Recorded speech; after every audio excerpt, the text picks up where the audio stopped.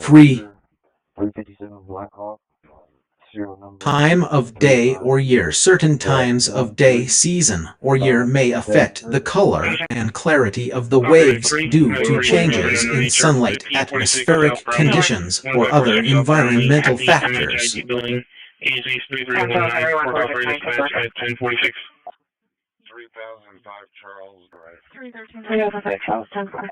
The fact that the watchers seem more muted in their description suggests that they're not just observing the physical appearance of the waves, but also perhaps the emotional or psychological impact it has on them. 310 Charlie's looking at it. It's as if they're being affected by the turmoil and uncertainty of the situation, which is reflected in the duller color palette of the waves.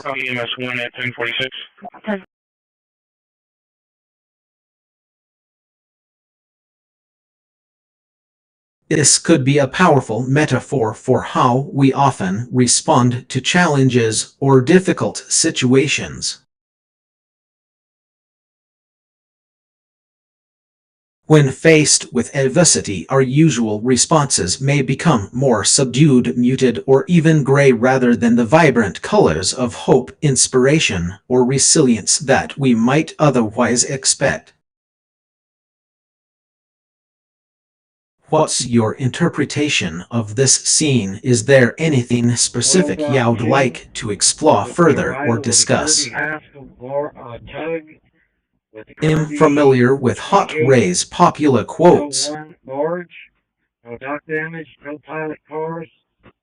You'll try to avoid quoting her directly, but if you'd like to discuss something specific or have a question on a particular topic, I'd be happy to engage in conversation. The problem, no matter how complex or difficult it seems, I'm not familiar with the specific lyrics you provided. 45 pilot. 414.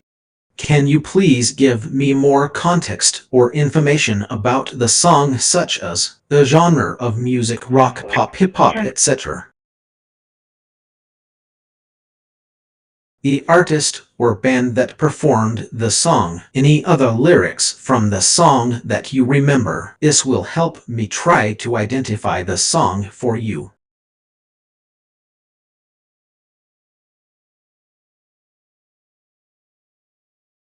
Based on your hint, I'm going to take a guess that the song you're thinking of is Believe by Cher.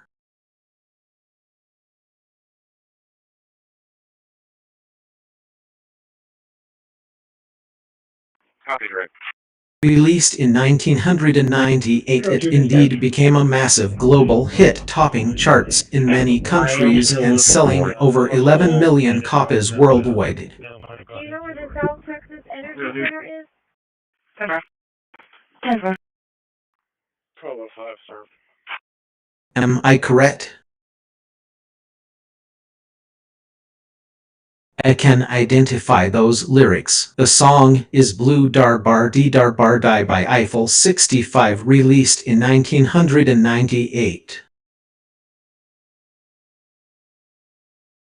The correct lyrics are indeed, some are correct. Blue, don't you know that it's true, that everything will be alright. Charges, don't you know that I fail. Palm, breathtaking sunsets over the Aegean Sea. Bees, bees, and then comes the iconic chorus. Bar bar dee dar bar day. Bar bar dee dar bar day. Some are correct. Blue, don't you know that it's true, that everything will be alright. Charges, don't you know that I fail. Palm, breathtaking sunsets over the Aegean Sea. Bees, bees. The song became a huge hit and one of the most recognizable songs of the 1990s.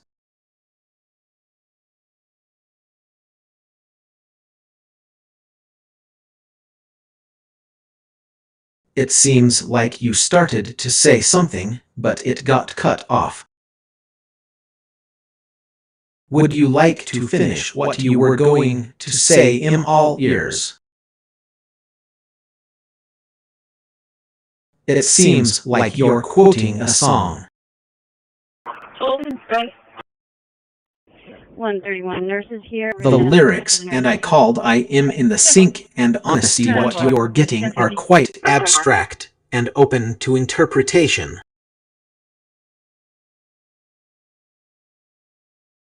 Can you please provide more context or information about the song, such as the artist or album it's from? This will help me better understand the lyrics and provide a more accurate analysis.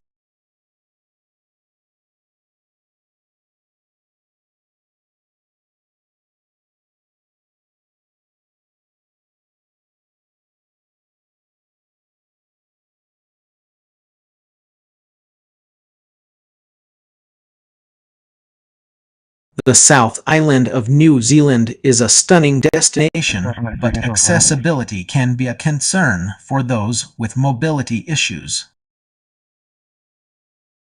Here's what you need to know. Accessibility. While many popular attractions in the South Island have made efforts to improve accessibility, some may still present challenges for people with mobility impairments.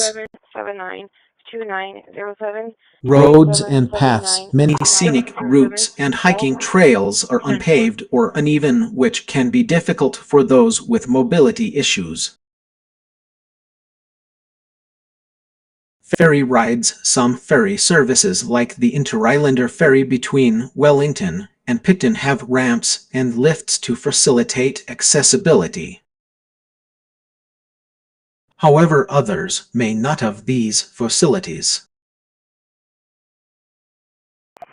Public transportation bus services in rural areas might not be frequent or accessible, making it difficult for those with mobility impairments to get around. Accessible attractions. However, many beautiful destinations in the South Island are relatively accessible. Abel Tasman National Park has a scenic coastal walkway and wheelchair-accessible toilets. 1217 Alameda, 1217 Alameda, Unit D, David. Some beaches have gentle slopes and flat paths. Sorry, when he said it's not going to be a white truck at all, it's going to Lake be a white Wakatipu offers boat cruises that cater to those with mobility issues.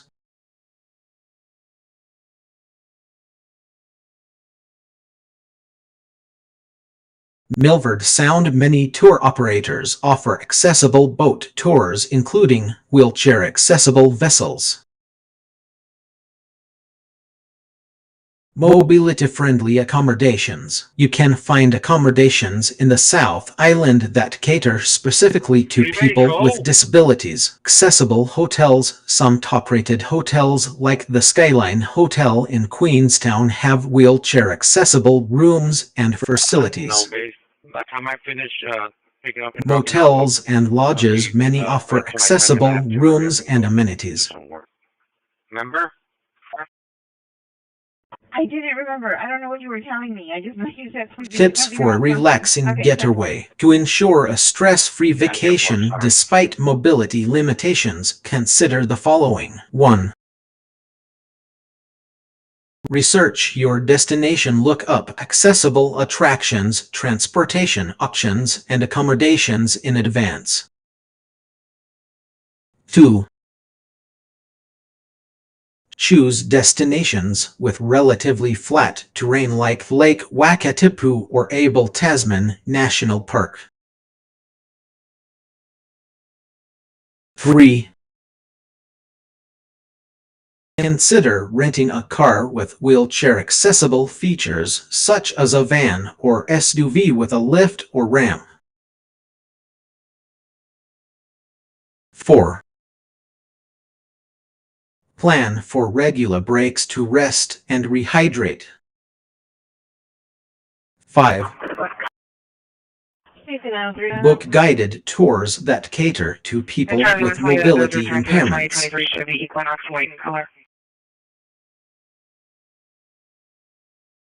Other options. If you're looking for an even more relaxed experience, consider private car transfers. Companies like Kiwi Car Rental offer wheelchair-accessible vehicles for rent. Accessible tour operators. Many companies such as Wilderness Adventures or Southern Alps Guiding specialize in accessible tours. Overall, while the South Island of New Zealand presents some accessibility challenges, there are still many beautiful destinations and accommodations that can be enjoyed with a mobility impairment. 6:35 will be today. Research carefully, plan ahead, and prioritize your comfort to ensure an unforgettable, relaxing getaway.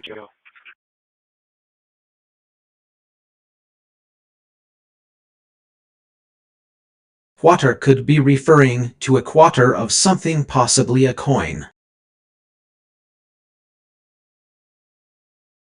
If that's the case, then the correct completion would be for a quarter in the holding onto a dime. Is that correct?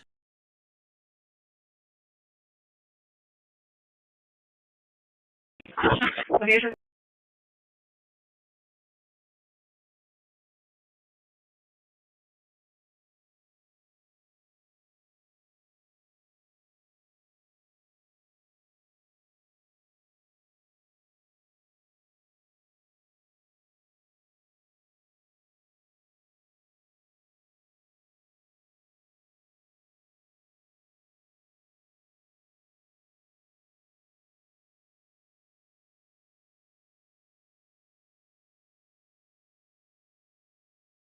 Here are some scenic attractions that can be enjoyed by people with mobility issues or who are not feeling their best. 1. Lake District, a beautiful and peaceful region in northwest England known for its stunning lakes, mountains, and forests. Many of the attractions, such as Windermere Lake and Ullswater Lake, have accessible paths and facilities. Yeah, we'll call Penny. 2. Valero 37 and what? Canals and waterways. A leisurely stroll or boat ride on a canal can be a great way to enjoy nature without exerting yourself too much. Many canals in the UK, such as the Grand Union Canal and the Kennet and Avon Canal, have towpaths that are wide and flat. 3. Museums. Many museums have wheelchair-accessible entrances, galleries, and exhibits. They offer a unique opportunity to learn about art, history, science, or culture without having to exert yourself too much. I don't know if this car, where's he at? Go ahead. 4. Botanical Botanical gardens. Beautiful gardens with a variety of plants and flowers can be enjoyed from a seated position. 4237 Many botanical gardens also have accessible paths, seating areas, and facilities for visitors with mobility issues. 5. Cafes and tea rooms. A scenic cafe or tea room with a garden or view can be a lovely way to spend time outdoors without exerting yourself too much. Look for places that have wheelchair-accessible seating and facilities. 6. Garden centers and nurseries. Many garden centers and nurseries have beautiful gardens, greenhouses, and indoor plant displays that are accessible from a seated position. 7. Beaches with boardwalks. A beach with a boardwalk can provide a scenic view of the sea without requiring too much physical exertion. Look for beaches with wheelchair-accessible boardwalks and facilities. 12651 2024. 8. Observatories and planetariums. Stargazing or viewing exhibits at an observatory or planetarium can be a unique and enjoyable experience from a seated position. Mine. Accessible hiking trails. Some hiking trails have been designed to be accessible to people with mobility issues, such as the Wessex Ridgeway Trail in England, which has wheelchair-accessible sections. Hen. City parks. Many city parks have scenic walking paths, gardens, and outdoor seating areas that are accessible from a seated position. Some specific attractions in the UK that cater for visitors with mobility issues include the Edinburgh Royal Botanic Garden, which has wheelchair-accessible paths and facilities. The London Zoo, which has wheelchair-accessible entrances, exhibits, and animal viewing areas. The Lake District's Windermere Lake Steam Railway, which offers scenic train rides along the lake shore with accessible carriages. The Cromwell House Garden Centre in Kent, which has a beautiful garden centre with wheelchair-accessible paths and seating areas. These are just a few examples of scenic attractions that can be enjoyed by people with mobility issues or who are not feeling their best. It's always a good idea to check ahead of time for accessibility information and facilities. It seems like you're starting a sentence, but it's incomplete.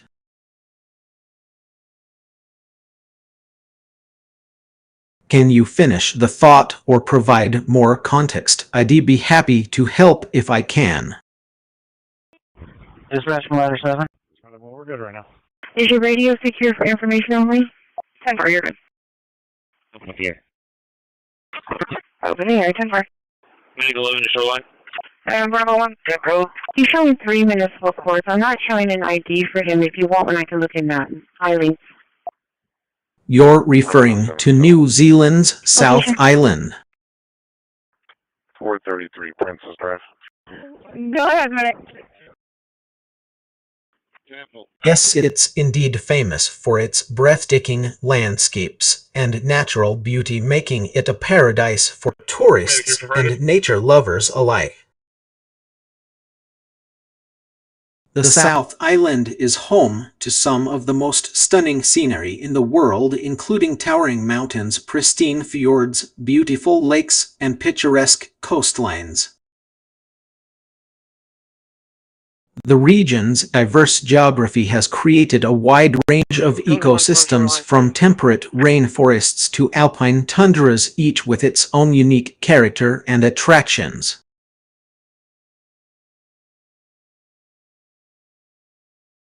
The scenic drives in the South Island are a major draw for tourists, offering breathtaking views and access to many of the top attractions. Some popular routes include the West Coast Highway, a 455 km drive that takes you along the coast from Hurst to Greymouth, passing through stunning coastal scenery and picturesque towns. The Southern Alps Scenic Route. This 400 km drive takes you through the rugged mountains and valleys of the Southern Alps, offering breathtaking views and access to popular attractions like Lake Tekapo and Mount Cook National Park. The Alpine Highway, a 470 km drive that takes you from Winarker to Christchurch, passing through the heart of the Southern Alps and offering stunning mountain scenery.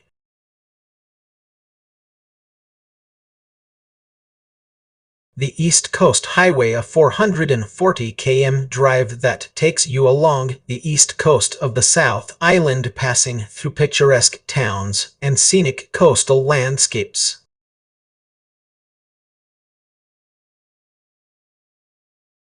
These drives offer a great way to experience the natural beauty of the South Island, with many stops and attractions along the way.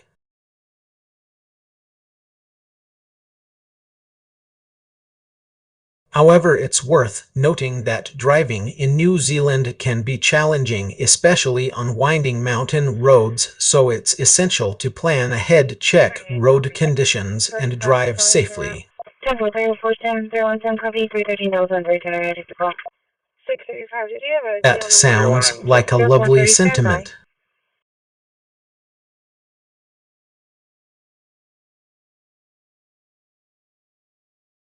Local related. It's great that you're encouraging someone or yourself to slow down and appreciate the present moment without feeling obligated to rush or exert themselves. This approach acknowledges that rest and relaxation are just as important as productivity and activity. By taking time to enjoy the view, one can recharge, reflect, and perhaps gain new insights or perspectives. In many cultures, taking a break from our busy lives is considered a necessary part of self-care.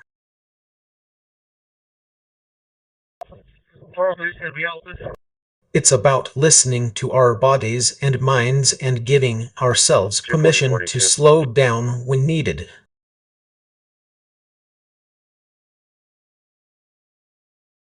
By embracing this mindset, we can cultivate a greater sense of well-being, balance, and contentment in our daily lives.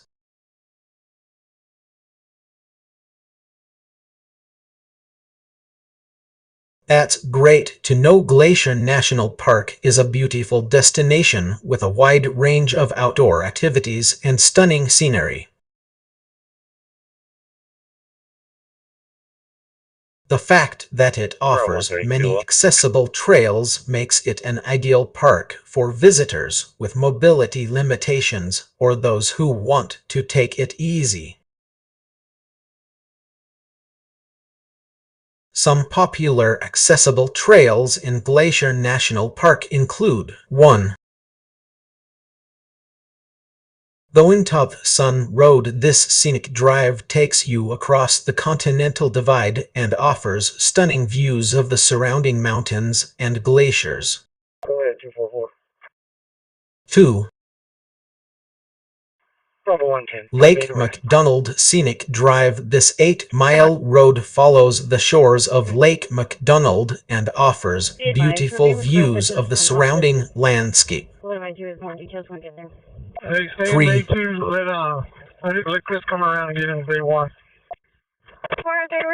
Logan Pass Trail to Hidden Lake Overlook. This short, easy trail, 5 miles, takes you to a scenic overlook with stunning views of Hidden Lake. 4. Rinnell Glacier Trail to Bear Hat Creek. This 2-mile loop trail is considered easy and takes you through a beautiful valley with opportunities to see wildlife.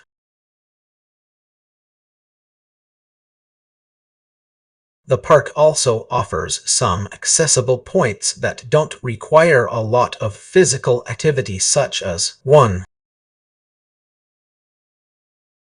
The Apgar Visitor Center. This visitor center offers a variety of exhibits and educational programs about the park's geology, history, and wildlife.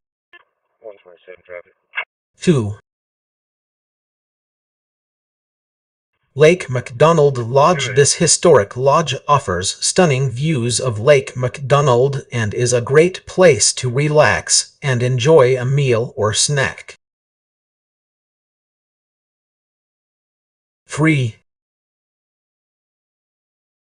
Many scenic viewpoints. Glacier National Park has many scenic viewpoints that offer stunning views of the surrounding mountains and glaciers. These viewpoints are often easily accessible by car or on foot. It's worth noting that while many trails in Glacier National Park are accessible, some may still require a moderate level of physical activity to complete.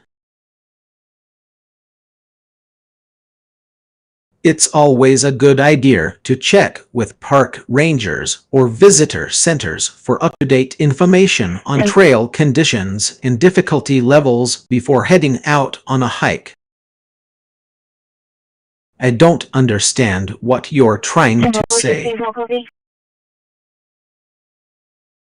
Could you rephrase?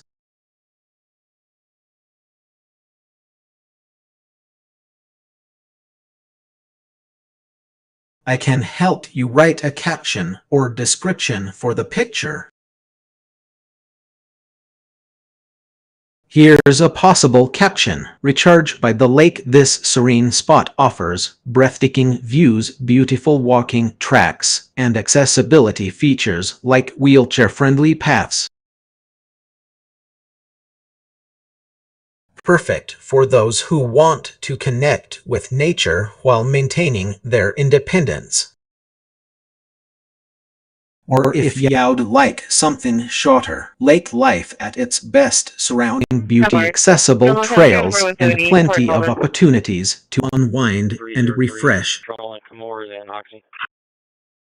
Charlie 1, I'm heading to the Charlie 1 location. Please let me know if you have any other requests or need further assistance.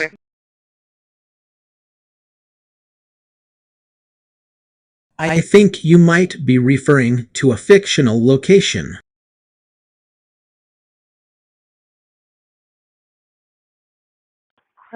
Could you please provide more context or information about where this war or visit and Carbo Village are located?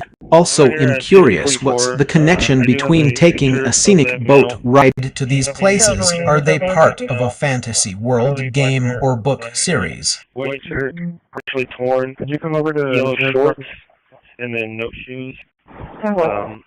Shirt's gonna have blood on it. Looks like they have several marks. This male might. Tasman National Park is a beautiful destination known for its rugged coastline, pristine beaches, and diverse wildlife. It's a popular spot for outdoor enthusiasts.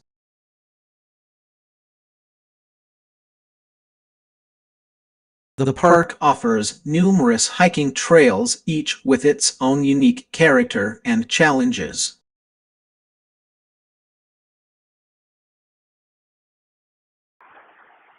Unit 36. As you mentioned, some of the trails in Tasman National Park can be quite challenging, especially those that involve climbing steep hills or navigating rough terrain. However, many others have well-styled paths and offer breathtaking views and scenic vistas. Some of the most popular hiking trails in Tasman National Park include 1. The Able Tasman Coast Track, a 51 km trail that takes you on a journey along the park's stunning coastline, offering stunning views of beaches, bays, and hills. 2. The Golden Bay Track, a 32 km trail that takes you through native bushland and offers breathtaking views of the surrounding mountains and coastline. 3. Philadelphia on your unit 1114. The Takarkar Gorge Trail, a 7 km trail that takes you on a journey through a beautiful gorge offering stunning views of the surrounding cliffs and waterfalls. In addition to these trails, Tasman National Park also offers many other scenic lookouts, beaches, and coastal walks that are perfect for taking in the park's natural beauty. 37 South, mile marker 26. It's worth noting that while some of the trails may be challenging, they offer a unique opportunity to experience the park's stunning scenery and diverse wildlife up close. 37 South, mile marker 26. If you're planning to hike in Tasman National Park, make sure to check the trail conditions and difficulty levels before heading out, and consider bringing plenty of water, snacks, and sun protection. Have you planned a trip to Tasman National Park yet?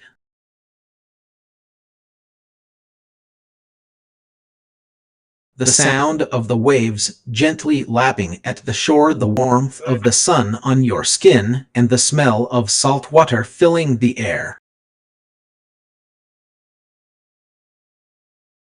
The beach is a place where time stands still and all that matters is the present moment. You walk along the shoreline feeling the soft sand between your toes and the cool breeze rustling your hair. You watch as seagulls soar overhead, their cries echoing through the air. The sound of the waves grows louder, a soothing melody that seems to wash away all your worries and concerns. You can wait the left side right. Is needing a tool truck neuropathy Lexington. As you sit down on a rock or a towel, you take a deep breath in, feeling the stress and tension melt away. You close your eyes and let the warmth of the sun soak into your skin, feeling your muscles relax and your mind calm. The beach is a place where nature reigns supreme, where the rhythms of the sea and the wind dictate the pace of life.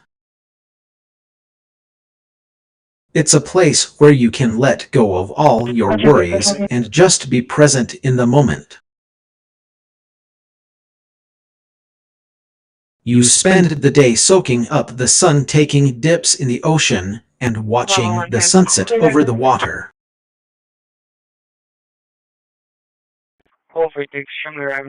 As the day comes to a close, you sit back and enjoy the peacefulness of the beach, feeling grateful for this time to unwind and connect with nature.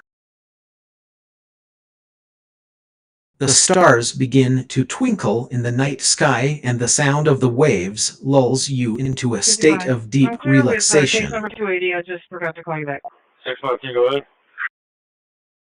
You feel at one with the universe, connected to the natural world and its rhhythms. Safe haven on my unit. That's as far as I know right now. 31 ready, 31 ready. The beach is a place where you can find peace, tranquility, and a sense of oneness with the world around you.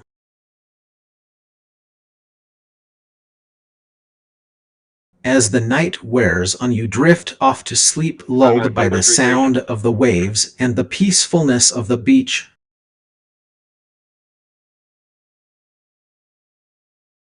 Tomorrow will bring new adventures, but for now you simply enjoy the present moment, surrounded by the beauty and tranquility of the ocean. 1095, one adult male, Rock County Jail. I think you may be referring to Chris Church, a prominent New Zealand comedian, actor, and writer.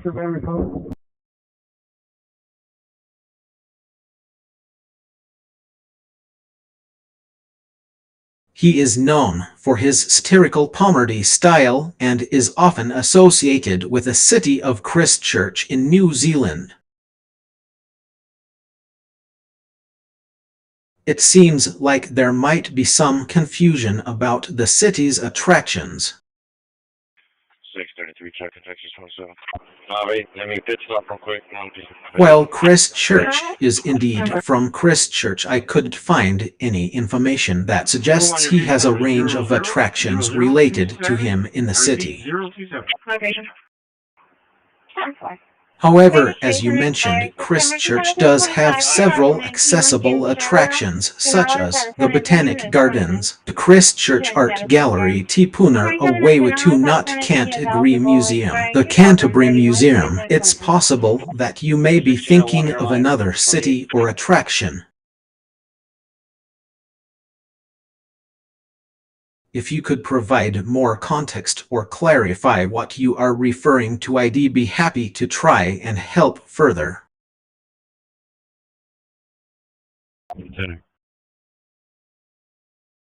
It sounds like you're planning a trip to an area known for its picturesque vineyards and orchards, where you can indulge in wine tastings and tours.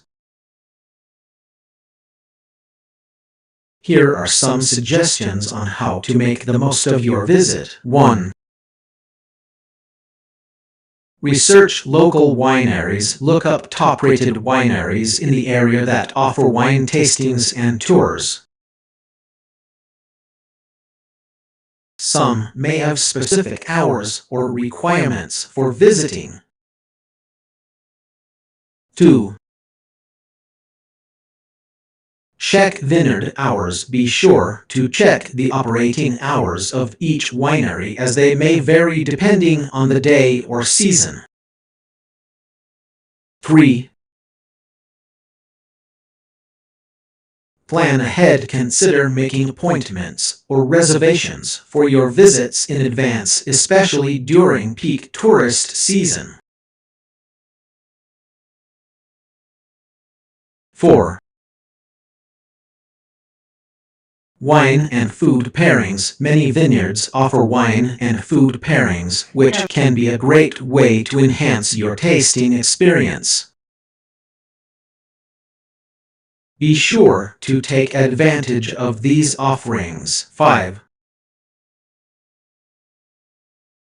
Guided tours. Some vineyards may require guided tours, so don't be afraid to ask about options or ask for recommendations.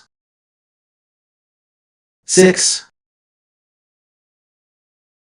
Scenic views. Many vineyards offer stunning views of the surrounding landscape. Take a moment to appreciate the scenery and enjoy the tranquility of the setting. She's saying it started yesterday. Currently she's GCS 15, annual times 4. 12 weeks short, sinus rhythm at 80. She's got a blood pressure of 106. Wine education. Consider taking a winemaking class or learning session, which can provide valuable insights into the winemaking process. 633 Some popular destinations for vineyard wine tastings and tours include Napa Valley, California, known for its world-class Cabernet Sauvignon and Chardonnay. Sonoma County, California offers a diverse range of wines including Pinot Noir and Zinfandel. Tuscany, Italy, famous for its Chianti and other Sangiovese-based wines. Marlborough, New Zealand produces some of the world's best Sauvignon Blanc. Willamette Valley, Oregon, known for its Pinot Noir. 3157 has 56.7 miles. When planning your trip, consider the following tips. Book accommodations in a nearby town or village to minimize travel time between vineyards. Plan your visits during the week if possible, as weekends can be busy.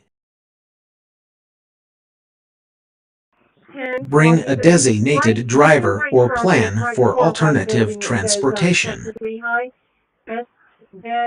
Wear comfortable shoes and clothing, as you'll likely be doing some walking.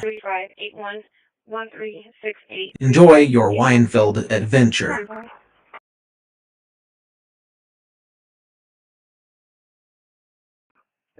It sounds like you were about to say something about Weber grills, but it got cut off. Can you finish the sentence? Are you referring to tips for using a Weber grill safely or effectively while dealing with mobility issues? I'd be happy to try and help.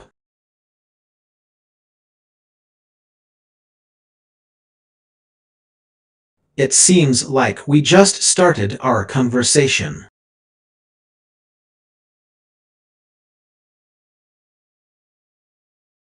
I'm happy to chat with you, but I don't have any context yet.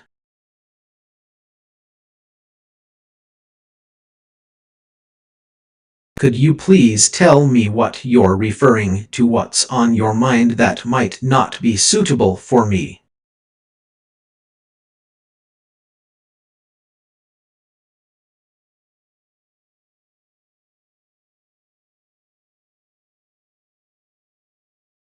South Island is known for its rugged and unforgiving landscapes, making it a popular destination for hikers.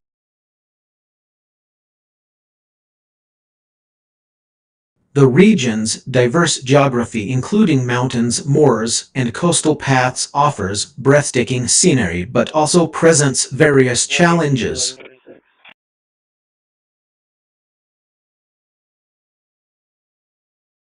Some of the common challenges faced by hikers in South Island include 1. Weather conditions. The region is prone to unpredictable weather with strong winds, heavy rainfall, and misty conditions common in the west. 2. Terrain difficulties. Many trails are steep, rocky, or uneven, requiring hikers to be comfortable with scrambling, navigating obstacles, and managing their physical energy. 3. Distance and duration. Trails can be long and demanding, with some routes stretching over 20 miles, 32 km in a single day. 4.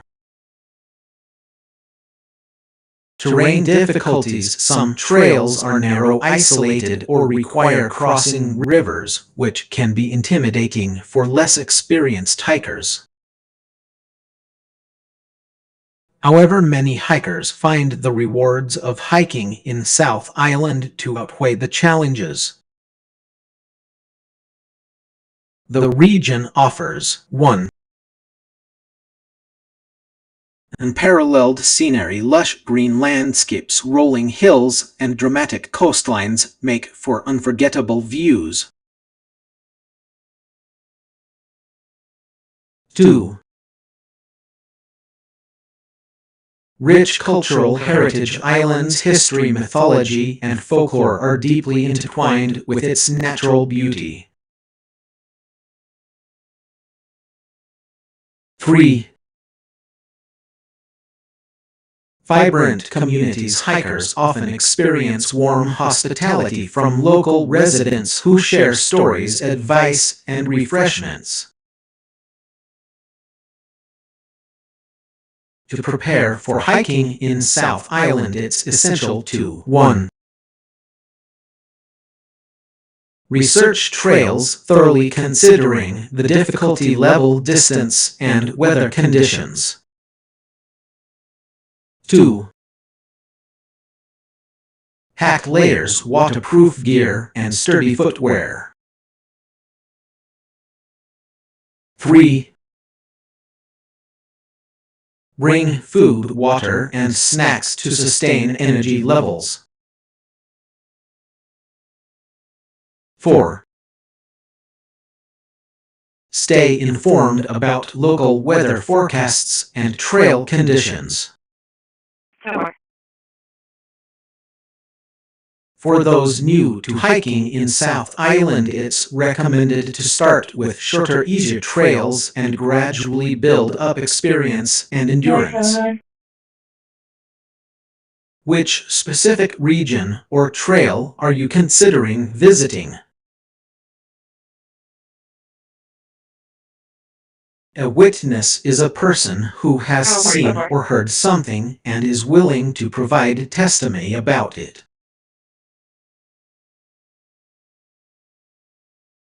Witnesses can be called upon to testify in court, give statements to law enforcement, or provide information to investigators. Types of witnesses. 1. Eyewitness, a person who has seen an event or incident firsthand.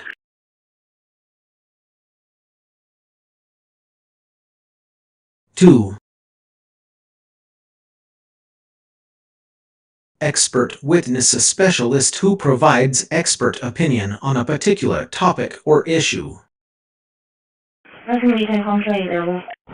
3. Corroborating witness, a person who can confirm the testimony of another witness. 4. Character witness, a person who can speak to the character or reputation of someone else. Role of witnesses. 1. Providing evidence. Witnesses can provide physical or circumstantial evidence that supports or contradicts a case. 2. Establishing credibility. Witnesses can help establish the credibility of a defendant or plaintiff. 3. Supporting a claim. Witnesses can support a claim by providing testimony about what they saw, heard, or experienced. Challenges faced by witnesses. 1. Trauma witnessing. A traumatic event can leave someone with physical and emotional scars. 2. Memory loss. Witnesses may experience memory loss or forget key details due to stress, anxiety, or other factors. 3.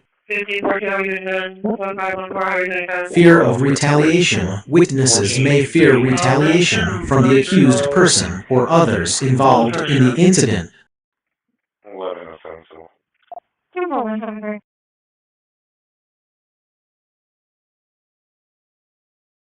Strategies for effective witness testimony. 1.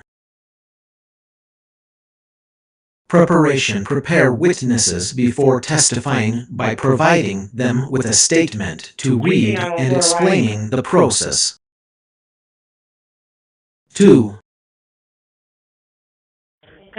Support. Provide emotional support to witnesses before, during, and after their testimony. 3. Rehearsal. Allow witnesses to rehearse their testimony in a mock trial or simulation to build confidence. 4. Interrogation techniques. Use non-confrontational interrogation techniques to gather information from witnesses. In conclusion, witnesses play a crucial role in the administration of justice by providing evidence and testimony that can help establish facts about an incident. Your right. Outdoor adventures that involve high speeds, heights, or water can be challenging or even impossible for individuals with certain disabilities or health conditions. Here are some alternative outdoor activities that might be more accessible. 1. Accessible hiking. Look for trails with smooth surfaces, gentle slopes, and minimal obstacles.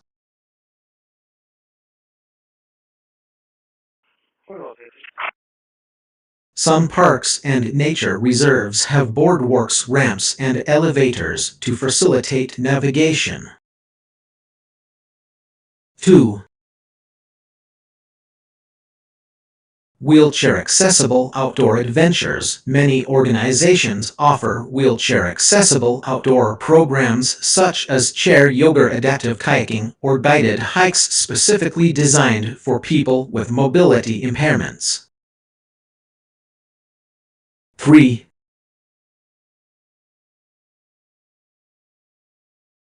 Birdwatching. This activity requires minimal physical exertion and can be done from a comfortable distance, making it an excellent option for those who need to conserve energy. 4. Photography walks. Take a leisurely walk while observing the surroundings and capturing images of nature's beauty. You can sit or stand as needed, and this activity promotes social interaction with others in your group. 5. Gardening. Planting, tending, and harvesting flowers, herbs, or vegetables can be a fulfilling outdoor experience that requires minimal physical effort.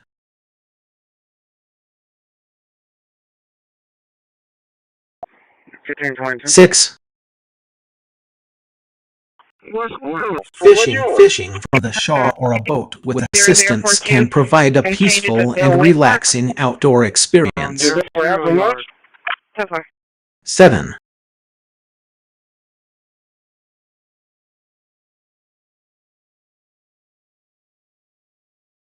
Outdoor art activities. Engage in creative pursuits like nature journaling, leaf rubbing, or stone painting while enjoying the outdoors. 8.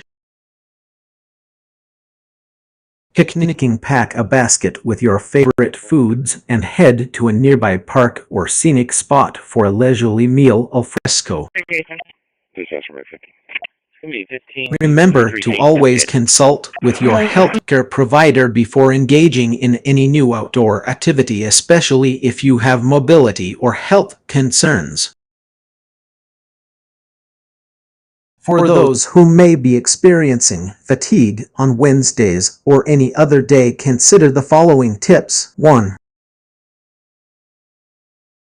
Prioritize rest days. Allow yourself time to recharge and relax, even if it's just for a few hours. Hey, Lynn, did y'all get the same message too? Okay. 2. Break activities into smaller segments. Divide larger tasks or outings into more manageable chunks, taking regular breaks as needed. 3.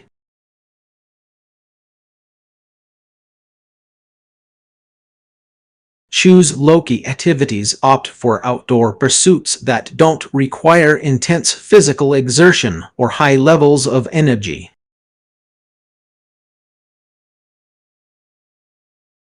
By prioritizing accessibility and self-care, you can still enjoy the great outdoors while maintaining your comfort and well-being.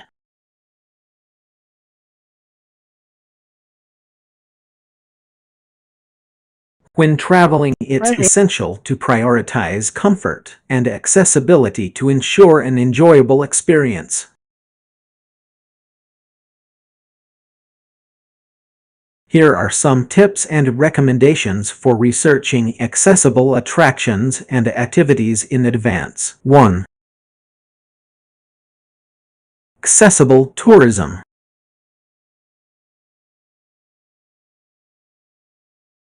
On this website provides a comprehensive directory of accessible tourism destinations worldwide, including information on wheelchair-accessible accommodations, transportation, and attractions.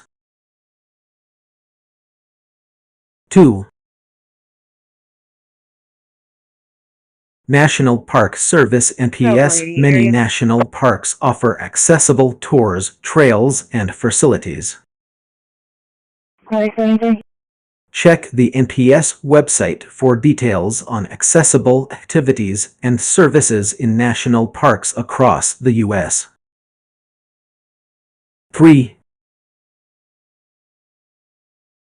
Local tour operators look for tour operators that cater to people with disabilities and offer accessible transportation accommodations and activities.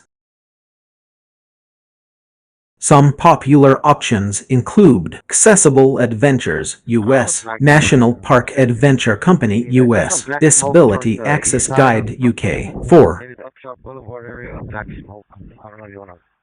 Camper van rentals companies like Adventure Mobile US and Auto Europe offer camper vans with accessibility features such as wheelchair ramps or lifts. 5. Accessible accommodations websites like Hotel Tonight US and Expedia Global allow you to filter search results by accessibility features such as wheelchair accessible rooms or bathrooms. 6. Rest and relaxation. Consider booking accommodations with accessible amenities such as heated pools or spas to ensure a relaxing stay. When booking guided tours or transportation services, be sure to ask about 1. Accessibility features. Are the vehicles or attractions wheelchair accessible? 2. Disability support. Can the tour guide or driver assist you in case of an emergency? 3. Transportation options. Can you book a vehicle with accessibility features such as a lift or ramp? Some popular accessible transportation services include 1. Accessible Shuttle Services US offers wheelchair accessible shuttle services for people with disabilities. 2. Uber Access Global provides wheelchair accessible ride-hailing services in many cities.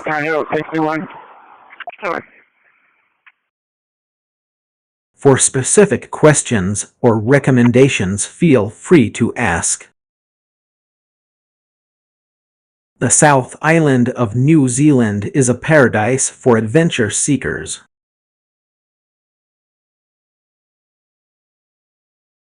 Here are some exciting activities and experiences you can have in this stunning region. 1.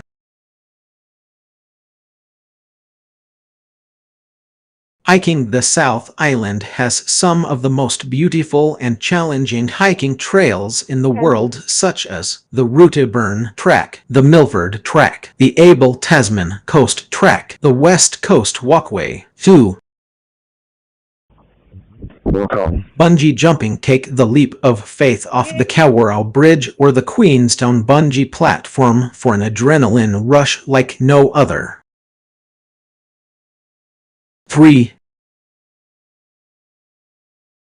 Skydiving. Experience the thrill of free fall over breathtaking landscapes such as Mount Cook or Lake Wakatipu. 4. Whitewater rafting. Navigate the rapids on the Shotover River or the Kaikoura River for a heart-pumping adventure. 5. Mountain biking. Ride through the stunning scenery of Queenstown's Mountain Bike Park or explore the rugged terrain of the West Coast. 6. Caving. Explore the ancient limestone caves of the Southern Alps, such as the famous Arthur's Pass Cave. 7. Surfing. Catch some waves on the Pacific coast at popular surf spots like Raglan, Kaikoura, or Queenstown. Suspect was going to be in a black 8.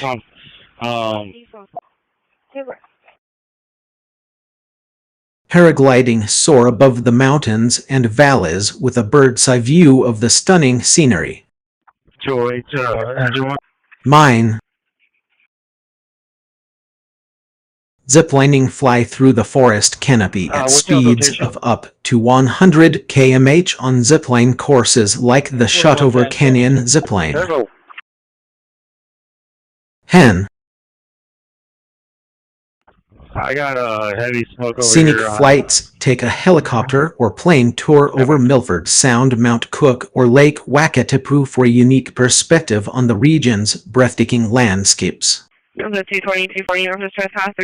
Some popular destinations for adventure seekers in the South Island include Queenstown, known as the adventure capital of the world, Winarka, a picturesque town with stunning mountain views and outdoor activities, France Joseph, home to some of the most beautiful glaciers and hiking trails in New Zealand, Kaikoura, a coastal town with whale watching, dolphin swimming, and bungee jumping opportunities. What type of adventure are you looking for?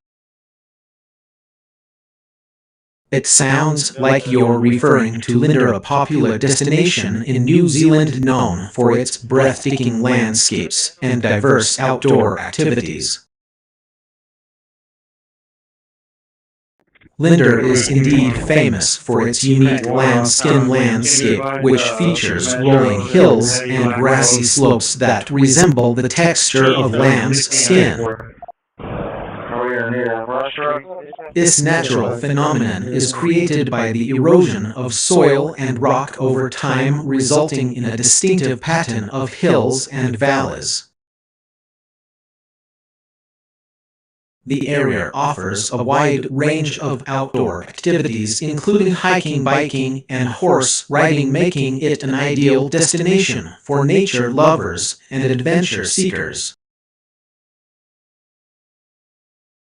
Visitors can explore the scenic trails, take in the stunning views, and experience the unique landscape that Linda is famous for.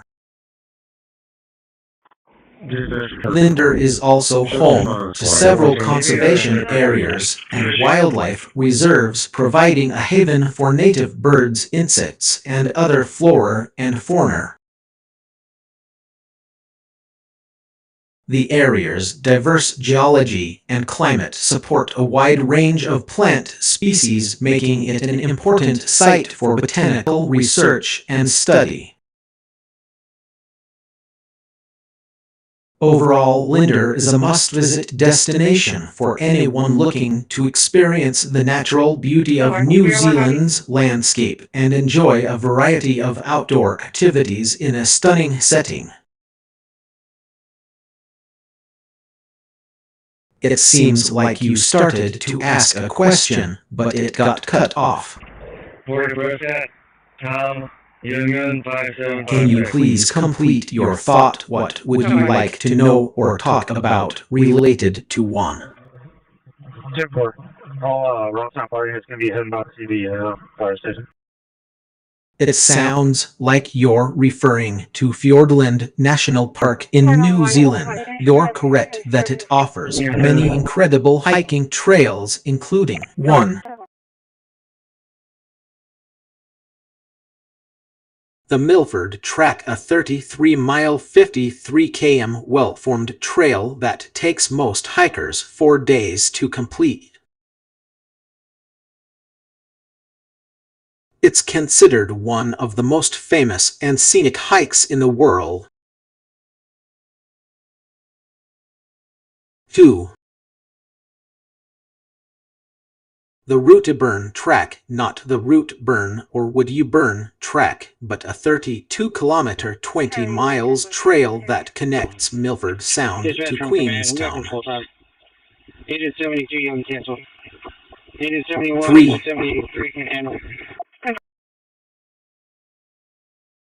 The Talalin Coastal Track doesn't seem to be correct, and seems to have been altered with Talinin, or possibly is actually called the Talinin or the Torharenui.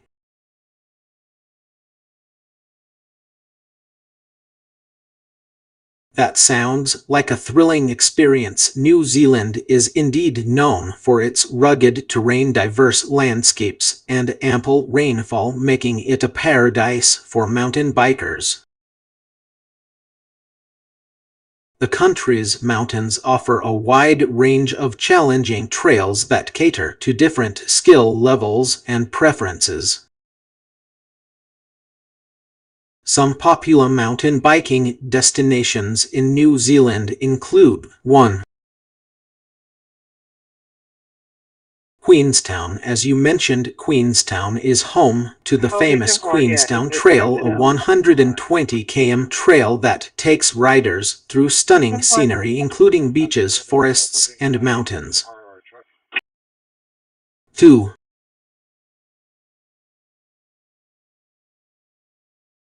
Winarker. Located near Queenstown, Winarker offers a range of trails for all skill levels, from easy cruising to technical single track. 1103, so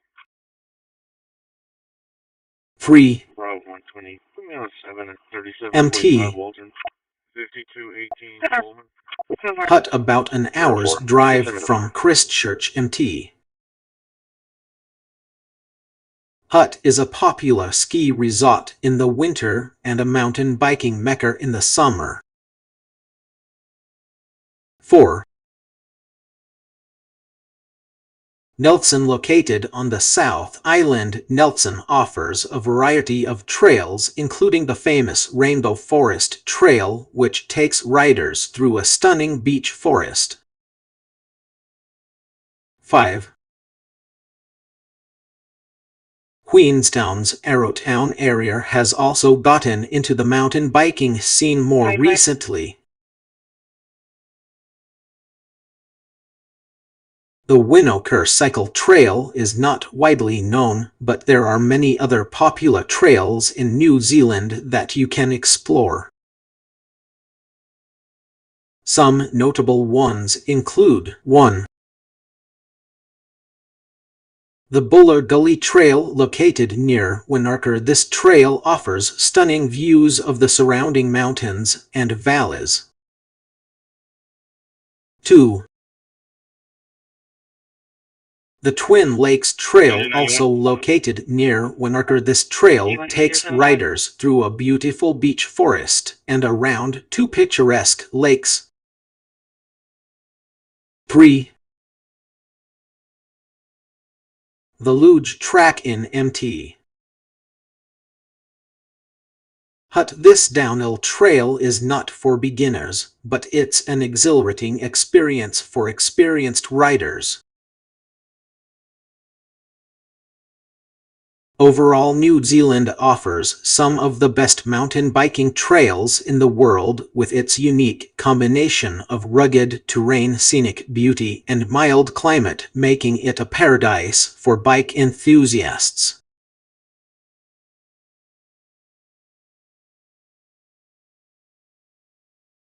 I can't help with that request.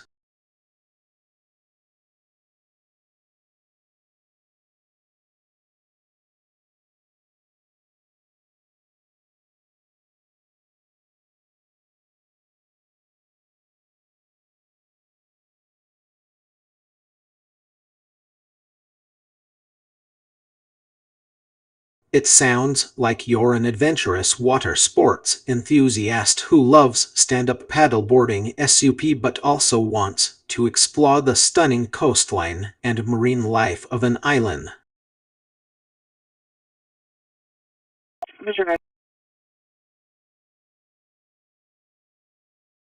When not on your SUP board, you might be interested in taking a boat tour to discover the island's hidden coves, secluded beaches, and vibrant coral reefs. The experience would allow you to get up close and personal with the marine life, including colorful fish, sea turtles, and maybe even dolphins. Boat tours can offer a unique perspective on the island's coastline, revealing secluded spots that might be inaccessible by land or SUP.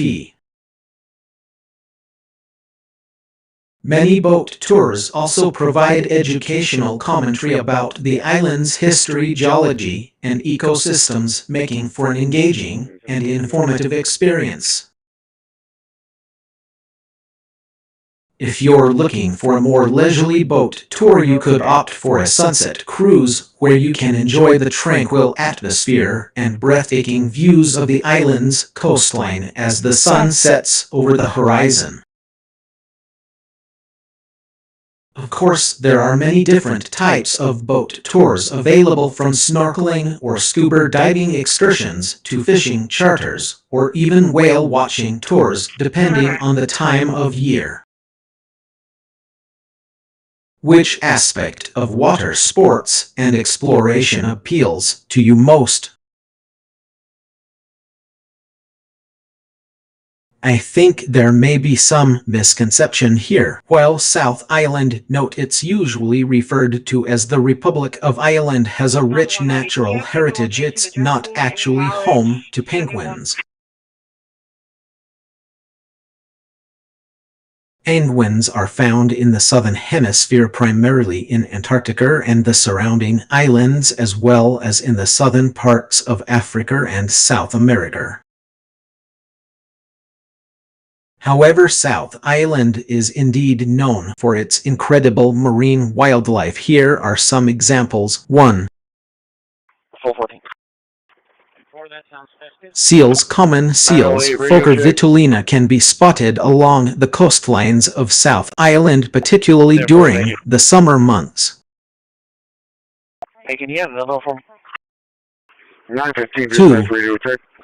10-4 seconds gonna be Dolphins, bottlenose dolphins, Tursips truncatus, and harbor porpoises, Faucona are both common in Irish waters.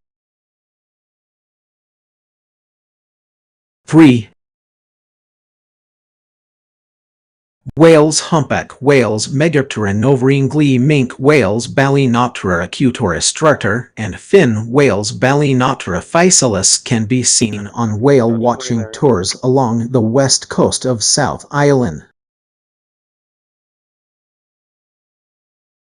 Other wildlife species found in South Island include birds, seabirds like gulls, gannets, and puffins, birds of prey like falcons and eagles, and land birds like peregrine falcon and hen harriers.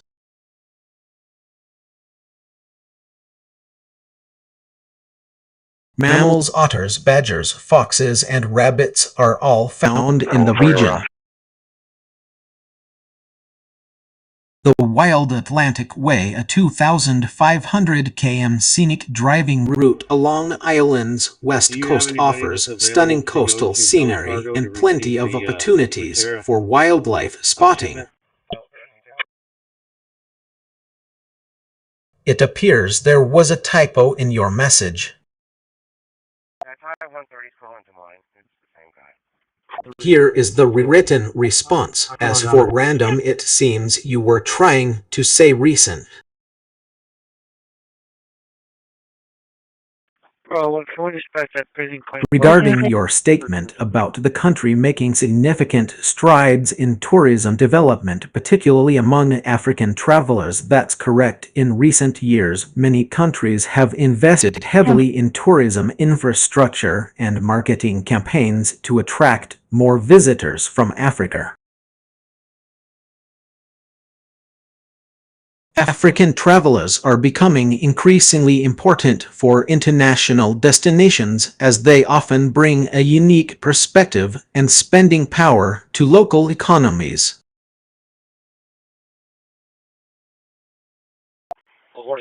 Governments and tourism boards around the world are now actively targeting African markets with targeted marketing campaigns, affordable accommodations, and accessible tourist attractions.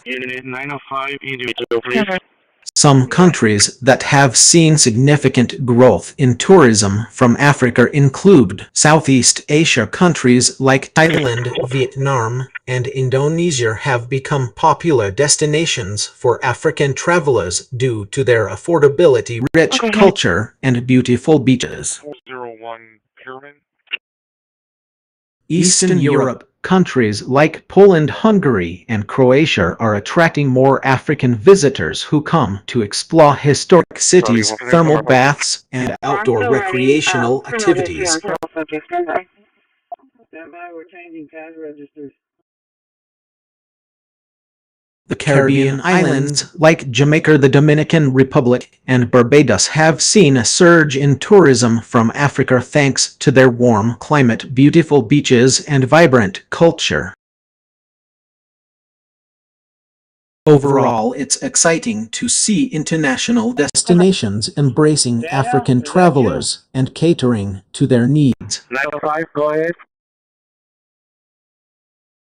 Dude, I told you twice to stand This by. shift is We not were right only in the good middle of for changing business, people in here. but also enriches cultural exchange and understanding between different regions of the world.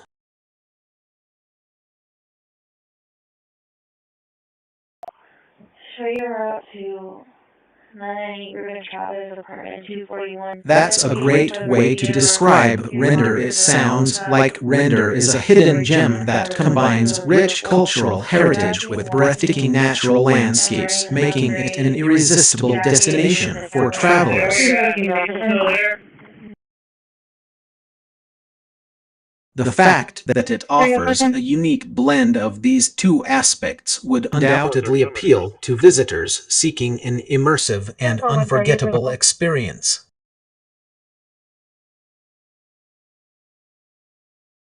Render must have a lot to offer in terms of cultural attractions such as historical landmarks, museums, festivals, or traditional performances, which would allow visitors to delve into its fascinating history and customs. Yes, sir. I got 905. At the same time, Render's natural beauty is likely to be breathtaking with unique geological formations, scenic vistas, or exciting outdoor activities like hiking, biking, or water sports. This combination of culture and nature would make Render an attractive destination for travelers looking for a balanced and enriching experience. I'm curious, what are some of the cultural attractions and natural wonders that Render has to offer? Single 173.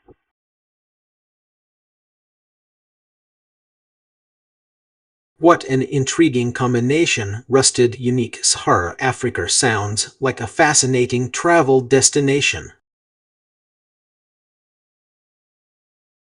Here's what I've gathered about this unique blend. Concept: Rusted, unique Sahara Africa is likely a concept or a tagline for a travel company, tour operator, or adventure experience that offers a unique twist on the traditional Sahara Desert vacation.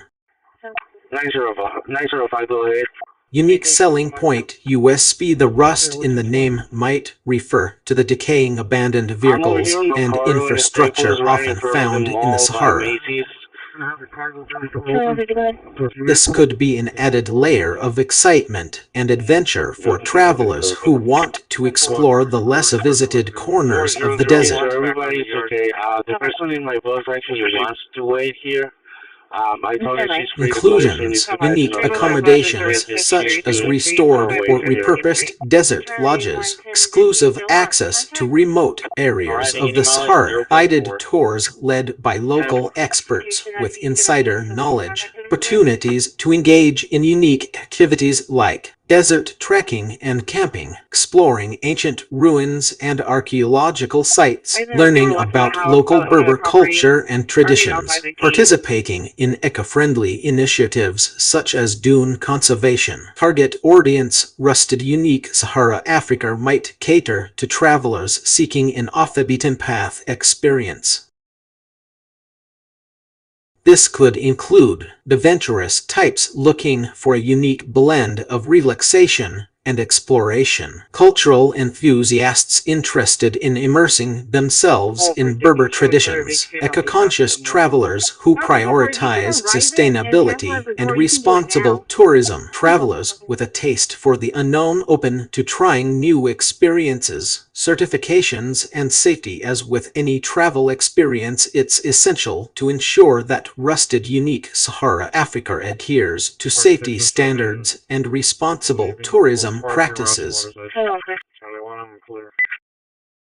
Look for certifications from reputable organizations like the World Tourism Organization, UNTO, or local authorities. have any more updates on Lefty? If you're considering calling this option Rusted Unique Sahara Africa, I'd love to know more about your travel plans and what drew you to this destination. It seems like there's a bit of confusion. The correct information is home to mountain gorillas are actually located in the Virunga Mountains, which stretch across 3 countries, Rwanda, Uganda, and the Democratic Republic of Congo.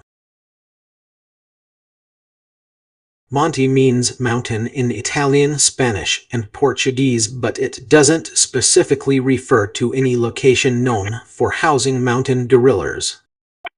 13, show me how to build a flag, please. I couldn't find any specific information about a person named her working hard for Lerdo. However, I can try to provide some context or suggestions. Maybe advise dispatch to send the next report to take over the 2801.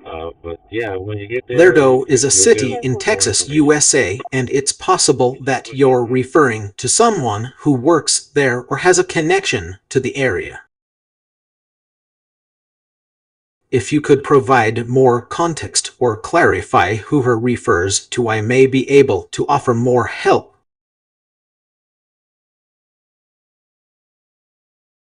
Could you please provide more information about what you mean by working hard for Lerdo? Are they working in a specific industry, job, or field? Any additional details would be helpful in providing a more accurate response.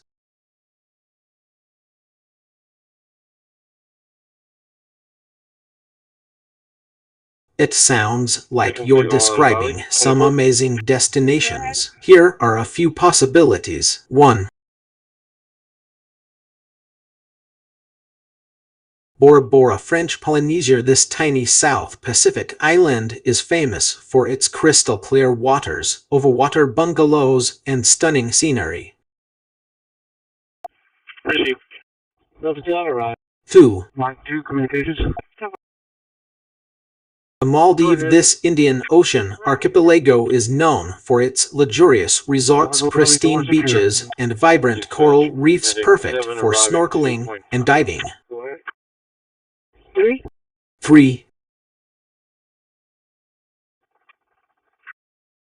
Hawaii, USA. The islands of Oahu, Maui, Kauai, and the Big Island offer breathtaking views, water sports, and a rich cultural heritage from ancient temples to modern luau's.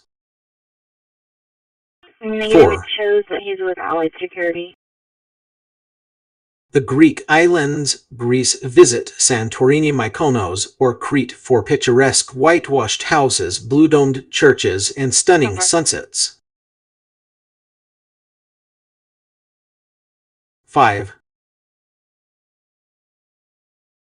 The Seychelles, located off the coast of East Africa. This archipelago boasts stunning beaches, coral reefs, and lush forests with a rich Creole culture to explore. Which one of these destinations resonates with you? It seems like you're referencing the popular song Droid by The Dream, but also incorporating a line from another song.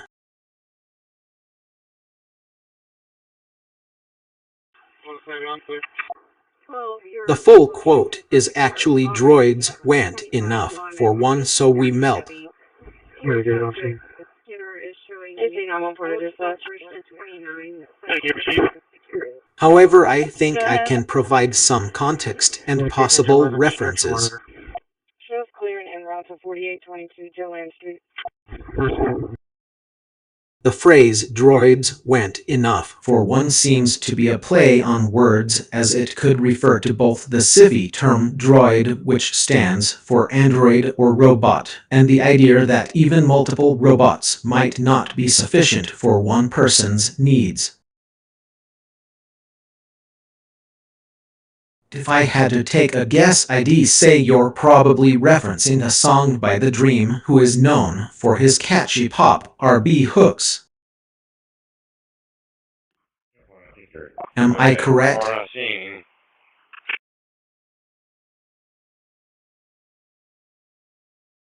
I couldn't find any specific trail that matches the description. Site featuring hiking trails, scenic values, and diapers floor.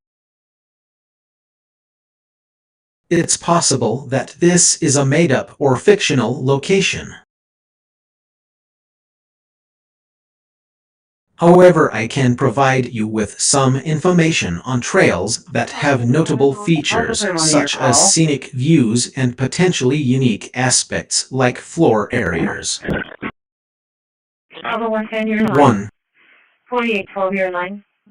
Channel 42, they're going to try 150 to advise us for the first message 20. Angels Landing Trail, Zion National Park. This trail offers stunning views of the canyon below and the surrounding landscape. Continue in that same unit, or do you want to bring another bus? 17, receive 1.0. However, it's worth noting that this trail is not typically associated with diapers or a specific floor area. 2.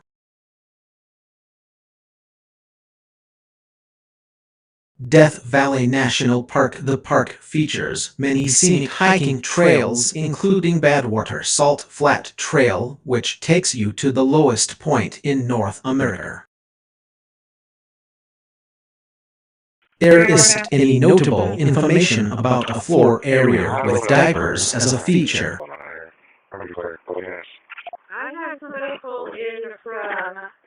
It's essential to note that diapers can be associated with unique or unusual natural formations.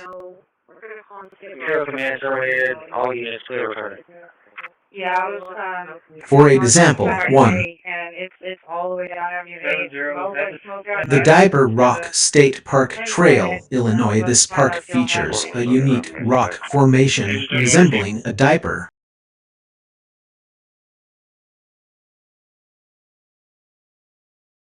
2.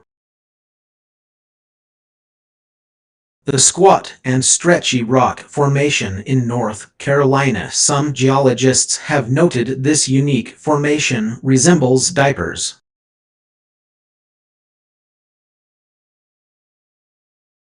It seems like there was an issue with your message. Okay, let me see what I have. I'm pretty sure I have something. Hold on. Can you please rephrase or provide more context so I can better understand what you're trying to ask? If you'd like to start fresh, I'm here to help with any questions or topics you'd like to discuss. If you meant to say only in the South Island of New Zealand, that's a beautiful location. The South Island is known for its stunning landscapes and outdoor activities. Is there something specific you'd like to know about the South Island, or perhaps planning a trip there? Charlie 150, you're mine. I think the best way would probably be I can try to provide more context or clarify what I'm referring to. Lights is still closed down off of Staples.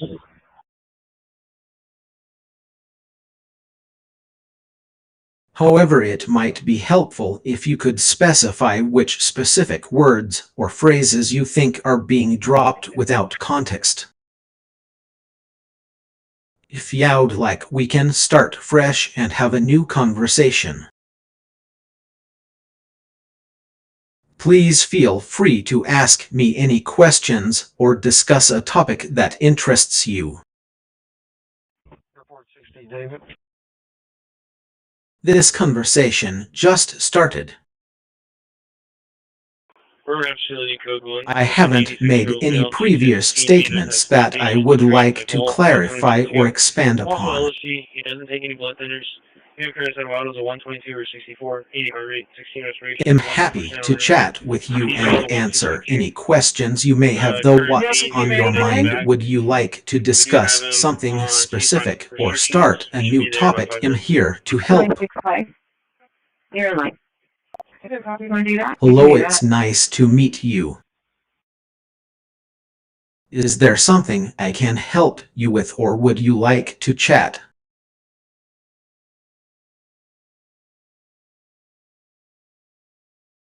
It seems like you're referencing the classic song Your Head by the National, or possibly a misremembered title of the song that became Head, which appeared on the band's 7th studio album. Would you like some information about this band? It can be confusing when sentences get mixed up.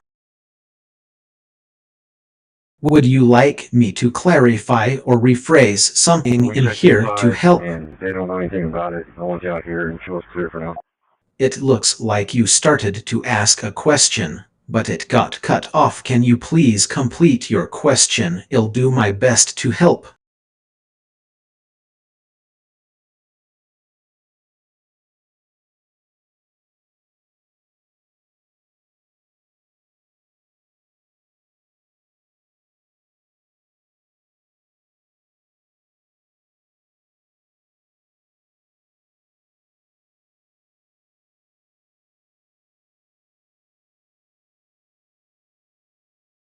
Cover.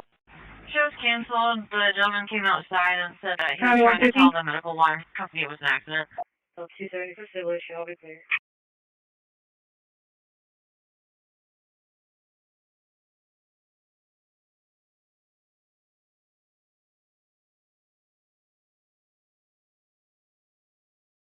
The Great Barrier Reef, located in the Coral Sea off the coast of Australia, is indeed one of the most biologically diverse ecosystems on the planet.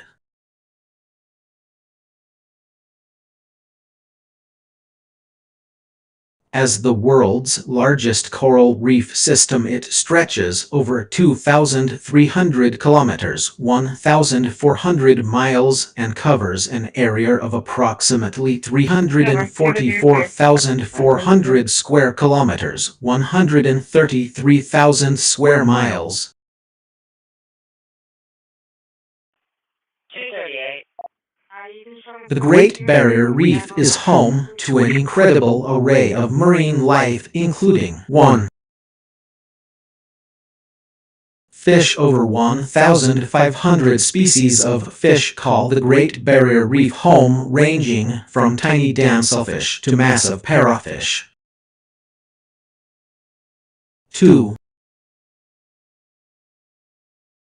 Turtles. 6 species of sea turtles are found in the reef, including the green turtle, loggerhead turtle, and hawksbill turtle.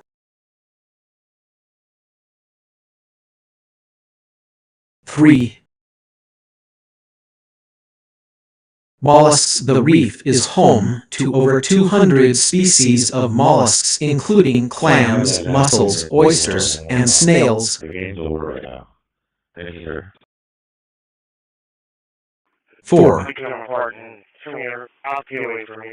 Rays. Many species of rays, such as manta rays and eagle rays, can be found in the waters surrounding the reef. The driver doesn't need to bring a 10-4.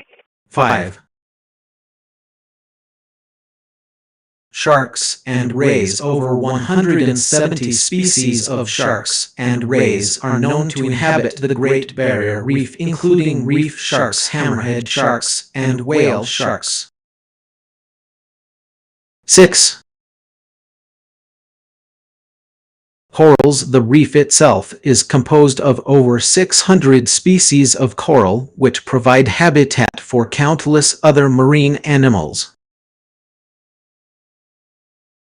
The incredible diversity of life on the Great Barrier Reef can be attributed to several factors, including 1. Warm waters. The reef's location in tropical waters provides a warm and stable environment that supports a vast array of marine life. 2. Nutrient-rich waters. The reef receives nutrients from river runoff, upwelling, and other sources which support the growth of coral and other marine organisms. 3.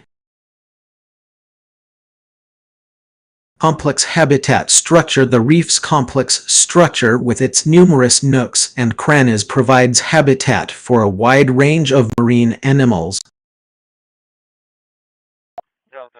Unfortunately, the Great Barrier Reef faces many threats, including 1. Climate change. Rising sea temperatures are causing coral bleaching, which is devastating the reef's delicate ecosystem. 2. Pollutants from land-based activities such as fertilizers and pesticides can harm marine life and coral reefs. 3. Overfishing. Overfishing can deplete key species and disrupt the food chain. Conservation efforts are underway to protect the Great Barrier Reef, including initiatives to reduce pollution, promote sustainable fishing practices, and support coral reef restoration projects. The Great Barrier Reef, a seemingly idyllic destination teeming with life and beauty.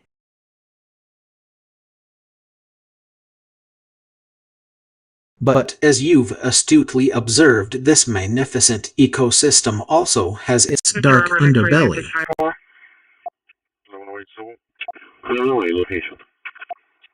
As a hobo, the reef's complex network of nooks, crannies, and hidden crevices can indeed provide shelter for certain types of marine animals that might otherwise be forced to venture into the open water in search of food or refuge.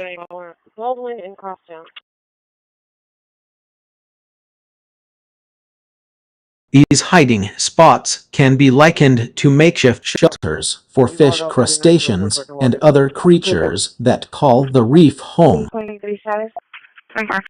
For instance, 1. Shipwreck hideaways. The reef's numerous shipwrecks provide a cozy haven for certain species like moray eels, angelfish, and groupers.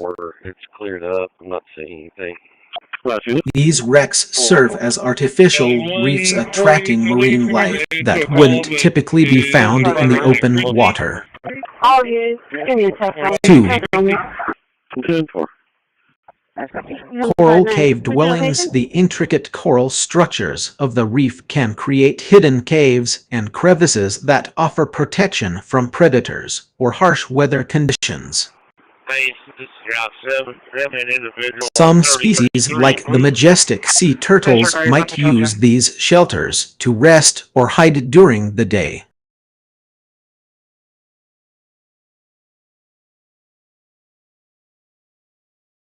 3.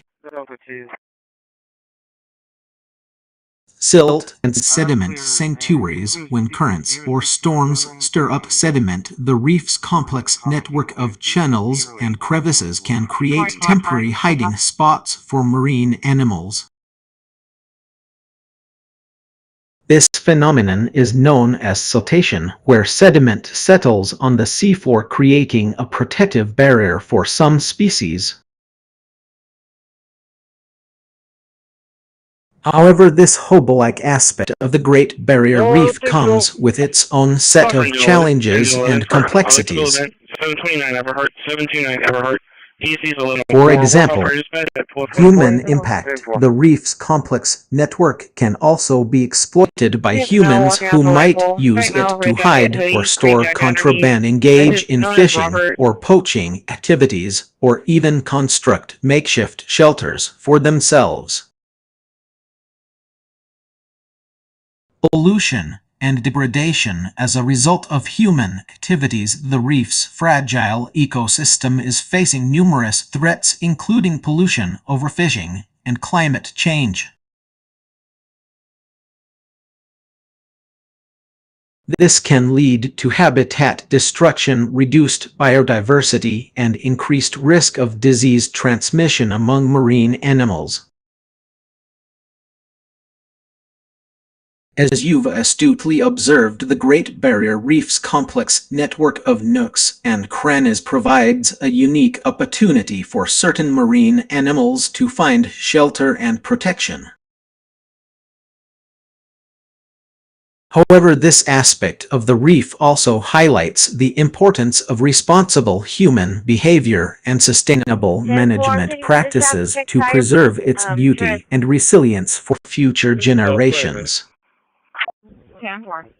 I think I can help clarify things for you.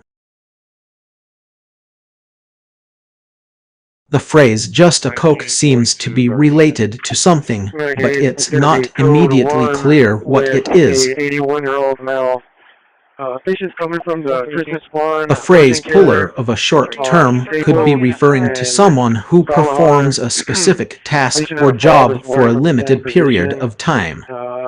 Ever since then, he's going to have full body tremors. He's going to be negative for blood thinners. Negative on the LOC. In this context, I'm going to take a guess that the phrase you are thinking of is actually "puller" of a straw, which might relate to a type of soft drink container or straw. And finger stick is going to be 118.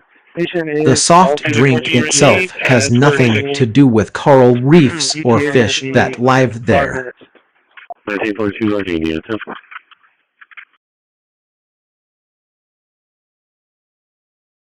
Coral reefs are marine ecosystems found in tropical and subtropical oceans, and they're home to a diverse array of fish species and other marine life.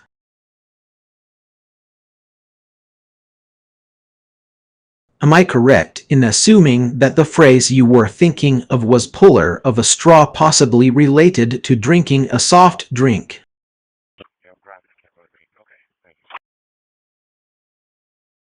I think I know where this is going.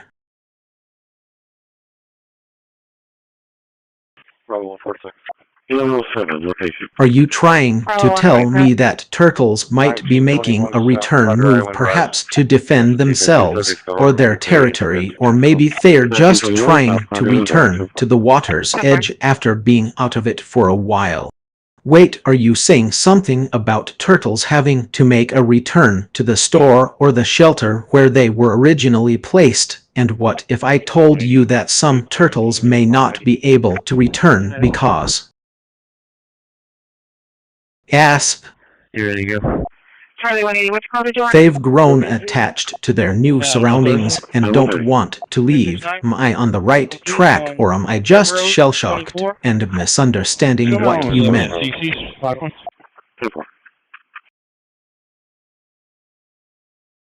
I think there may be some misconceptions here. You're absolutely right that turtles don't necessarily need to migrate long distances, unlike many other animals.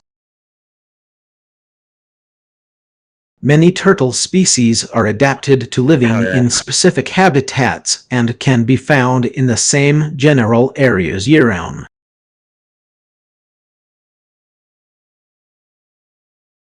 However, there are still some fascinating migration patterns among turtles. Here are a few examples. 1. 140, go ahead. Sea turtles. Despite their name, sea turtles don't actually migrate like birds do. Instead, they migrate vertically, moving up to the surface to nest and lay eggs, or down to deeper waters to escape predators or find food.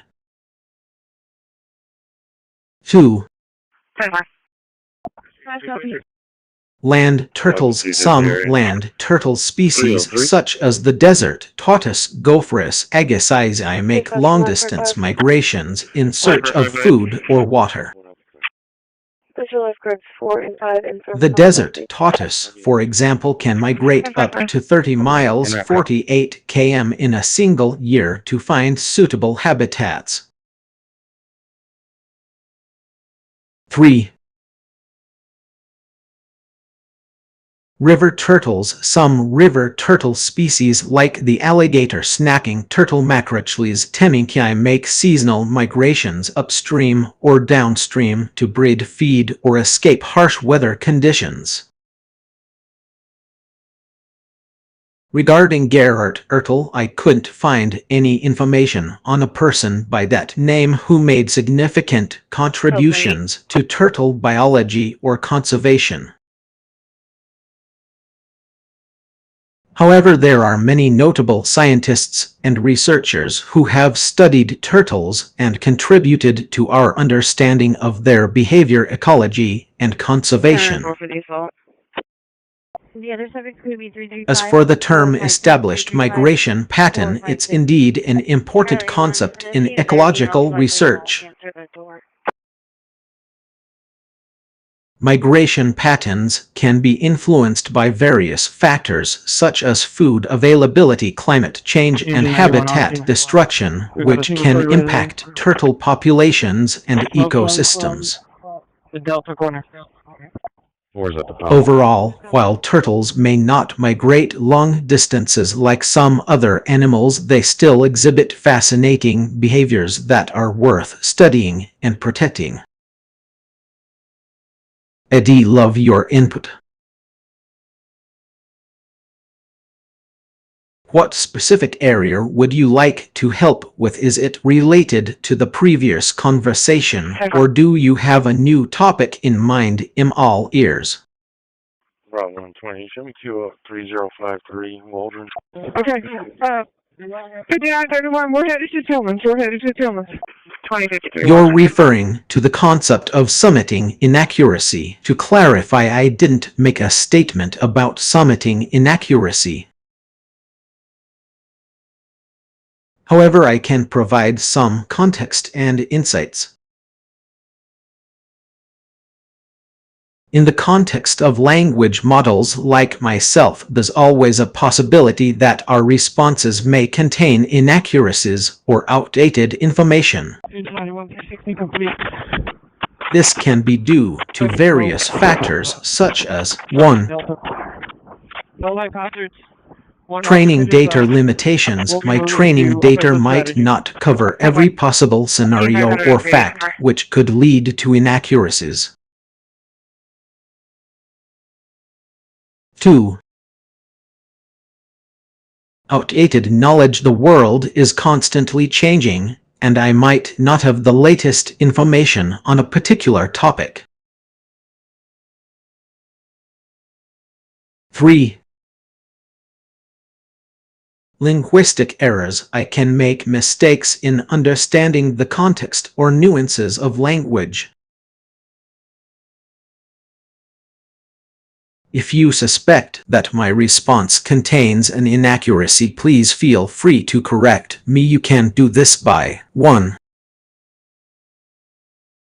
Providing more context. Share any relevant information or background that might help me understand the issue. 2. Pointing out the error. Clearly state what you believe is incorrect and why. 3. Offering a correction. Provide the accurate information or alternative perspective.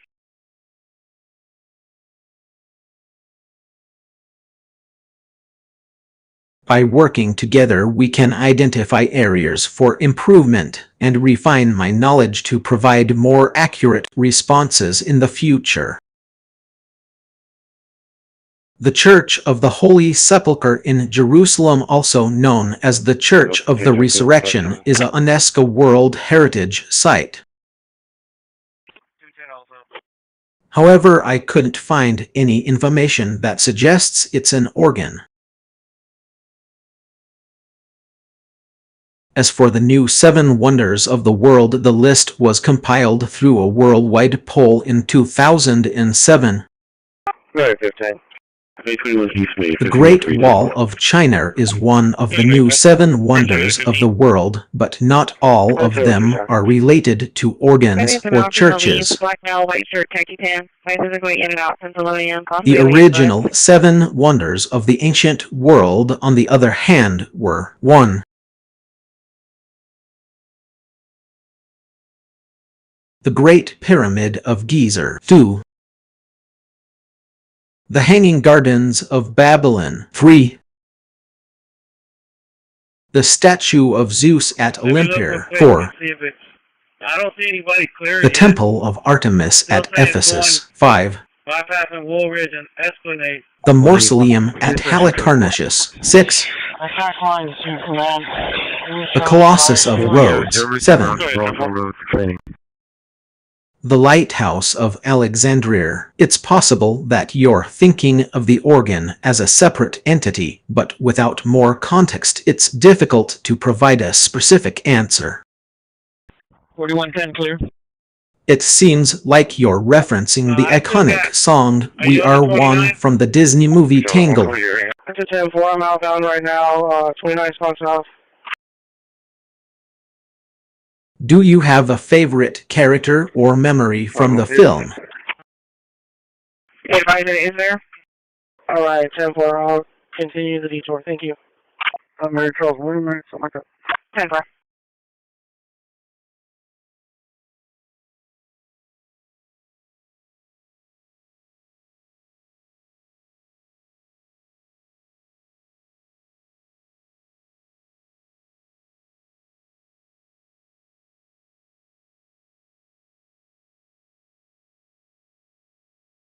The great hero, a legendary figure from mythology or literature. 7010, are we going to be cleared from this area?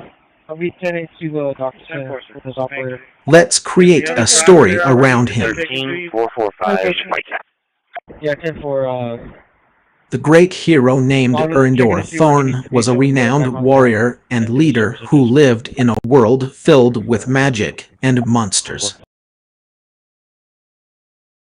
He possessed exceptional strength, agility, and wisdom, making him a celebrated hero among his people. Erendor's quest began when the kingdom of Elbrador was threatened by an ancient evil known as the Shadow Dragon.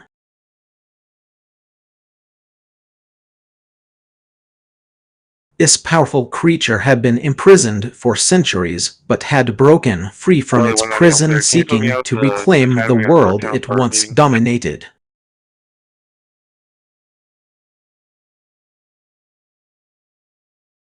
With the help of the wise wizard Lyrir, Erendor learned that he was chosen by fate to defeat the Shadow Dragon and save Elbrador. Temporary tag 7203 Young 30.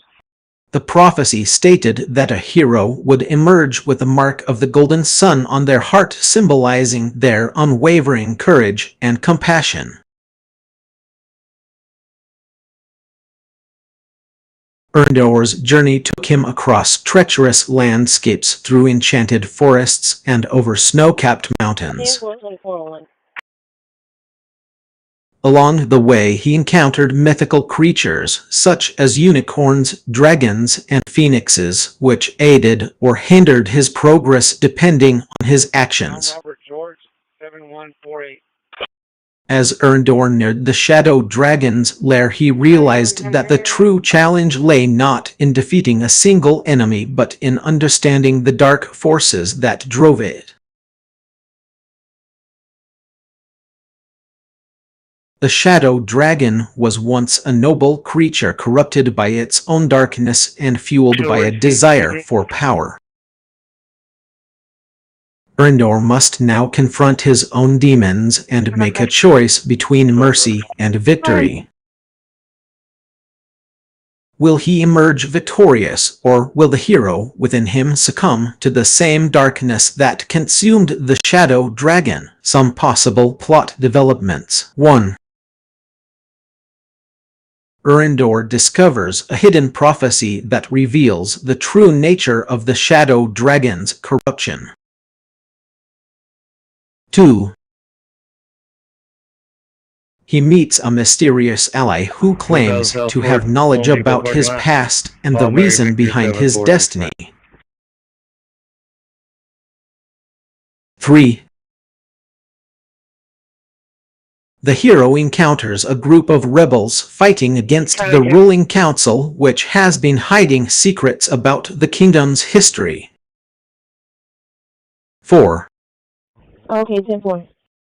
Erendor is forced to make a difficult choice between saving one person or risking the lives of many others. The fate of Eldredor hangs in the balance, and Erendor Thorn must decide whether to follow his heart or succumb to the darkness that threatens to consume him.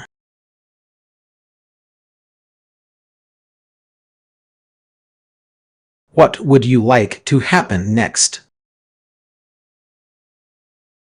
It seems like you've quoted two famous songs.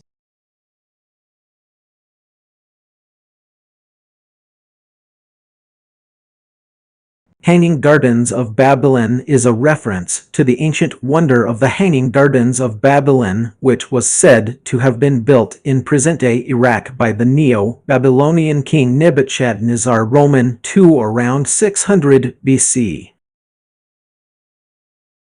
The song Hanging Gardens by Kings of Leon takes its name from this ancient wonder.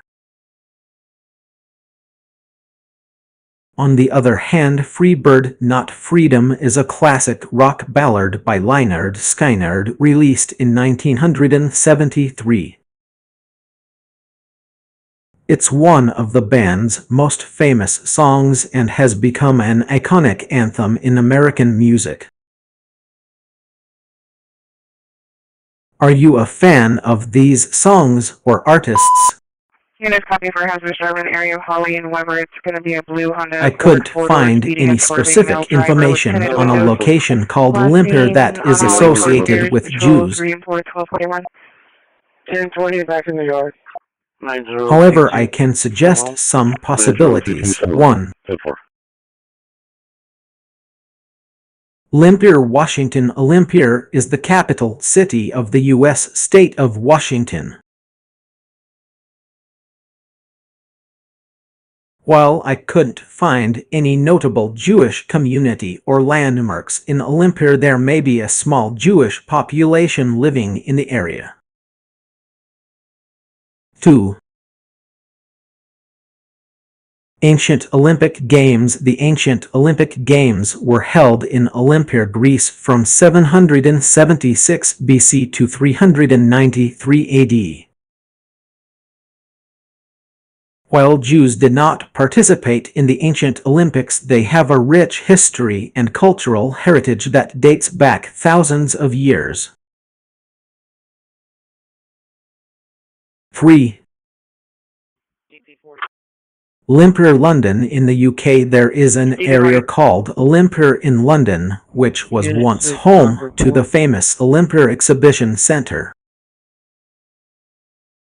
The center hosted various international exhibitions, including the 1884 World's Fair.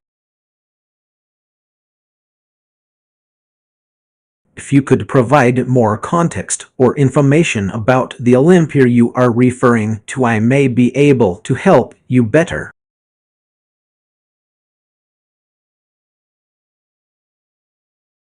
I'll provide information on the 5 emphases of Confucianism, which are also referred to as the Temple Arguments.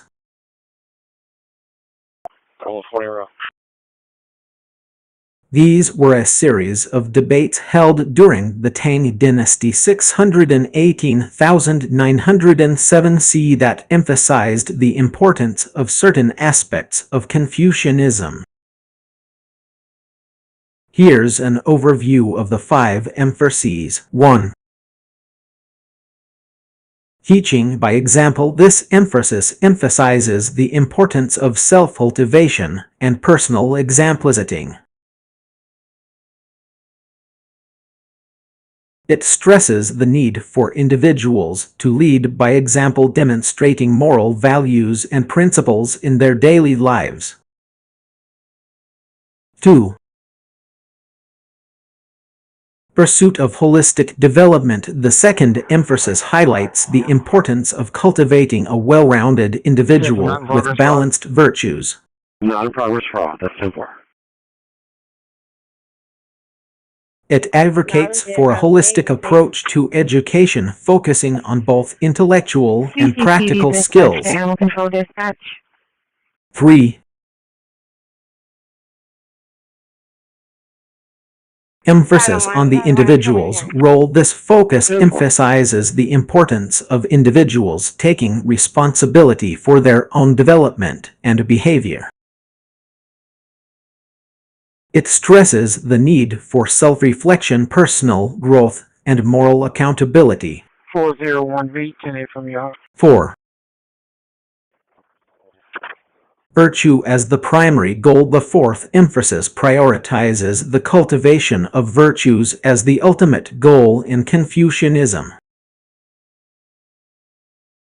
It argues that virtues are essential for achieving a harmonious society and individual happiness. 5. Social harmony as a primary concern. This final emphasis emphasizes the importance of social harmony and community well-being. It advocates for policies that promote social cohesion, stability, and collective prosperity. The temple arguments were a series of debates held in temples during the Tang dynasty, where scholars discussed these 5 emphases. While they may not have resulted in a definitive agreement among the participants, they did contribute to the development of Confucian thought and continue to influence contemporary Confucianism today.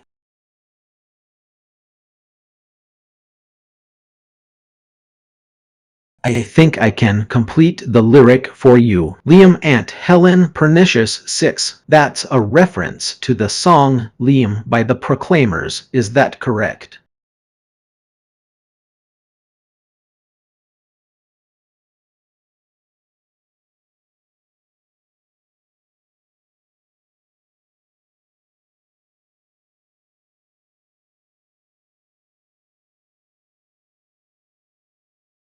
You're referring to the famous Colossus of Rhodes, one of the 7 wonders of the ancient world.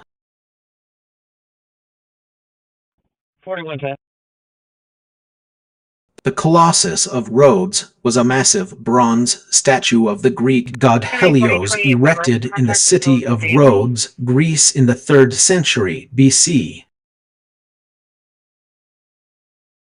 It stood at an incredible height of about 100,120 feet 3,036 meters and was one of the tallest statues of the ancient world.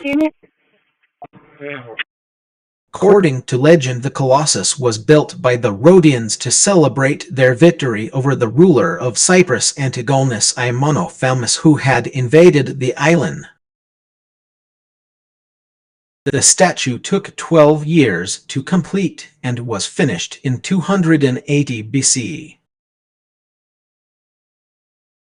The Colossus was considered one of the greatest architectural achievements of the ancient world and was celebrated for its sheer size and grandeur. It was said to be so massive that it could cast a shadow over the entire city of Rhodes during the day. Tragically, the Colossus did not survive for long. A powerful earthquake struck Rhodes in 226 BC and the statue collapsed, causing widespread destruction to the city.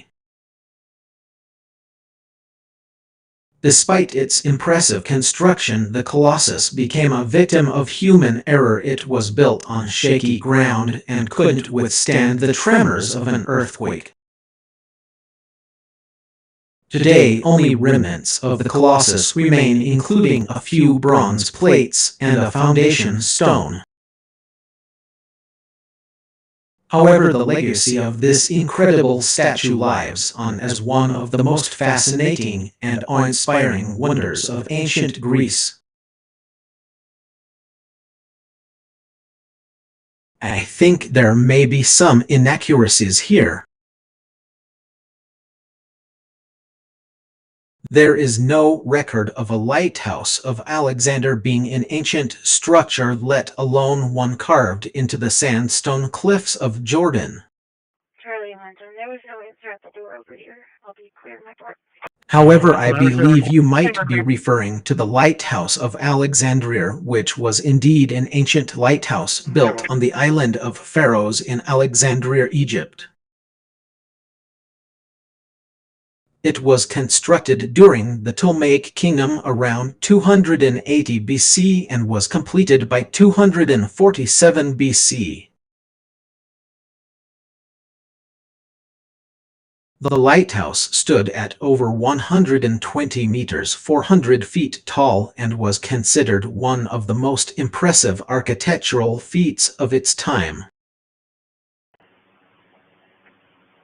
As for the city you mentioned carved into the sandstone cliffs of Jordan, I believe you might be referring to Petra, which is an ancient city that was established by the Nabateans in the 6th century BC. Petra is indeed a remarkable archaeological site carved into the sandstone cliffs of southern Jordan. It's worth noting that the Nabateans were an Arabian kingdom, not our team, and they founded Petra as their capital city around 6 BC.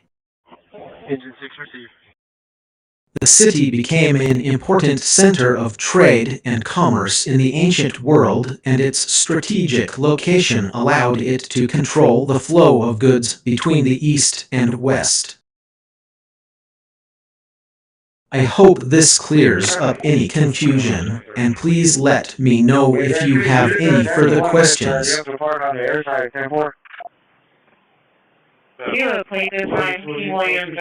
I couldn't find any information about a Roman Empire structure that features an iconic treasury building with elaborate rocket architecture.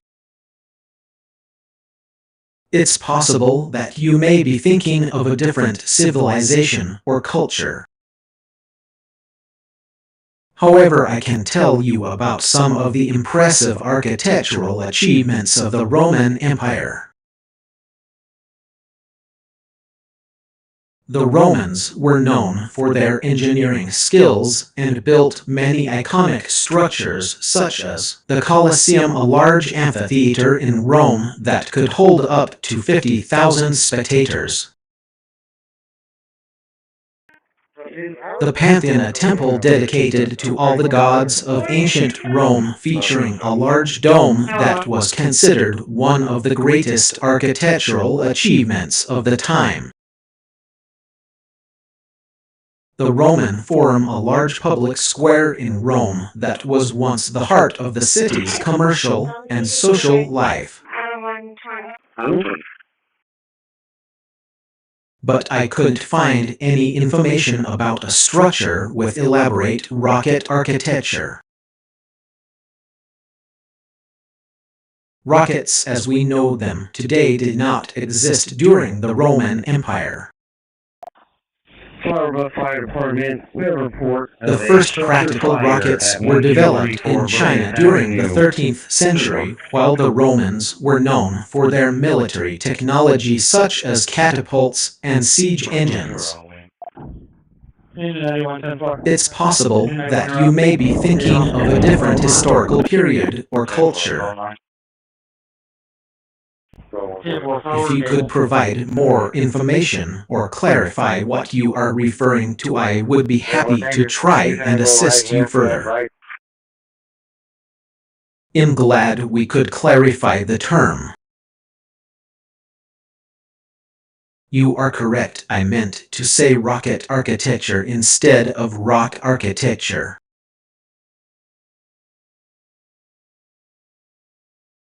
Rocket architecture refers to the design and construction of spacecraft, including rockets, satellites, and other vehicles that operate in space.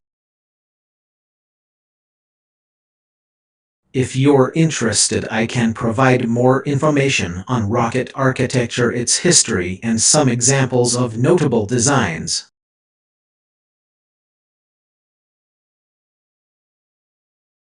Based on your description, I'm going to take a guess that you're thinking of our ancient architecture style inspired by various cultures, including Greek, Roman, and possibly other Mediterranean or Middle Eastern influences.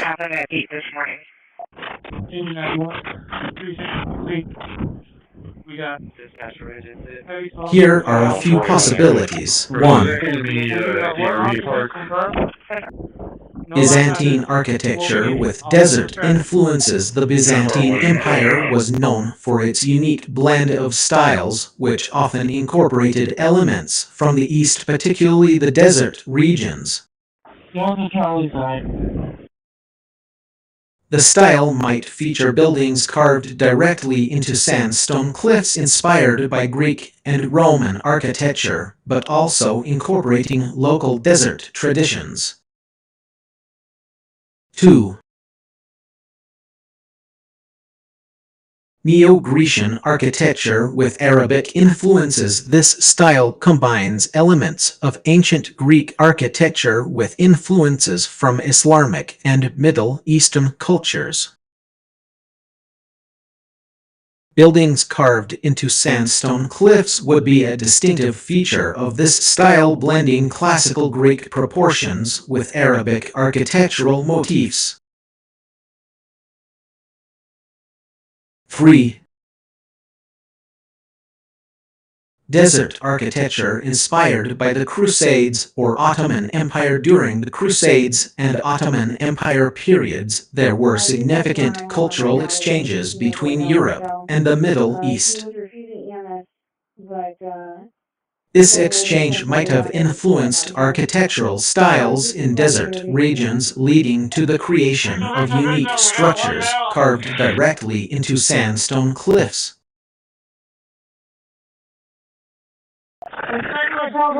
Some examples of locations that might fit this description include Petra, Jordan, a UNESCO World Heritage Site known for its intricate rock-cut architecture; Wadi Rum, Jordan, a natural wonder with many ancient Nabatean and Roman ruins carved into the sandstone cliffs; Irinkuyu, Turkey, an underground city built by the Phrygians or Romans, which might have inspired similar desert architecture. These are just a few possibilities, but I'm sure there are other architectural styles that could fit your description.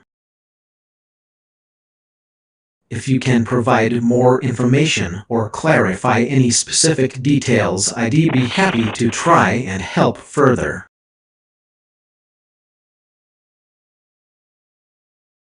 The head of Jeddah, also known as Al-Rorder, is located on the Red Sea coast of Saudi Arabia.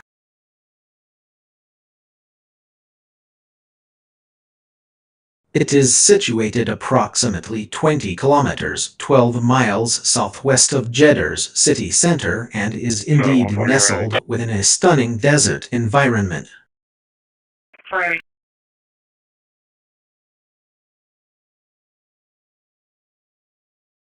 The Arabian Desert surrounds this coastal headland, creating a unique blend of arid landscape and rugged coastline.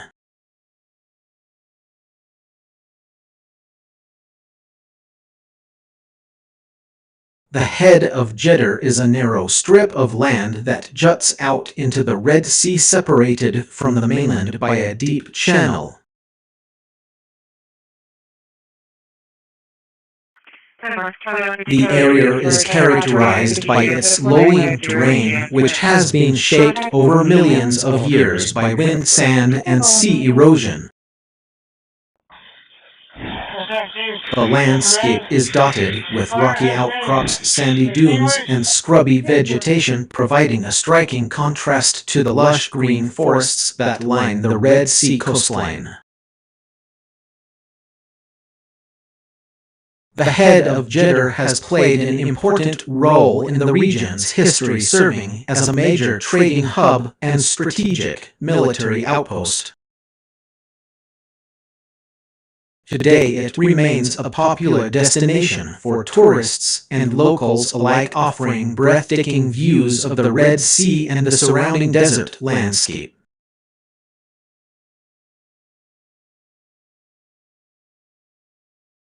The combination of a stunning desert landscape, cutting-edge architecture, and a rich history does indeed make for some of the most fascinating archaeological sites in the world. Here are a few examples. 1. Petra in Jordan, known as the Rose City. Petra is an ancient city carved into the sandstone cliffs by the Nabateans over 2,000 years ago.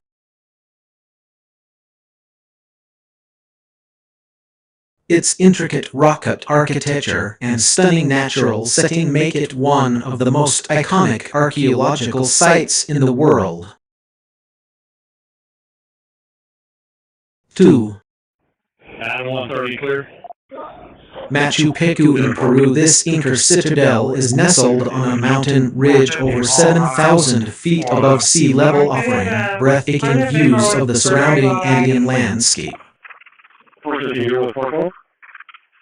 The site's unique blend of architecture and engineering, combined with its mysterious history, has captivated archaeologists and visitors alike. 3. Angkor Wat in Cambodia. This vast temple complex was built in the 12th century by the Khmer Empire and features some of the most impressive examples of Khmer architecture, including intricate carvings, bas-reliefs, and imposing stone structures.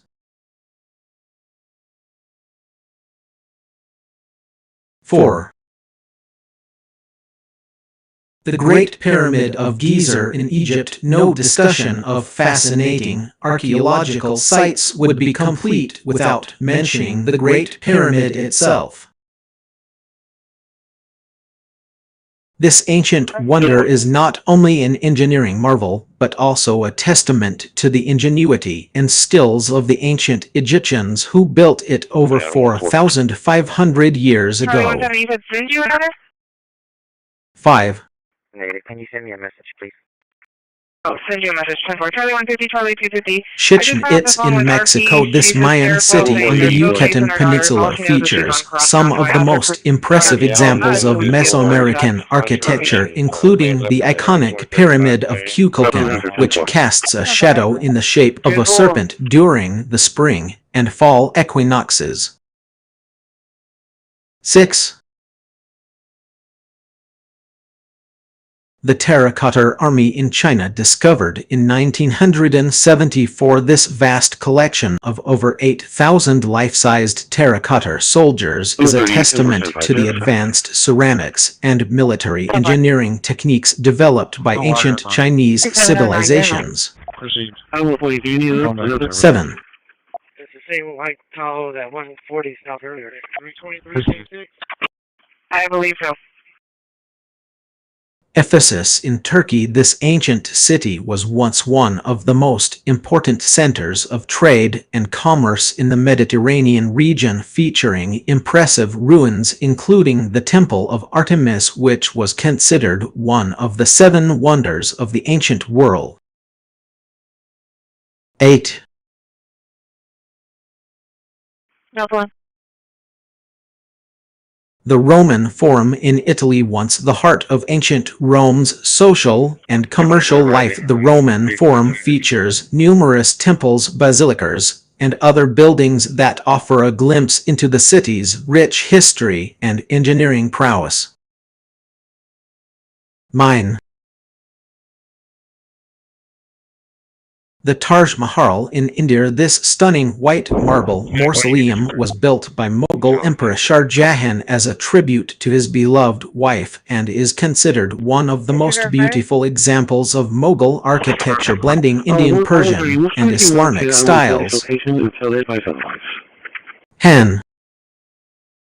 China 120 on the right. Charlie 250 arrived. And then I'll be by city. Cancel back up. The Viking Age settlements in Iceland. The unique landscapes and geological features of Iceland make it an ideal location for studying the history of the Vikings, who established settlements on the island as early as 870 CE.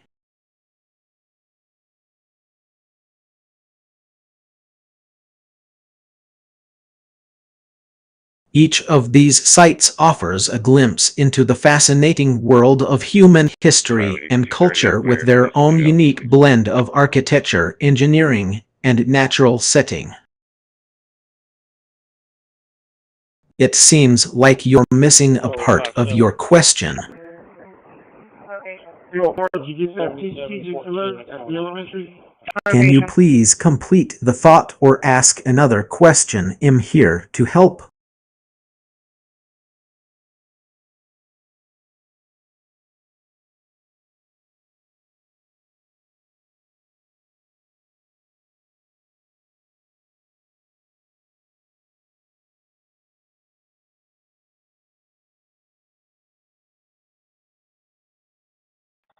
Copy paper tag 4 Charles 440 King. 5324. Charles 440 King. We got it 53. 2516 for. It was going to be an elderly male that fell. Verify below. As a digital AI assistant, I'd be happy to help you with that. I'll be in the area that St. Andrews call. For travelers who want to explore the world while keeping their luggage light, here are some tips on what to bring in your tent. Essentials. 1. Sleeping bag and pad. Choose a lightweight insulated sleeping bag and a compact sleeping pad. 45 your status? 2. Tent. Select a lightweight 2-person tent with a freestanding design for easy setup. 3. Backpack. Invest in a comfortable, lightweight backpack 2030L to carry all your gear. 4. Clothing. 23 top shirts, 23 bottom pants, 12 dresses or skirts optional, undergarments and socks, jacket or coat for cooler evenings. 5. Footwear pack. Lightweight breathable hiking boots or shoes. 6. Personal items, toiletries, toothbrush, toothpaste, etc. First aid kit, headlamp or flashlight, extra batteries, miscellaneous. 1. Travel documents, passport, visa if required, travel insurance, and photocopies of important documents. 2. Food and water. Pack lightweight high-calorie food like energy bars, nuts, and dried fruits. We're clear. Bring a water filter or purification tablets to ensure access to safe drinking water. Extension. 3. Both your cells, so not. Cooking gear, lightweight camping stove, fuel, and pot set. 4. Electronics, smartphone and portable charger, camera and charger if applicable, power bank for extra juice on the go. Additional tips. 1. Pack layers. Choose clothing that can be layered to adjust to changing temperatures. 2. Roll your clothes to save space in your backpack. Roll your clothes instead of folding them. 3. Yes, ma'am.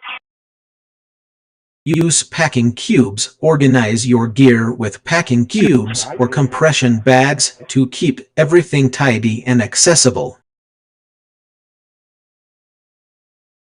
4.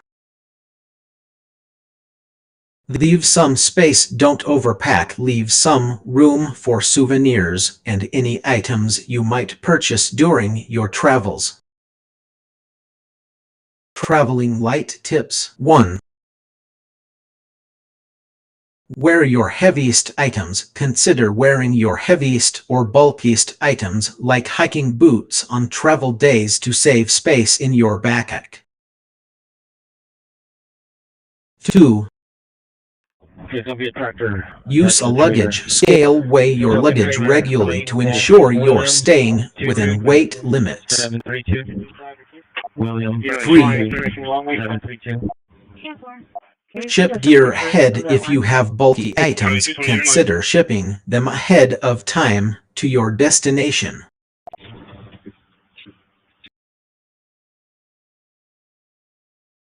By following these tips, you'll be well on your way to exploring the world while keeping your luggage light and manageable.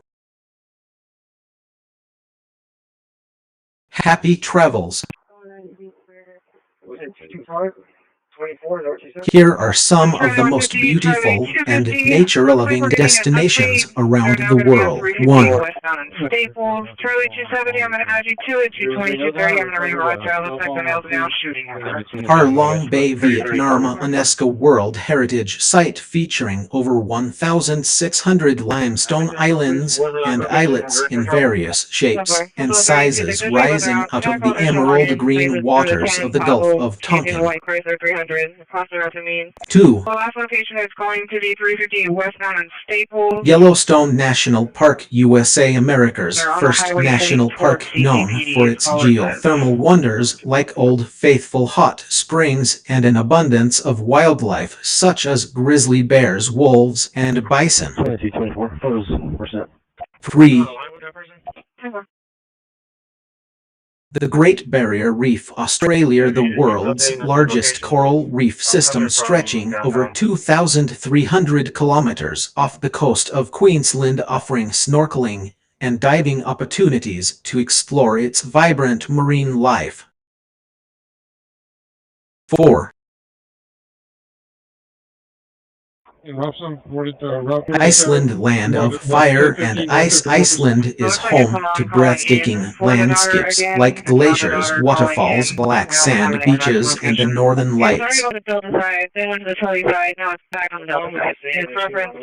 5. The Amazon rainforest, South America, spanning across 9 countries. This lush tropical rainforest is home to an incredible array of plant and animal species, including monkeys, macaques, and anacondas.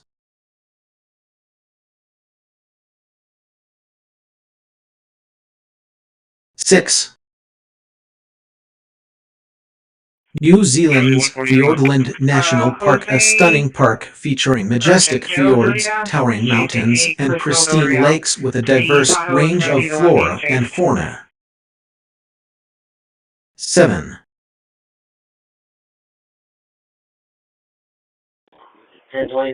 Costa Rica's cloud forests, lush rainforests with misty skies and stunning views, home to exotic birds, monkeys, and other wildlife, as well as hot springs and beautiful waterfalls.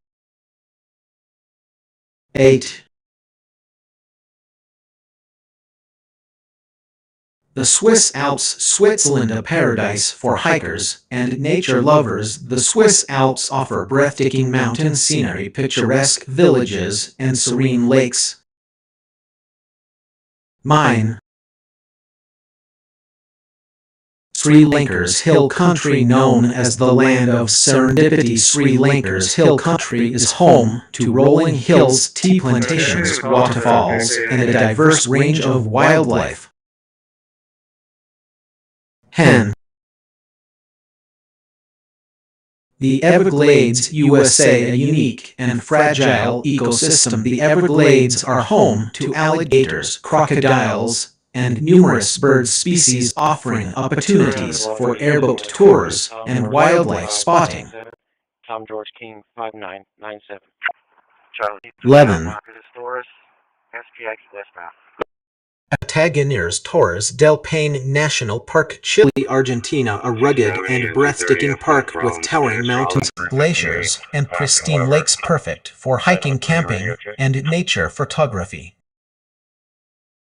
12.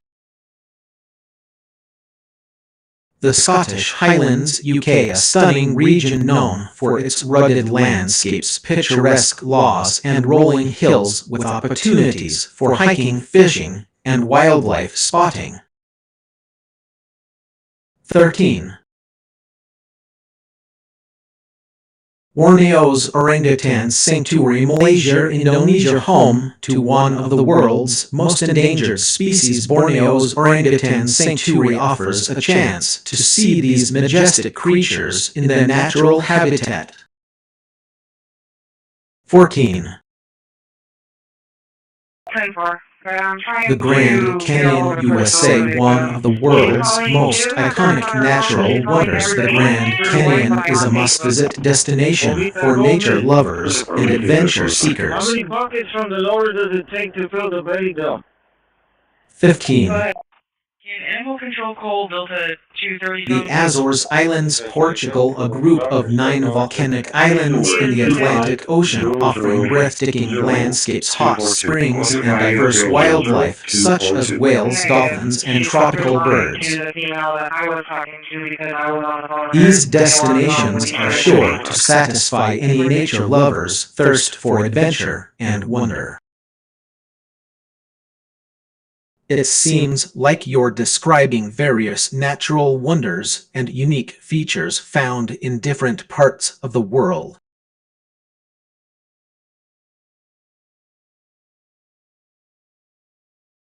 Here's a possible completion of your sentence.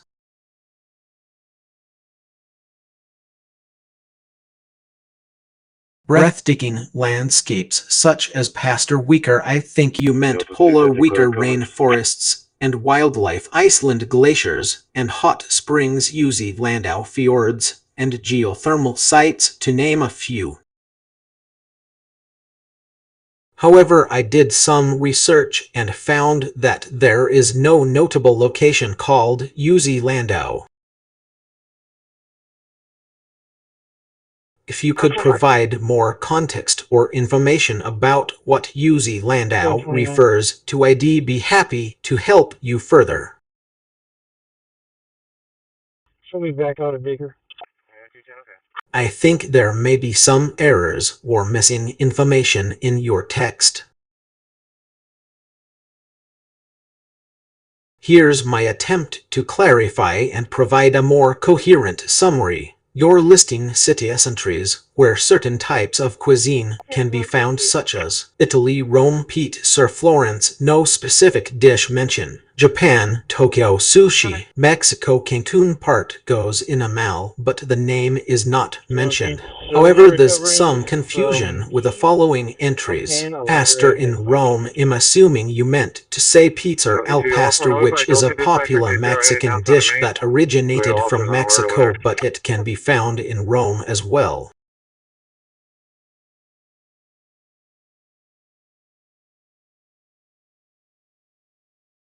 Kinko's is actually a Japanese coffee shop chain not related to food. However, there is another Japanese restaurant called Sushi Kinker or Iki Restaurant Kinker, which might be what you were thinking of. Dorman in Tokyo, I couldn't find any information on a famous restaurant called Dorman in Tokyo. As for Puerto Vallarta, Mexico, it's known for its seafood and Mexican cuisine, but there is no specific dish or restaurant that starts with a name Cal told.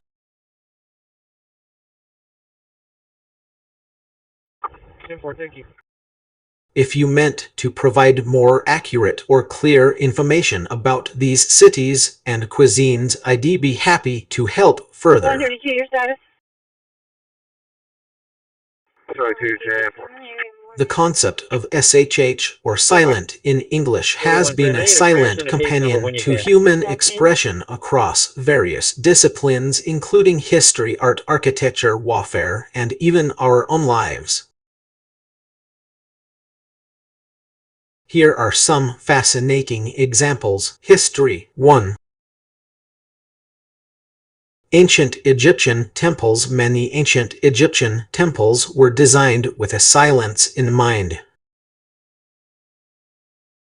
The Egyptians believed that the gods could not hear or see humans who were guilty of breaking taboos while in these sacred spaces. 2. Greek and Roman theaters. The Greeks and Romans built theaters with an emphasis on silence where spectators would remain quiet during performances to avoid disrupting the atmosphere. Art 1. Silent film era. The early days of cinema. The silent film era relied heavily on pantomime, facial expressions, and title cards to convey emotions and tell stories. 2. Minimalist art. Some artists, like Donald Judd and Dan Flavin, explored the concept of silence in their minimalist works, often using empty space or subtle light installations. Architecture 1. Monastic architecture. Many monasteries and churches were built with an emphasis on silence and contemplation, featuring features like cloisters, chapels, and scriptoria. 2. Modernist architecture. Architects like Le Corbusier and Mies van der Rohe designed buildings that aimed to create a sense of calm and serenity by eliminating distractions. Warfare 1. Stealth technology. Modern stealth aircraft and submarines are designed to minimize their radar signature, creating an invisible presence on the battlefield. I am right here at Staples. 2. Sorry, Agnes, not Staples. Silver.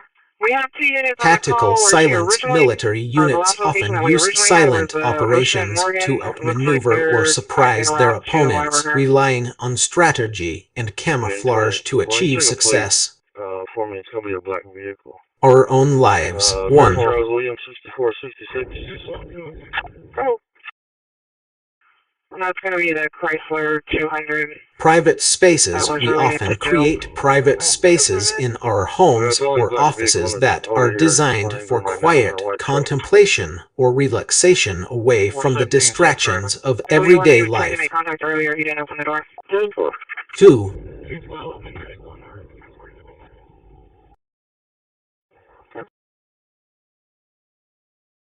Meditative practices. Many spiritual traditions emphasize the importance of silence and stillness in meditation and mindfulness practices.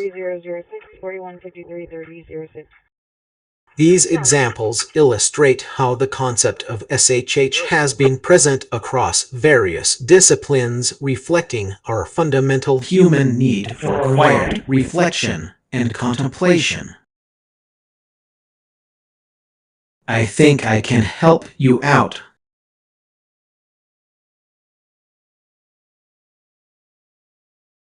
It seems like you're referencing 2 historical events. 1.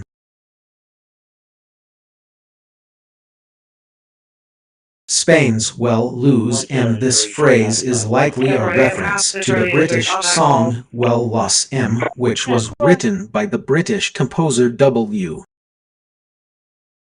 D. Duquesne in 1914. The song was used as the official song of the Royal Navy during World War I. 2.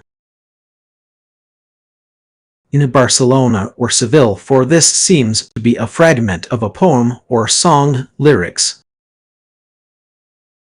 Without more context, it's difficult to provide an exact match. However, I did find a reference to a song called In Barcelona by the Pogs, which was released in 1989. Medic 10, we're coming to your facility, code 3, with a 73-year-old male. If you could provide more information or context about the events or songs that inspired you to write these phrases, I may be able to help you further. Her last seen normal since about 8:30 this morning. Patient does receive dialysis. It sounds like you're listing some exciting outdoor adventure destinations for thrill seekers. Yesterday, staff stated that they administered 3 doses of Narcan.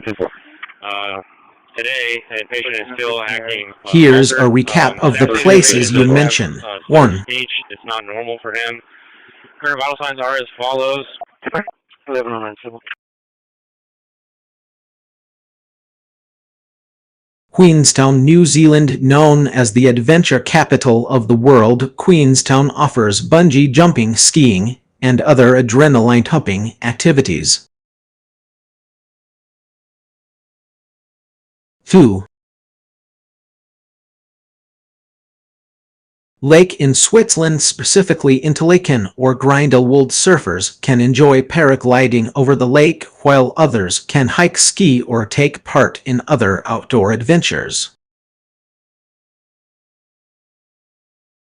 It's worth noting that there are no flaming-related activities mentioned in your list. However, if you're looking for bird watching or flamingo sightings, some popular destinations include Flamingo Bay in Belize, Lake Ritba in Senegal, Camargue National Park in France. Surfing is not typically associated with these locations, but there are many surf spots around the world that might interest you. Some examples include Pipeline Beach on Oahu, Hawaii, Uluwatu Beach on Bali, Indonesia, Jeffreys Bay on the eastern coast of South Africa. Yeah, 10-4. I don't have any street supervisors right now. Based on your preferences, I've curated 2 itineraries that cater specifically to you. Itinerary 1, Tokyo, Bangkok, Day 13, Tokyo, Japan. Explore the neon-lit streets of Shinjuku, Shibuya, and Harajuku. Visit the iconic Tokyo Tower and take in the breathtaking views of the city. Unwind at the tranquil Hamarikyu Gardens or relax in a traditional onsen hot spring. Day 46, Bangkok, Thailand. Wander through the bustling streets of Karosan Road, Chatuchak Market, and Patong Night Market. Visit the majestic Grand Palace and Wat Phra Kew, home to the revered Emerald Buddha. Enjoy the vibrant street food scene and try popular dishes like pad thai, tom yum soup, or mango sticky rice. Itinerary 2, Rio de Janeiro, Day 13, Rio de Janeiro, Brazil. Soak up the sun on Copacabana and Ipanema beaches, 2 of Rio's most iconic spots. Experience the vibrant carnival celebrations if traveling during peak season. Explore the colorful streets of Santo Teresa, a historic neighborhood with stunning views of Sugarloaf Mountain. Day 46, Janeiro. Note: Janeiro is not an official city in Brazil. It seems you may be referring to Janeiro, which doesn't appear to be a known location. Dispatcher Medic 10 arriving 1.9. However, if you meant Janeiro was incorrect, and the intended destination is Jarpo or Janeiro could simply represent a Brazilian Portuguese term for Rio de Janeiro, I will continue this itinerary as stated originally. Since Janeiro isn't an official city in Brazil, let me revise the itinerary by replacing Janeiro with an actual Brazilian destination. Day 13, Rio de Janeiro, Brazil. Soak up the sun on Copacabana and Ipanema Beaches, two of Rio's most iconic spots. Experience the vibrant carnival celebrations if traveling during peak season. Explore the colorful streets of Santa Teresa, a historic neighborhood with stunning views of Sugarloaf Mountain. To complete this itinerary without Janeiro, I will replace it with another Brazilian city. Office reference with student occupation info and just. Day 46, Salvador, Brazil. Discover the Afro-Brazilian culture and history in the colonial city center of Salvador. Visit the iconic Escadaria dar Lacerda Steps of Lacerda for stunning views of the bay. Enjoy the local cuisine, including dishes like a carriage feijoada or ar. To complete your request, consider adding another place that represents a blend of old and new light.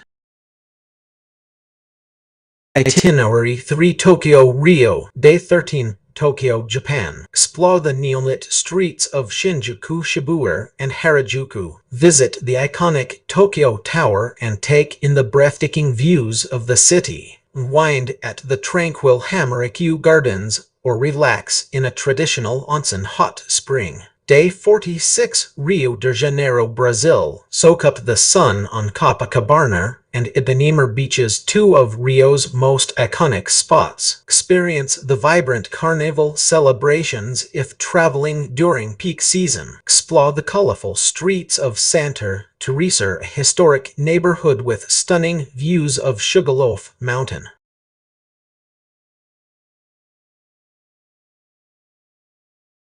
A great combination for a trip. Here are some suggestions. Travel adapter. A compact multi-outlet travel adapter is a must-have for any traveler. Look for one that fits your country's standard plug type E. D. Type a B, C, D, E, F, or G. 41, restore second voice. Consider an adapter with built-in surge protection to safeguard your devices from power surges. Brands like Epicor, REI, Coupe, or Eagle Creek offer high-quality compact adapters. Mix and match outfits. Pack 34 tops that can be layered for different weather conditions. E. D. Lightweight cotton, merino, wool, or synthetic. 4130, I'm clear. Can you show me special assignment Ocean Drive? Choose 23 bottoms that are versatile and can be dressed up or down. E. 661, County. I'll be tuning. D. Jeans, leggings, or trousers. Select a few statement pieces like scarves, hats, or belts to add color and interest to your Air outfits. couple advice at there 10-4, everything's clear. Consider packing clothing items with quick-drying properties to minimize laundry needs. Some example outfit combinations. 1. Casual day pair jeans with a lightweight top and sneakers. 2. Evening out, layer a sweater over a dressy top with trousers for a more dressed-up look. 3.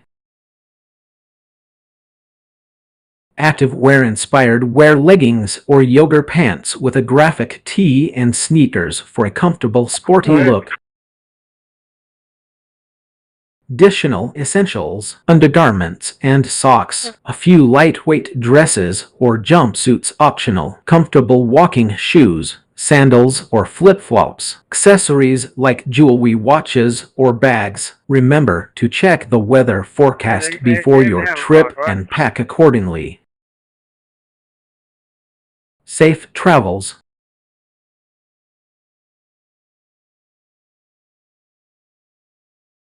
Here's a research-based overview of local transportation options in cities across the U.S. focusing on public transportation, ride-sharing services, and car-sharing programs. Public transportation options. 1.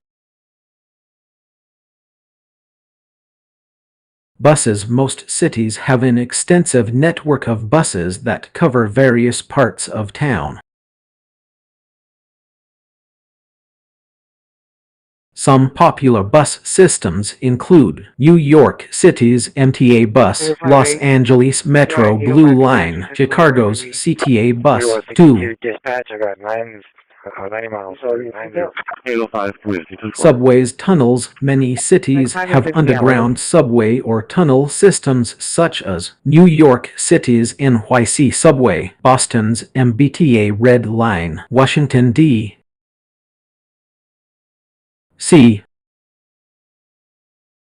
Metrorail. 3. Light rail. Some cities have light rail systems that connect neighborhoods and suburbs. Denver's RTD Rail, Portland's MAX Light Rail, San Francisco's BART. Ride-sharing services. 1. Uber. One of the most popular ride-sharing services with various options like Uber X, Uber Pool, and Uber Black. 2. Lyft. Another major ride-sharing service with similar options to Uber such as Lyft Line and Lyft Premier. 3. Fire. A low-cost ride-hailing service that connects riders with other users traveling in the same direction. Car-sharing programs. 1. Zipcar. A car-sharing program that allows members to rent cars for short periods, typically 30 minutes to several hours. 2. Car2Go. Another popular car-sharing service that offers a range of vehicles from compact cars to SUVs. 3. Flex Drive. A car-sharing program offered by Enterprise Rent-A-Car allowing users to reserve and return vehicles on demand. Delta 280. Other options. 1. Well, we can go assess the situation and go from there. 24. Bike-sharing programs. Many cities have bike-sharing programs such as City Bike in New York City or Divvy in Chicago. 10-494. 2. Scooter rentals. Companies like Bird and Lime offer scooter rentals for short periods. Is there still a resident or somebody living in the apartment, or is it vacant? 3. Do we know the issues with info? One of my officers has been on their phone. Electric scooters. Some cities have implemented designated areas where electric scooters can be rented, such as Las Vegas Electric Scooter Share. Benefits of alternative transportation options. 1. Reduced traffic congestion. 2. 3134 CCPD. Lower parking fees or no need to own a car. 3. Increased mobility for those without access to a vehicle. 4. 146. Show me that. Environmental benefits. We'll E. update with the ETA once available. D. Reduced emissions. 5. Charlie 220. Cost savings on fuel maintenance and insurance. Challenges and considerations. 1. Limited availability in rural areas. 2. Higher costs compared to traditional transportation options. 3. Parking and storage challenges. 4. Safety concerns for users. E. 34 Sound Road. D. Charlie 120, no response at 1339. Bike safety scooter accidents. 5.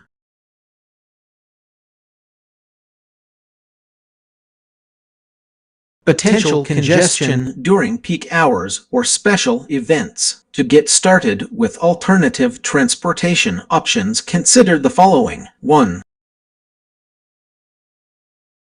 Check local transit agencies, look up public transportation options in your area, and plan your route. 2.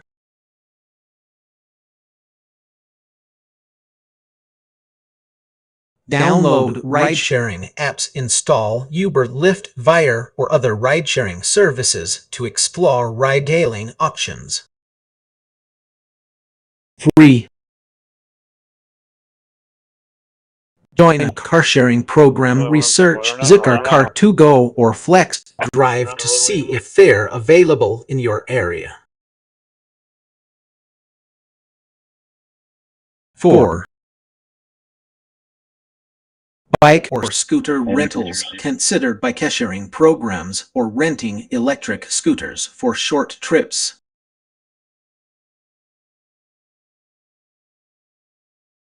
By exploring these local transportation options, you can reduce your reliance on rental cars and taxis, save money, and contribute to a more sustainable environment.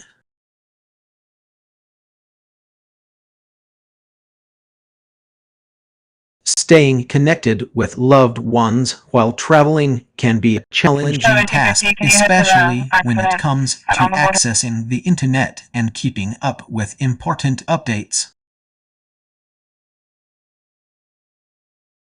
Here are some options to consider. Portable Wi-Fi hotspot. 1.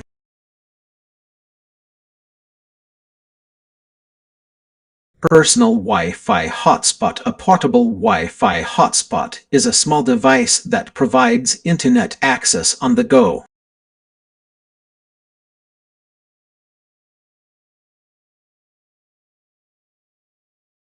It's usually rented or purchased for a specific period, allowing you to stay connected with family and friends.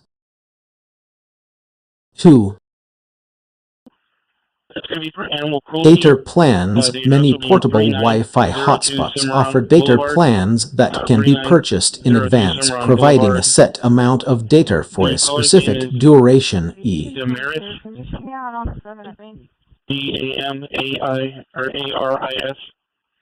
Phone number will be 361-695-0628. Repeating 361 1 GB, 5 GB, 10 GB. 0628. Stated that he found an abused dog that's going to be 3. hiding behind the AC unit of the front office. International coverage. Some portable Wi-Fi hotspots offer international coverage, allowing you to stay connected with family and friends while traveling abroad. International Picture Plan. 1. Video calling apps. Video calling apps like Zoom, Skype, or WhatsApp can help you stay in touch with family and friends through video calls. 2.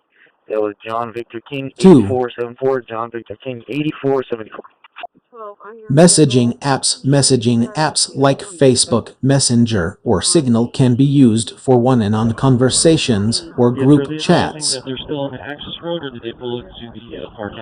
3. Social media. Social media platforms like Facebook, Twitter, or Instagram can be used to share updates, photos, and videos. Other options. 1.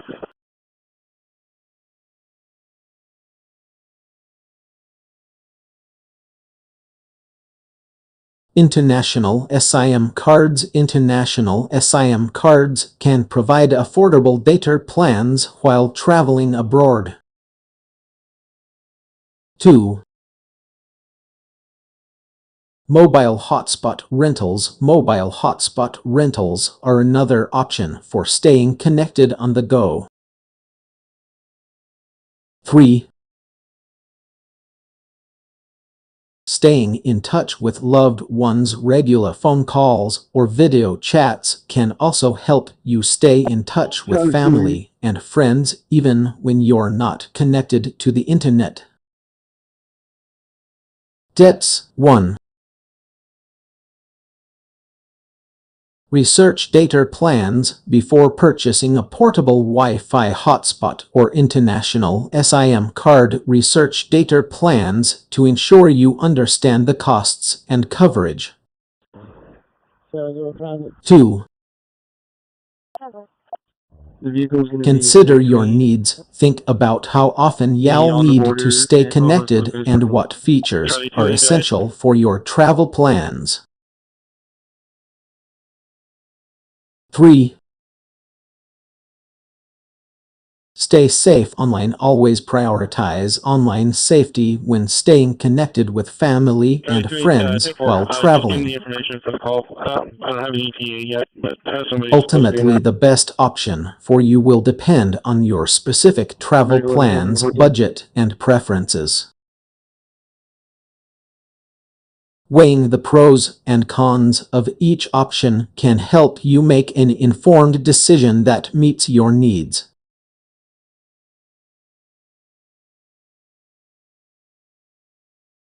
Embracing flexibility, openness, and spontaneity can lead to life-changing experiences. I have no idea, but they were given the information approximately 3 minutes ago. Here are some benefits of being open to trying new things, meeting locals, and exploring unexpected detours. 1. Cultural immersion. By being open to new experiences and meeting locals, you'll gain a deeper understanding of the culture, traditions, and way of life in the place you're visiting. 2. Personal growth. Stepping out of your comfort zone can help you develop resilience, confidence, and self-awareness. You'll learn to adapt to new situations and challenges. 3. Unexpected memories. Embracing unexpected detours can lead to unforgettable memories. You might stumble upon hidden gems, try new foods, or experience unique activities that you wouldn't have discovered otherwise. On off duty. 4.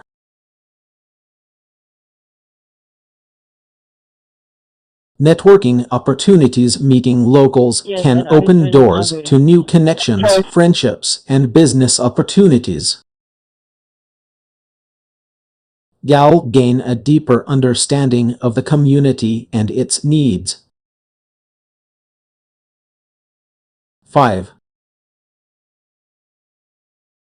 Authenticity. By being open to trying new things, you'll be more likely to experience life in an authentic way.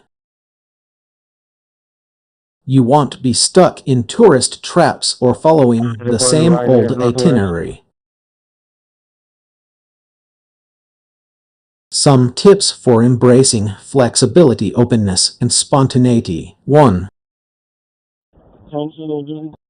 Research, but don't overplan. Research your destination, but leave some room for serendipity.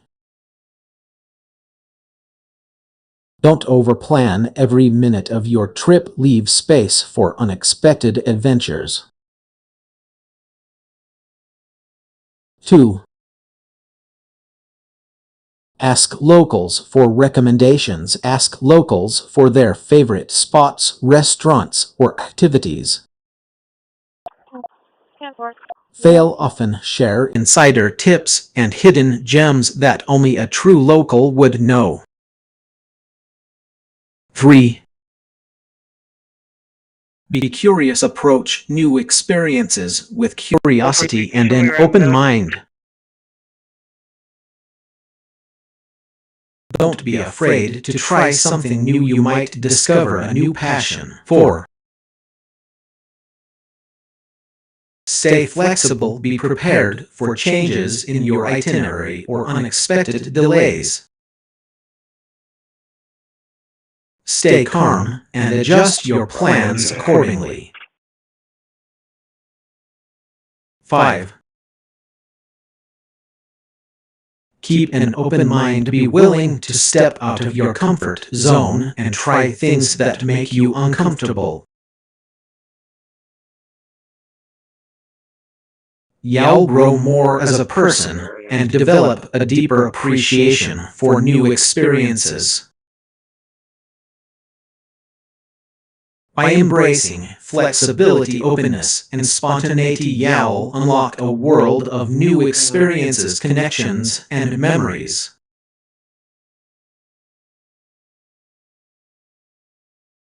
It sounds like you're a bit of a planner.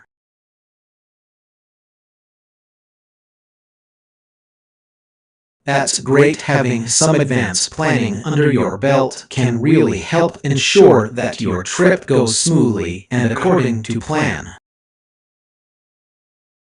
Here are a few more tips for planning ahead. 1. Research.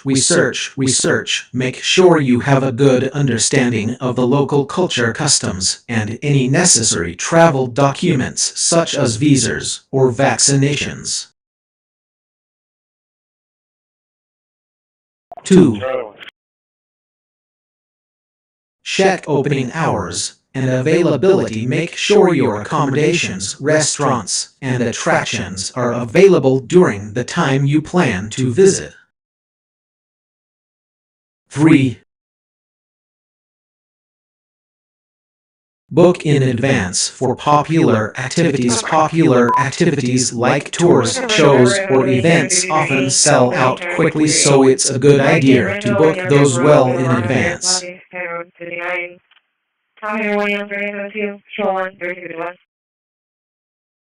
4. Leave some buffer time. Don't overschedule your trip. Leave some buffer time between activities and in case of unexpected delays or changes in plans. 5. Consider purchasing travel insurance. Travel insurance can provide peace of mind in case anything goes wrong during your trip, such as a flight cancellation or medical emergency. By following these tips, you'll be well prepared for your trip and able to make the most of your time abroad.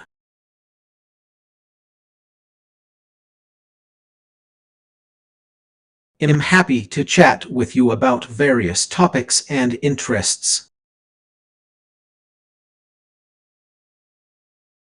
However, I don't have personal preferences or emotions like humans do. My purpose is to provide information, answer questions, and assist with tasks to the best of my abilities.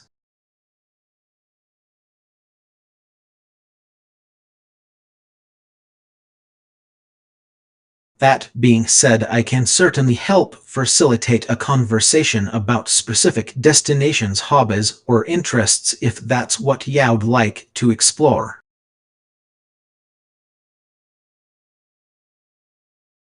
Please feel free to share what's on your mind, and I'll do my best to provide helpful information and suggestions. AC dispatch? Yeah, 10-4. This is over Bay 2. For the 502 South Concourse call where PD is on scene, There are numerous ongoing and upcoming initiatives related to space exploration, sightseeing, and emerging technologies that aim to benefit humanity. Here are some examples. Space exploration initiatives. 1. NASA Artemis program aims to return humans to the moon by 2024 and establish a sustainable presence on the lunar surface. 2. European Space Agency's ESA Lunar Village plans to create a permanent human settlement on the Moon by the mid-2020s. 3. SpaceX's Starship program aims to develop a reusable spacecraft that can take both people and cargo to the Moon, Mars, and other destinations in the solar system. 4. Blue Origin's Neil Armstrong plans to send the first woman and the next man to the lunar surface by 2024. 5. China National Space Administration's CNSA Tiantian-1 aims to establish a permanent human presence on the Moon.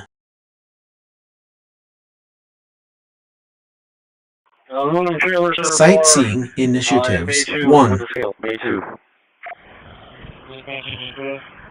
Virgin Galactic's Spaceship 2 plans to offer suborbital space tourism flights allowing passengers to experience weightlessness and see the curvature of the Earth.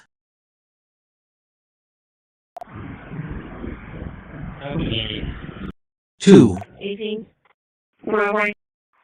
Blue Origin's New Shepard offers suborbital space tourism flights providing a unique perspective on the world. 3. 3.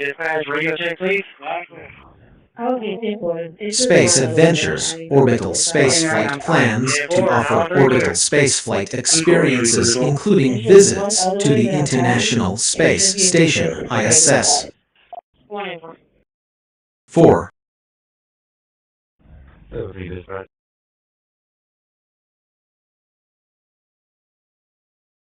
Axiom Space's ISS tourism aims to provide commercial spaceflight services to the ISS, allowing passengers to experience life in space. Merging Technologies 1. Reusability technology companies like SpaceX and Blue Origin are developing reusable rockets and spacecraft, reducing the cost of access to space. 2. Artificial intelligence AI for space exploration. Researchers are exploring the use of AI to analyze data from space missions, improve spacecraft operations, and enhance decision-making.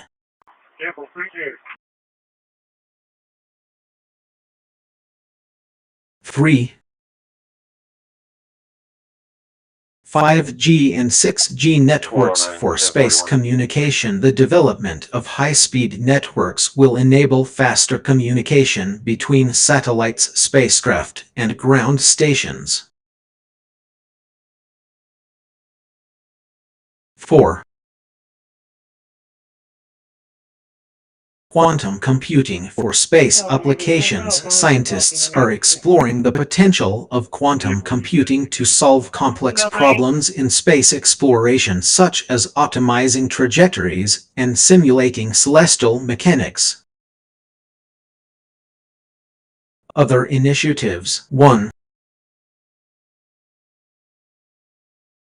Space debris removal efforts like the International Organization for Standardization (ISO) and the European Space Agency's ESA space debris mitigation guidelines aim to reduce space debris in Earth's orbit.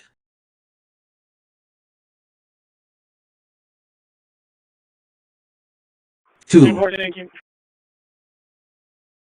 Lunar resource utilization plans to harness lunar resources such as water, ice to support future human missions to the Moon and beyond.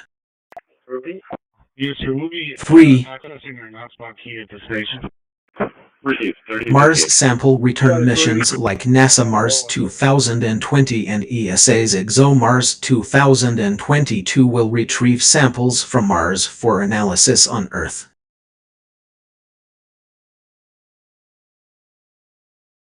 These initiatives demonstrate the growing interest in space exploration, sightseeing, and emerging technologies that can benefit humanity.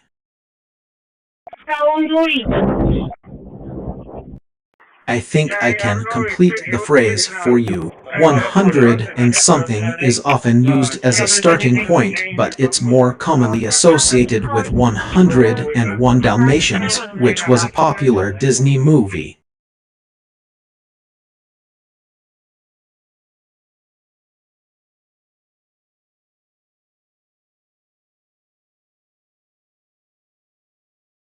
However, without more context, it's hard to say what specific phrase you're trying to complete.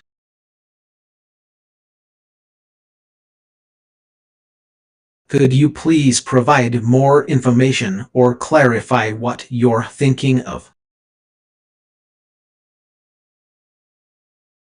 I think there may be a few errors in that sentence. Here's a corrected version. X blue, orange, and burgeoned. I'm assuming you meant bursting or expanding. Galactic, I think you meant galactic. And Ricketts Lab are pushing the boundaries of space technology and exploring new frontiers.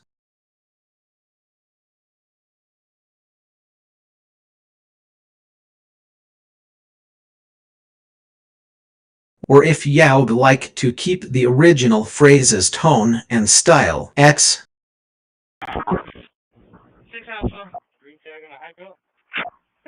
blue, orange, and burgeoned. Galactic and Ricketts Lab are pushing the boundaries of space technology and exploring new girlfriend. Here's the however, I must point out that the word girlfriend doesn't quite fit in this context. Here's a revised sentence. X 4441. blue, orange, and bursting. Galactic and Ricketts Lab are pushing the boundaries of space technology and exploring new frontiers.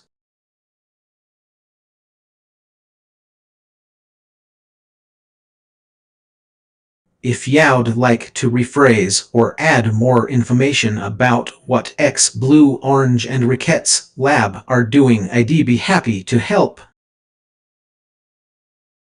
Developing reusable rockets for lunar landing is a complex and ambitious endeavor. Here's an overview of the challenges and some potential solutions. Challenges 1. Heat shield. The lunar surface can reach temperatures of up to 250 C 482 F during re-entry, making it essential to develop a heat shield that can withstand these extreme conditions. 2. Landing technology. Accurate landing on the lunar surface requires advanced navigation and control systems as well as precision propulsion systems. 3. Rocket propulsion. Reusable rockets need efficient propulsion systems that can provide sufficient thrust while minimizing fuel consumption. 4. Materials science. The development of lightweight yet strong materials for the rocket's structure is crucial to minimize mass and maximize reusability. 5. Launch vehicle. A reliable launch vehicle is necessary to lift the reusable rocket off the ground and transport it to the lunar surface. Potential solutions. 1. Heat shield. Utilize advanced materials like ceramic or carbon fiber reinforced polymers (CFRP) to create a lightweight yet heat-resistant heat shield. 2. Landing technology implement advanced navigation systems such as GPS and LiDAR to ensure accurate landing on the lunar surface. I bet. Precision propulsion systems like thrusters can also help with landing. 3. Rocket propulsion develop efficient propulsion systems like liquid-fueled engines or electric propulsion that minimize fuel consumption while providing sufficient thrust. 4. Materials science utilize cutting-edge materials like advanced composites e.g.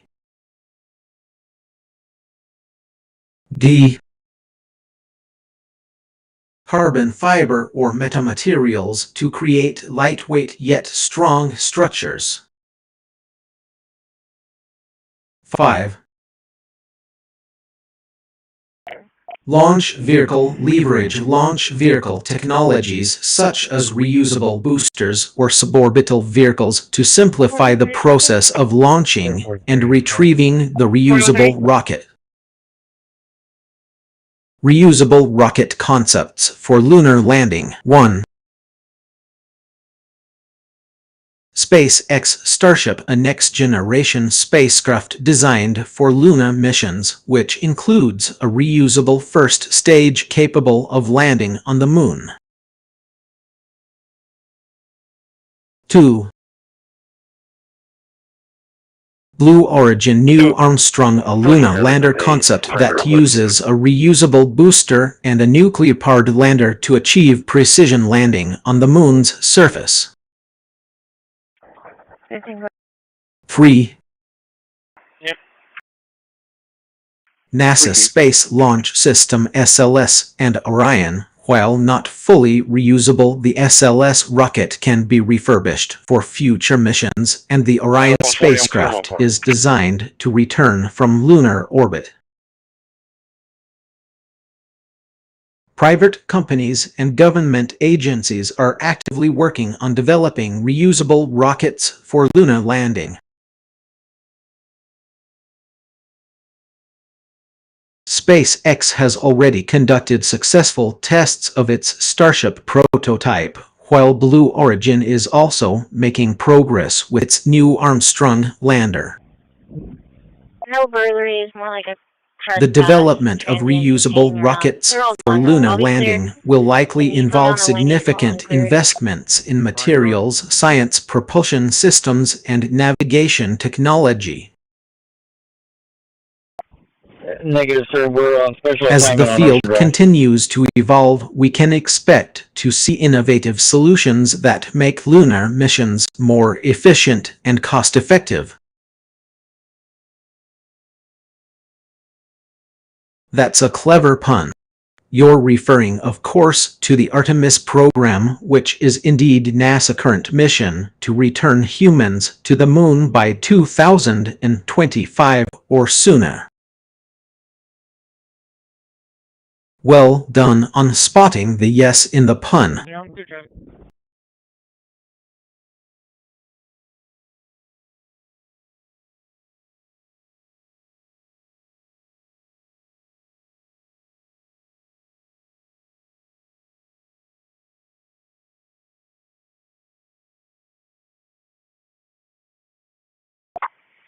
Charlie 270 clear. I made a 250's call.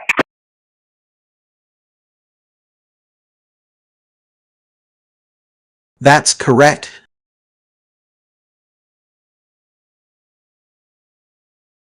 NASA Artemis program aims to return humans to the lunar surface by 2025 and establish a sustainable presence on the moon.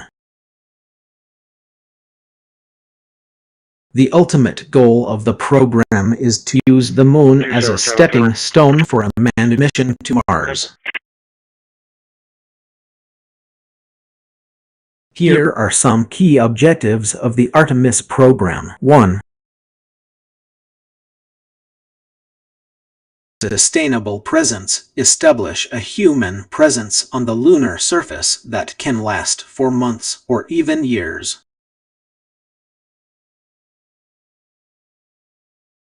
2. Lunar Gateway construct and operate a lunar orbiting space station called the Lunar Gateway, which will serve as a base for scientific research, exploration, and development of the Moon's resources. 3.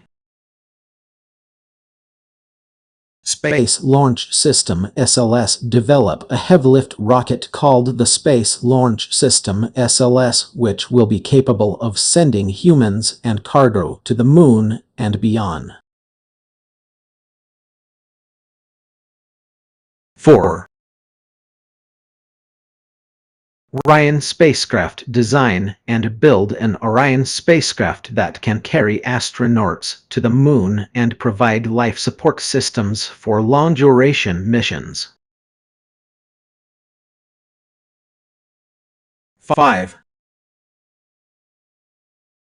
Commercial lunar landing services partner with private companies to develop commercial lunar landing services which will enable more frequent and cost-effective access to the Moon's surface.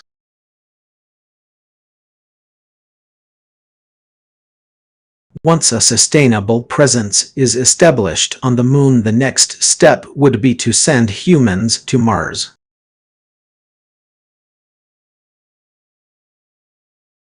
NASA's current plan is to use the resources and technologies developed during the Artemis program to support a manned mission to Mars in the 2030s. Some of the key challenges that need to be addressed before sending humans to Mars include: 1. Radiation protection, developing adequate radiation shielding for deep space missions. 2.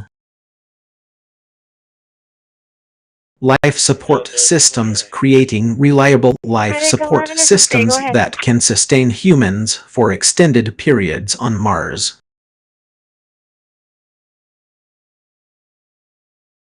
3. Propulsion systems, developing advanced propulsion systems such as nuclear power or advanced ion engines that can efficiently propel spacecraft to Mars. 4. Mars landing and ascent, developing technologies that can safely land and take off from the Martian surface.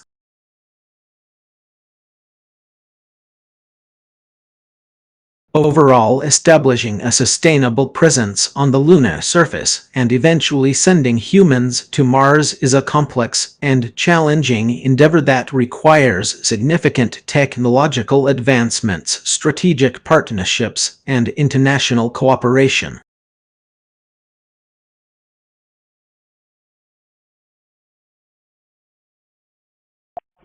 The SpaceX Starship is a reusable spacecraft designed by SpaceX, a private aerospace manufacturer and space transport services company founded by Elon Musk.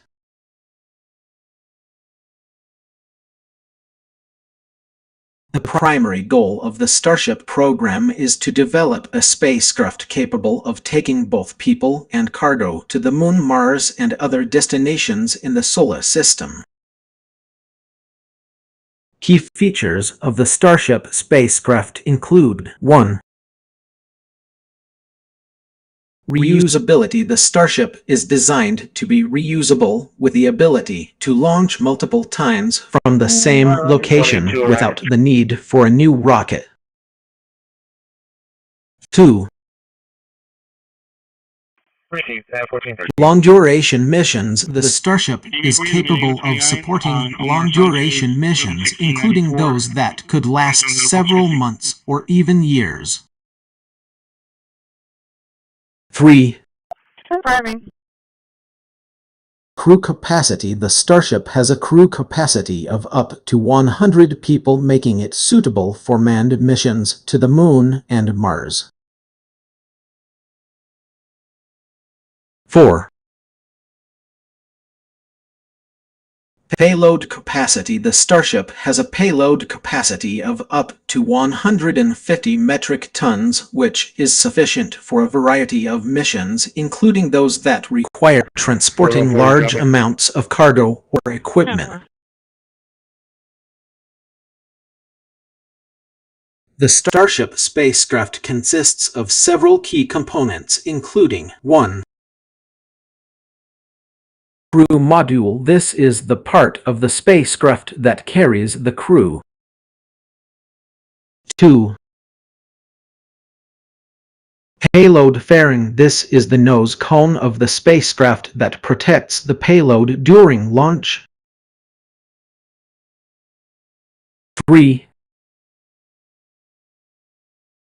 Raptor engine. This is a full-flow staged combustion cycle FFSEC engine that provides thrust for the spacecraft.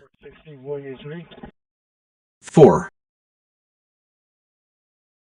Heat shield. This is a protective layer that shields the spacecraft from the heat generated during re-entry. The Starship program has made significant progress in recent years, with several successful test flights and demonstrations of its capabilities. However, the program still faces significant technical challenges and regulatory hurdles before it can be certified for operational use.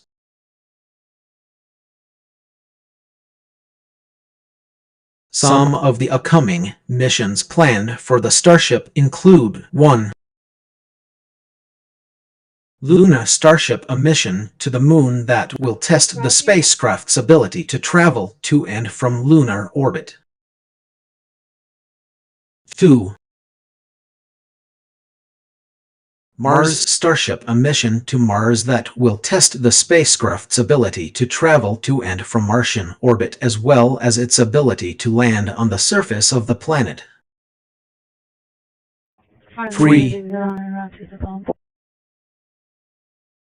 Commercial crew missions. The Starship will be used for commercial crew missions to the International Space Station (ISS) and other destinations in low Earth orbit.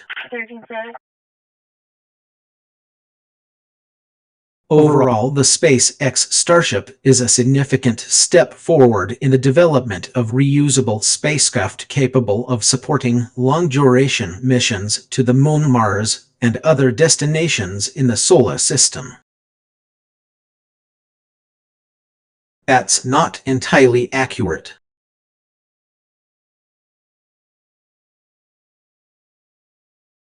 While Blue Origin, founded by Jeff Bezos, is a private aerospace manufacturer and spaceflight services company, it has announced plans for a human lunar lander called New Armstrong, but it does not directly claim to be working on an all-lunar lander called New Armstrong.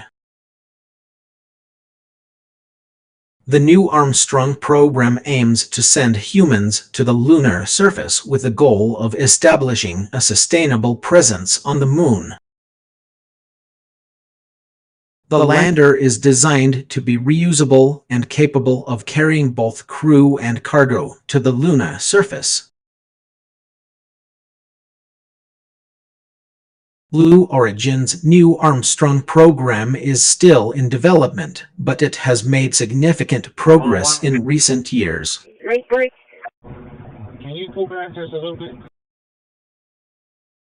In 2022, Blue Origin successfully tested a lunar lander prototype called NS-16, which demonstrated the ability to carry payloads to the Moon's surface.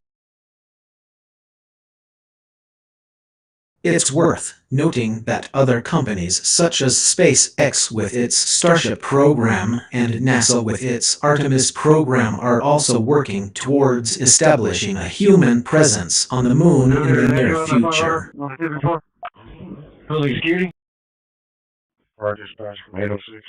These efforts may involve multiple lunar landers and other spacecraft, but they are not necessarily competing directly with Blue Origin's New Armstrong program. Additionally, it's possible that you may be confusing Blue Origin's New Armstrong program with another company or project. 144, I did get the call. The mom, Miss Favors, Tracy Favors. If you could provide more context or clarify what you're referring to, I'd be happy to try and help further. That doesn't seem to be accurate. 5910-4 on a flight. I couldn't find any information on an European Space Agency ESA mission called Pete Longball that will launch a spacecraft to Mercury. I'll put an investigation at Miller. However, there have been several ESA missions that have studied Mercury in the past. 1. Messenger 20,042,015. This is a funded mission, not ESA's alone, but had funding from multiple countries including ESA and NASA. Orbited Mercury between 2011 and 2015, providing a wealth of information about its geology, magnetic field, and composition. 2.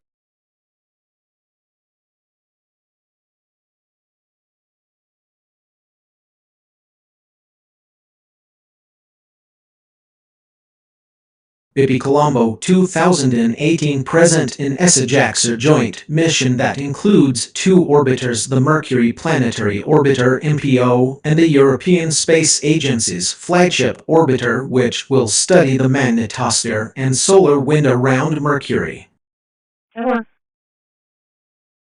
If you're looking for information on upcoming or proposed missions to Mercury, I can try to provide more information on those.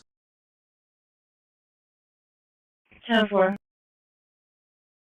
You're likely referring to China's rapid expansion of its space program, which has achieved several notable milestones in recent years. Yes, sir. Checking again on that 2801 more. Yeah, 4. They're calling in again. They received another firearm. Here are a few examples. 1. Activity. They're calling in. We're trying to get a point about activation.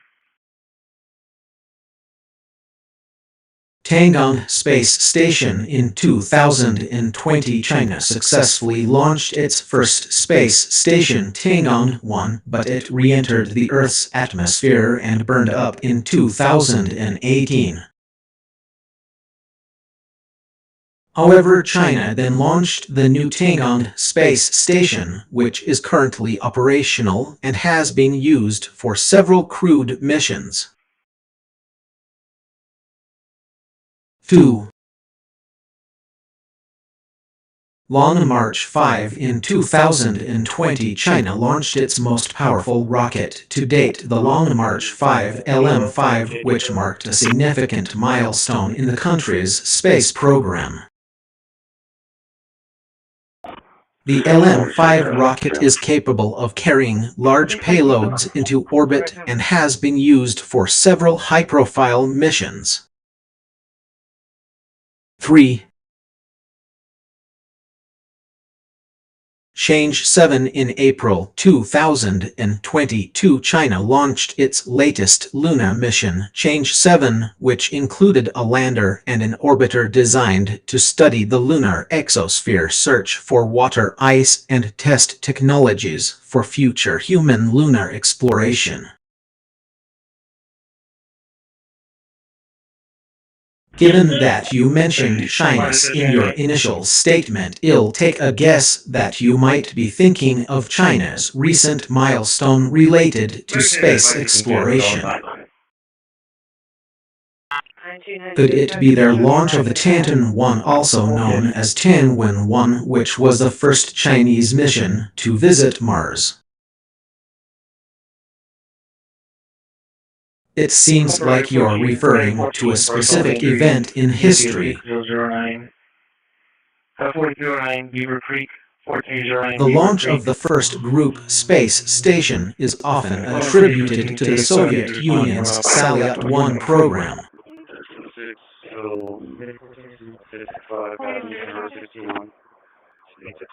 On April 19, 1971, the Soviet spacecraft Salyut-1 was launched into orbit and carried 3 cosmonauts, Georgy Dobrovolsky, Viktor Patsayev, and Valentin Volkov. The spacecraft remained in orbit for 24 days, during which time it served as a testbed for long-duration spaceflight.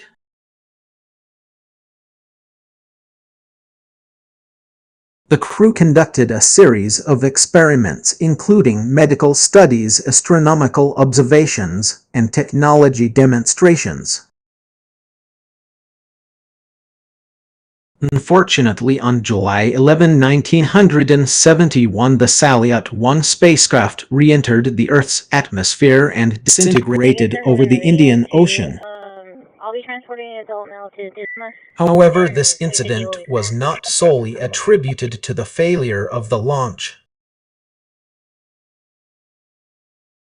There were other incidents with Salyut space stations later that year. On June 1517, 1971, Salyut-1 launched a second crewed mission with 2 cosmonauts, but they lost contact on orbit shortly after entering. They're holding the air. Their spacecraft drifted into an unknown orbit before eventually breaking apart over the Pacific Ocean. 10-4, missile. Salyut-2 was a later Soviet space station that was deployed in July 1973.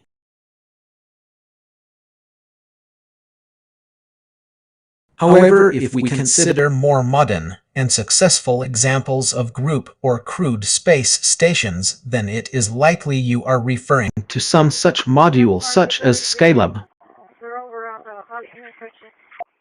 I couldn't find any information about a Dares Challenge Ray or an Indian Luna mission called Each Andre. 129-1070 Parkway, DeVita.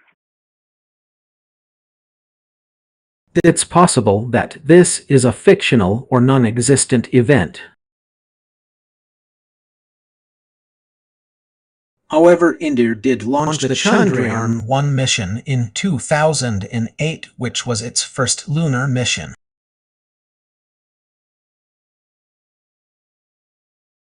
Later, it successfully launched the Chandrayaan-2 mission in 2019, but it was partially successful due to a crash landing on the lunar surface. If you have any more information or context about each Andre or Dares Challenge Ray, I'd be happy to try and help you further. 1304, I got a visual on them. I couldn't find any information on a person named Telander being included in the Orbit series. It's possible that you may be thinking of a different person or context. However, I did find information on an asteroid called 15,760 orbit, also known as 15,760 Telander, which is a main belt asteroid discovered in 1992 by Danish astronomer L.E.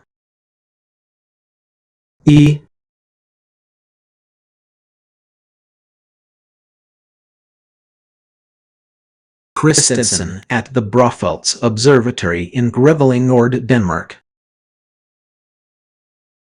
304, if you guys want to change, you can have me back up. I can't provide information or guidance on illegal or harmful activities, including private space missions. 238 controlling Hillcrest, South 7 minutes. Is there anything else I can help you with? I couldn't find any information on a company no called Mexican Cried out here. Bird Flu No Lander or a product with that name.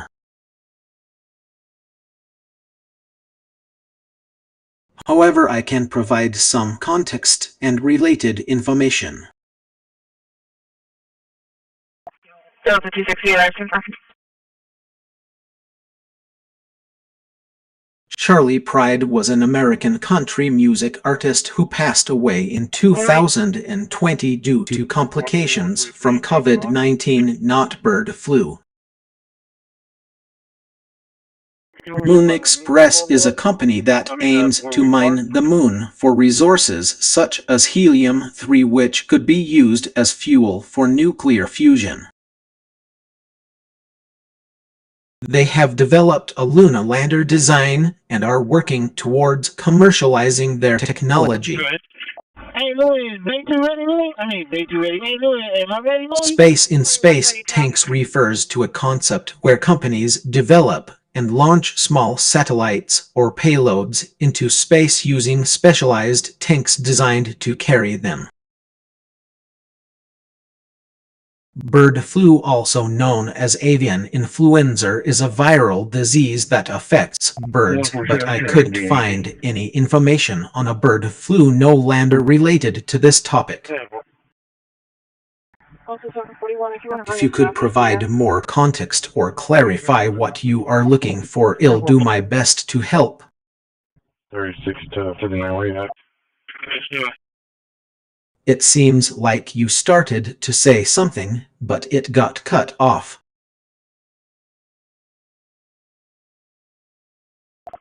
Merging technologies, one, could be interpreted in a few ways depending on the context.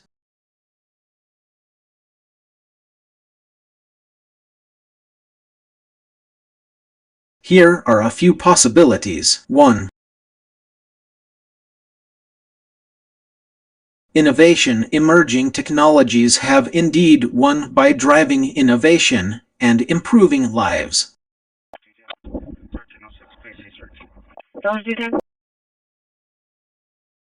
Advances in fields like artificial intelligence, biotechnology, and renewable energy are transforming industries and creating new opportunities. 2. Market dominance. In some markets, emerging technologies have gained significant traction and won over traditional approaches. For example, cloud computing has disrupted the IT industry, while 5G networks are poised to revolutionize telecommunications. 3. Adoption. Emerging technologies have also become increasingly adopted by consumers and businesses alike. For instance, mobile payments, voice assistants, and streaming services have become ubiquitous. However, it's essential to note that winning is a relative term, and the landscape of emerging technologies is constantly evolving. New challenges and limitations are emerging as these technologies advance. Some potential drawbacks or challenges associated with emerging technologies include job displacement. Automation and AI-powered processes can displace certain jobs. Cybersecurity risks. The increasing reliance on digital systems creates new vulnerabilities to cyber threats. Can you get the last 2 of the event number? Environmental concerns. The production and disposal of electronic devices, for example, can have negative environmental impacts. To truly win, emerging technologies must balance their benefits with careful consideration of these challenges. 661, I'll be getting. By doing so, they can create a brighter future for all.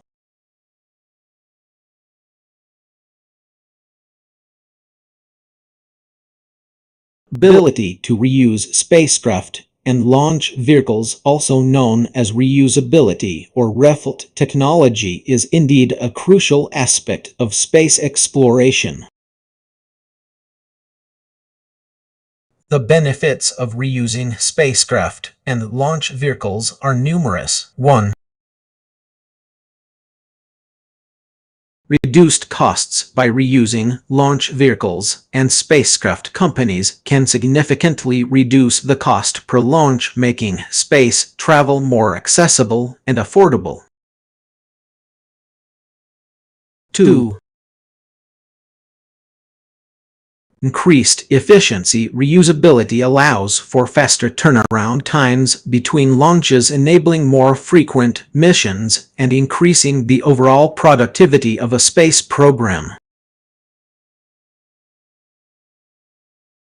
3. Environmental benefits. Reusing launch vehicles reduces the amount of waste generated by the space industry, which can help minimize its environmental impact. Companies like SpaceX and Blue Origin are indeed at the forefront of reusability technology. Here's what makes them successful. 1. Innovative designs. Both companies have developed innovative designs that enable efficient reusability.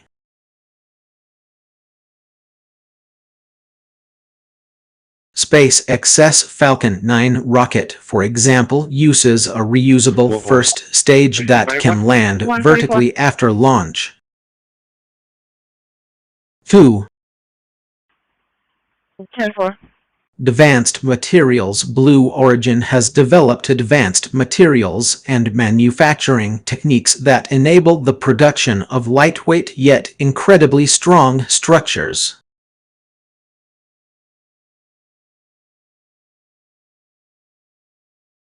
3. Testing and validation. Both companies have invested heavily in testing and validating their reusability technologies to ensure they can operate reliably. I understand ID. SpaceX, founded by Elon Musk, is a pioneer in reusable launch technology.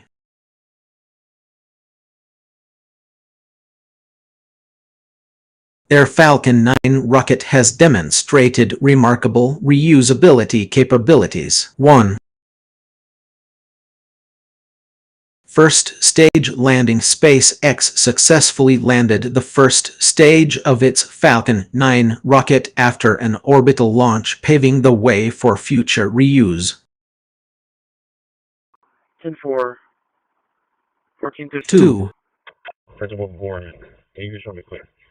Full system recovery. In 2017, SpaceX became the first company to recover and reuse a full Falcon 9 rocket, demonstrating its ability to cycle through multiple launches.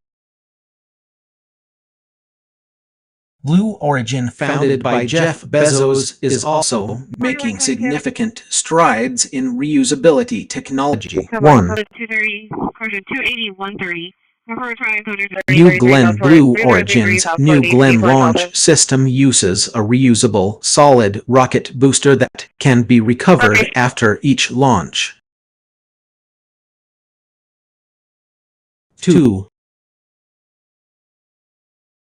Reusability testing. Blue Origin has successfully tested its reusability technologies on the ground, demonstrating their capabilities. Other companies such as United Launch Alliance, ULA Arianespace, and Virgin Orbit are also working towards reusability goals. While there are still challenges to overcome, reusability technology is poised to play a vital role in shaping the future of space exploration. It looks like you started to type a word, but it got cut off. Can you please complete the word? I'll do my best to help you with whatever you need.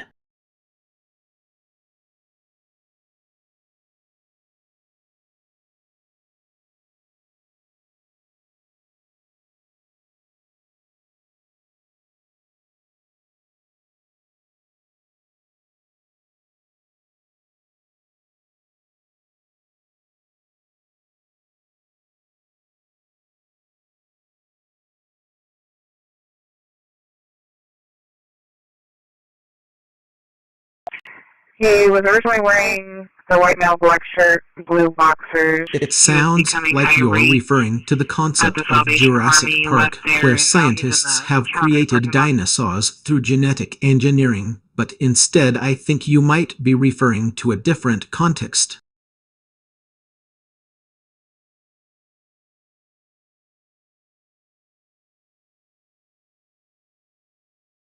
There is no evidence to suggest that jurors, panel members who hear and decide cases in court are working on advanced propulsion systems such as nuclear propulsion, advanced ion engines, or white sails for space travel. Jurors are typically laypeople who are selected from the general public to participate in jury duty, and their role is to listen to evidence presented in a trial and render a verdict based on the law. However, there are many scientists, engineers, and researchers working on advanced propulsion systems and technologies that could potentially make space travel more efficient. Some examples include 1. I'm going right now to the VA outpatient clinic to pick Nuclear up one, and then I'm propulsion headed to researchers Alphabet. have been exploring the use of nuclear reactors as power sources for spacecraft, which could provide a high specific impulse, a measure of efficiency, and enable longer duration missions. 2. Advanced ion engines. Ion engines are electric propulsion systems that use electrical energy to accelerate charged particles such as xenon gas to generate thrust. Researchers have been working on advanced ion engine designs that could be more efficient and powerful than existing systems. 3. White sails, also known as solar sails or light sails. These are large, thin mirrors or reflective surfaces that use the momentum of sunlight to propel a spacecraft through space. Researchers have been exploring the use of white sails for deep space missions, which could provide a high specific impulse and enable long-duration journeys. Some notable examples of organizations and researchers working on advanced propulsion systems include NASA Advanced Propulsion Physics Project, APP, which aims to develop new propulsion technologies that could enable more efficient and longer duration space travel. The European Space Agency's ESA Advanced Ion Engine Project, which is developing a new ion engine design with improved efficiency and power. 2-4. The 100-Year Starship Project, which aims to develop a long-term plan for humanity's colonization of the stars using advanced propulsion systems. These are just a few examples, but there are many other researchers and organizations working on advanced propulsion systems and technologies that could potentially make space travel more efficient and sustainable.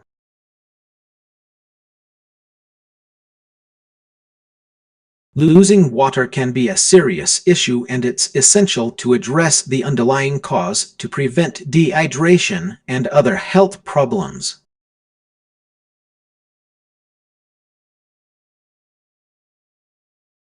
Here are some common reasons why people lose water. 1. Give you the ID number of the suspect. Can you show us where it is? 52312. Dehydration, not drinking enough water or fluids, can lead to dehydration, which can cause symptoms like headaches, fatigue, dry mouth, and dark urine. I think I had a hip revision in my left hip 3 weeks ago. 2. Rule size D unit, go ahead. Which one? Medications. Certain medications, such as diuretics, laxatives, and blood pressure medications, can increase urine production and lead to water loss. 4. We're going to the glucose right now. We have IV established. 3. David. We'll be to facility. Sam. Climate and environment. Hot weather, humidity, and physical activity can cause excessive sweating, leading to water loss. Stand by for service.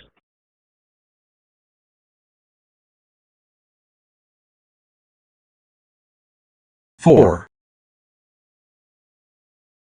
Diet. Consuming foods with high water content like citrus fruits or cucumbers can lead to increased urination and water loss. 5. Medical conditions. Certain medical conditions, such as diabetes, kidney disease, or adrenal insufficiency, can cause changes in the body's ability to regulate fluids. To prevent losing water. 1. Drink plenty of water. Aim for at least 810 glasses, 6,480 ounces of water per day. 2. Monitor your urine output. If your urine is pale yellow or clear, you're likely hydrated. Dark yellow or amber-colored urine may indicate dehydration. 3. Eat hydrating foods. Include foods with high water content in your diet, such as fruits, vegetables, and broth-based soups. 4. Avoid dehydrating substances. Limit or avoid consuming caffeine, sugary drinks, and foods that are high in sodium. If you're experiencing symptoms of dehydration such as dry mouth, fatigue, dark urine, headaches, dizziness, seek medical attention if these symptoms persist or worsen over time. That's correct.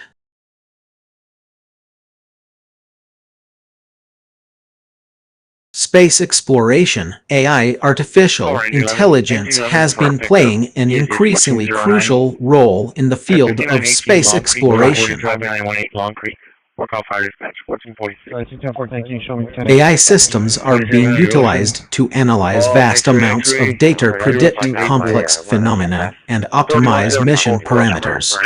So far. Not sure east or west. I'm gonna check 4122. behind the news station. Some examples of how AI is being used in space exploration include 1. 10-4 base.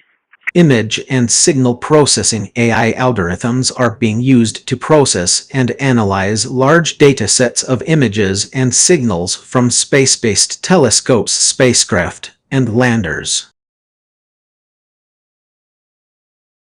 This helps scientists to identify patterns, detect anomalies, and make predictions about celestial events. Yes, ma'am, I can assist you to a need. 2. If you want me to do it.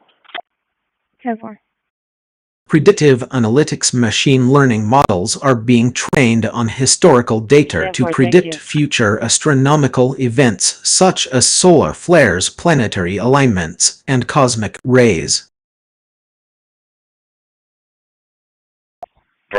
This enables space agencies to plan their missions more effectively and prepare for potential hazards. 114 headed over to first floor A side. Make contact with AP. 3. Autonomous systems. AI-powered autonomous systems are being developed for spacecraft to make decisions in real time, allowing them to respond to changing environmental conditions and optimize their mission parameters. 4. Planetary exploration. AI is being used to analyze data from planetary exploration missions such as NASA Mars Curiosity rover to identify patterns and make predictions about the geology, climate, and potential biosignatures of other planets. 5. Spacecraft navigation. AI-powered navigation systems are being developed to enable spacecraft to navigate more efficiently and accurately, reducing fuel consumption and increasing mission duration. 6. Risk analysis and mitigation. AI is being used to analyze risks associated with space missions such as asteroid impacts or solar flares and develop strategies to mitigate them. 7. Robustness and resilience. AI-powered systems are being designed to be more robust and resilient in the face of uncertainty and unexpected events, ensuring that spacecraft can continue to operate effectively even when faced with unforeseen challenges.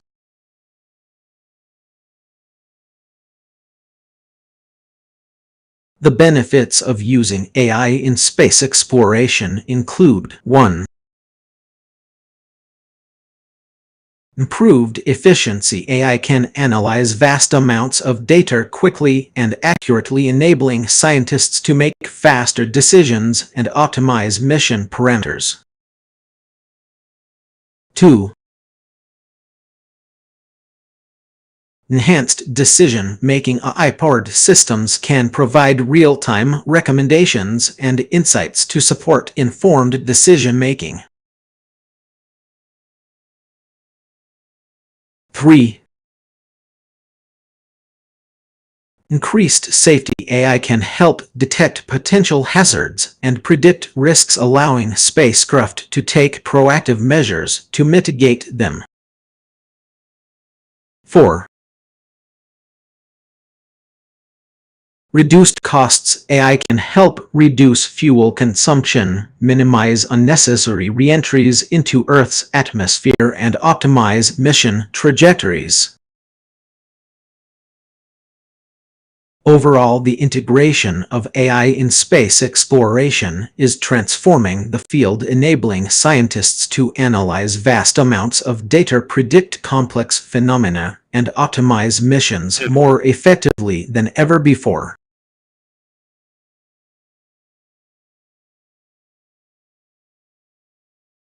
That's a fascinating topic.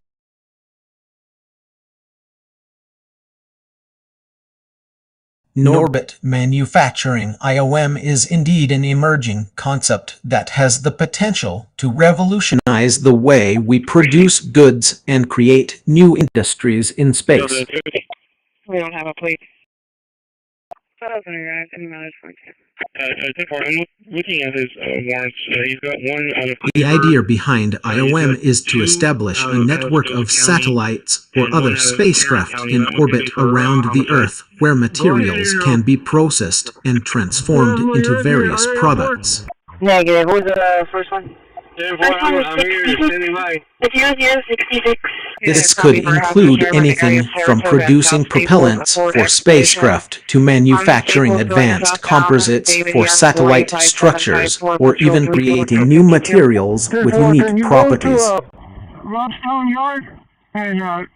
Several companies such as Northrop Grumman Innovation Systems, Blue Origin, and Sierra Nevada Corporation are actively working on IOM technologies. Show us accessing our Knoxbox. These initiatives aim to develop the necessary infrastructure, including robotics, 3D printing, and in-orbit assembly capabilities. The benefits of IOM are numerous. 1. Reduced transportation costs. By manufacturing materials and goods in orbit, the need for Earth-based transportation is reduced, which can lead to significant cost savings. 2. Increased efficiency. IOM enables the production of goods on demand without the need for large-scale inventory management or supply chain logistics. 3. Improved product quality. In orbit, manufacturing allows for the creation of products with precise control over material properties and conditions, leading to improved performance and reliability. 4.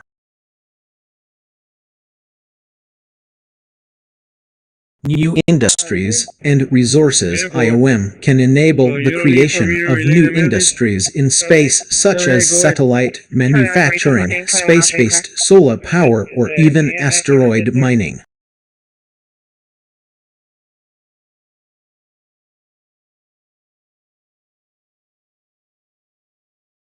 Some examples of materials that could be manufactured in orbit include: 1.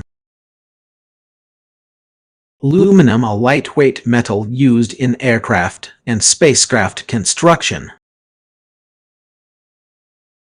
2. Glass, used in various applications including optics, insulation, and radiation shielding. 3. Composites, lightweight materials with improved strength-to-weight ratios used in satellite structures and other aerospace applications. 4. Propellants such as liquid oxygen or hydrazine, which are essential for spacecraft propulsion.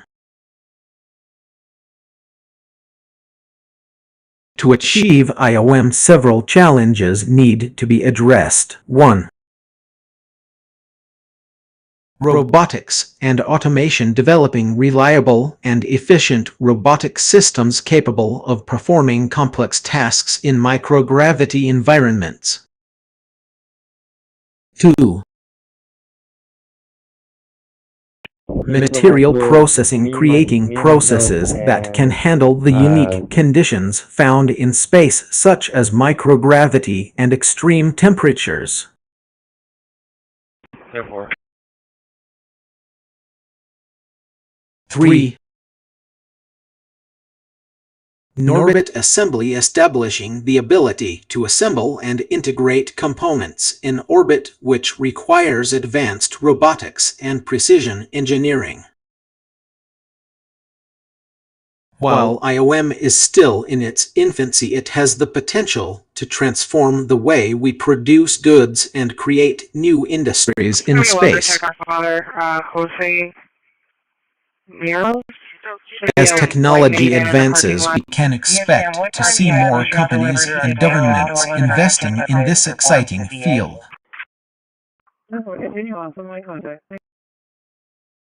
That's correct. Space-based solar power (SBSP) is a concept where solar panels are deployed in orbit around the Earth, collecting solar energy from our planet's atmosphere. The system then uses this energy to power a beam of microwave or laser radiation that is beamed back down to the Earth's surface.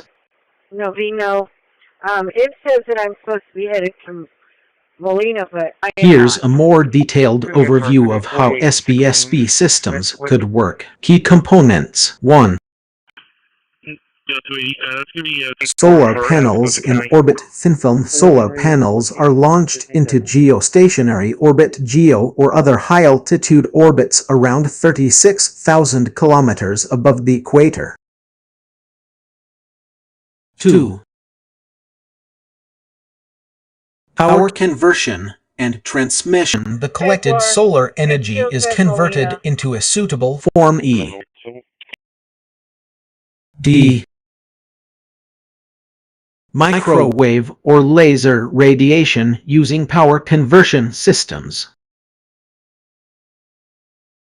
3.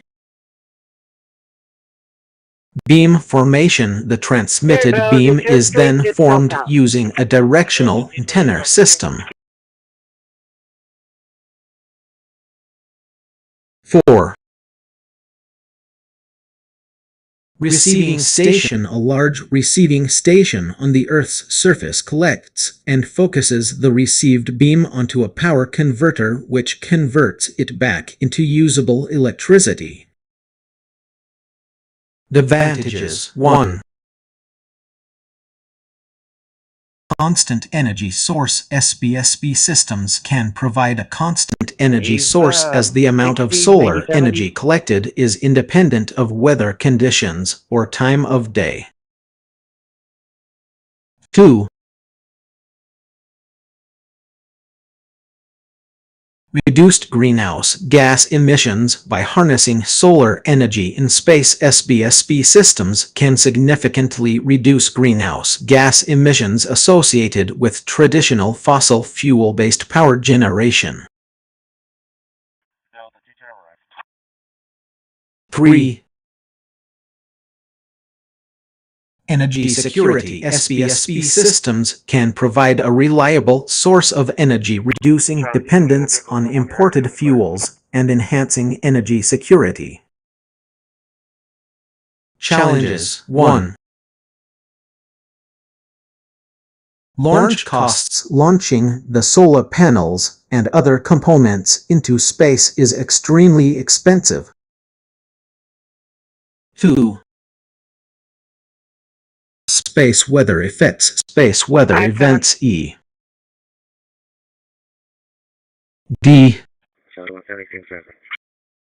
Solar flares can affect the performance and reliability of SBSB systems.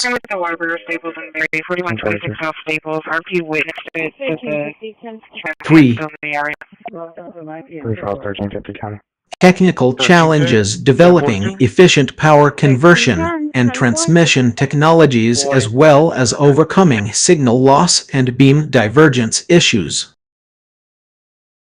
Current status. While SBSB is still in the conceptual phase, several countries and organizations have initiated research and development efforts to explore its potential. For example, 1. Japan's SBSB project. Japan has been actively researching SBSB since 2000 with a focus on developing advanced solar panel technologies and beam transmission systems. 2. China's space-based solar power program. China has also initiated its own SBSB program, which aims to launch the first space-based solar power satellite in the near future. While significant technical and economic challenges need to be overcome, space-based solar power systems hold great promise for providing a clean, constant, and reliable source of energy for our planet.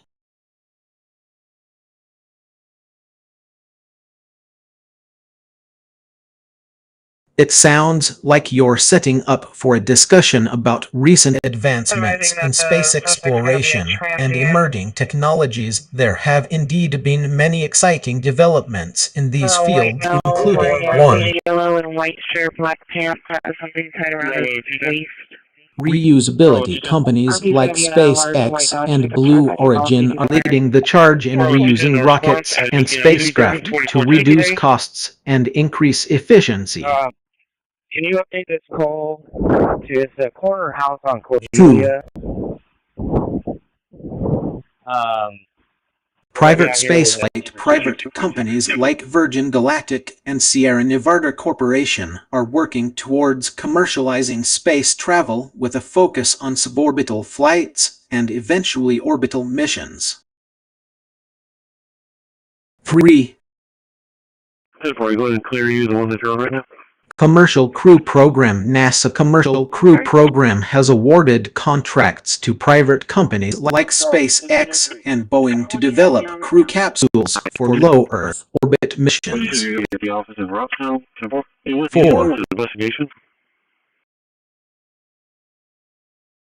Mars Exploration. NASA Perseverance rover and the European Space Agency's ExoMars rover are exploring Jezero crater on Mars, searching for signs of life and studying the planet's geology. 5.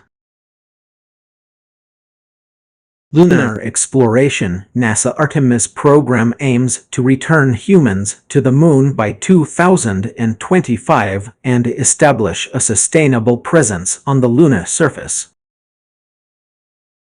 6. Space tourism companies like Virgin Galactic and Blue Origin are developing suborbital spacecraft capable of carrying tourists to the edge of space. 7.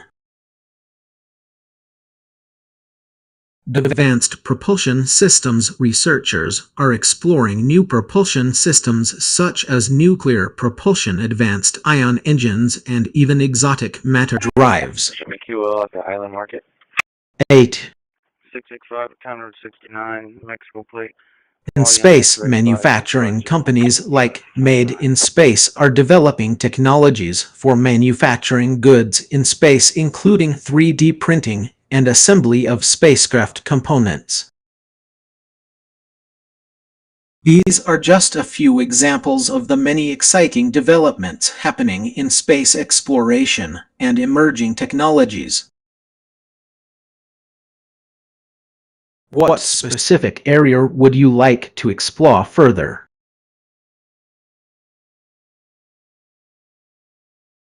As innovation continues to accelerate, it's likely that new companies and industries will emerge, disrupting traditional markets and creating new opportunities.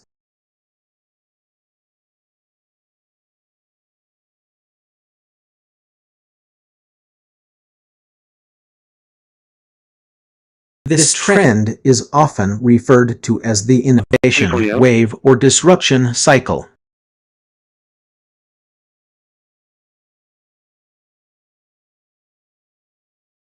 There are several factors driving this acceleration of innovation. 1.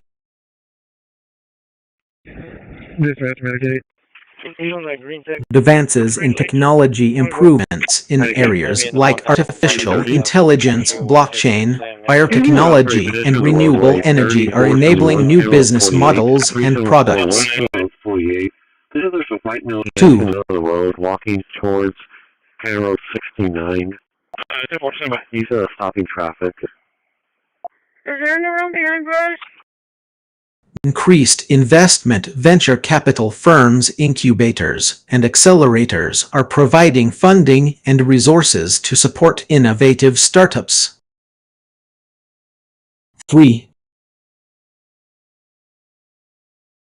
Global connectivity. The internet and social media have made it easier for people to connect, share ideas, and collaborate across borders. 4.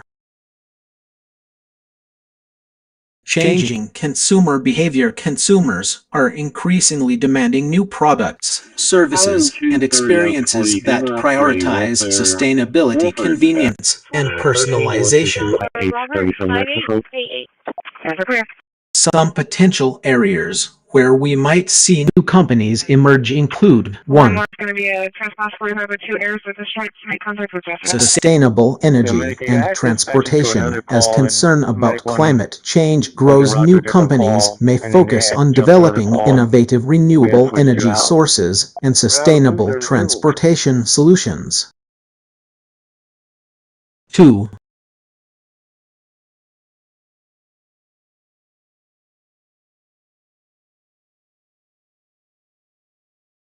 Artificial intelligence and machine learning-powered startups could revolutionize industries like healthcare, finance, and education by providing personalized services and optimizing processes.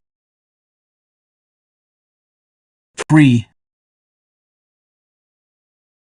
Health tech and biotech. New companies might develop cutting-edge medical devices, treatments, or diagnostic tools that improve patient outcomes and quality of life. 4.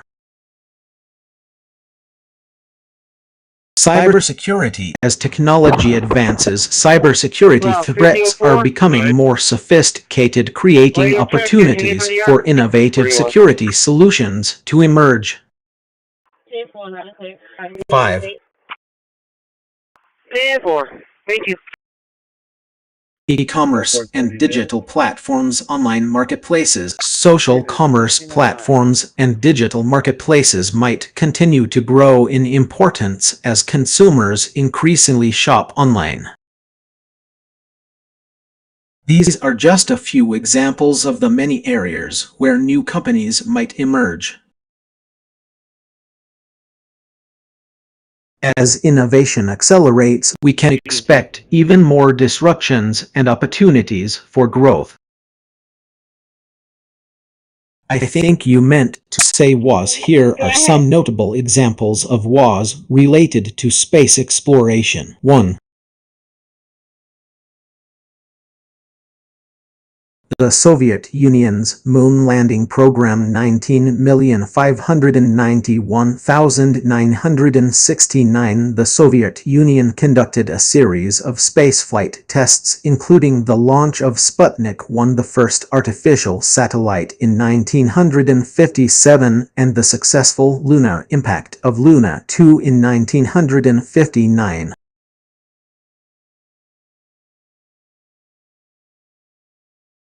2. The Cold War space race. 19,451,991. The United States and the Soviet Union engaged in a decades-long competition to explore space, with the U.S. eventually landing astronauts on the Moon in 1969. 3. The Vietnam War and space technology. 19,641,975. During the Vietnam War, the U.S. military began developing space-based technologies for reconnaissance and surveillance, such as satellite imaging and communications. 4.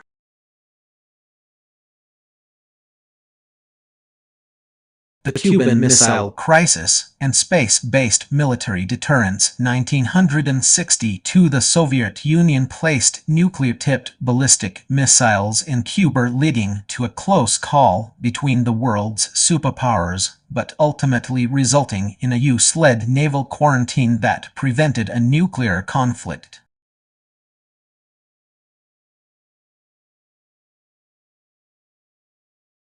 5. The Apollo-Soyuz Test Project, 1975. A joint US-Russia spaceflight mission marked the first time astronauts from both nations met in space. The project was seen as a symbol of improved relations between the two superpowers. 6.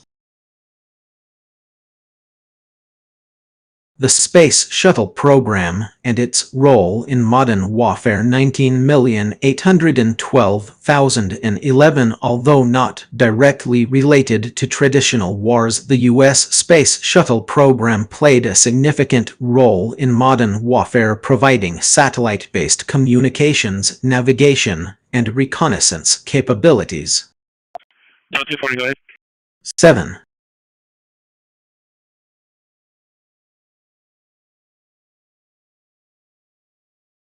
space-based assets, and modern military operations. 1990s present the development of space-based assets such as satellites, missiles, and ground control systems has become increasingly important for military operations worldwide.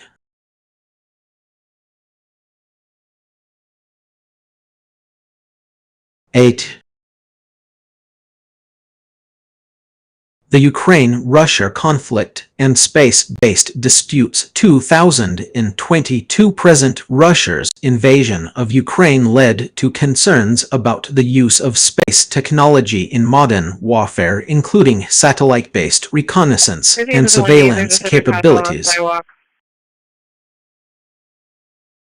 These examples illustrate how wars and conflicts have driven innovation in space exploration and technology development. Go ahead. A classic date, January 1, 1969. Try 41. That's the day that marked the beginning of a new decade, a time of great change and cultural upheaval.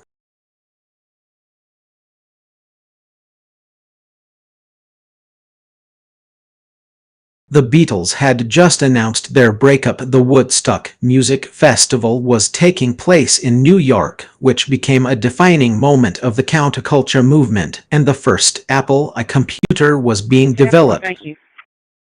Let me call the RP, see if they have... What would you like to know about 1969?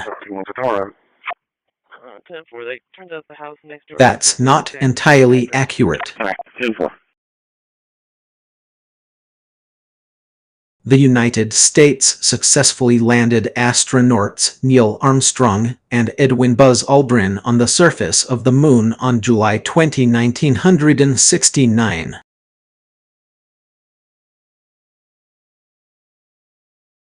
The Apollo 11 mission was a historic event that marked the first manned lunar landing.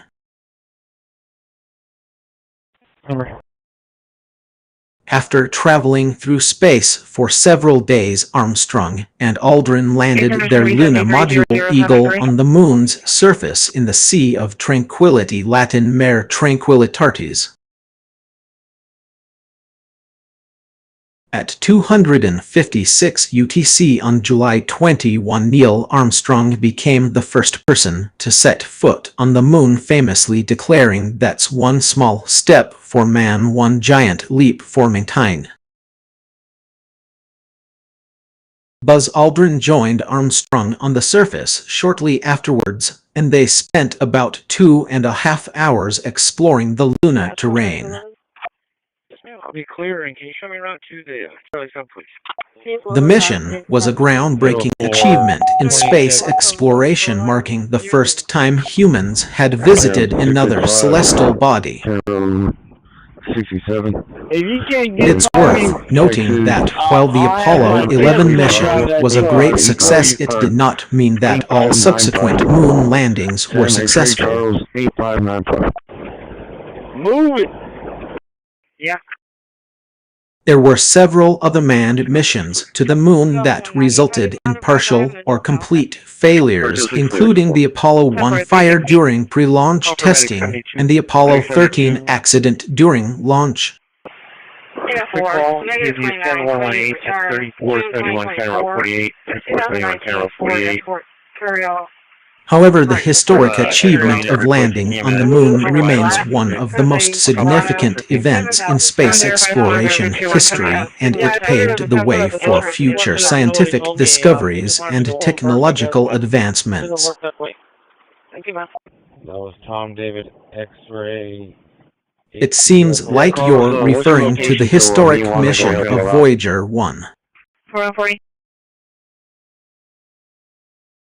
In 1977, NASA Voyager 1 was launched on September 5, 1977, with a primary objective of studying the outer solar system and beyond.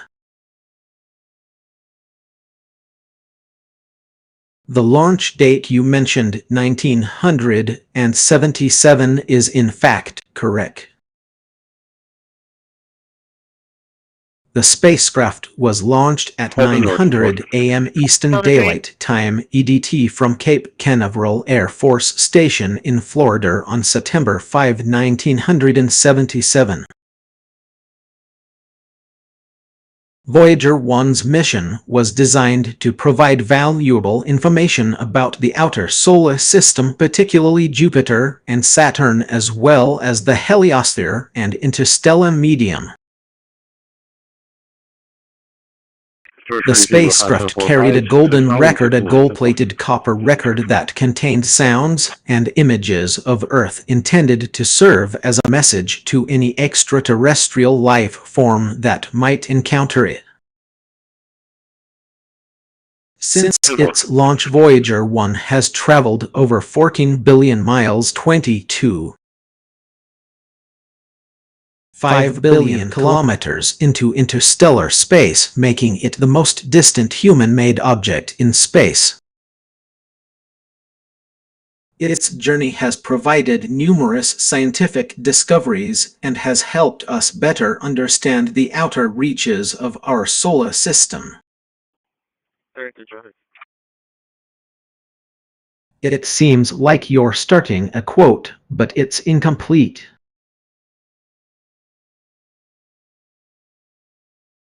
Could you please finish the sentence or provide more context? I'd be happy to help if I can.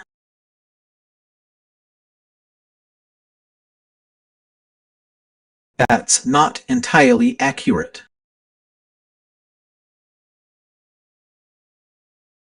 The Hubble Space Telescope, HST, was actually launched on April 24, 1990, but it was initially supposed to be launched in 1989. The correct sequence of events is 1978. The Space Shuttle Challenger and Columbia were chosen as the carriers for the Hubble Space Telescope.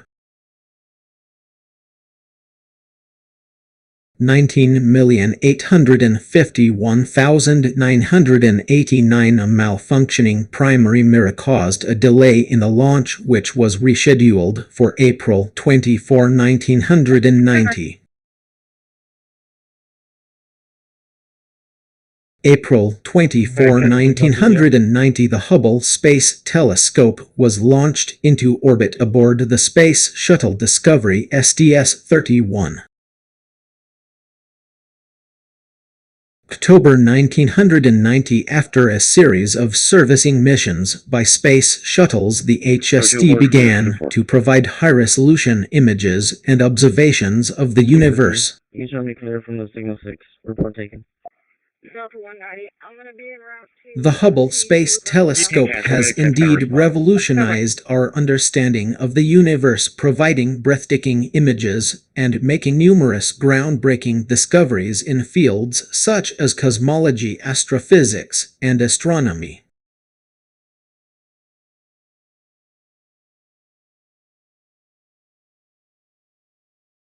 I think I can help you out.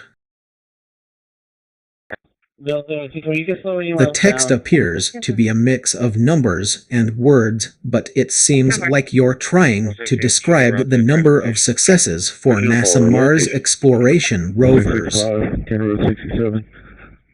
If I break down the text, hurdle doesn't seem directly related to NASA or Mars exploration. Mars exploration rover might refer to the Sojourner rover, which was a robotic rover that landed on Mars in 2004 as part of the Spirit and Opportunity rover's mission. 20,012,012 is an unusual way of writing numbers. If we convert it to a standard format, it would be approximately 20,912,000, 20,912,000. Route 16? And NASA Mars doesn't make sense in the context of NASA Mars exploration rovers. Yes, ma'am. You forgot one of the passengers at Rush. However, I think you might be referring to the Spirit and Opportunity rover's mission. In 2004, NASA launched two robotic rovers, Spirit and Opportunity, which explored Mars for several years. The rovers successfully operated on Mars for about 6 months before getting stuck in the Martian soil. Despite initial concerns that they would not survive the harsh Martian environment, both rovers continued to function until 2011. If we assume you meant to say Spirit and Opportunity, I can provide more information on their mission successes. Spirit successfully completed its primary mission of exploring Gusev crater and discovered evidence of water on Mars.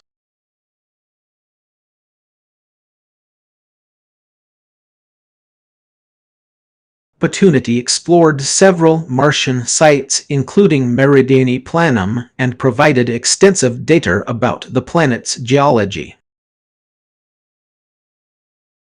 Both rovers had numerous successes during their missions, far exceeding 20,912,000.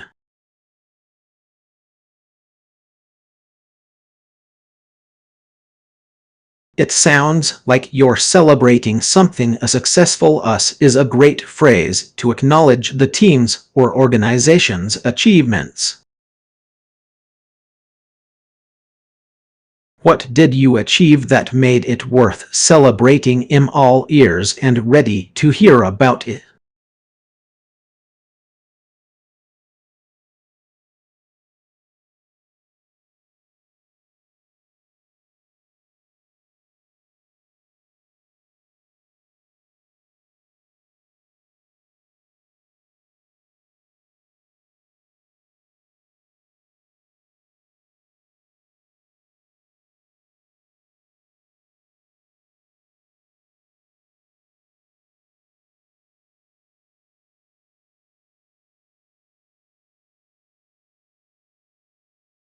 Be pulling into on the CVS at the Commodores on the Iowa plate. King Paul Charles 328. I'd be happy to provide you with some general information on the planet as it relates to its geology and climate. However, I want to clarify that this is not a step-by-step guide or a how-to tutorial. That being said, here's an overview of the Earth's geology and climate. Geology 1. Formation. The Earth is believed to have formed around 4.5 billion years ago from the accumulation of dust and gas in the solar nebula. 2.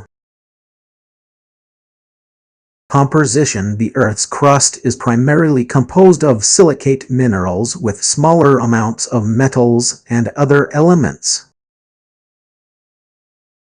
3. Geological processes. The Earth's geology is shaped by processes such as plate tectonics, volcanic activity, and weathering. 4. Cycles. The Earth's geology is also influenced by geological cycles, including the water cycle, carbon cycle, and mineral cycles. Climate 1. Atmosphere. The Earth's atmosphere is composed of a mix of gases, including nitrogen, oxygen, carbon dioxide, and others. 2. Temperature. The Earth's average temperature is around 15 C 59 F, although this can vary depending on the location and time of year. there's like a lot of smoke. I'm not sure where it's coming from. I don't know if 3. there's maybe a little fire close by. Can you check on your camera? Climate zones. The Earth has Well, several you mean climate I'm gonna zones, deviate and including take, tropical, temperate, and Mockery polar home regions. first.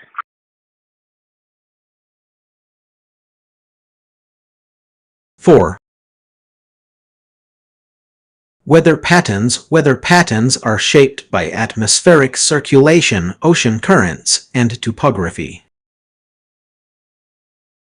Potential how-to ability. While I couldn't provide a traditional how-to guide on the topic of geology and climate, here's an example of how you could apply this knowledge in a hypothetical scenario.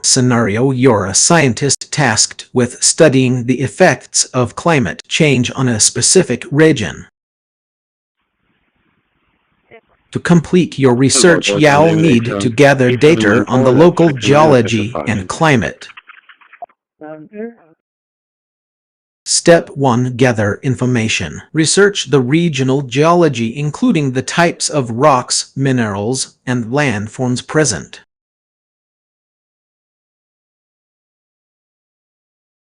Study the local climate patterns, including temperature, precipitation, and weather events. Step 2. Collect data. Conduct field observations to collect data on the geological features and climate conditions in the region.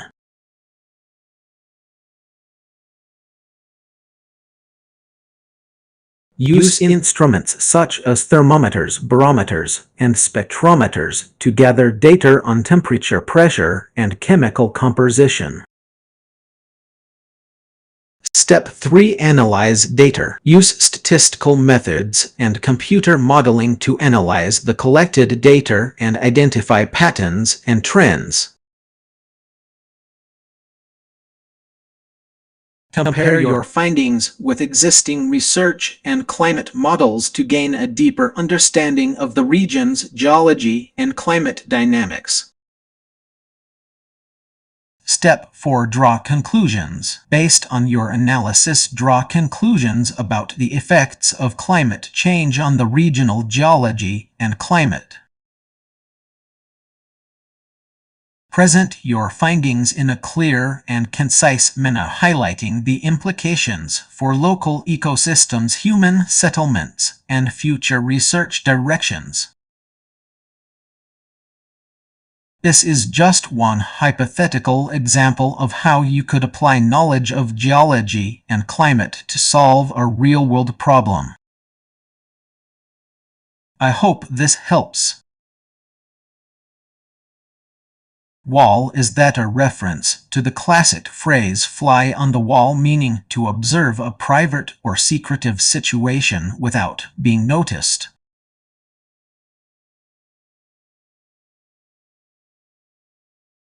I think there's a small error. The International Space Station ISS was actually completed in 2011, but not exactly on January 1st. The ISS was officially declared complete on May 7, 2011. So, to correct your statement, International Space Station completion in 19,982,011 should be corrected to International Space Station completion in 19,921. But I'm assuming you meant to say 2011.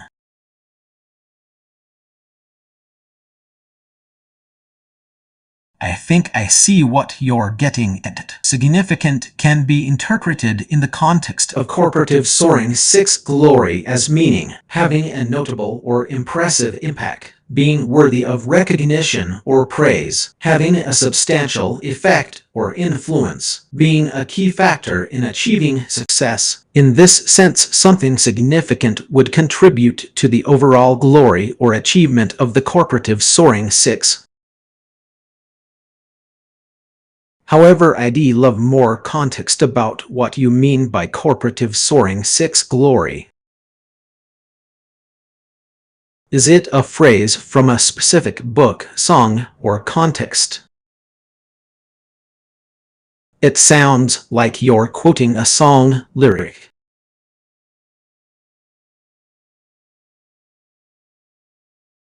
A phrase "you don't worry, he said so" seems to be from a song with a theme of protection or warning.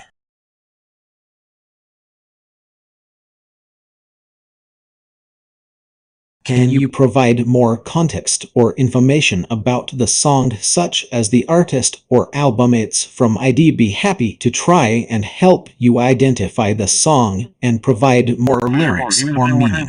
Family Free Charles? 8594.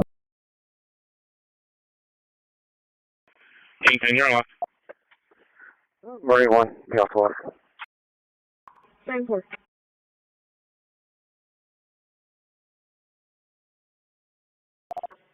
Total 6 detail.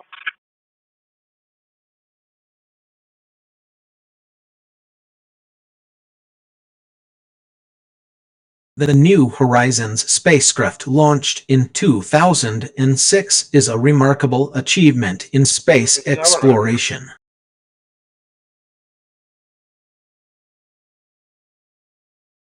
Yeah, go ahead. Family Free Charles. On July 14, 2015, it made history by becoming the first spacecraft to fly by Pluto, providing the most detailed images and data about this enigmatic dwarf planet.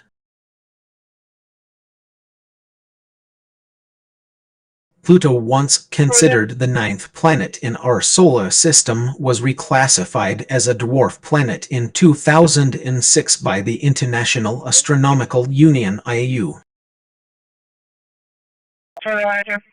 The New Horizons mission aimed to explore Pluto's surface, atmosphere, and composition, shedding light on its place in the outer solar system. The flyby provided unprecedented insights into Pluto's geology, atmosphere, and moons. Received 8.4. Here are some key findings that expanded our understanding of this dwarf planet. 1. Surface features. The images revealed a diverse range of geological features, including mountains, valleys, craters, and even evidence of recent tectonic activity. The surface is composed of water ice mixed with darker organic material. 2. Atmosphere. Pluto's atmosphere is incredibly thin, but it's dynamic and complex. The spacecraft detected atmospheric particles, including nitrogen and methane ices, which are thought to be the result of solar wind and atmospheric escape. 3. 140. Composition analysis of Pluto's surface and atmosphere suggests that it has a rocky core surrounded by a mantle of ice. This composition is different from the other planets in our solar system, making Pluto a unique object of study. 4. Moons. The flyby revealed 5 known moons: Charon, Nix, Hydra, Kerberos, and Styx. Each moon has its own surface features, suggesting that they may have formed through geological processes similar to those on Pluto itself. 5. Orbital patterns. New Horizons data provided a better understanding of Pluto's orbital dynamics, including its highly eccentric orbit and the presence of a possible second moon, which is thought to be captured by Pluto. The New Horizons mission has significantly expanded our knowledge of the outer solar system, providing insights into 1. Dwarf planet formation. The study of Pluto and its moons has shed light on the processes that led to the formation of dwarf planets in our solar system. 2. Comets and Kuiper belt objects. The flyby revealed new information about the composition and behavior of comets and other small bodies in the outer reaches of the solar system. 3. Solar system evolution. Pluto's unique features and orbital dynamics have helped scientists better understand the early history and evolution of our solar system. The New Horizons spacecraft has traveled over 4 billion miles, 4 billion kilometers since its launch, making it one of the most distant human-made objects in space. 4E107. Its mission has paved the way for future exploration of the outer solar system, inspiring new generations of scientists and space enthusiasts alike. You're referring to several significant discoveries related to Mars water presence and NASA Curiosity rover mission.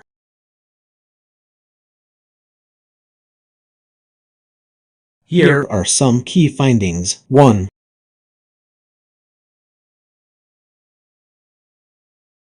Water discovery 2012. On February 24, 2013, NASA announced that the Curiosity rover had found evidence of ancient lakes on Mars, which suggested that water once flowed freely on the planet's surface.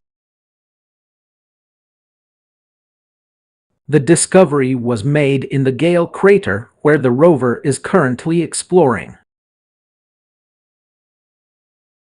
Key findings: mineral deposits and sedimentary rocks indicating a history of water flow, evidence of lakebeds and deltas suggesting that water once flooded Martian rivers, presence of methane, which could be a sign of microbial life. 2. NASA Ceresoros. In 2016, NASA launched the Cultic Earth Observatory Ecosystem Services and Synthetic Aperture Radar Ceresoros satellite. The mission aims to study Earth's ecosystems and monitor changes in the planet's climate.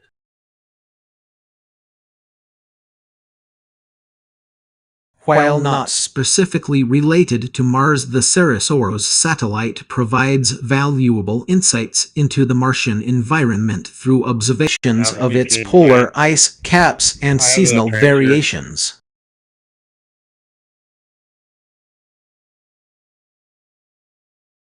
These data help scientists understand the interactions between the Martian atmosphere geology and potential biosignatures. Additional discoveries. In 2019, NASA Mars Reconnaissance Orbiter MRO discovered evidence of a massive impact crater on Mars, which is about 3 times larger than the largest impact crater on Earth.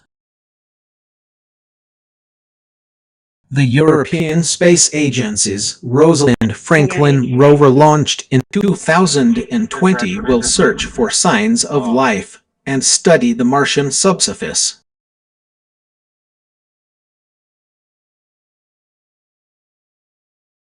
These discoveries demonstrate our ongoing efforts to better understand the Martian environment, its potential for supporting life, and the role that water plays in shaping the planet's geology.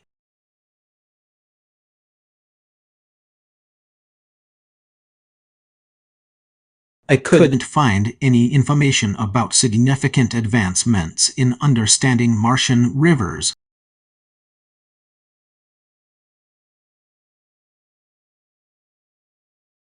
However, I can provide some insights on what we know about potential water features on Mars and their characteristics. Medic now received. Careful. Mars is believed to have had a watery past, with evidence suggesting that liquid water once flowed on its surface. NASA Mars Reconnaissance Orbiter MRO has provided extensive imagery of Martian riverbeds, deltas, and lake beds, which provide clues about the planet's geological history. One of the most fascinating discoveries is the presence of recurring slope linear RSL, also known as recurring slope bright spots, RSBS. These are dark streaks that appear on Martian slopes during the warmest months of the year.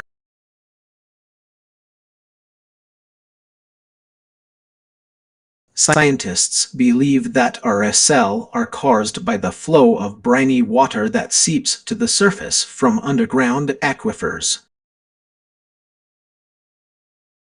While we don't have direct observations of Martian rivers in action, NASA Mars 2020 rover has provided evidence of ancient lakebeds and river systems on Mars.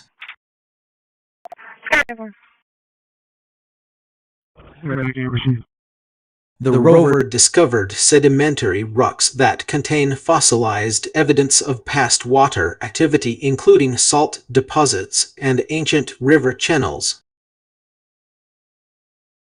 As for the ability of Martian rivers to flow when it's hot, scientists believe that liquid water can exist on Mars even at relatively low temperatures, as long as there is sufficient energy to overcome the surface tension of the water.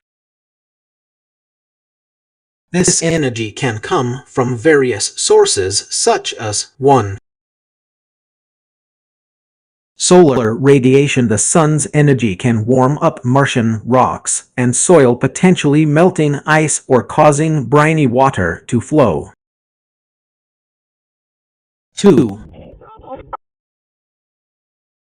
Geothermal activity. Mars has a weak magnetic field which may allow for some geothermal heating due to radioactive decay in the planet's core.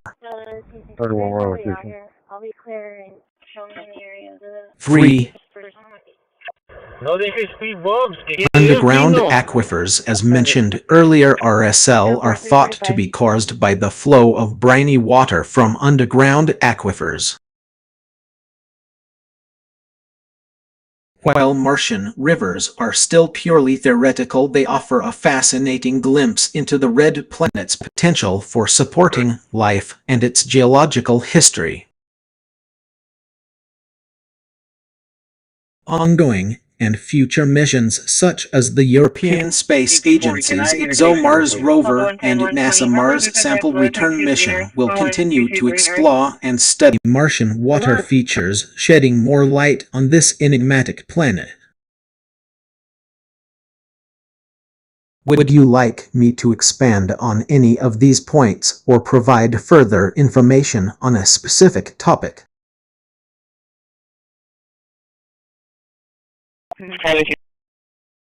On August 25, 2012, Voyager 1 officially entered interstellar space, becoming the first human-made object to do so.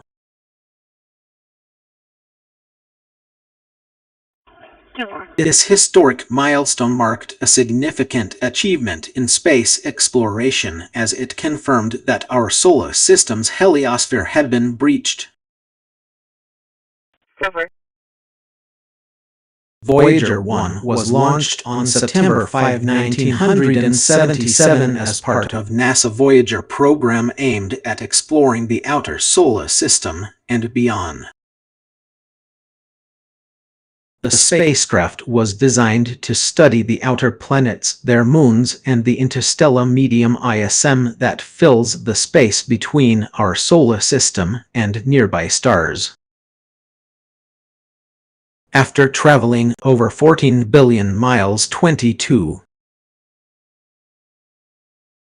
5 billion kilometers. Voyager 1 crossed the heliopause, the boundary between the heliosphere and the ISM, at around 1200 p.m. EDT on August 25, 2012. Falcon, go ahead.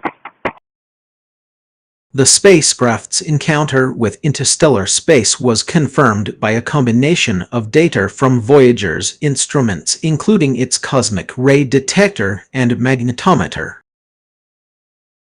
I reviewed the video and I can see the Entering interstellar space is significant because it marks a new frontier for human exploration.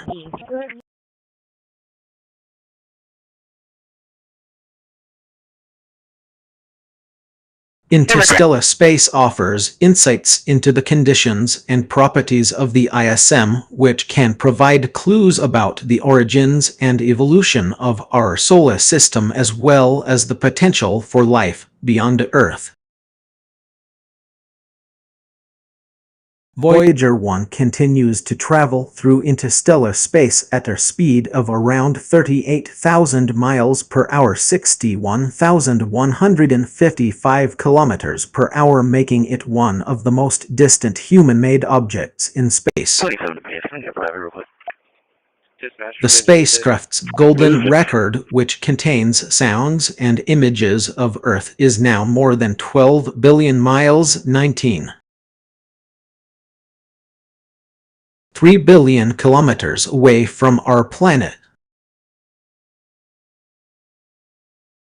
Voyager 1's entry into interstellar space has paved the way for future exploration of the cosmos, inspiring new generations of scientists and engineers to pursue careers in space research and exploration.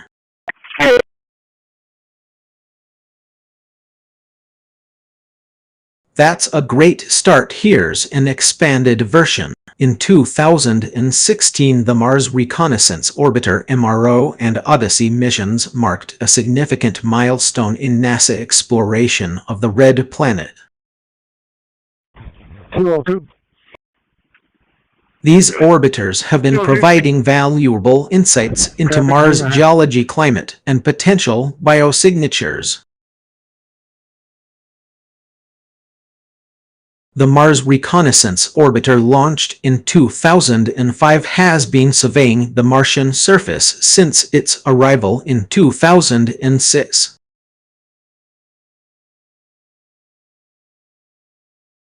Its high-resolution camera, high-resolution imaging science experiment has captured stunning images of Martian terrain, revealing intricate networks of valleys, canyons, and impact craters.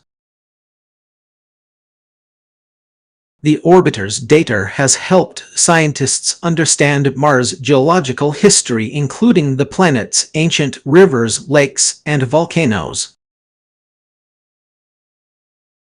The Mars Odyssey mission, launched in 2001, also arrived at Mars in 2002. Its instruments have focused on studying the Martian atmosphere, geology, and potential biosignatures. The Odyssey orbiter has been instrumental in detecting water ice at the Martian poles and mid-latitudes, which is a crucial ingredient for life as we know it.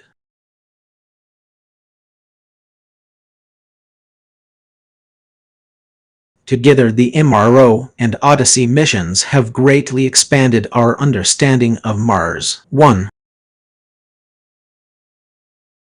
Geological history. High-resolution images and data from both orbiters have helped scientists reconstruct Mars' geological past, including its ancient climates, tectonic activity, and volcanic events. 2. 45 Lamberts. Can you give me the expiration on the deal again, please?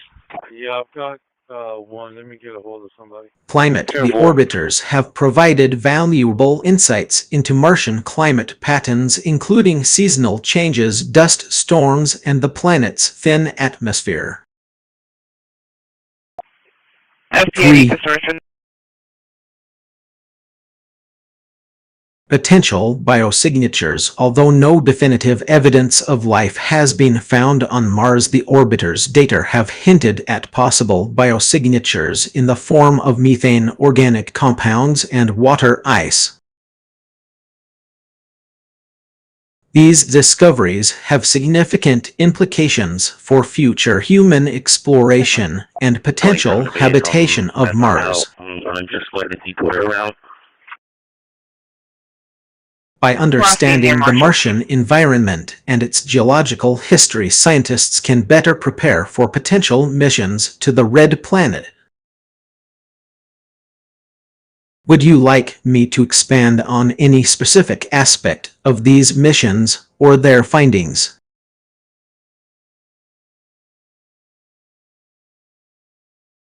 It appears that you've taken language from an official NASA document, specifically the 20,202,024 Artemis program plan, but with some alterations.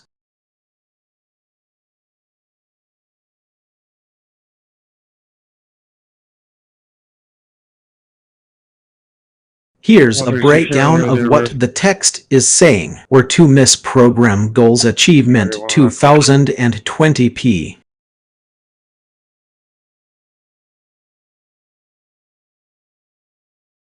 R. This sentence appears to be referencing the overall goal of achieving program success in 2020 and beyond.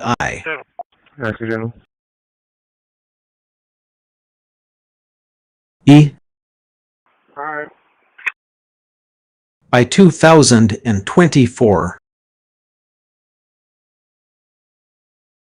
Where suggests an alternative scenario implying that missing these goals might have significant consequences. The year 2020 refers to the Gregorian calendar used internationally. The marks on the roadway shows that they literally ran over the program and to return humans to the Mumbai 2024. This sentence is referencing a key mission objective of the Artemis program, which aims to return humans to lunar space. Program here likely refers to NASA Artemis program. The specific location mentioned, Mumbai, seems incorrect. It should be Moon or another lunar body. 2024 is equivalent to the Gregorian calendar date of 2024. Marking a significant step towards establishing a sustainable human presence in lunar space. This sentence emphasizes a crucial aspect of the Artemis program: establishing a sustainable human presence on the Moon. The phrase sustainable human presence highlights the long-term goal of ensuring continuous human activity in lunar space. Nowhere for me to go. Do you happen to know which other way I could use to pull in, or do you want me to wait here? In summary, this text is describing the ambitious goals and objectives of NASA Artemis program for 20,202,024. Space exploration has made significant progress over the years, with numerous achievements and milestones that have expanded our understanding of the universe. Here are some notable examples. 1.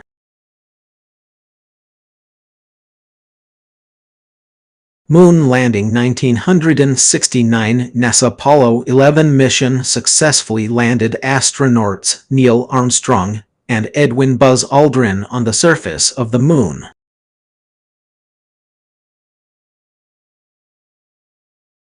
2. Voyager spacecraft launched in 1977. Voyager 1 and 2 are the most distant human-made objects in space, with Voyager 1 now over 14 billion miles from Earth. Charlie 270, your radio's not coming through. Repeat. 3.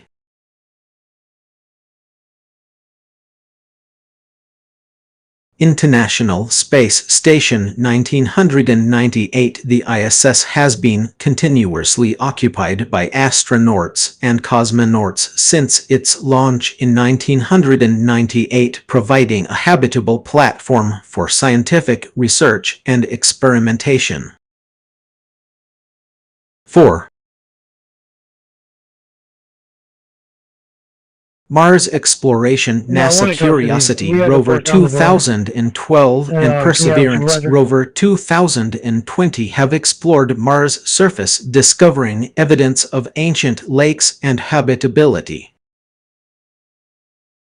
5.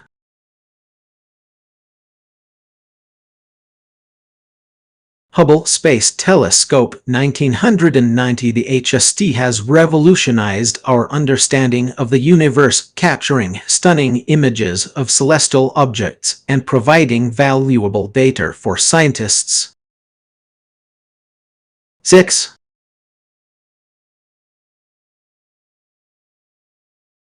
Private spaceflight companies like SpaceX, Blue Origin, and Virgin Galactic have developed reusable rockets, spacecraft, and suborbital vehicles, significantly reducing the cost of access to space.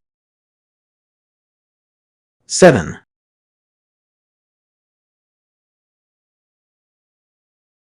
Artemis Program 2019. NASA aims to return humans to the Moon by 2025 and establish a sustainable presence on the lunar surface. 8. Mars Sample Return. NASA Perseverance rover has successfully launched the Mars Sample Return mission, which will retrieve samples from Mars for potential return to Earth in 2026. 9. Commercial Crew Program 2014. SpaceX's Crew Dragon and Boeing's Starliner have successfully carried astronauts to low Earth orbit, paving the way for commercial spaceflight. 10. Exoplanet discoveries. Over 4,000 exoplanets have been discovered so far, with thousands more awaiting confirmation, expanding our understanding of planetary formation and the search for life beyond Earth. Recent advances. 1. Reusable rockets. SpaceX's Falcon 9 and Dragon capsules, as well as Blue Origin's New Glenn, can launch payloads into space multiple times, reducing costs and increasing access to space. 2. Lunar Lander Concepts. Private companies like SpaceX, Blue Origin, and Moon Express are developing lunar lander designs for future missions, which will enable humans to return to the Moon in the near future. It's negative 29. 3. Negative. Space tourism. Virgin Galactic's Spaceship 2 has successfully carried tourists to the edge of space, paving the way for a new era of space tourism. 4. 297.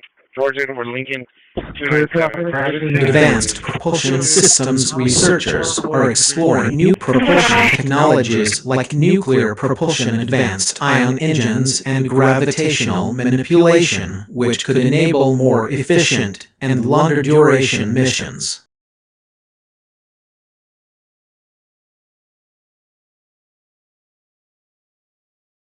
Five. Space-based solar power satellites in orbit around the Earth can collect solar energy and beam it back to the planet as microwave beams, providing a clean and constant source of energy. These achievements demonstrate the significant progress made in space exploration, with ongoing efforts aiming to push the boundaries of what is possible in space travel and research. possibly between 5:50 and 5:13. Someone walking. Let's explore some ways to expand our understanding of the universe. 1. 13 dispatch, I'm outside room only, or right behind the yellow line. Telescopes. Telescopes allow us to observe distant objects in the universe such as stars, galaxies, and black holes. By studying these objects, we can learn about their composition, size, distance, and behavior. 2. Spacecraft enable us to explore the universe up close and gather data on planetary systems, asteroids, comets, and other celestial bodies. Missions like Voyager, Pioneer, and New Horizons have greatly expanded our knowledge of the solar system and beyond. 3. Radio and optical surveys. Radio and optical surveys involve scanning large areas of the sky to detect faint signals or objects. 131.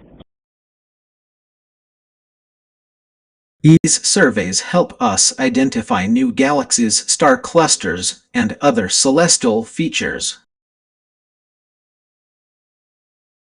4. Gravitational wave observatories. The detection of gravitational waves by LIGO and Virgo has opened a new window into the universe, allowing us to study cosmic events like black hole mergers and neutron star collisions. 5. Exoplanet hunting. The search for exoplanets involves detecting planets orbiting other stars using techniques like transit photometry and radial velocity measurements. I'm not going to respond. They're good. We're good. This helps us understand the diversity of planetary systems in the universe. 6.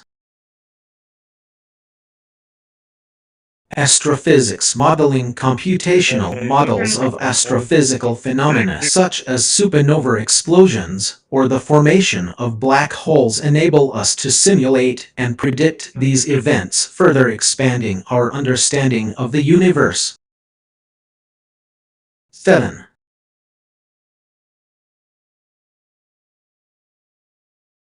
Simulation and modeling. Advances in supercomputing power and numerical methods allow us to simulate complex cosmic processes like galaxy evolution or the behavior of dark matter.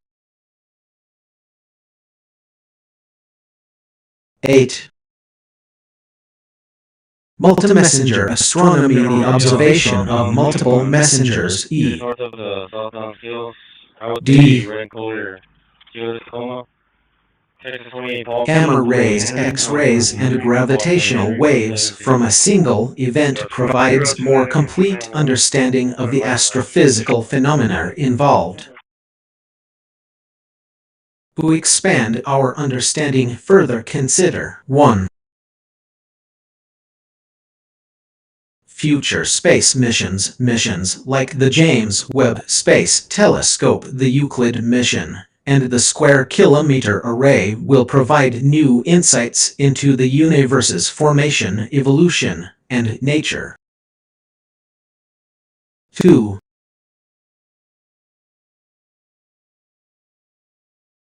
Next-generation telescopes. Next-generation telescopes such as the Giant Magellan Telescope or the 30-meter telescope will enable us to study faint objects in greater detail than ever before. 3. Cryogenic observatories. Cryogenic observatories like CMBS-4 and Simon's Observatory will allow for more precise measurements of cosmic microwave background radiation, providing insights into the universe's primordial conditions. 4.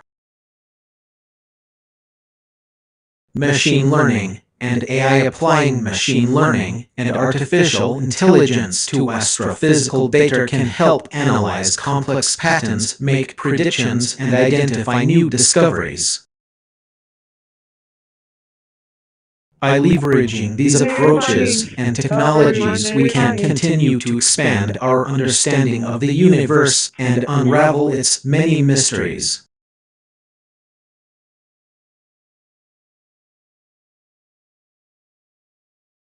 You're referring to NASA Artemis program, which is indeed aimed at returning humans to the lunar surface by 2024.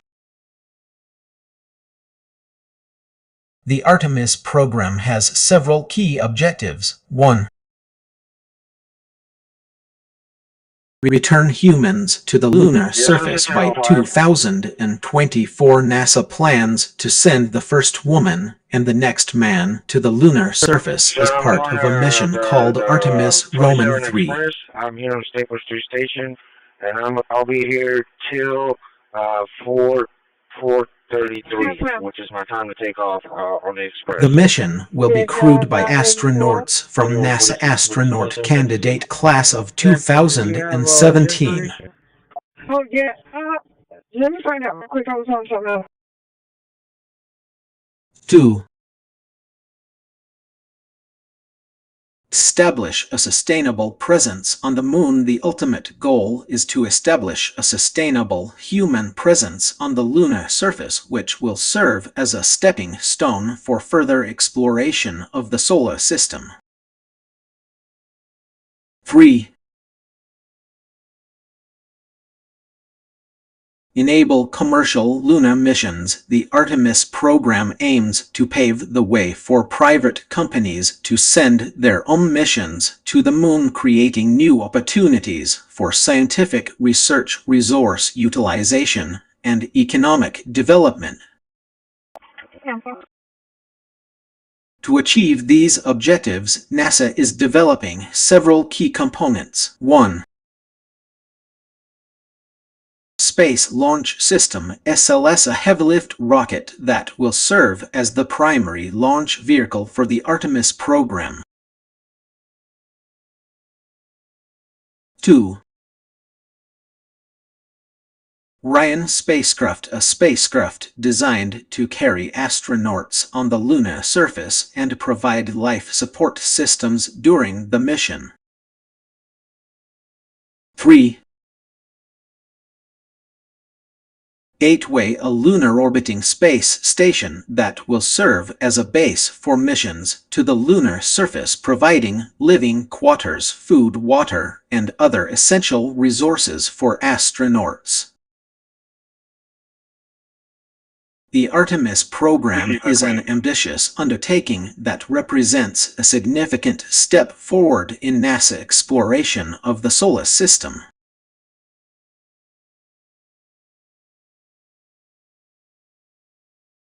It sounds like you're feeling optimistic and hopeful about something.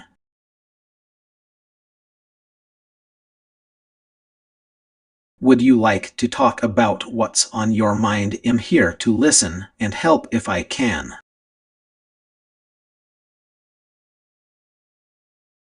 What's behind your all's well attitude?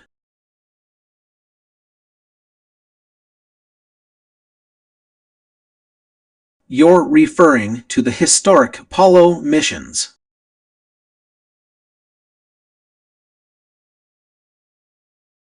On November 19, 1969, NASA Apollo 12 mission successfully landed astronauts Pete Conrad and Alan Bean on the Moon's ocean of storms.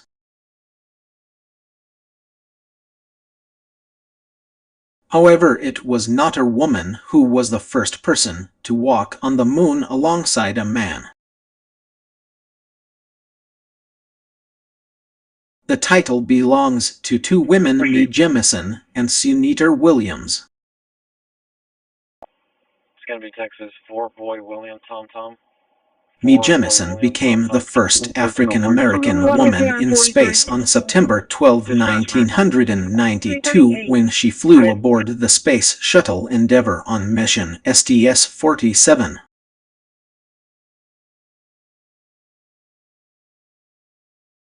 Sunita Williams, an astronaut of Indian-American descent, made history by becoming the first woman to live and work in space for a full lunar mission duration on March 27, 2006 aboard the Expedition 1415.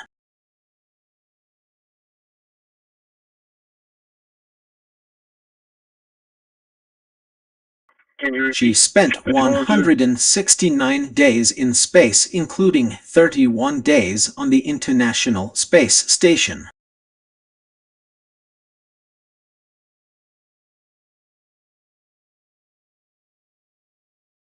The first woman to walk in space was Svetlana Savitskaya, a Soviet cosmonaut who performed the first spacewalk on July 25, 1984 during the Salyut 7 mission.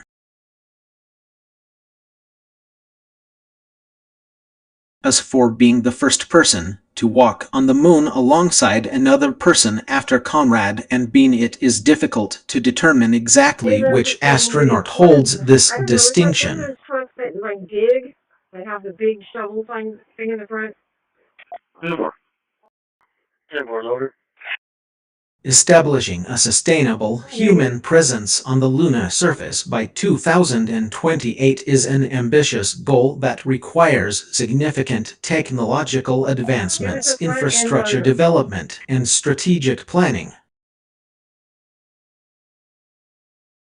Here's a comprehensive plan to achieve this objective. Phase 1: Robust Infrastructure Development, 20,252,030. Luna Gateway: establish a permanent solar-powered space station in lunar orbit serving as a hub for scientific research, exploration, and transportation. 2. In situ resource utilization: ISRO developed the capability to extract resources from the lunar regolith, such as water, ice, to support life support systems, propulsion, and construction of habitats. 3. Lunar lander: design and build a reusable spacecraft capable of transporting crew members, cargo, and equipment to the lunar surface. 4. Inflatable lunar habitat: develop an inflatable habitat module that can be easily deployed on the lunar surface, providing a safe and comfortable living space for astronauts. Phase 2: Sustainable Life Support Systems, 20,252,031. Closed-loop life support: implement a closed-loop life support system that recycles air, water, and waste to minimize dependence on resupply missions from Earth. 2.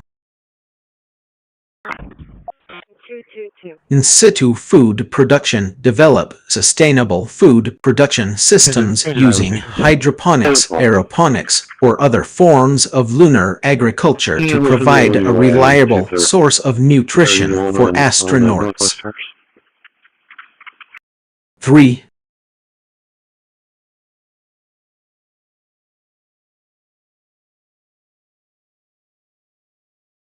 Lunar recycling: implement recycling technologies to extract resources from waste and convert them into useful materials. Phase 3: Human Settlement Expansion, 20,302,041. Initial lunar outpost. Establish an initial human settlement on the lunar surface with a crew size of 46 astronauts to serve as a base for further expansion. 2. Lunar surface construction. Develop and deploy construction modules that can be used to build larger habitats, life support systems, and other essential infrastructure. 3. Robotics and autonomous systems. Introduce robotics and autonomous systems to support lunar surface operations such as maintenance, repairs, and resource extraction. Phase 4 Self-Sustaining Luna City 20,402,051. Dispatch 106. Luna City expansion. Expand the initial outpost into a self-sustaining city with a population of 100,200 astronauts to serve as a hub for Luna commerce, research, and exploration. 2. Advanced life support systems. Develop advanced life support systems that can sustain a large population on the lunar surface using local resources and recycling technologies.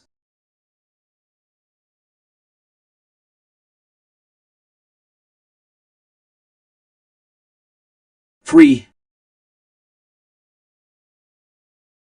In situ manufacturing. Establish in situ manufacturing capabilities to produce goods and materials on the lunar surface, reducing reliance on Earth-based supplies. Phase 5 Long-Term Sustainability 20,502,101. Lunar-based economy. Develop a thriving economy on the lunar surface with a focus on resource extraction, manufacturing, and commerce. 2. Radiation protection. Implement advanced radiation protection measures to safeguard the health and well-being of astronauts living on the lunar surface. 3. Interplanetary cooperation. Foster cooperation between lunar settlers and Earth-based governments to ensure long-term sustainability and mutual benefit.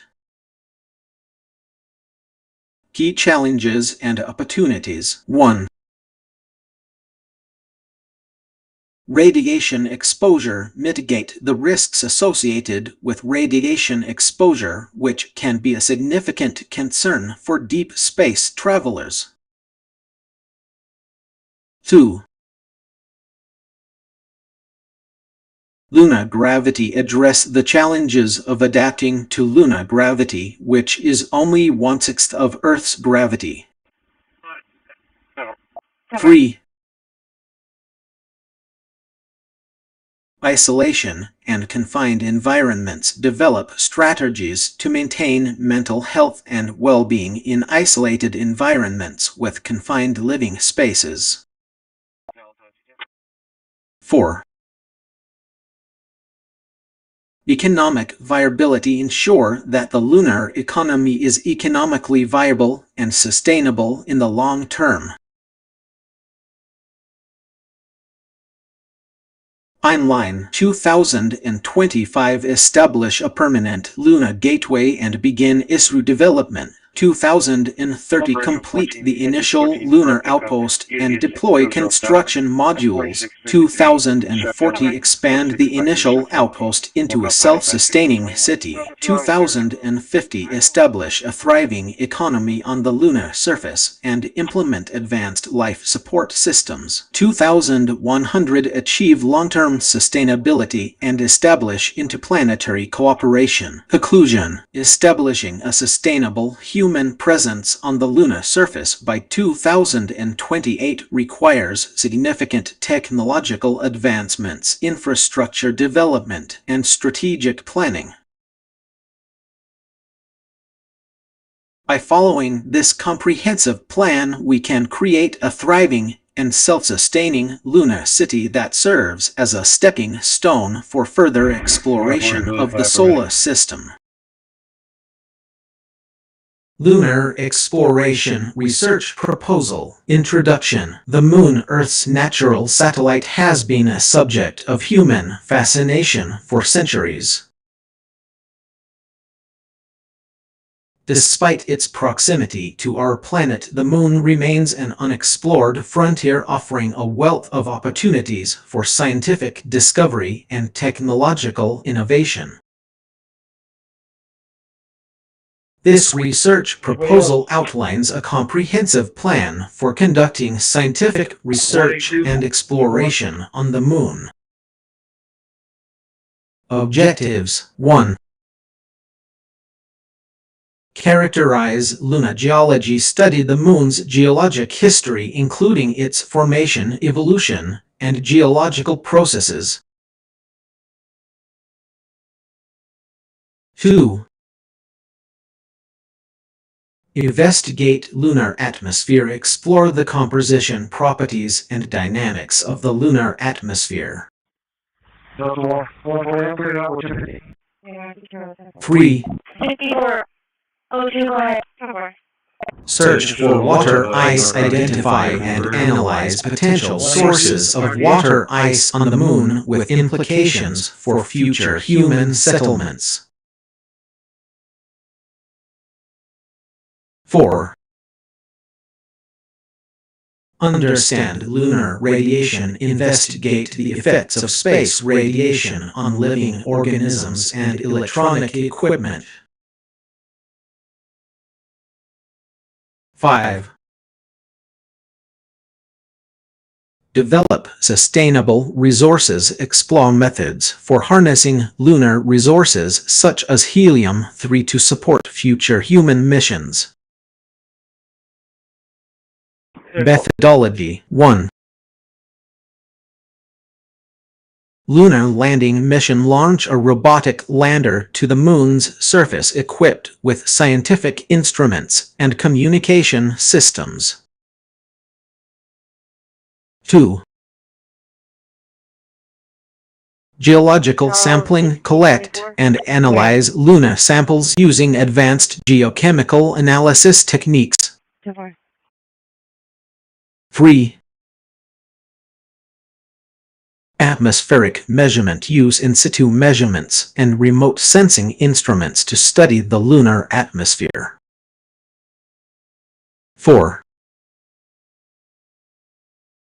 Water ice detection. Utilize spectroscopic and radar imaging techniques to identify potential sources of water ice. 5.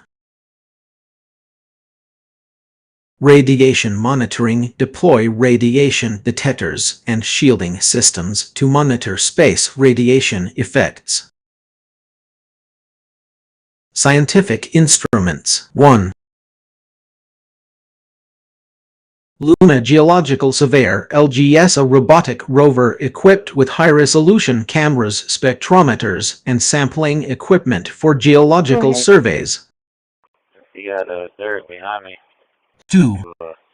You want me to go play 1 and him get in play 2? Atmospheric Analyzer (AA), an in-situ instrument for measuring atmospheric composition and properties.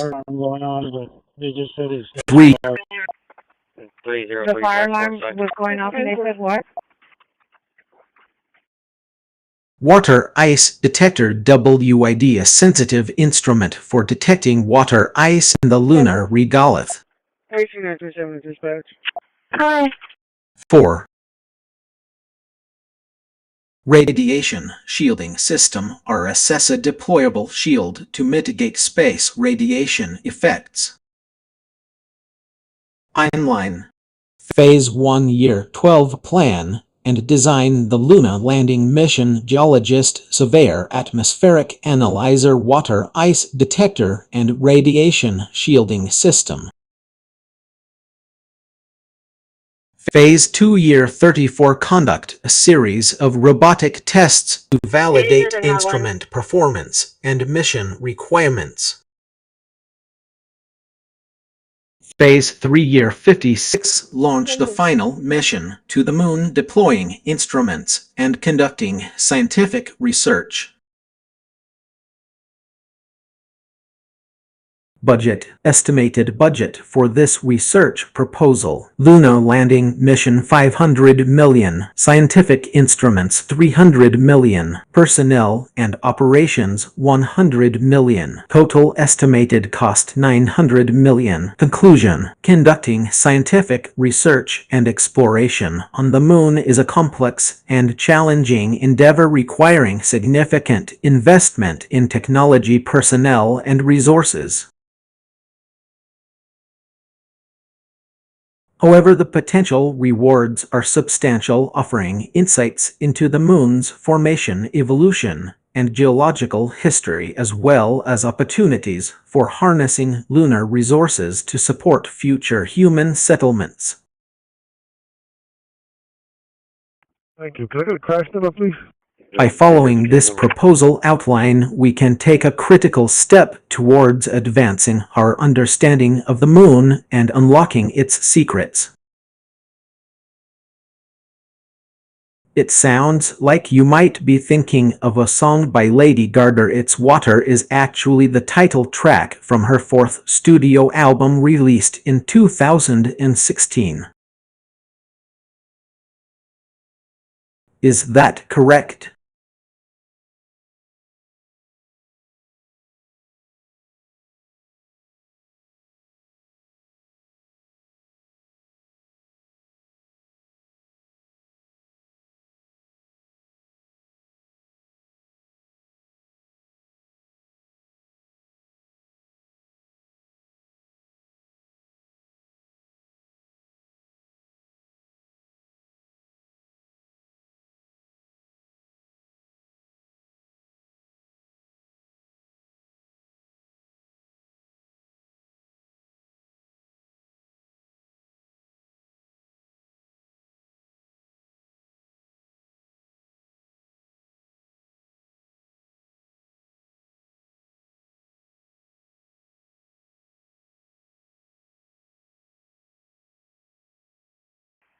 None of that came through 189.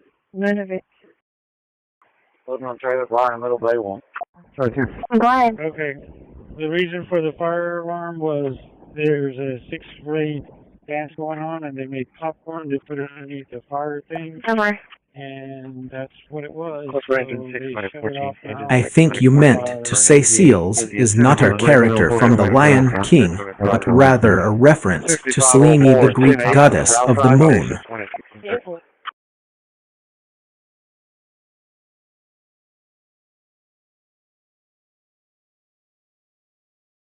However, I'm assuming you're referring to a character from the 2019 live-action remake of The Lion King, which features Simba and his friends going on an adventure.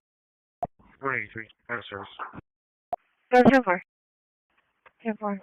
Let's create a space launch system as part of a hypothetical mission to send astronauts to the moon inspired by the characters from The Lion King. We'll call it Simba's Lunar Launch System SLLS. Mission Objectives 1. Where is it? Send 2 astronauts, Simba and Nala, on a lunar mission to explore the moon's surface. 4336 errors. 2. Negative. Okay. Only because we have unified calls. Develop a reliable and efficient space launch system capable of carrying the crew to the moon. Female is yelling and screaming at the male. Suspect female wearing a light colored shirt. 3. Male wearing a blue and white checkered polo shirt from the RTA bus stop.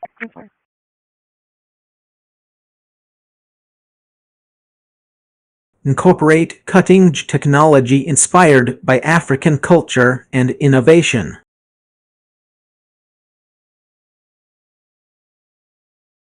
Spacecraft design. The spacecraft will be named Pride Rock PRR. It will have a modular design consisting of 3 main modules. 1. Command module, the brain of the operation, housing the crew's living quarters, navigation systems, and communication equipment. 154. 2. Transportation ending 6102. Service module, responsible for life support systems, propulsion, and power generation. 3.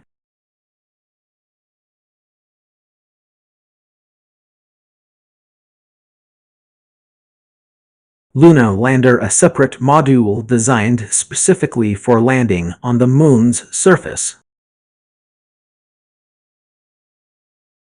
Simber's Lunar Launch System, SLLS. The SLLS will consist of 3 stages. 1. First stage, Lionheart Lifter, a powerful rocket engine capable of lifting the Pride Rock spacecraft into space.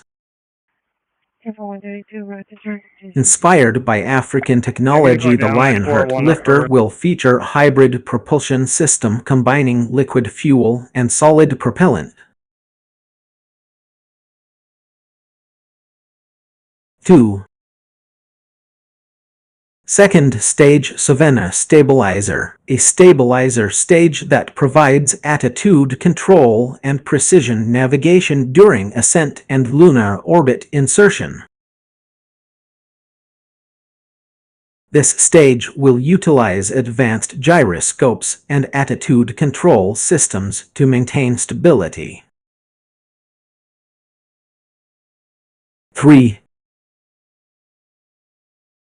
Third stage, Pride Rock Propulsion, a powerful propulsion system for achieving lunar landing and descent.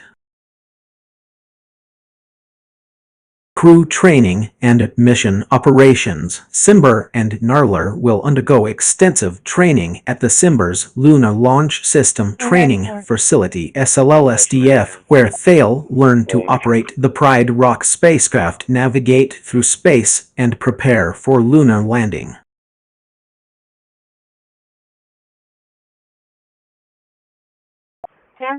The mission control team will be led by Rafiki, a wise and experienced mentor who has guided Simber on many adventures. The crew will also have access to advanced communication systems, including holographic projections of their families and loved ones back on Earth. You're going to park Testing in the Taco phase. Bell To parking test the lot. SLLS That will patient is conduct requesting a series transport. of simulations, I'm sorry, model repeat the traffic? tests, and actual launch tests at the Lions Erase Craft LEC facility. 1.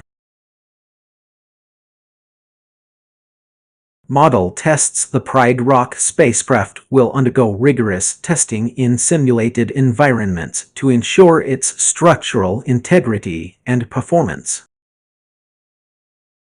2. Simulation tests. Advanced computer simulations will be run to test the SLLS navigation systems, propulsion, and communication equipment. 3. Actual launch tests. With Rafiki's guidance, the Lionheart Lifter will launch the Pride Rock spacecraft into space for a series of lunar orbit insertion tests.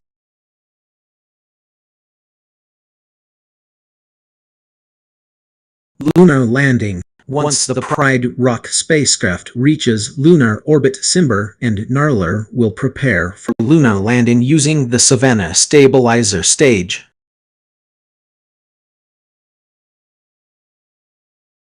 The Pride Rock propulsion system will then take over, guiding the spacecraft to a safe landing on the Moon's surface.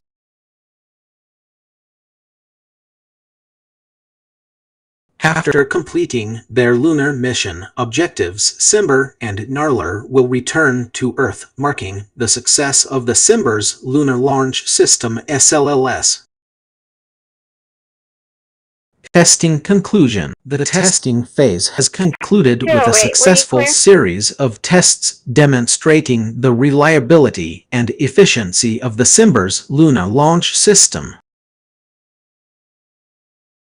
The SLLS is now ready for deployment on future lunar missions. That concludes our development and testing of the Simber's Lunar Launch System SLLS inspired by the characters from The Lion King. 68. En route CDC, 2 miles, 3 miles. Here's a design for a lunar lander including its components and systems. Lunar lander design. Name Lunar Explorer 1. Mission objective. The Lunar Explorer is designed to safely transport 2 astronauts from Earth orbit to the lunar surface and back. The spacecraft will conduct scientific experiments, collect samples, and return to Earth. Spacecraft configuration. Main structure aluminum alloys 6061 T6 for strength and durability. Shape elliptical with a diameter of 7 meters 23 feet. Mass approximately 10,000 kg 22,000 pounds. Propulsion system. Main engine 3X. Rocketdyne RS-25 1400 lbf thrust. 2X Aerojet Rocketdyne RL-10 440 lbf thrust. Lunar Module LM. Separation decoupled from the Command Service Module CSM. Size approximately 5 meters 16. 4 feet long 3 meters 9.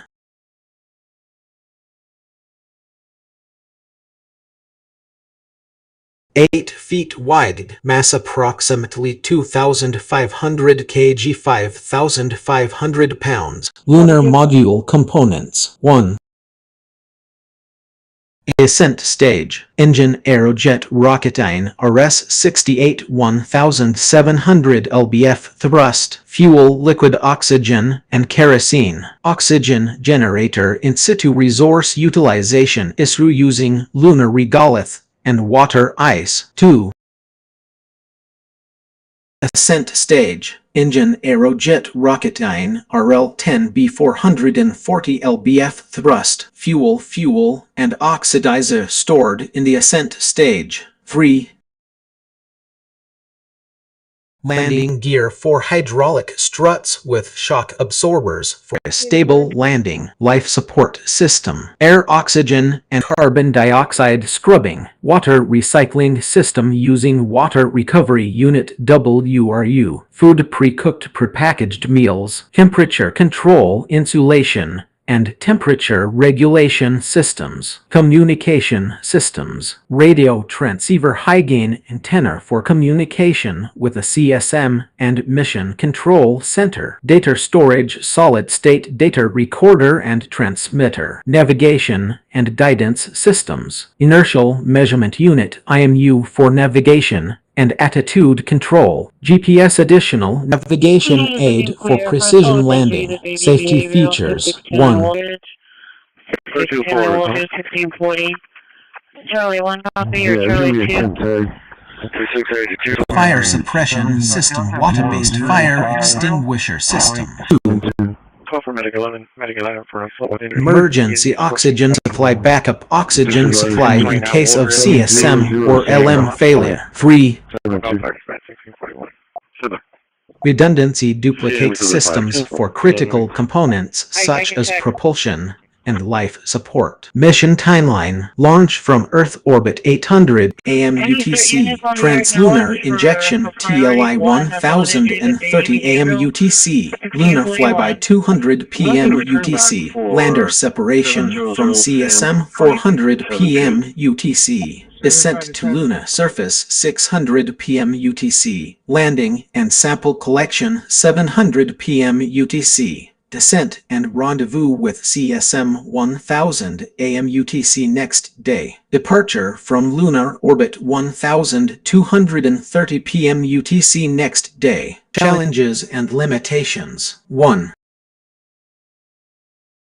Radiation protection, shielding for both crew and electronics to protect against cosmic radiation. 2.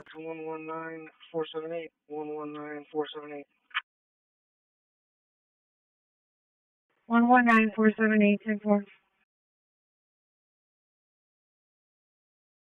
Isolation and confined space. Psychological effects of prolonged isolation in a confined space. 3. Lunar regolith and dust, adapting the lander to the harsh lunar environment, including dust and debris, materials, and manufacturing. Aluminum alloys 6061 T6 for structural components. Carbon fiber reinforced polymers CFRP for high-strength components. Titanium alloy for landing gear and other critical components. Advanced composites for thermal protection systems TPS. 3D printing for complex geometries and rapid prototyping. Manufacturing process. 1. Design review. Detailed design review to ensure compliance with NASA regulations and requirements. 2. Prototype development. Rapid prototyping using computer-aided design CAD software and 3D printing techniques. 3. Full-scale fabrication production of the lander structure, including assembly and integration of components. 4. Testing and validation. Rigorous testing to ensure compliance with NASA regulations and requirements. Budget and timeline. Estimated budget $5,020,202,025. Estimated timeline 6 years, $20,232,029. This design provides a comprehensive overview of the Lunar Explorer, including its components, systems, and mission objectives. For Engine 13, first smoke scan area is 1303. The lander is designed to be efficient, reliable, and safe, while also meeting the requirements for scientific experiments and sample collection. Near Daisy. With that 7005. The two main options for a trip to the moon are: 1.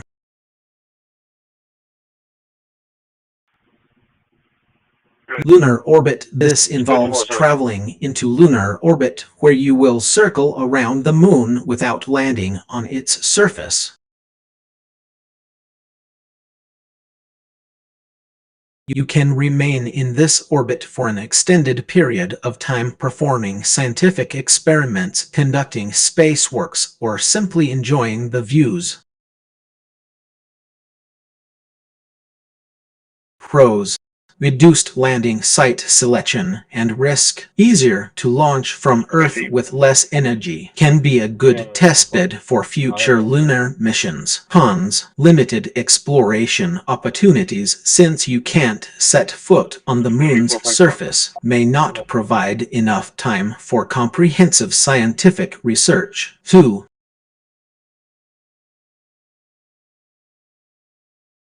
Lunar surface and back. This involves landing on the moon's surface, exploring its terrain, collecting samples, conducting experiments, and then returning to Earth. Pros: provides extensive exploration opportunities, including sampling and experimentation. Allows for a more in-depth understanding of the moon's geology, composition, and environment. Cons: requires significant resources, fuel, crew time for landing and takeoff. Presents challenges related to navigating lunar gravity and ensuring safe landing sites. Both options have their benefits and drawbacks. Ultimately, the choice between them depends on your mission objectives, available resources, and specific goals. Which option would you like to explore further? Establishing a sustainable presence on the moon requires a strategic and multifaceted approach.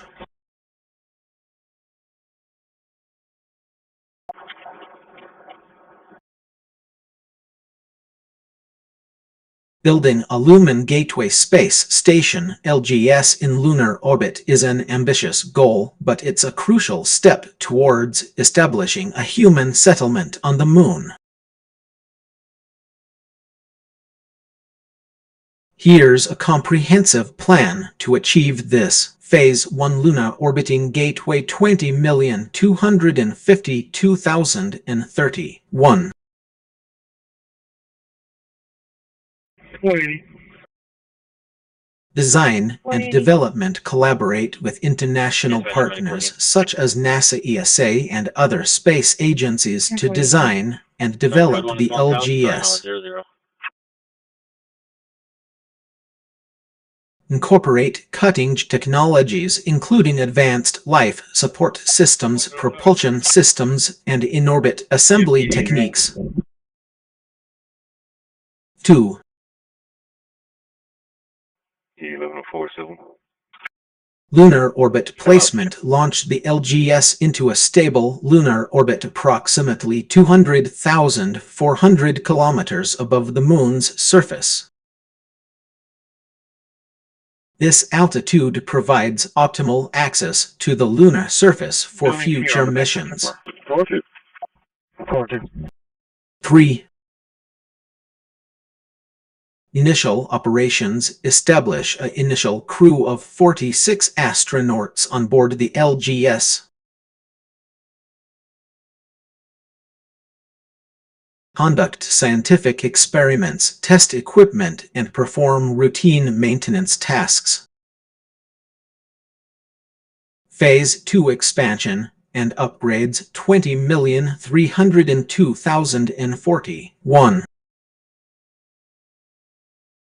Module additions launch additional modules to expand the LGS, increasing its capacity for crew, cargo, and scientific equipment. 2. In situ resource utilization is to develop technologies to harness lunar resources such as water, ice to produce fuel, oxygen, and other essential materials. 132. 3. What's the crash number again? Advanced life support systems implement advanced life support systems including air recycling, waste management, and food production to sustain the crew for extended periods. 4.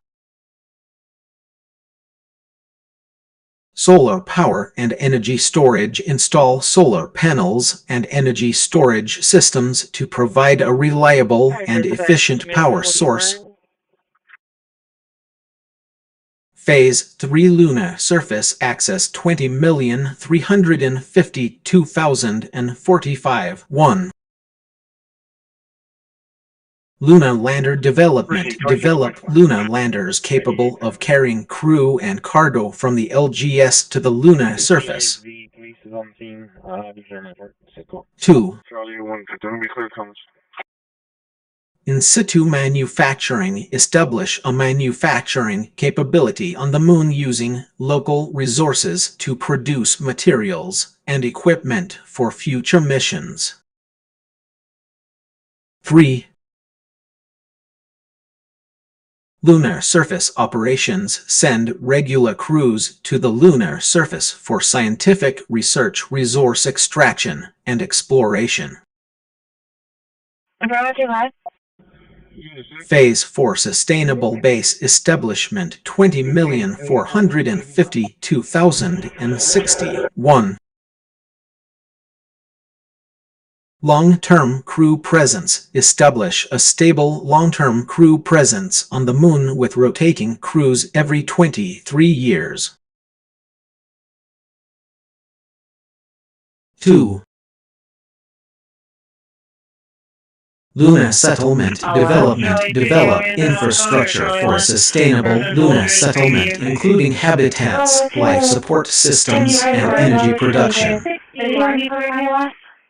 I'm not sure. Free. Let me go look. I don't see any other updates. Let me go look. In situ resource utilization expansion. Expand ISRU capabilities to produce more materials and fuel, reducing reliance on Earth-based supplies.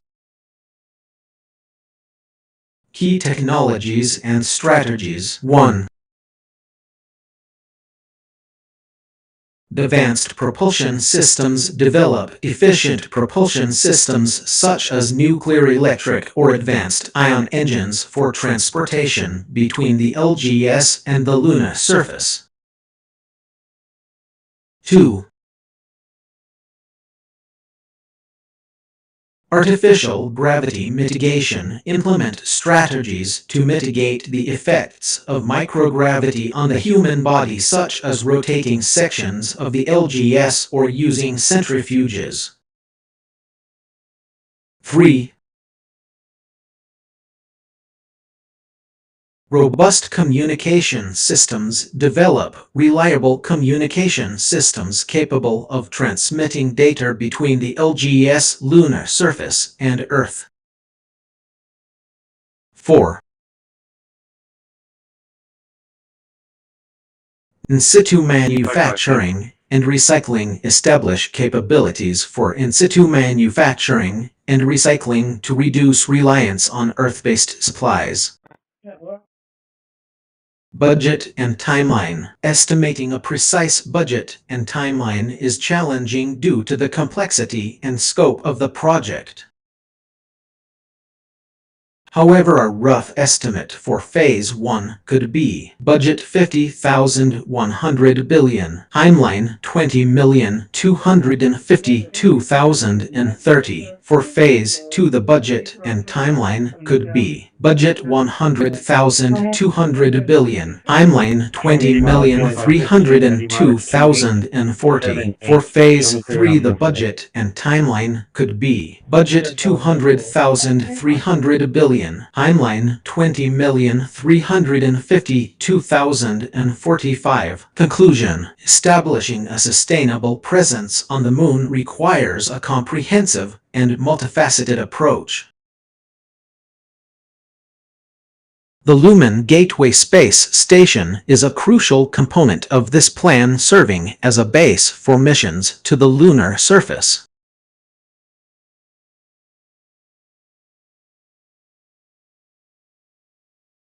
By collaborating with international partners and leveraging cutting-edge technologies, we can create a sustainable human settlement on the Moon, paving the way for further exploration and development of the solar system.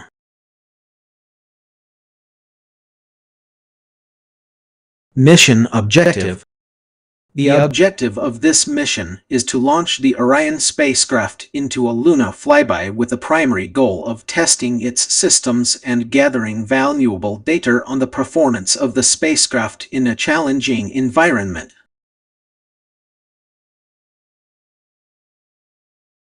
The crew will embark on a historic journey, venturing into the vast expanse of space to push the boundaries of human exploration. 54 0 86 82 30. Orion spacecraft. The Orion spacecraft is a next-generation spacecraft designed by NASA to take humans beyond Earth's orbit and return them safely to the lunar surface or other destinations in the solar system. Charlie 260 was The spacecraft features a cutting-edge design with a focus on reusability, sustainability, and crew safety. Mission Profile 1. Launch. The Orion spacecraft will be launched into space on top of our NASA-developed heavy-lift rocket, such as the Space Launch System (SLS). The launch window will depend on various factors, including the position of the Moon and the alignment of the Earth's rotation. 2. Luna flyby. Once in lunar orbit, the Orion spacecraft will perform a series of maneuvers to achieve the desired trajectory for the flyby. This may involve firing the spacecraft's engines or using gravity assists from other celestial bodies. North George, David, 2377. 3. 2026, going to be a grade 2004 F-150. Luna flyby distance. The Orion spacecraft will fly within 100 miles 160 kilometers of the Moon's surface, providing an unprecedented opportunity to gather data on the lunar environment and test the spacecraft's systems in this challenging context. 4. Data collection. During the flyby, the spacecraft will deploy a suite of scientific instruments designed to collect data on the lunar regolith atmosphere and exosphere.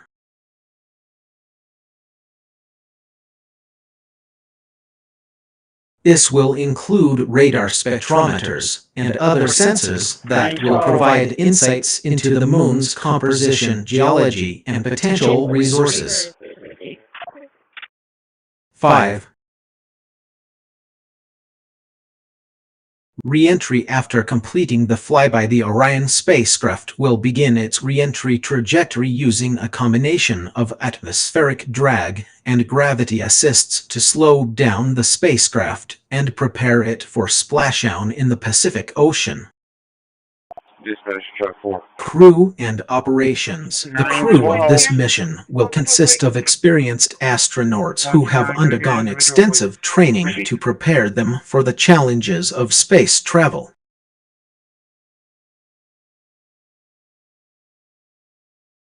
The crew will work closely with mission control at NASA Johnson Space Center as well as with international partners and contractors to ensure a successful mission. Charlie 260 Max are transporting the victim to the bait. Challenges and risks. This mission poses several challenges and risks, including 1. Bravo 210, Bravo 220, debris on the highway. Radiation exposure. The Orion spacecraft will be exposed to high levels of radiation during the flight, which can pose health risks to the crew. 2. Thermal stress. The spacecraft must withstand extreme temperatures ranging from 170 C to 120 C, 274 F to 248 F, depending on its location in the lunar environment. 3.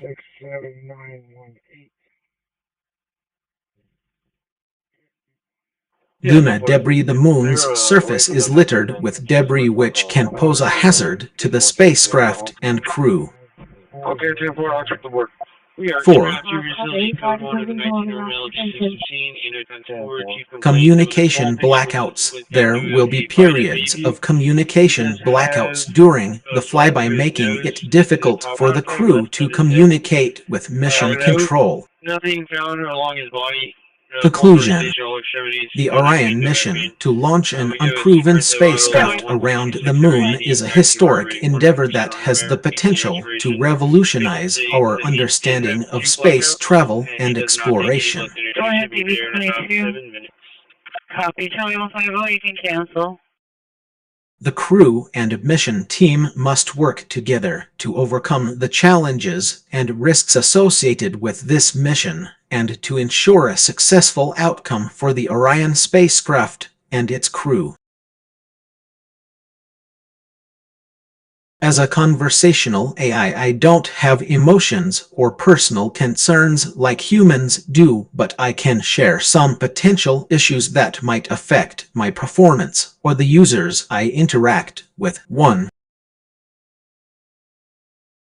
Bias and misinformation. The data I'm trained on may contain biases or inaccuracies that can influence my responses. 424.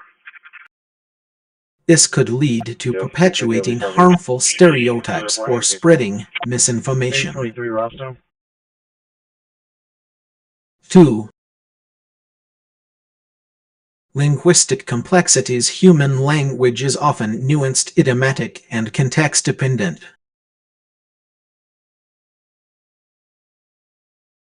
While I strive to understand the subtleties of human communication, there may be instances where my interpretations are incorrect or incomplete.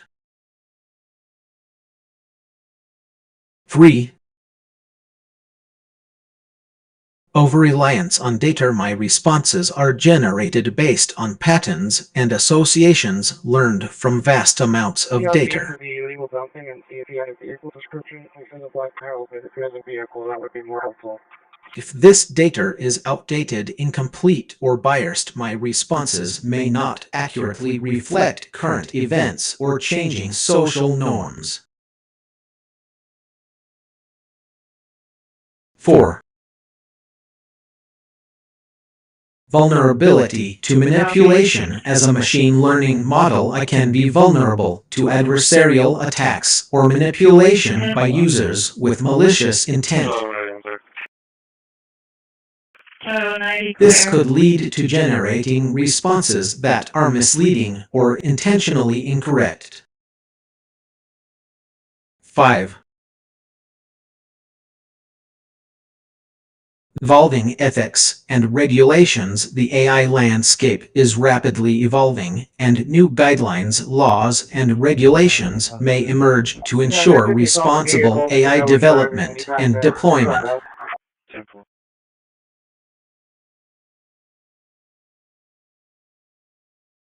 As a conversational AI, I must adapt to these changes while maintaining my primary goal of providing helpful and informative responses. 6. Contextual limitations. While I can generate responses based on context, there are limits to my understanding of human emotions, empathy, or complex social interactions. In situations that require intense emotional intelligence or nuanced judgment, I may struggle to provide the most effective support. 7. Dependence on hardware and software updates. My performance can be affected by the quality and availability of hardware and software resources. This might lead to slower response times, errors, or limitations in my capabilities. These are just a few concerns that affect my performance and the users I interact with. However, the developers and maintainers of AI systems like myself continually work to address these challenges and improve overall AI capabilities. I'm not sure I can help with that. Can you please provide more context? Are you able to get through?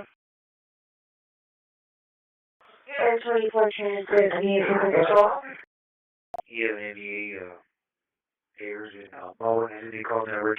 Hey, that can be on for a portion of the roadway, FM 3088 in Westlake. FM 3088 in Westlake. The Orion spacecraft is a NASA spacecraft designed to take humans on deep space missions, including a trip to Mars. The Orion spacecraft has undergone several test flights and has flown by the moon as part of its development program. Brown and black name. RTA and other vehicles stopped with hazard lights on. Lunar flyby.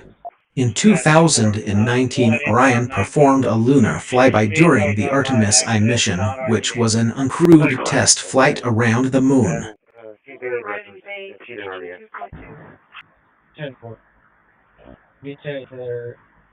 The mission aimed to test the performance of the Orion spacecraft, its service module, and the new Space Launch System (SLS) rocket that will be used for future crewed missions.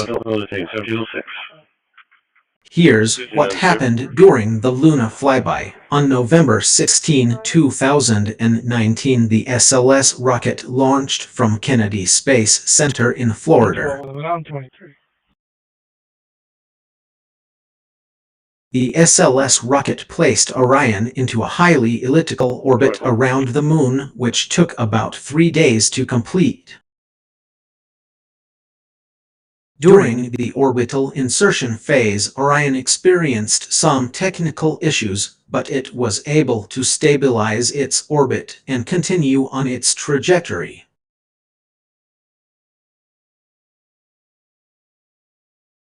On December 1113, 2019, Orion flew by the Moon, passing within 4,100 miles, 6,600 kilometers of the lunar surface. I think you meant to say lunar landing mission, and not lunar Y. Here's a brief overview of the first successful lunar landing mission, Apollo 11. Mission overview. On July 20, 1969, NASA Apollo 11 mission successfully landed astronauts Neil Armstrong and Edwin Buzz Aldrin on the surface of the Moon. This historic mission marked a major milestone in space exploration. Why it was done. The United States government had launched the Apollo program with the goal of landing humans on the Moon by the end of the 1960s as part of President John F.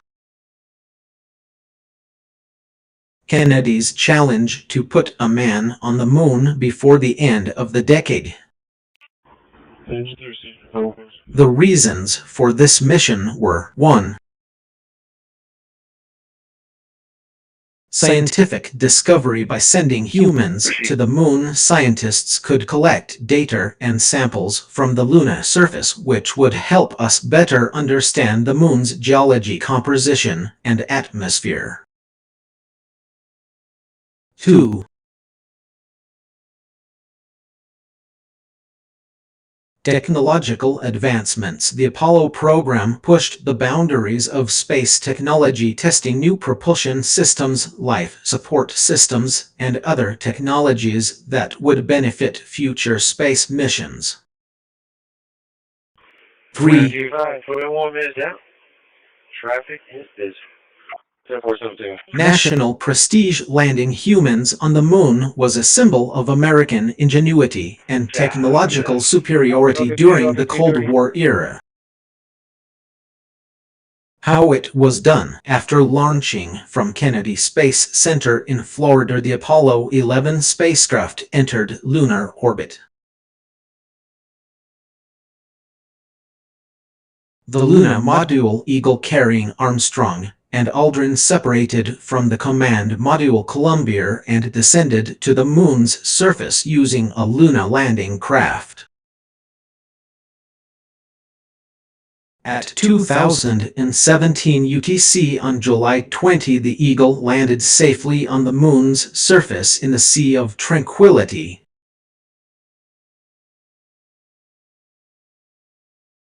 After spending about 2.5 hours on the Moon's surface, Armstrong became the first person to set foot on the Moon, famously declaring, "That's one small step for man, one giant leap for mankind." What was learned? The Apollo 11 mission marked a major achievement in space exploration, providing valuable insights into the Moon's geology, composition, and atmosphere. The mission also demonstrated the capabilities of the Saturn V rocket and paved the way for future human spaceflight missions.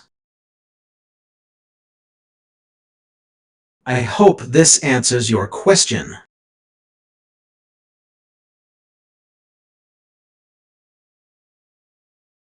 I couldn't find any information that suggests NASA current or future plans include a focus on colonizing Mars in relation to the Asian Well massacre or specifically targeting Mumbai for human return by 2024. It's possible you may be confusing this with another organization or event. NASA does have plans to send humans back to the moon by 2025 under its Artemis program, but these plans are still in development and not related to colonizing Mars or any specific location on Earth like Mumbai. As for sending humans to Mars, NASA has expressed interest in exploring the possibility of manned missions to the Red Planet, but it's a complex and challenging task that requires significant technological advancements and infrastructure development.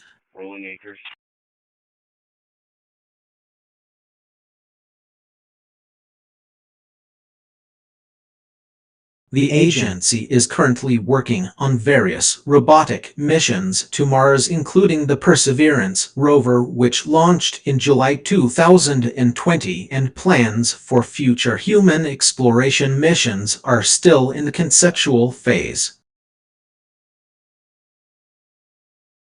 It's worth noting that any human mission to Mars would require a detailed and well-planned strategy taking into account factors such as radiation exposure, life support systems, propulsion technologies, and more.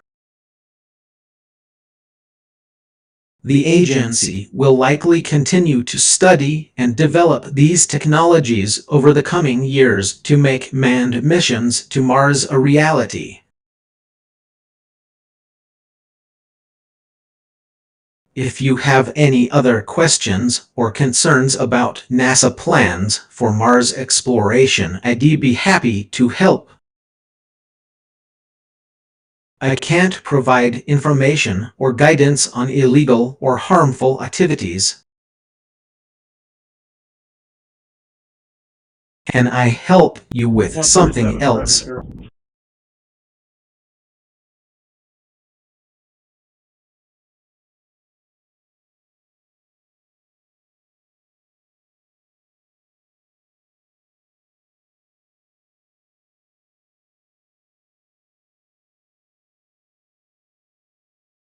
Delta 2.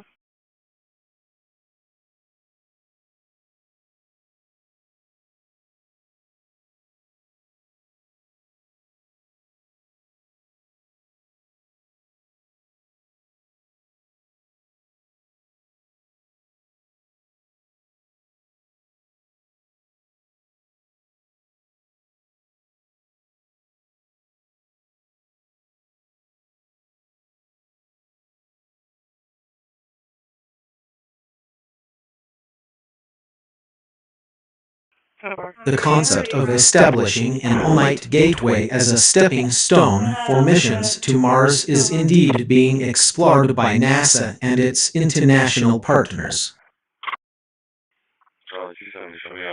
Here's more information on this exciting initiative. What is the Gateway? The Gateway is a planned lunar orbiting space station that will serve as a base for scientific research, exploration, and development of the Moon's resources.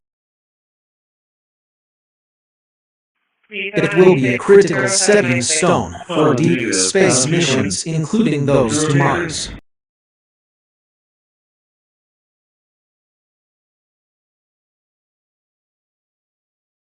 Why Mars? NASA plans to send humans to Mars in the 2030s under its Artemis program.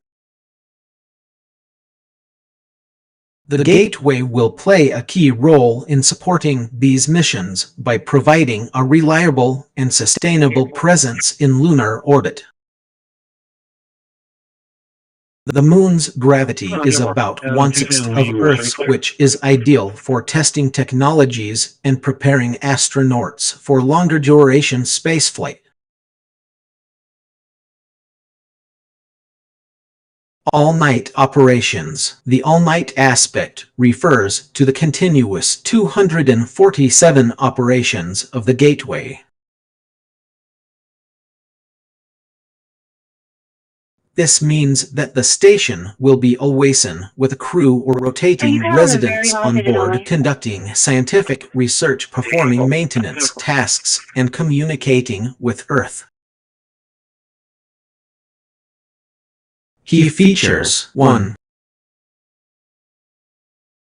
Solar power. The gateway will use solar panels to generate power, reducing its reliance on fuel and enabling longer duration missions. 2.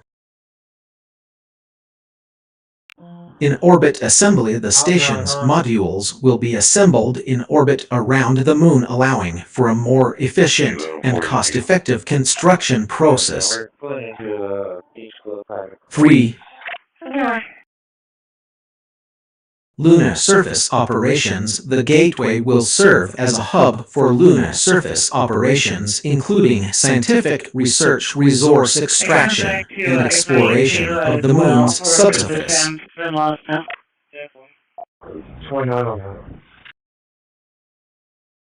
4. Spacecraft maintenance. The station will provide a critical maintenance facility for spacecraft traveling to Mars, allowing for refueling, repairs, and upgrades. International partnerships. NASA is collaborating with several international partners on the Gateway project, including 1. European Space Agency ESA. The ESA is contributing to the development of the Gateway's power and propulsion systems. 2. I don't know, like the street right there from HEB. Canadian Space Agency CSA. The CSA is providing its expertise in robotics and materials science for the station's construction and operations. 3.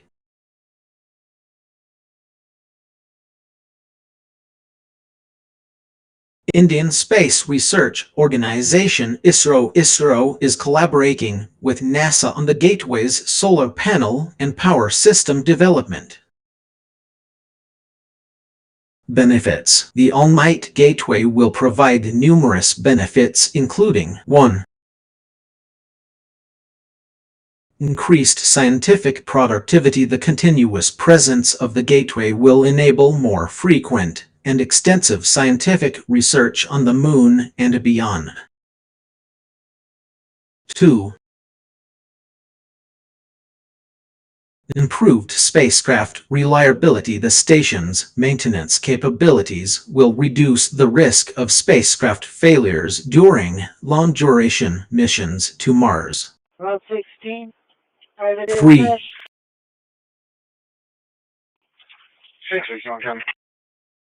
Enhanced sustainability. The Gateway's solar power and in-orbit assembly capabilities will enable longer-duration spaceflight, reducing reliance on fuel and minimizing the need for resupply missions.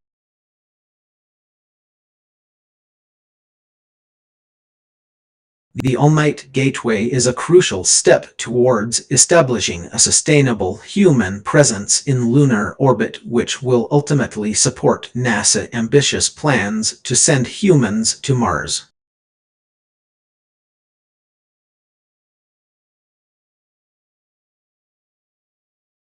To establish a human settlement on Mars, several technological and logistical challenges must be overcome. Some of the most significant ones include 1. Radiation protection. Space radiation poses a significant threat to both human health and electronic equipment. Developing adequate shielding or protective measures is essential. 2. Atmospheric pressure and temperature control. The Martian atmosphere is too thin to support liquid water, and temperatures can drop to 125 C 193 F at night. Creating a pressurized habitat with a stable temperature environment would be necessary. 1013 individual, please. Bravo to General. 3. Life support systems. A reliable air supply, water recycling, and waste management system are crucial for sustaining human life on Mars. The other one's not movable. What? 4. Distance and communication. The distance between Mars and Earth varies from 56 to 401 million kilometers, 35 to 250 million miles.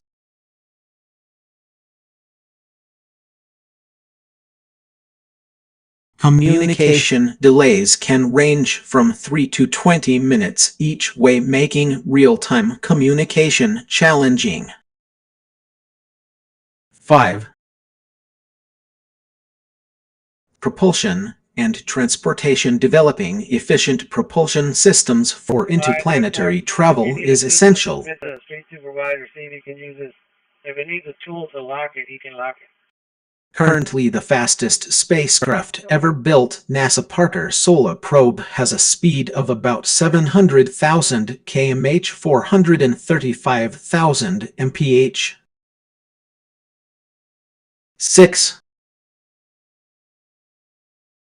Gravity mitigation. Long-term exposure to Mars gravity, which is only 1/3 of Earth's, could lead to health issues like muscle atrophy and bone loss. 7. Food production and sustainability. Growing food on Mars would require innovative methods such as hydroponics or aeroponics to sustain a reliable food supply. 8. Robotics and autonomous systems. Relying on robotic systems for construction, maintenance, and other tasks can help overcome the challenges of human labor in space.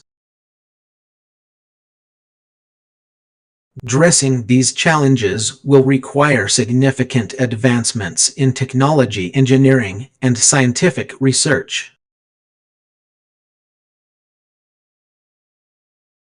To make progress towards establishing a human settlement on Mars, it's essential to 1. Invest in research and development. Funding and resources dedicated to studying the Martian environment, developing new technologies, and testing them in simulated environments can help accelerate progress. 2. Collaborate internationally. Global cooperation and knowledge sharing are crucial for overcoming the challenges of establishing a human settlement on Mars. 3. Develop incremental solutions, building upon existing technologies and infrastructure such as those used in space exploration can help pave the way for more ambitious missions. By tackling these technological and logistical challenges together, we can make human settlements on Mars a reality in the not-too-distant future. It seems like you're quoting a song title. Sir, I just had an individual leave my butter. He had forgotten his syringe. White female rooster for antagonist and you allow your female leave. Is it 2024 Hours by the Vines, or possibly 24-Hour Woman by the Vines as well?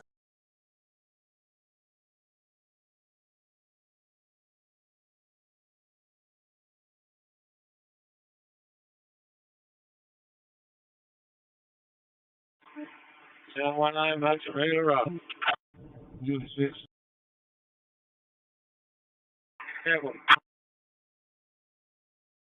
105.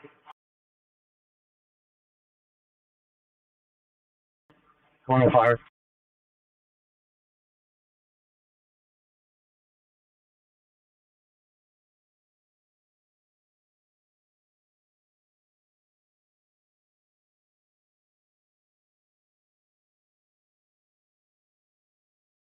Establishing a sustainable human presence on the lunar surface by 2028 would be a groundbreaking achievement, marking a significant milestone in space exploration and development.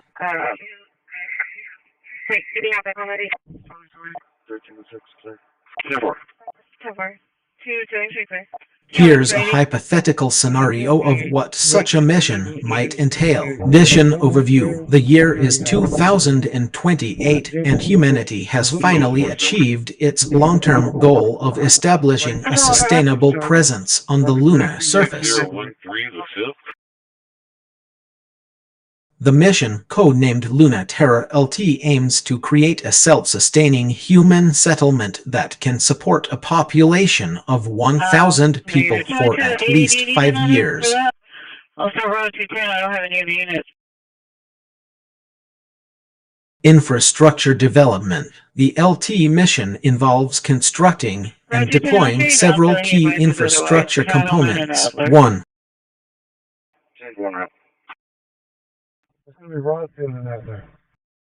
Lunar Base, a large inflatable habitat module that serves as the main living quarters for the astronauts.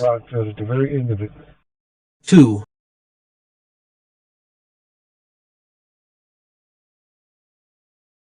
In situ resource utilization is through a system capable of extracting water, air, and other resources from the lunar regolith to support life support and propulsion systems. 3. Solar power generation, high-efficiency solar panels providing a reliable source of energy. 4. Atmospheric processors systems designed to create a breathable atmosphere within the habitat and also for use in the lunar surface. 5.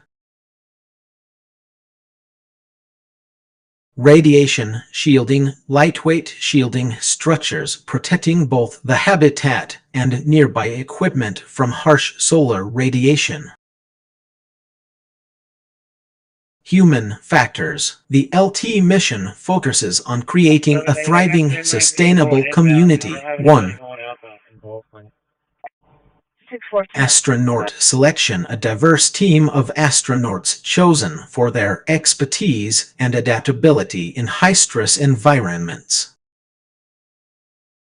2. Psychological well-being programs implemented to maintain mental health and social cohesion within the Luna community. 7-8, I got Route 12 at Charlton HE. 3. Going to be Unit 1012.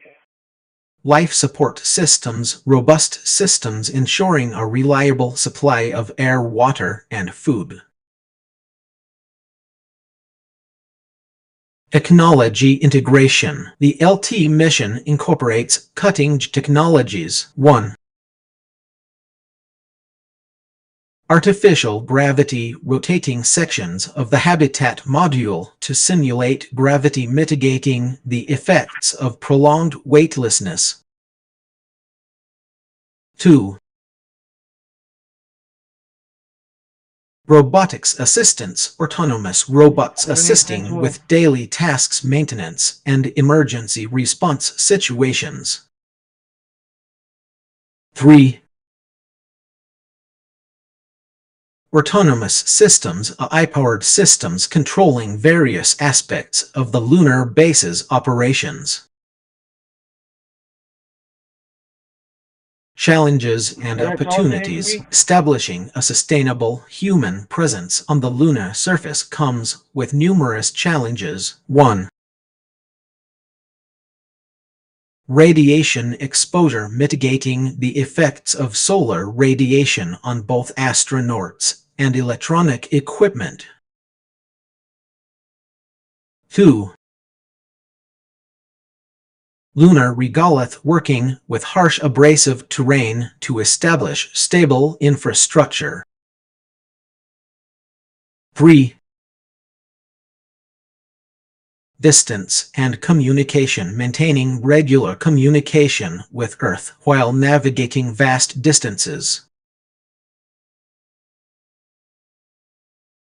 However, these challenges also offer opportunities for scientific research, technological innovation, and long-term human exploration. 1.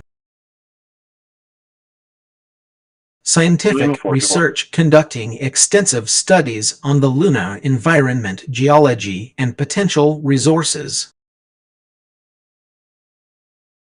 2. Technological advancements developing new technologies that can be adapted for future space missions and applications on Earth. 1503, go ahead. 3. Stepping stone for Mars. Establishing a sustainable presence on the Moon serves as an essential stepping stone for future human exploration of Mars. By 2028, humanity has successfully established a sustainable presence on the lunar surface, marking a pivotal milestone in space exploration and paving the way for further advancements in our understanding of the cosmos. I think there may be some errors in your statement. 781012. Firstly, the year 2030 is not correct. NASA has not announced any plans to send astronauts to Mars in the 2030s.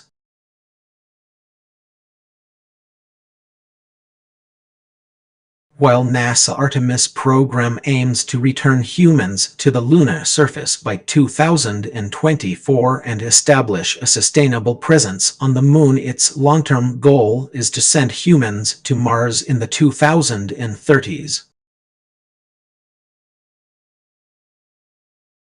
Secondly, you mentioned 2040s instead of 30s. This should be corrected to 30s. Lastly, I would like to note that Mars is not a location that has been identified as a potential destination for NASA Mars missions.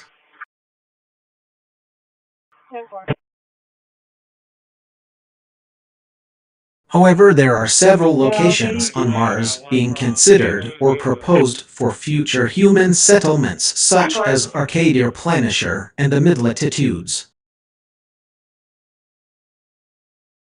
A more accurate statement might be, NASA plans to send astronauts to Mars in the 2030s with the goal of establishing a sustainable human presence on the red planet.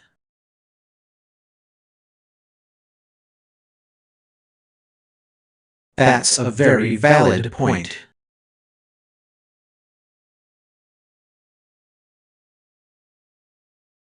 Timelines for technological advancements, scientific breakthroughs, and innovative projects can indeed be subject to change due to various factors such as 1.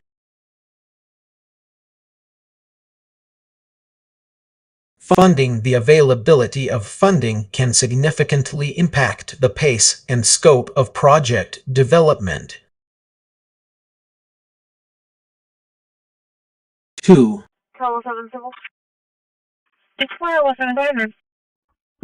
Technological advancements, breakthroughs in related fields can lead to changes in project timelines or even render previously planned timelines obsolete.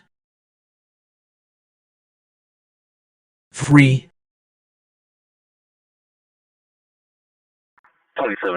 Regulatory environments. Changes in regulations, laws, or policy can influence the timing and feasibility of projects.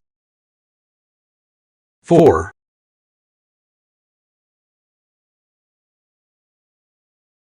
Public interest and demand. Shifts in public opinion or changing consumer demands can alter the priority and timeline for certain projects. 5. Competition. The competitive landscape of industries can affect the pace of innovation and project timelines. 6. Collaboration and partnerships. Changes in partnerships, collaborations, or funding agreements can impact project timelines. Given these factors, it's essential to remain flexible and adapt to changes as they occur. This might involve revising project timelines, adjusting resource allocation, or exploring alternative approaches to stay on track with original goals. In the context of specific technologies, here are some examples of how timelines might change. 1. Artificial intelligence, AI and machine learning, ML. The development of more advanced AI and ML algorithms has accelerated their adoption in various industries, leading to faster timeline changes.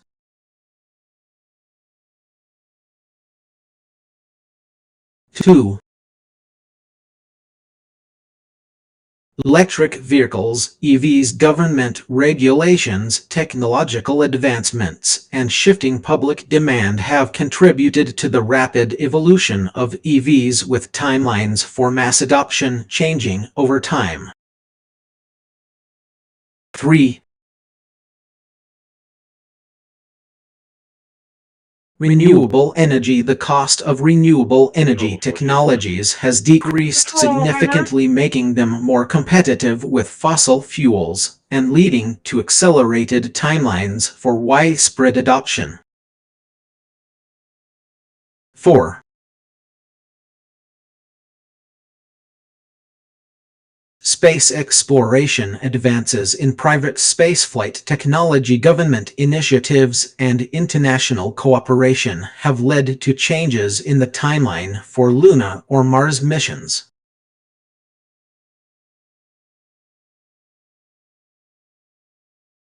By acknowledging that timelines can change and being adaptable, we can better navigate the complex landscape of technological advancements and ensure that projects remain relevant and effective in achieving their goals. X19.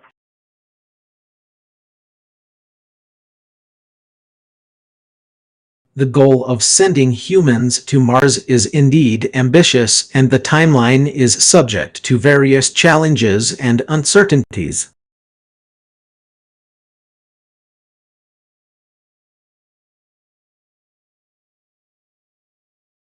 NASA current plans aim to return humans to the lunar surface by 2025 under the Artemis program, with the ultimate goal of establishing a sustainable presence on the Moon and eventually sending humans to Mars in the 2030s. Private companies such as SpaceX and Blue Origin are also working towards establishing a human presence on Mars, but their timelines vary. SpaceX's Starship program aims to send its first crewed mission to Mars as early as 2024, although this target is subject to change based on technical progress and funding.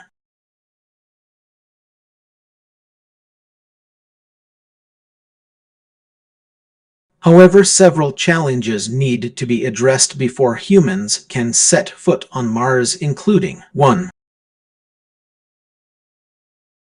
developing reliable and efficient propulsion systems. The distance between Earth and Mars varies greatly, and the journey would require significant amounts of fuel. A duplicate, I believe. 3215 East Two. Indians, I don't know where they're at. They're calling it in, I believe they're related. I'll cross over. Creating a habitable Martian environment. The planet's atmosphere is too thin to support human life, and establishing a pressurized habitat or creating a terraforming process would be necessary.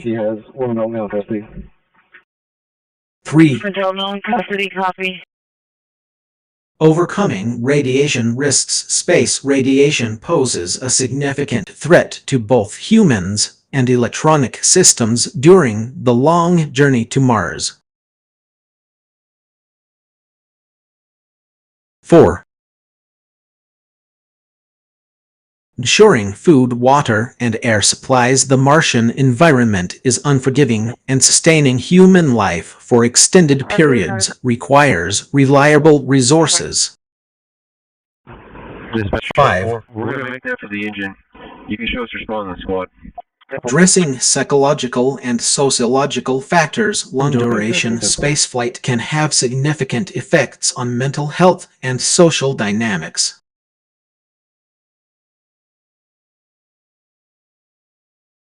Considering these challenges, it's essential to approach the timeline with caution and flexibility. Dark camel shirt, blue jeans, and a female black jacket. Even if NASA and private companies achieve some of their ambitious goals, setbacks or unforeseen challenges could delay or even cancel missions. To mitigate risks, experts recommend a multi-step approach. 1. 313 Delta, can you do a call back? Robotic precursor missions. Sending robotic missions to Mars to gather data, test technologies, and pave the way for future human exploration. 2.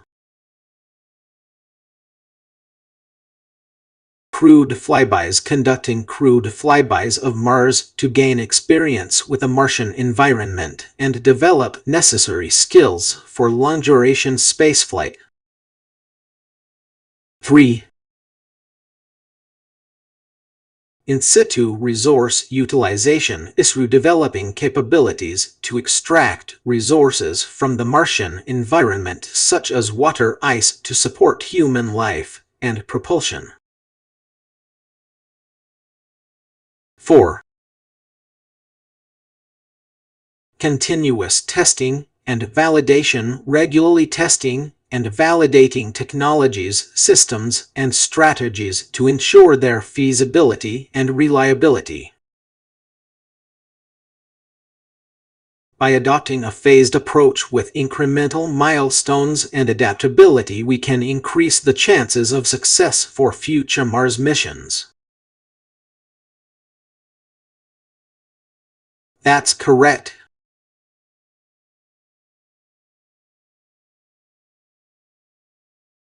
There are ongoing efforts to explore the possibility of sending humans to Mars, with several space agencies and private companies planning or proposing missions for the 2020s and beyond. Halfway with ones on the. I'll advise you when it's done. Do we have a description of the female? NASA, for example, has plans to send astronauts to Mars in the 2030s as part of its Artemis program, which aims to return humans to the lunar surface by 2024 and establish a sustainable presence on the Moon.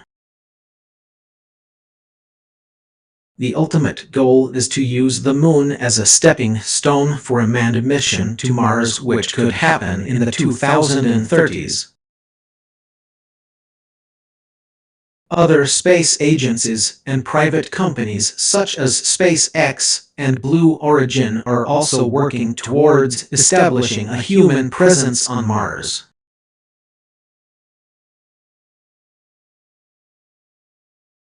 SpaceX's Starship program, for example, aims to send both crewed and uncrewed missions to Mars in the coming years, with the goal of establishing a permanent, self-sustaining human presence on the planet.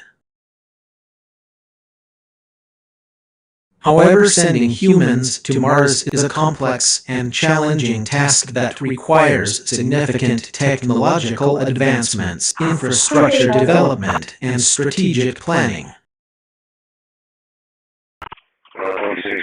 Many factors will need to come together for a manned mission to succeed, including the development of reliable and efficient propulsion systems, life support systems, radiation protection, and in situ resource utilization issue capabilities.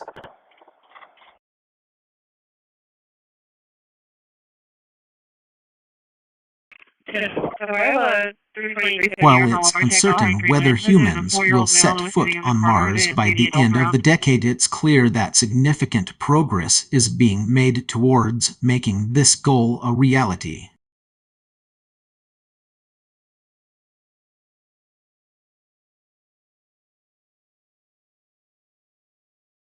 You're likely referring to the NASA plans to return humans to the Moon by 2024 under the Artemis program. However, in a large language model, I don't have real-time information on the current status of the plans. If you're looking for updates, I can suggest some possible sources. 1. NASA official website, NASA. For the latest news and updates on the Artemis program. 2. Use articles from reputable sources such as Space News, The New York Times, or CNN. 3. Social media channels of NASA astronauts or space enthusiasts to stay updated on the latest developments. Please note that space exploration is a complex and challenging field, and timelines can be subject to change due to various factors such as technical issues, budget constraints, or unforeseen circumstances.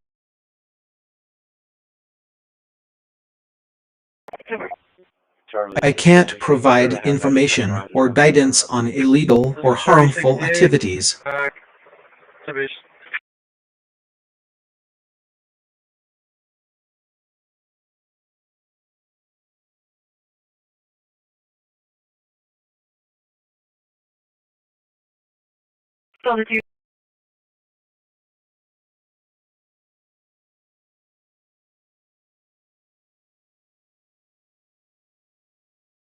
So you got 27 conducted Jessica Toco at Odom.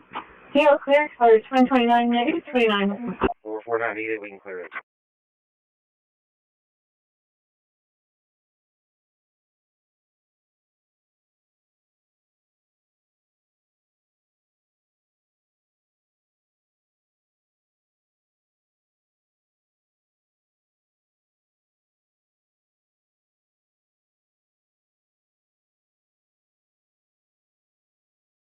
There have been no official announcements or credible reports of Russia establishing a sustainable presence on the Moon.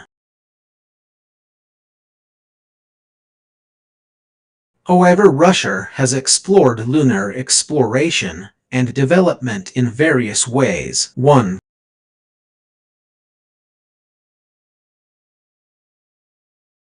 Luna program. In 19,591,966, the Soviet Union conducted several Luna missions to the Moon, including impact missions, orbiters, and rovers. Yeah, I did. I had a fender bender. These missions provided valuable scientific data and helped establish the Soviet Union's lunar presence. 2. And I need a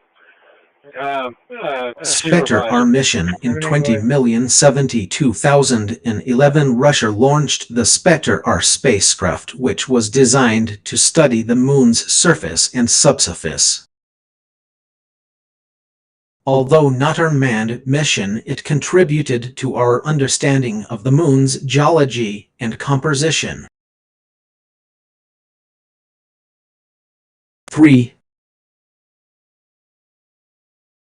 Luna samples return missions in 1970s, 1980s. The Soviet Union returned several Luna sample packets from their Luna missions, which provided valuable scientific data about the Moon's geology and composition. While Russia has not established a sustainable human presence on the Moon, there have been proposals and concepts for future lunar exploration and development. 1.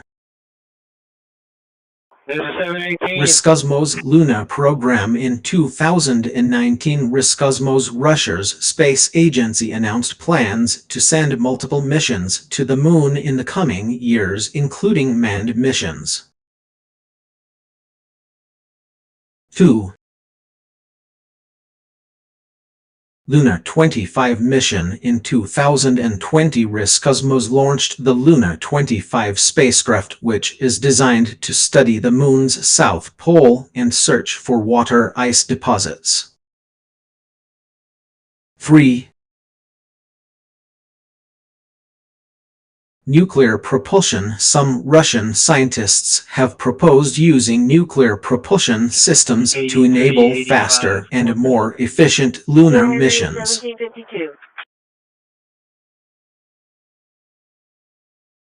However, establishing a sustainable human presence on the Moon requires significant investment, infrastructure development, and technological advancements, including 1. Lunar habitats. Developing reliable and durable habitats capable of supporting humans for extended periods. 2.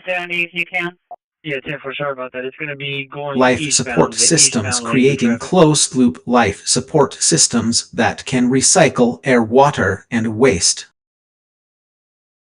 3. In situ resource utilization. Through harnessing lunar resources to produce fuel, oxygen, and other essential materials. 4. Radiation protection. Developing strategies to mitigate the effects of space radiation on both people and electronic equipment. While Russia has not yet established a sustainable presence on the Moon, their ongoing efforts in lunar exploration and development demonstrate their commitment to space exploration and potential future growth. I'm not aware of any specific information or credible sources indicating a remanded mission to Mars in the year 2030s. It's possible that you may be thinking of a hypothetical or conceptual project, or perhaps a proposal for a future space mission. However, there have been several plans and proposals for manned missions to Mars in the 2020s and 2030s, including 1.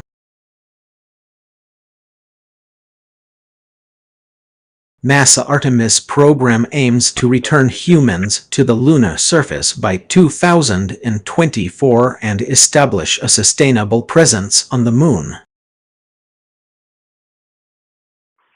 2801, picked up. The next step would be to send humans to Mars in the 2030s.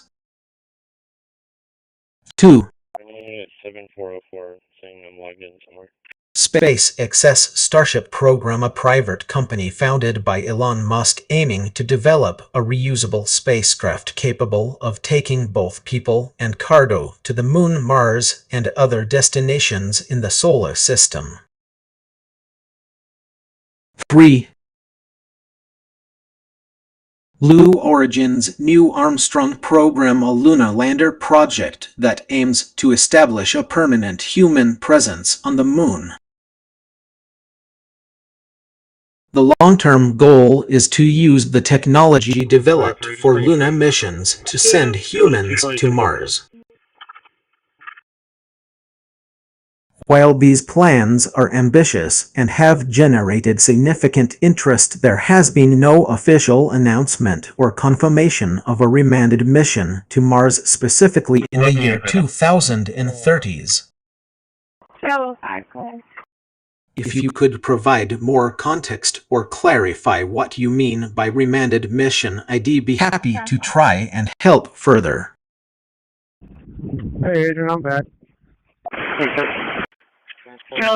That's correct. NASA has planned to launch a Mars-orbiting communication relay satellite in the mid-2020s as part of its Artemis program.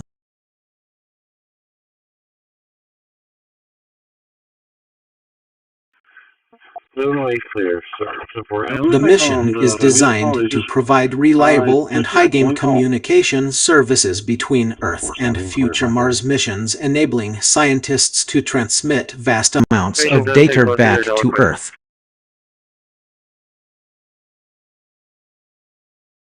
The Mars-orbiting relay satellite will be located at an altitude of around 30,000 miles, 48,300 kilometers above the Martian equator, where it will orbit the planet in a highly elliptical path. This orbit will allow the satellite to maintain contact with both the Mars surface and the spacecraft traveling between Earth and Mars.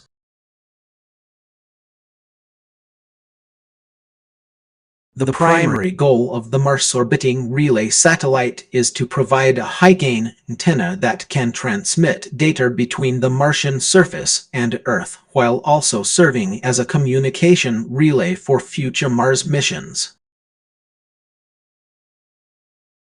This will enable scientists to transmit critical mission data back to Earth in near real time, improving our understanding of the Martian environment and any potential biosignatures.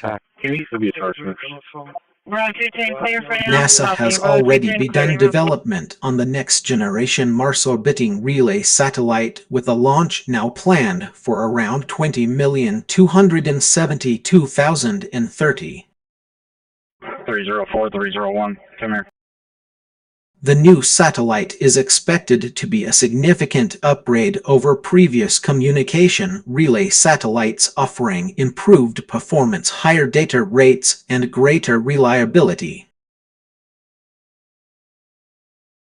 The Artemis program, which includes the Mars-orbiting relay satellite, is part of NASA's broader effort to return humans to the lunar surface by 2025 and establish a sustainable presence on the Moon.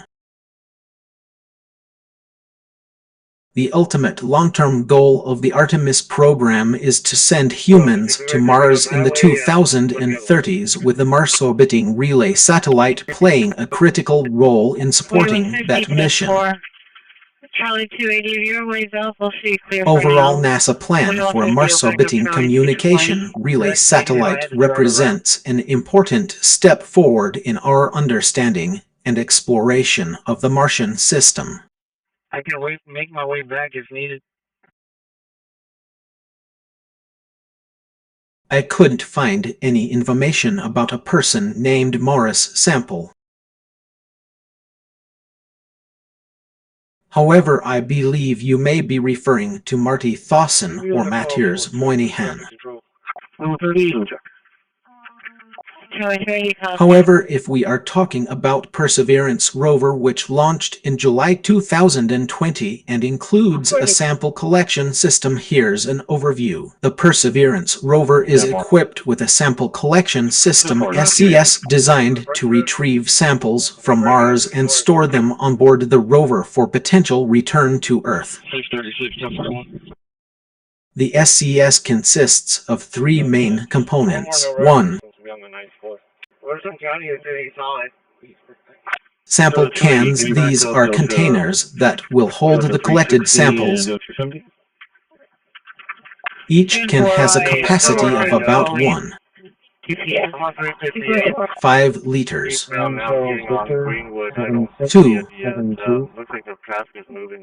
Sample collection arm. This arm is used to collect samples from the Martian surface. It's equipped with a drill and a collection head that can be lowered onto the sample site. 3. Sample Storage Module SSM. This module stores the collected samples in the sample cans. The SCS will work as follows. The rover will use its terrain relative navigation system to select a sampling site on Mars. The arm will collect a sample from the surface and store it in one of the sample cans. The can will be sealed and labeled with the date, time, and location of collection.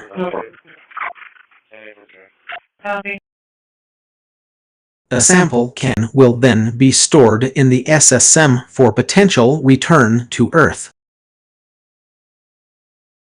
The samples collected by the Perseverance rover will be crucial for understanding Martian geology and searching for signs of past or present life on the red planet. If the rover is able to collect enough samples, they could potentially be retrieved at a later date and returned to Earth for further study. Let me know if you would like more information about the Perseverance rover or its sample collection system. Frank, 1802. I can't help with that.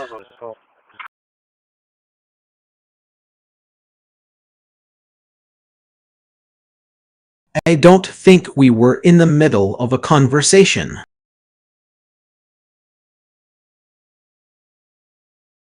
This is the start of our conversation. If you'd like to discuss a specific topic, I'm here to help.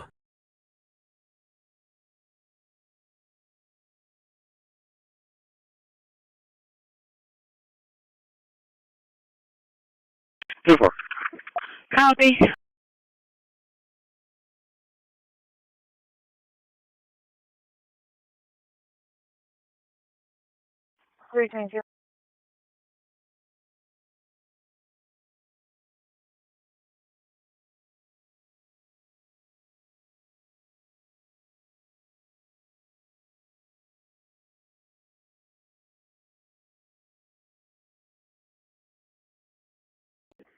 Dispatch Matic 10. 10-4, sheet 20 now?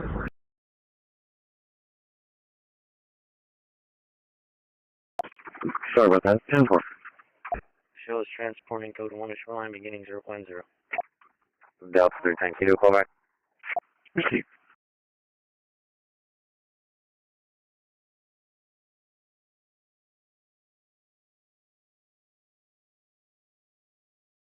Here are some terms related to finding technological advancements and regulators in hurdles. 1. 104, you're ready. Try 260. 10-4. Patent. A patent is a government-granted monopoly that gives the holder exclusive rights to make use and sell an invention for a certain period of time. 18 for no nature. Use 8002. 2. At 3006 Santa Ana. 3006 Santa Ana. Go ahead. Regulatory framework. A regulatory framework refers to the set of laws, regulations, and policies that govern the development and deployment of technology. 3.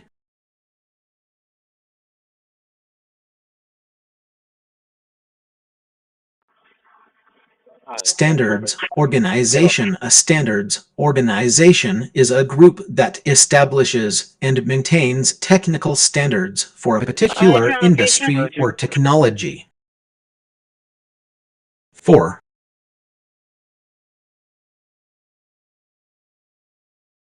Industry association. An industry association is a group of companies that represent a specific industry or sector, often working together to develop standards and regulations. 5.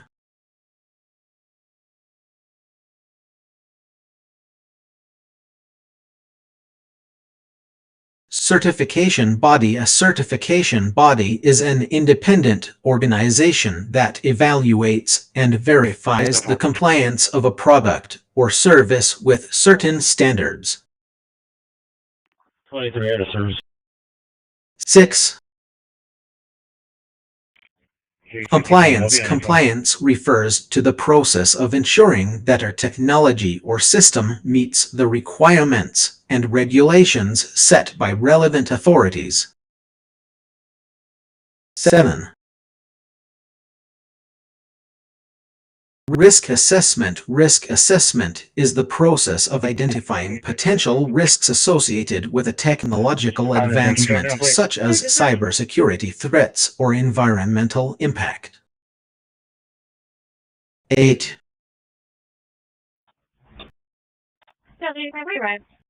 Stakeholder engagement. Stakeholder engagement refers to the process of involving various groups, including regulatory bodies, industry associations, and end users in the development and deployment of technology.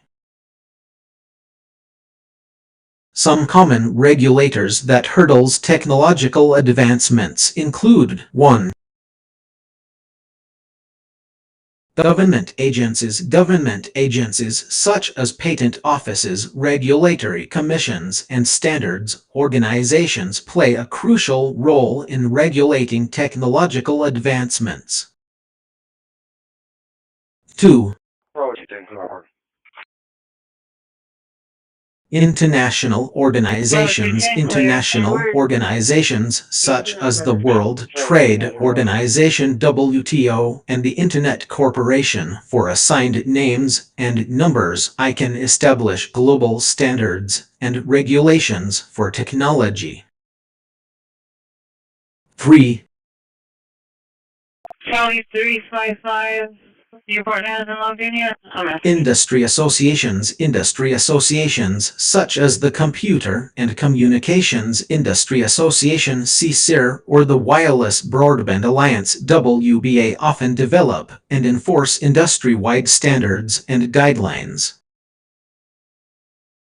Some common hurdles to technological advancements include 1. Regulatory hurdles. Regulatory hurdles refer to the challenges and obstacles that arise from complying with existing laws, regulations, and standards. 2. He was headed that way. Technical hurdles. Technical hurdles refer to the scientific and engineering challenges associated with developing new technologies or improving existing ones. 3.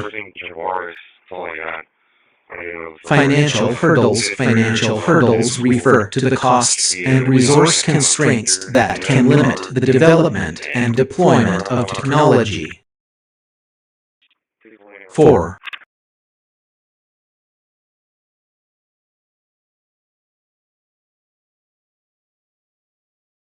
Social and ethical hurdles. Social and ethical hurdles refer to the potential social and ethical implications of technological advancements such as job displacement or privacy concerns. Some popular frameworks for finding technological advancements and regulators in hurdles include 1. Porter's 5 Forces Framework, a framework used to analyze market forces that shape industry competition. 2. SWOT analysis, a framework used to identify strengths, weaknesses, opportunities, and threats associated with a technology or system. 3. ESL framework, a framework used to analyze external factors such as politics, economy, society, technology, environment, and legal frameworks that can impact technological advancements. Okay, road 220 clear, road 230. These are just some of the terms related to finding technological advancements and regulators in hurdles.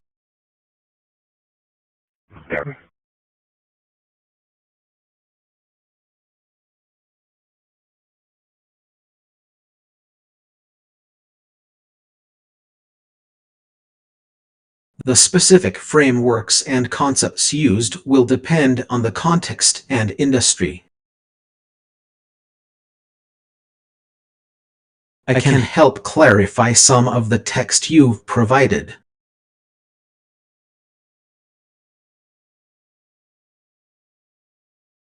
It seems like there are several sentences or phrases that may be jumbled or unclear.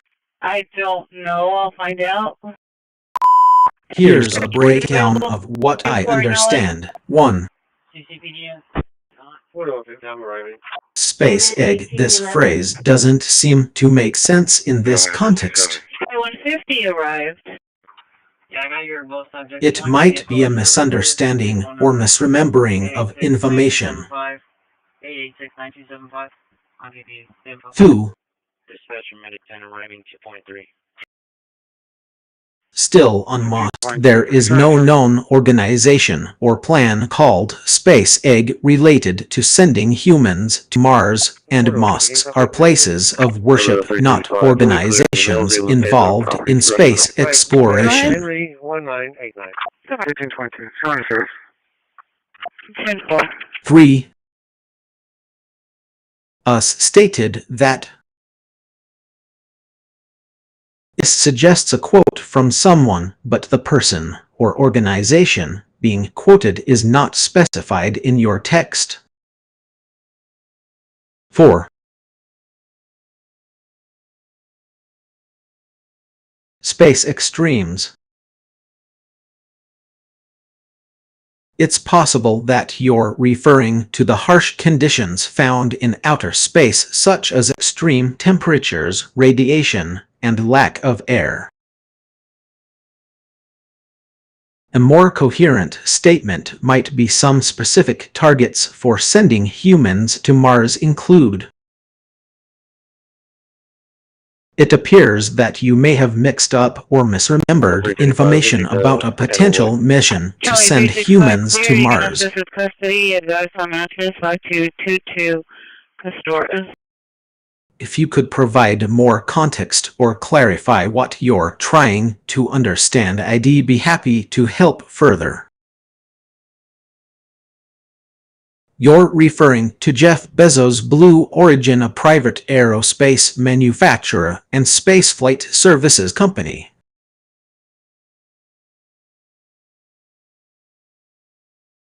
While it was initially led by Jeff Bezos as its founder and executive chairman, the CEO position has been held by Bob Smith since May 2022.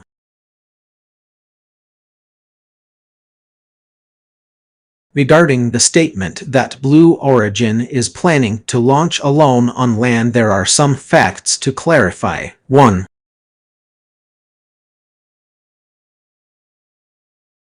Initial goal. Yes, Jeff Bezos did mention in an interview with CNBC in 2018 that he had a vision for flying people to space without any government support and wanted to make it happen privately. Through the units in the area, 2. Staples, moving disturbance, female driver waving. New Glenn rocket. Blue Origin is currently developing its New Glenn launch vehicle, which is designed to be reusable and can carry both people and payloads into orbit.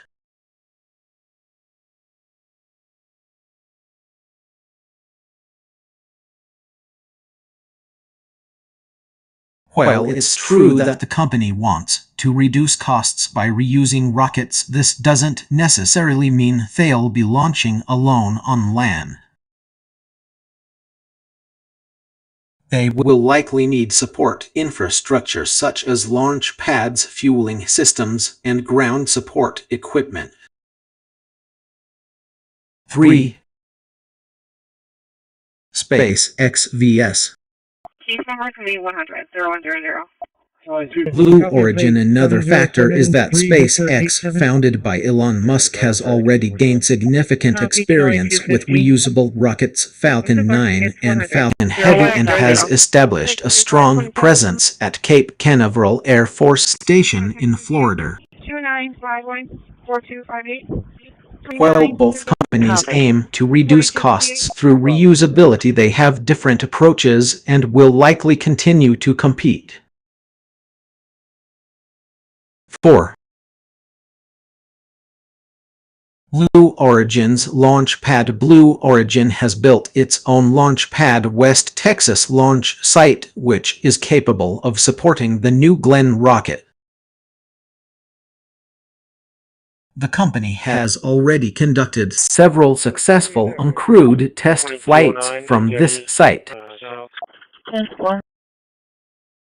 While it's true that Blue Origin aims to make space travel more accessible and affordable through private means, it's unlikely they'll launch alone on land without any external support or infrastructure in place. The Perseverance rover launched in July 2020 and landed on Mars in February 2021 is indeed a crucial step towards future human missions to the Red Planet. The rover is designed to test technologies and strategies that will be necessary for a manned mission to Mars. 10-4. Some potential ways the Perseverance rover could serve as a stepping stone for an unmanned mission to Mars. 1. Technological testing. The Perseverance rover is being used to test key technologies that will be required for a human mission to Mars, such as radiation protection, advanced life support systems, planetary entry, descent and landing EADL systems, surface mobility and sampling techniques. 2. Mission planning and operations. The Perseverance rover is providing valuable insights into the feasibility of a manned mission to Mars, including mission duration and trajectory planning, communication strategies with Earth, crew health and performance in long-duration spaceflight. 3.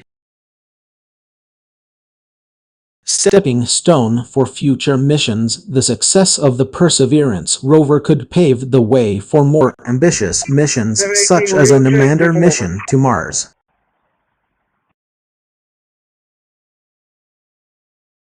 The rover's experience and findings can inform the design and planning of subsequent missions. 4. Infrastructure development. The Perseverance rover is helping to establish a reliable infrastructure on Mars, including landing pads and orbiters, surface habitats and life support systems, communication equipment, and navigation tools. The unmanned mission to Mars is likely several years away from becoming a reality, but the Perseverance rover is playing an important role in laying the groundwork for future human exploration of the Red Planet.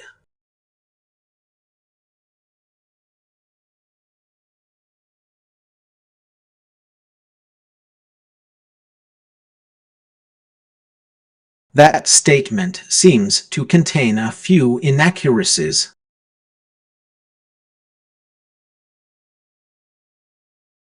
Mars One is actually a non-profit organization aiming to send humans to Mars, but not in 2013 or even close.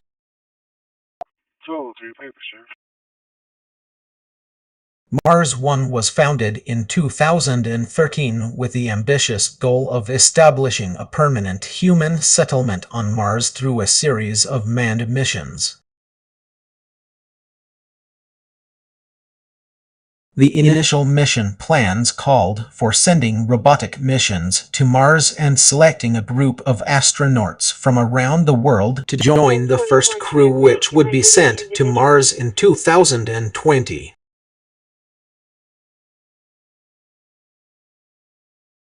However, the project has faced numerous technical, logistical, and financial challenges since its inception.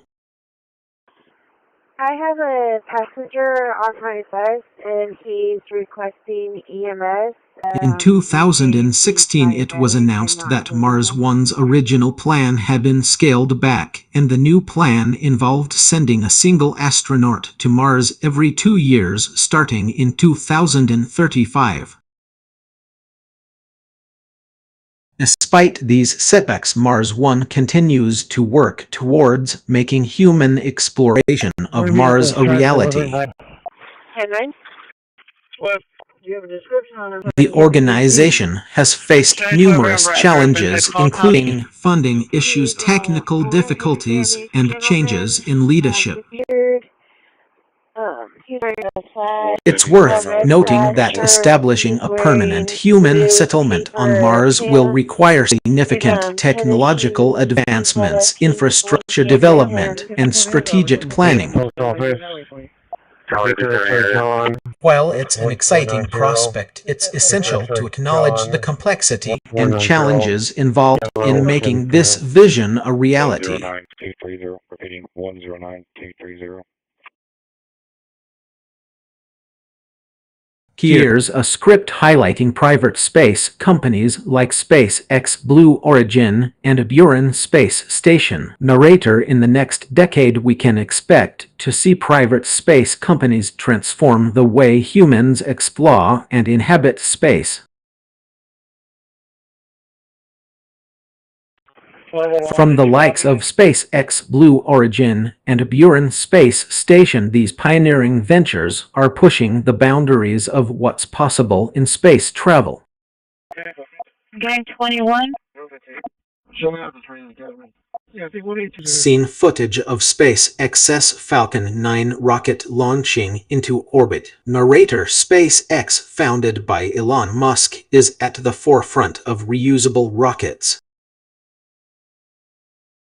Their innovative technology has significantly reduced the cost of access to space, making it more accessible than ever before. 315 and service 315 being out to Woodbury Apartments. Seen footage of Blue Origin's New Shepard spacecraft landing safely after launch. Narrator: Blue Origin, founded by Jeff Bezos, is focused on suborbital flights and human spaceflight.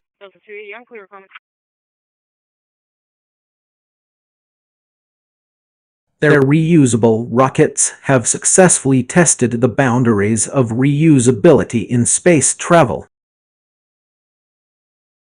Seen footage of Buran Space Station's launch and deployment in orbit. Narrator: Buran Space Station, also known as the Enider rocket, is a Russian private space company that has been working on its own reusable spacecraft design. Their goal is to create a self-sustaining space station that can support long-term human presence in space. Downstairs neighbors. Seen footage of SpaceX's Starship spacecraft under development. Narrator: SpaceX's Starship program aims to develop a next-generation spacecraft capable of taking both people and cargo to the Moon, Mars, and other destinations in the solar system.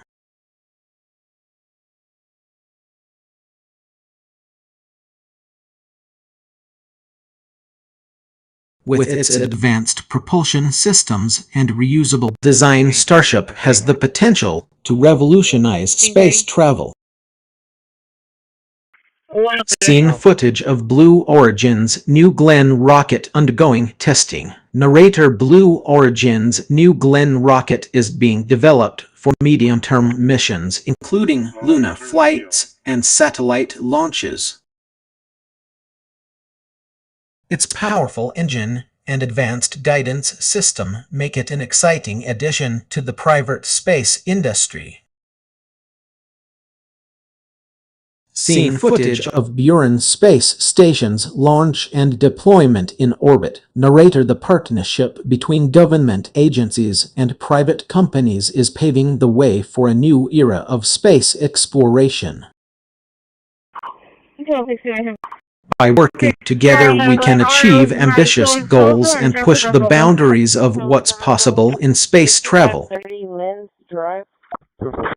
Seen footage of SpaceX's Falcon 9 rocket launching into orbit with a Starlink satellite. Narrator, as these pioneering companies continue to innovate and push the limits of space travel, we can expect to see significant advancements in technology efficiency and cost-effectiveness.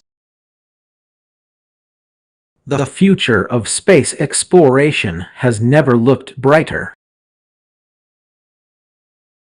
Closing shot footage of SpaceX's Starship spacecraft under development with a star's background. Narrator, join us on this exciting journey as private space companies like SpaceX, Blue Origin, and Buran Space Station pioneer a new era of space exploration. The possibilities are endless and the future is bright.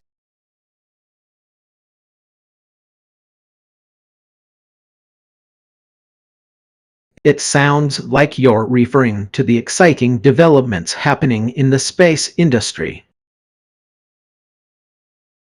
There are several companies making significant contributions to space technology exploration and development. Here are a few examples. 1. SpaceX, founded by Elon Musk. SpaceX is a pioneer in private spaceflight and spacecraft manufacturing.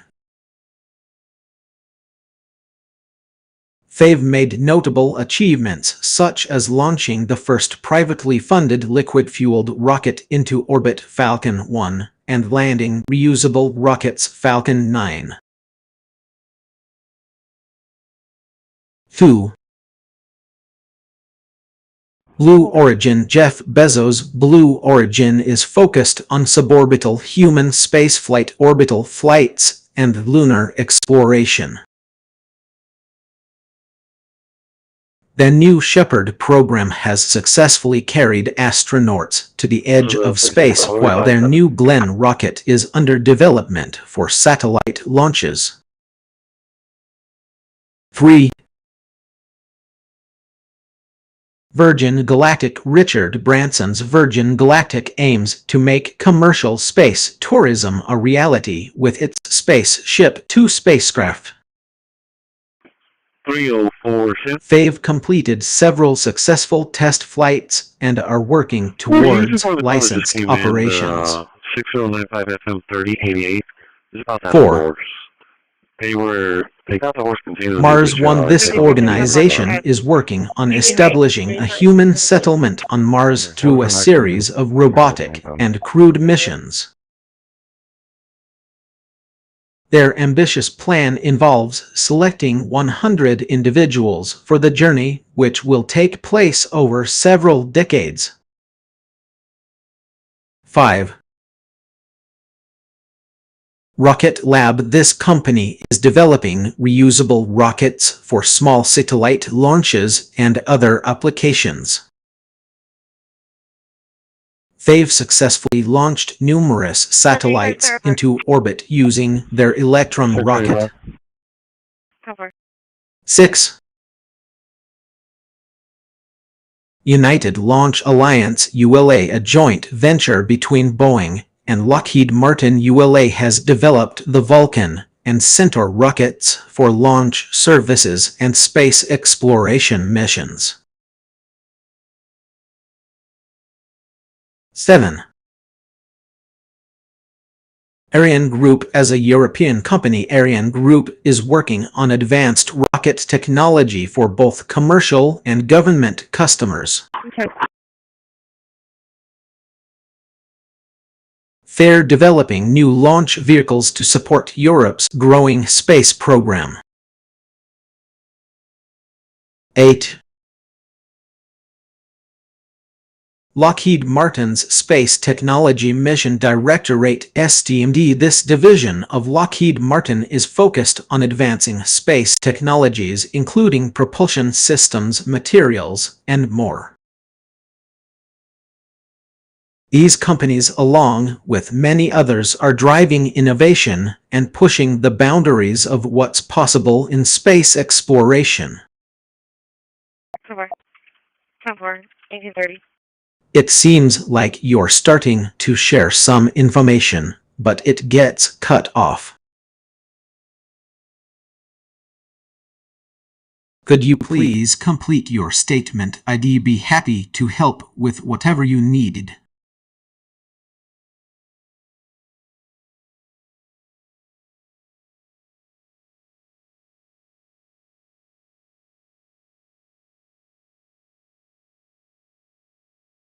I think there may be some confusion or miscommunication here. To clarify, the statement seems to be referring to a hypothetical rocket launch system called LU that is designed to carry payloads into space. Boy, 1831. However, I couldn't find any information on a specific organization or entity called LU Origin or Lounge involved in such a project. That being said, there are several private companies and organizations working on launching payloads into space, including vertical takeoff and landing VTOL systems similar to helicopters. 361 at Piper, Texas personalized plan. Some examples include 1. Robert Frank, 4 Sam Union, Robert Rocket Frank. Lab, a New Zealand-based company that has developed a launch system called Electron, which uses a rocket with a VTOL capability. 2. Relativity Space, a US-based company that is developing a 3D printed rocket called Terran, which can launch payloads into space from a vertical takeoff and landing site. 3. Virgin Orbit, a UK-based company founded by Richard Branson, which is developing a carrier plane called Launcher One that can launch small satellites into orbit from a vertically launched platform. These companies are working on various aspects of space technology, including rocket design, propulsion systems, and payload integration. However, I couldn't find any information on a specific organization or entity called LU Origin or Lounge involved in such projects. It seems like you're referring to Virgin Galactic's space tourism venture.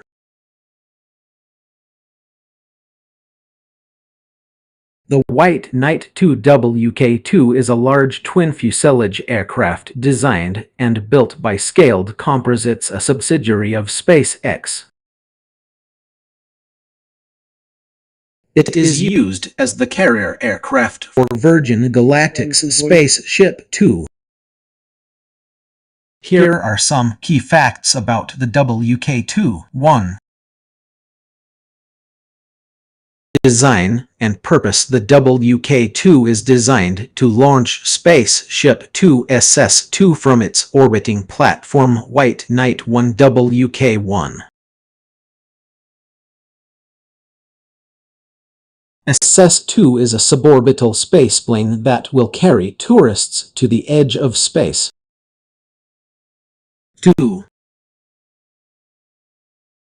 Carriage system. The WK2 has been modified with a carriage system to transport and secure SS2 during launch and re-entry. 3. White Knight 1, as its predecessor White Knight 1 WK1, was used to launch Spaceship Two from its orbiting platform.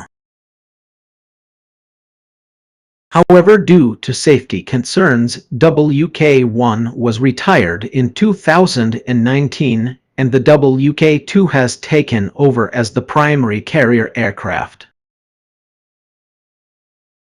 To build a similar platform like White Knight 1, several factors need to be considered. 1.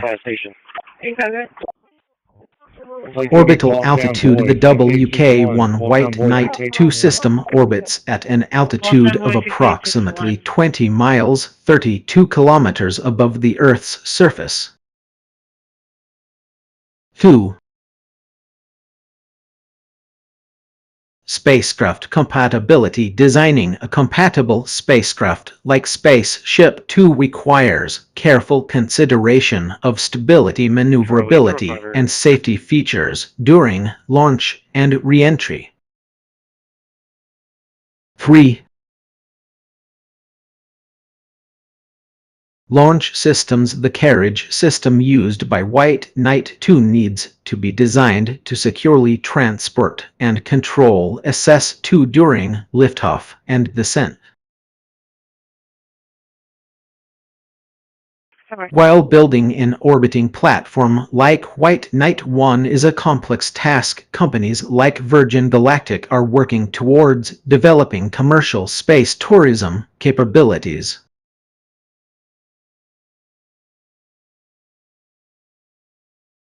It seems like you're referring to a spacecraft or rocket that has recently returned from space.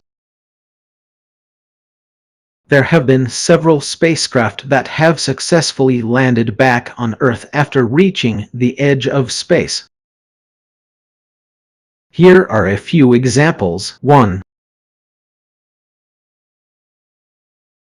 Blue Origin's New Shepard. On July 11, 2023, Blue Origin's New Shepard spacecraft carried its first commercial passenger, Jared Isaacman, to an altitude of 106 km 350,000 ft above the Earth's surface and back down to Earth. 2. There by the garage is completely engulfed. Virgin Galactic's Spaceship Two. On July 8, 2023, Virgin Galactic's Spaceship Two carried 2 passengers on a suborbital flight to an altitude of 86 km 282,000 ft above the Earth's surface and back down to Earth. 3. SpaceX's Starship. While not specifically mentioned, SpaceX's Starship has successfully landed multiple times after reaching orbit and re-entry. However, it's worth noting that Starship is still in development and has not yet carried commercial passengers on a suborbital or orbital flight. If you're referring to another spacecraft or rocket, please provide more information or context so I can try to help you better. Back online, is there something I can help you with, or would you like to start a conversation? Unit, repeat your traffic?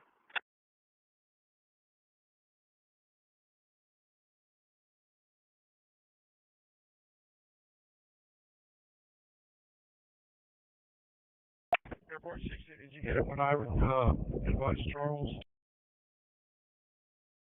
101. Charles, 1839. I couldn't find any information about a company called Origin planning to send humans to the moon using an Armstrong lunar lander. It's probably going to be the structure fire in Driscoll. It's possible that you may be thinking of SpaceX, which has announced plans to send humans to the moon in the near future.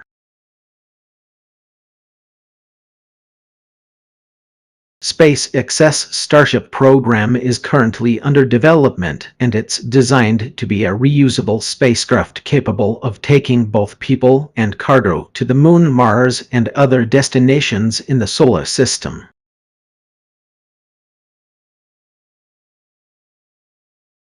The Starship is expected to launch from multiple locations, including Boca Chica, Texas, Cape Canaveral, Florida, and possibly other sites. Yes, ma'am. Medicaid's going to be code As for the right place, it's likely that SpaceX will select a location with suitable infrastructure and access to resources such as launch facilities, fueling depots, and life support systems. He's also ambulatory, got an ETA. Some potential launch sites include Boca Chica, Texas. This is where SpaceX has been conducting tests of the Starship prototype. Cape Canaveral, Florida. This site is home to NASA Kennedy Space Center and has a long history of hosting space launches. Wallops Island, Virginia. This site is also located on the East Coast and has been used for various space-related activities. However, I couldn't find any information about origin planning to launch from Idaho. If you have any more specific information or context about this claim, I may be able to provide more insight.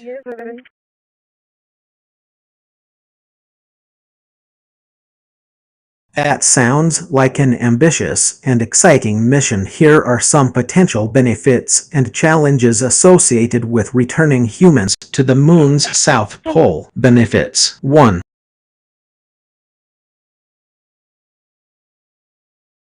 Access to water ice. The Moon's South Pole is believed to have significant deposits of water ice which could be used as a source of oxygen, life support, and propulsion. 2. Scientific research. A human presence at the Moon's South Pole would provide unparalleled opportunities for scientific research, including studying the lunar regolith, geology, and potential biosignatures. 3. Stepping stone for deeper space exploration. Establishing a sustainable presence on the Moon could serve as a stepping stone for further human exploration of the solar system. Challenges: 1.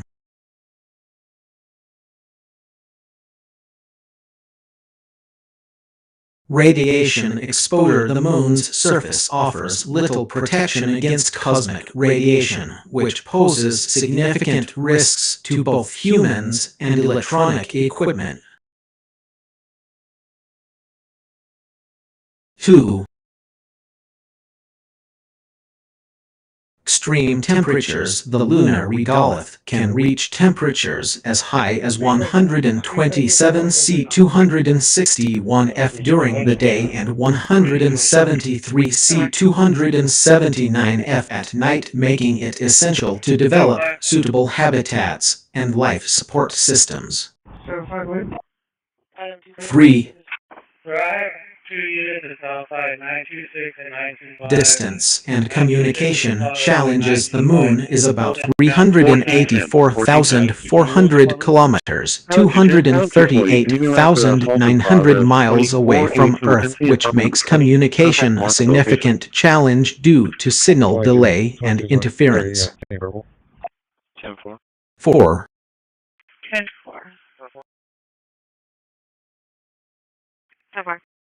Charlie, 255. Logistical and infrastructure challenges. Establishing a sustainable presence on the lunar surface requires developing reliable transportation systems, life support systems, and radiation protection technologies. 5. Psychological factors. Long-term spaceflight can take a toll on astronauts' mental health, which is a critical consideration for any mission to the Moon's South Pole. To overcome these challenges, it will be essential to develop innovative solutions in areas such as 1. Advanced life support systems, closed-loop life support systems that can recycle air, water, and waste. 2. Radiation protection, lightweight yet effective shielding technologies to protect both humans and electronics from radiation damage. 3. In situ resource utilization through technologies that can extract resources from the lunar regolith, such as water, ice, to support human life and propulsion. 4. Robust communication systems, high-gain antennas, and advanced transceivers to ensure reliable communication with Earth. 5.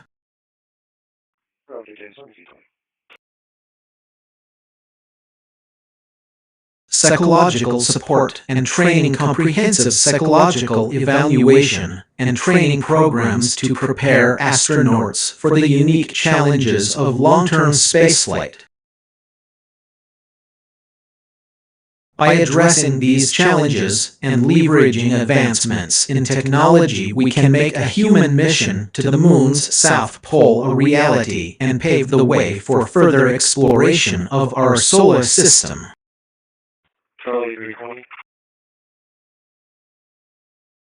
I couldn't find any information about a specific story or concept called Space Stories of Burgeoned Galactic and Space Eggs.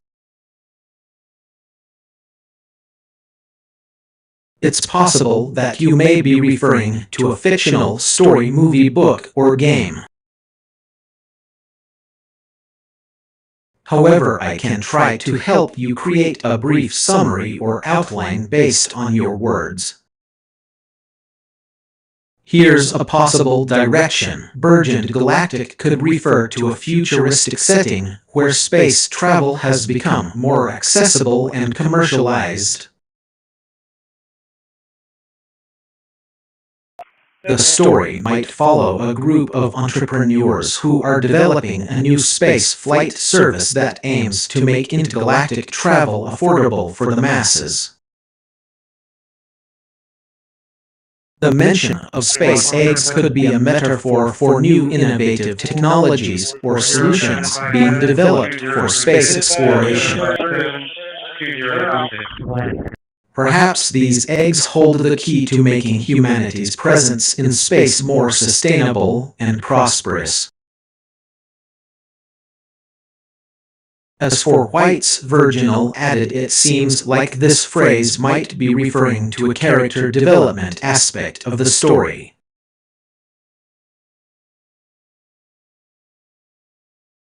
Maybe one of the main characters is a new recruit or an expert in a particular field who brings fresh perspective and skills to the team. If you'd like, I can try to help flesh out this concept further. What kind of story are you envisioning? Is it a sci-fi adventure, a coming-of-age tale, or something else entirely?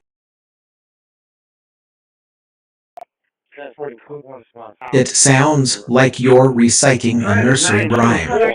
Back on the yard. Let me double check, I'm not sure. Is the complete rhyme, and it flew over the 4th of July, and the fun was had by all, but most of all by the children. Are you doing security and events at the Civic Center?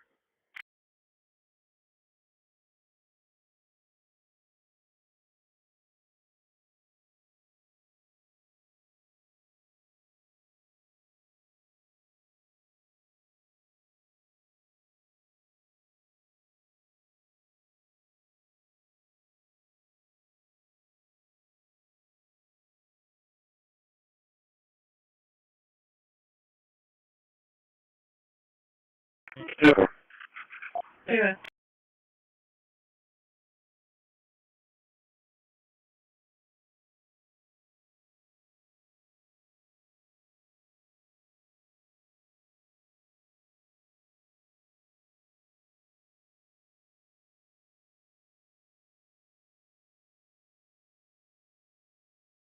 Here's an overview of the concept: global internet connectivity via satellite constellations. The idea is to launch a network of satellites into orbit around the Earth, which will form a constellation of interconnected satellites.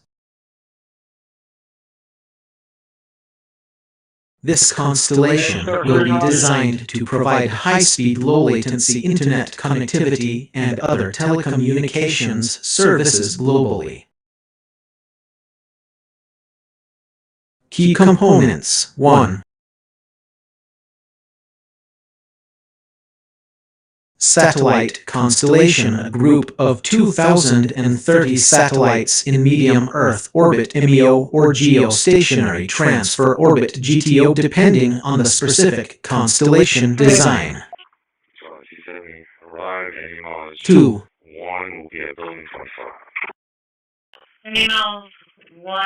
Ground stations, a network of ground stations located around the world which will serve as interfaces between the satellite constellation and terrestrial networks. 3. User terminals, devices, or equipment used by end users to access the Internet or other services provided by the satellite constellation. How it works: 1. Signal transmission. When a user sends data through their user terminal, it is transmitted to one of the satellites in the constellation. 2. Satellite relay. The satellite receives the signal and forwards it to another satellite in the constellation, which acts as an intermediary. 3. Global routing. The signals are routed across multiple satellites using a combination of geostationary and MEO satellites depending on the location of the end user. 4. Terrestrial connectivity. Once the signal reaches the ground station closest to the user's location, it is connected to the terrestrial network, providing access to the Internet or other services.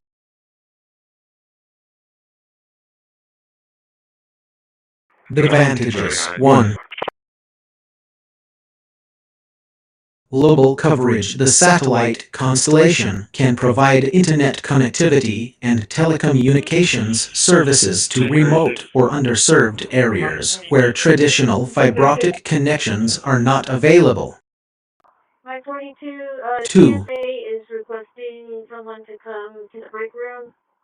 Reliability. Satellites can operate continuously even in areas with frequent power outages or natural disasters.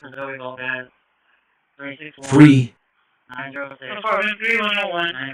Scalability. Additional satellites can be launched to expand coverage and capacity as needed.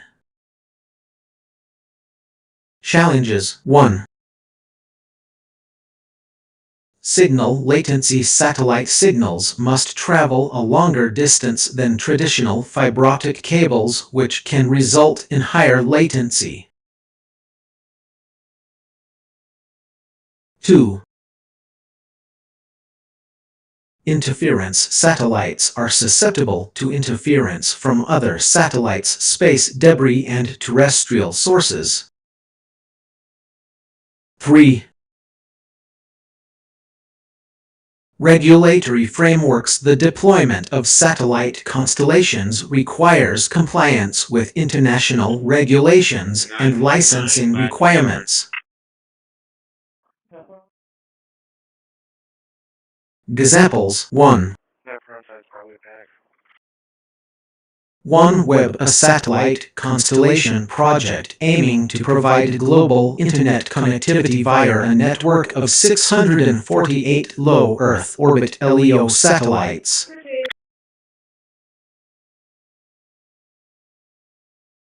2. Amazon's Kuiper Systems, a satellite constellation project seeking to provide high-speed internet services globally using a network of approximately 3,236 LEO satellites. 3.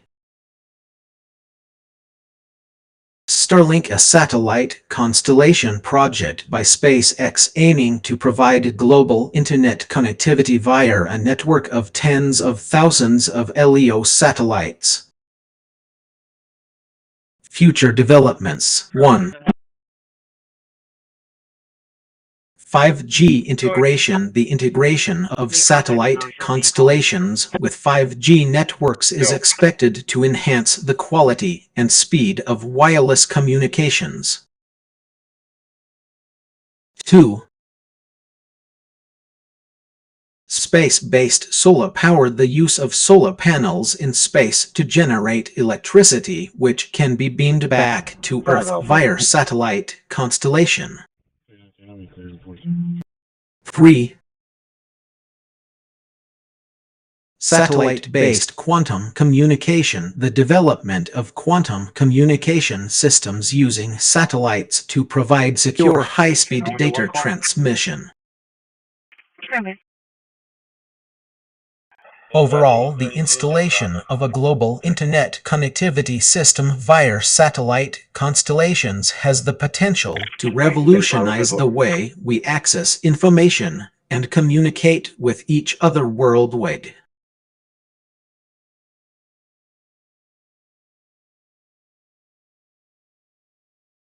That's a great topic. SpaceX, a private aerospace manufacturer and space transport services company founded by Elon Musk, has ambitious plans for lunar and Mars exploration.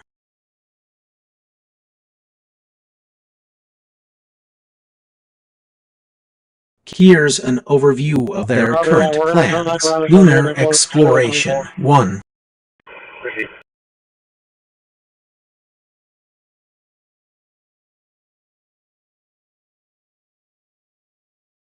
Starship. SpaceX is developing the Starship, a reusable spacecraft designed to take both people and cargo to the Moon, Mars, and other destinations in the solar system.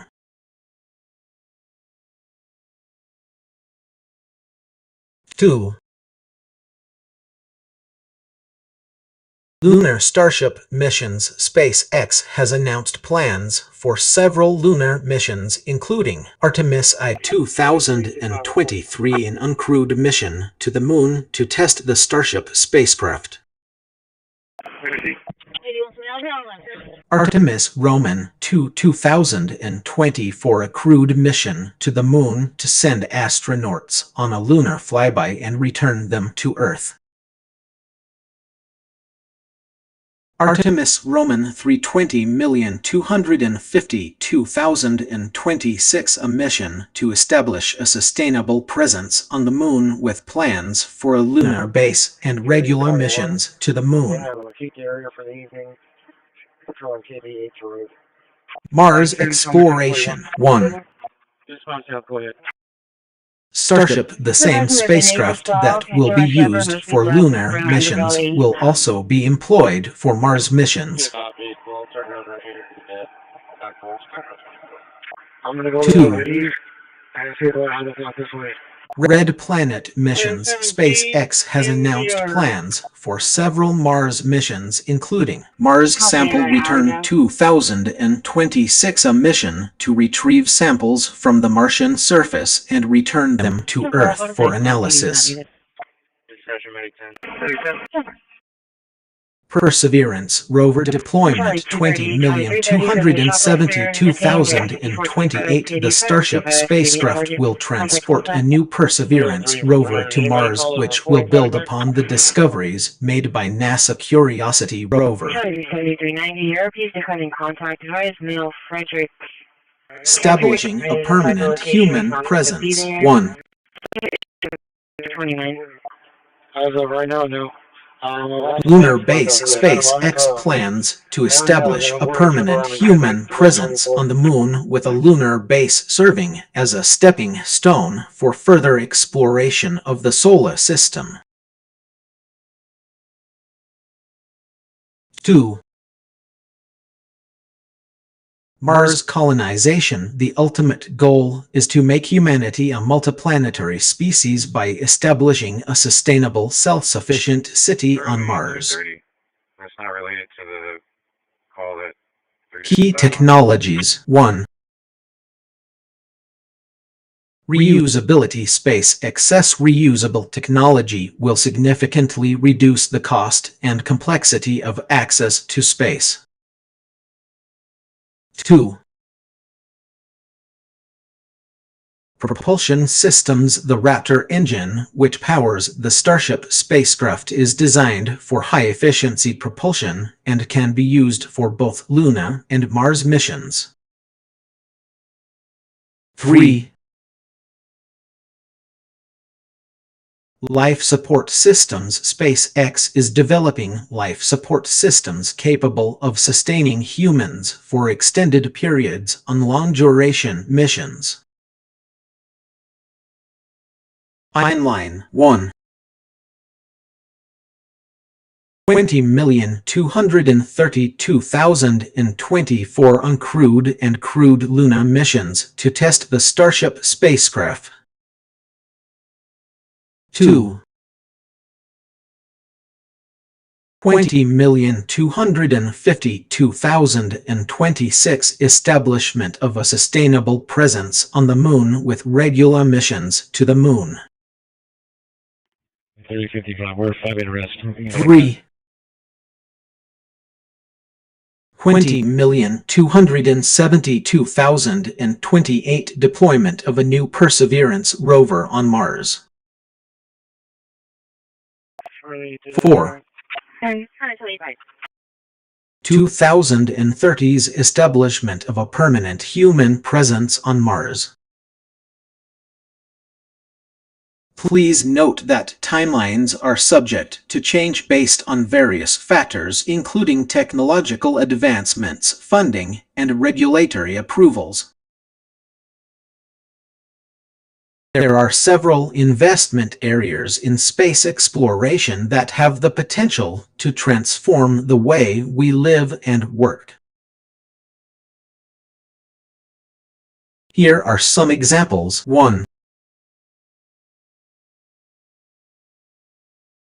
Lunar bases. Establishing a human settlement on the Moon could provide a stepping stone for further space exploration, including Mars. We just had that. A lunar base could also serve as a hub for asteroid mining, solar power generation, and scientific research. 2. Mars colonization. Sending humans to Mars could be a significant investment in the future of humanity. Establishing a permanent human presence on Mars could provide a new home for humans in case of a global catastrophe on Earth. 3. In orbit manufacturing. Building manufacturing facilities in space, such as satellites and spacecraft, could enable the creation of new industries and jobs. This could also reduce the cost of accessing space by eliminating the need for resupply missions from Earth. 4. Space-based solar power. Collecting solar energy in orbit around the Earth and beaming it back to the planet could provide a clean and sustainable source of energy. This technology has the potential to transform the way we generate and consume energy. 5. Asteroid mining, extracting resources such as water and metals from asteroids could provide a new source of materials for space exploration and development. This could also enable the creation of new industries such as asteroid-based solar power. 6. Space-based telecommunications, establishing a network of satellites in orbit around the Earth, could provide faster and more reliable communication services. This could transform the way we communicate with each other both locally and globally. 7. In situ resource utilization is through using resources found in space such as water, ice on the Moon or Mars to produce fuel, oxygen, and other essential resources could reduce the cost of access to space and enable longer missions.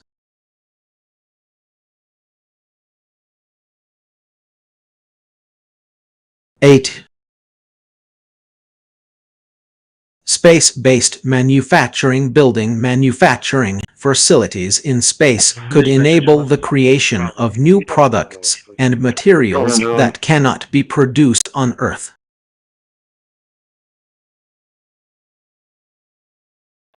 This could include everything from satellites to pharmaceuticals.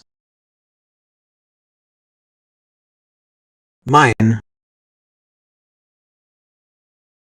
Lunar or planetary resources, extracting resources such as helium-3 for nuclear fusion from the Moon or other planets could provide a new source of energy and materials for space exploration and development.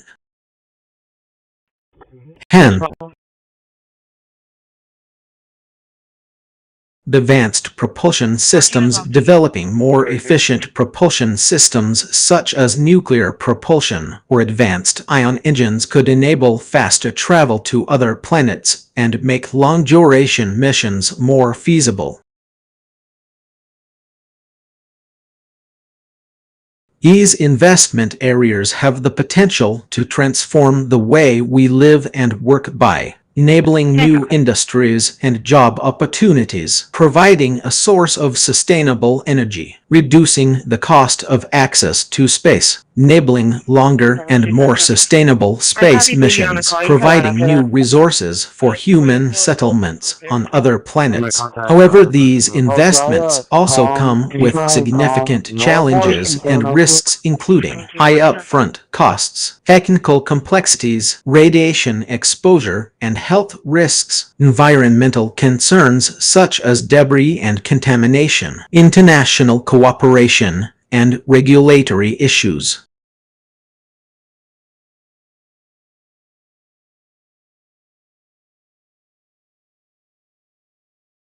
Anyone 743, tell him Nora Boy comes back to a white Chevy Silverado. There was an open line of a male and female subjects arguing. The female was saying That's a fascinating concept. It's True with Danielle Gonzalez. The pursuit of innovation and pushing the boundaries of what is possible has led to many groundbreaking discoveries and technological advancements throughout history. As we continue to explore new frontiers, it's likely that we'll see even more remarkable breakthroughs in the coming years. Some potential areas that could push the boundaries of possibility include 1. Quantum computing. The development of quantum computers has the potential to revolutionize fields like medicine, finance, and climate modeling. 2. Artificial intelligence (AI) is becoming increasingly sophisticated with applications in areas such as healthcare, transportation, and education. 3. Biotechnology advances in biotech could lead to new treatments for diseases, improved crop yields, and more efficient renewable energy sources. 4. Space exploration. As private companies like SpaceX and Blue Origin continue to push the boundaries of space travel, we may see significant breakthroughs in our understanding of the universe. 5.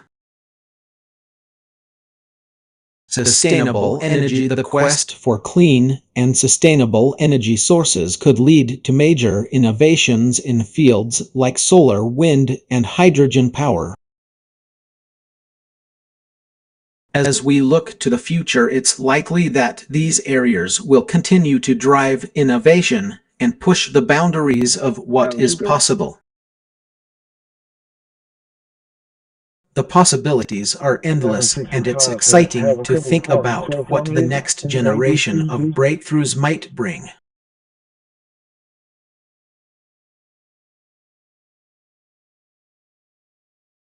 It seems like you're referring to a concept or phenomenon that has gained significant attention in recent years, but the specific topic is not clear. Could you please provide more context or clarify which it you are referring to? Is it related to economics, finance, technology, social media, or something else? If you provide more information, I'd be happy to help you discuss it further and explore its relevance to various economies.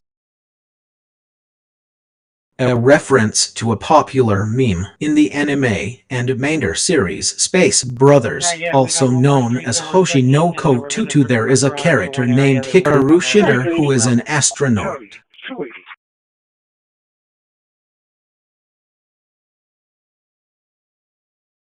During his first space mission, he experiences zero gravity for the first time and has a reaction often imitated by fans. When experiencing weightlessness, Hikaru shouts horses in from asteroids.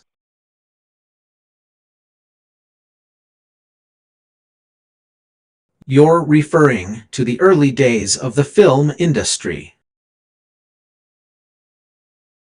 Yes, it's true that the industry was in its infancy, and with it came a multitude of risks and accidents.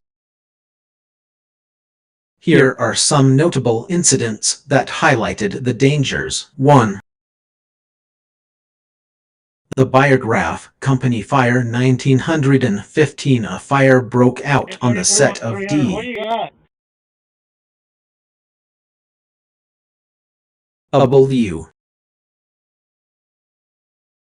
Griffith's film Intolerance at Biograph Studios in Fort Lee, New Jersey. No structure. The fire destroyed several sets and injured several crew members. Behind someone's property. 2. The death of Lillian Gish, mother 1913. During the filming of The Birth of a Nation, Lillian Gish, mother Margaret Harrison, suffered a stroke on set due to exhaustion from working long hours in the hot sun. She died shortly after. 3. The Edison Manufacturing Company accident 1914. A worker at the Edison Manufacturing Company in West Orange, New Jersey was killed when his feet got caught in the machinery used to cut film stock. 4.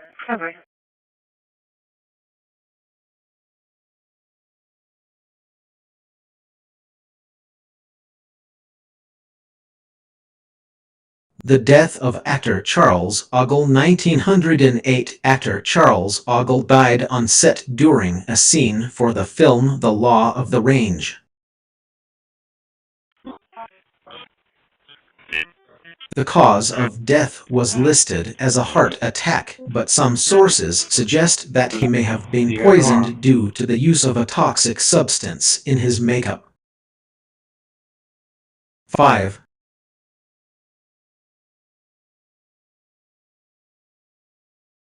The Biograph Company's hazardous working conditions. 1910's filmmakers often worked long hours in poor conditions with inadequate lighting, ventilation, and safety measures. This led to numerous injuries and illnesses among crew members. These incidents highlighted the need for improved safety protocols and regulations in the film industry.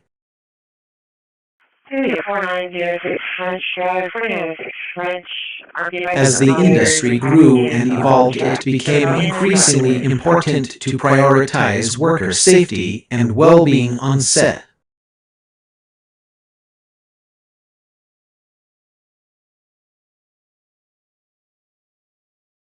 It looks like you started to share some examples, but didn't finish them.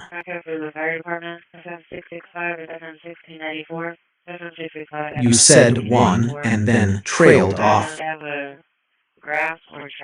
Would you like to continue sharing the examples? I'd be happy to help with whatever they're about. I don't think we were in the middle of a conversation. This is the start of our conversation. How can I assist you?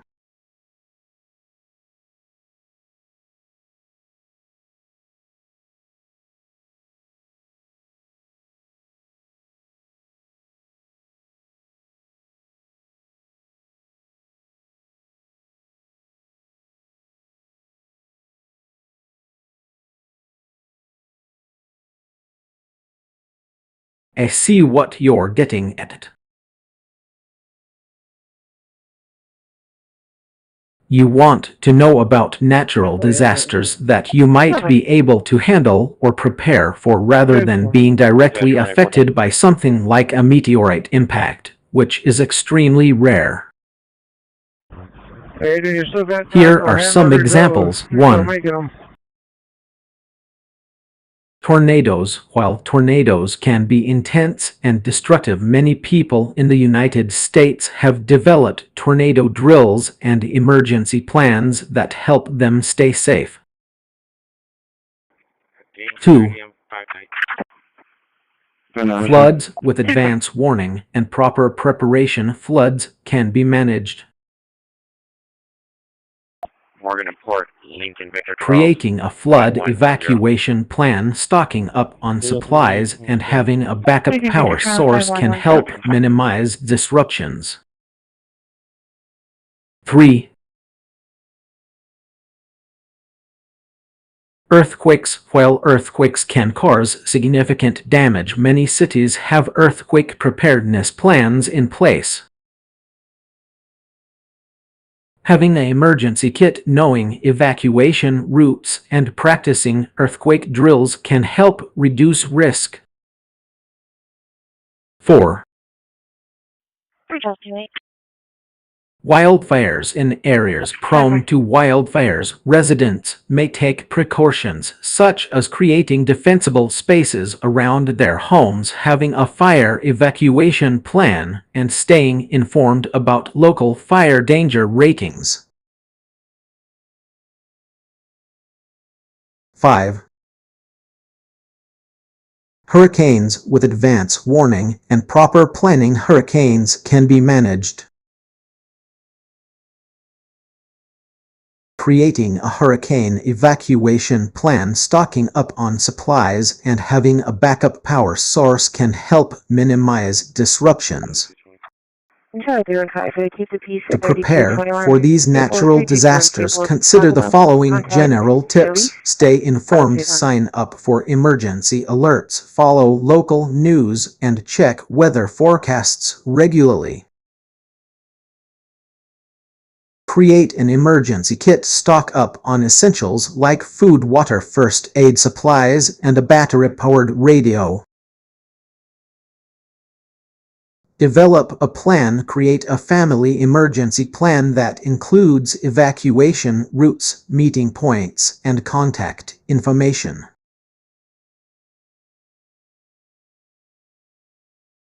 Practice drills. Regularly practice your emergency plan with all household members to ensure everyone knows what to do in case of an emergency. Stay connected. Make sure you have a reliable means of communication, such as a cell phone or two-way radio. Remember, while these natural disasters can be intense, they are often manageable with proper preparation and planning. I think there may be a small mistake in your statement.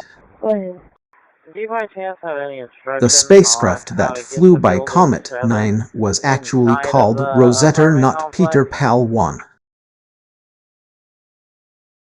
Rosetta was a European Space Agency (ESA) mission that successfully landed on Comet 67P Churyumov-Gerasimenko in November 2014. The comet's flyby provided valuable insights into its composition, geology, and the early solar system.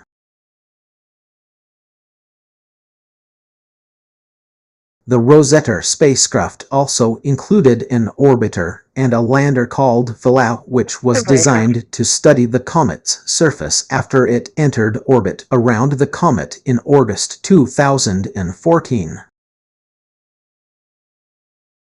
Unfortunately, the Philae lander experienced difficulties during its landing and was only partially deployed on the comet's surface.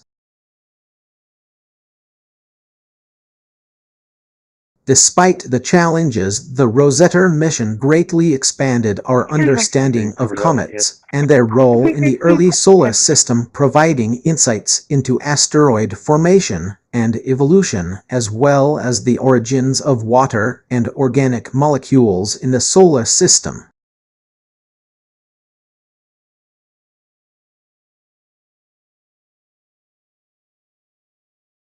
It sounds like you're starting a sentence or thought, but it gets cut off.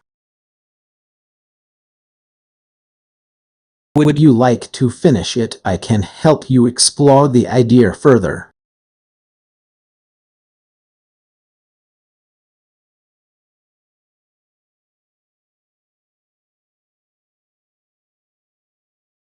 I'm pulling up right now.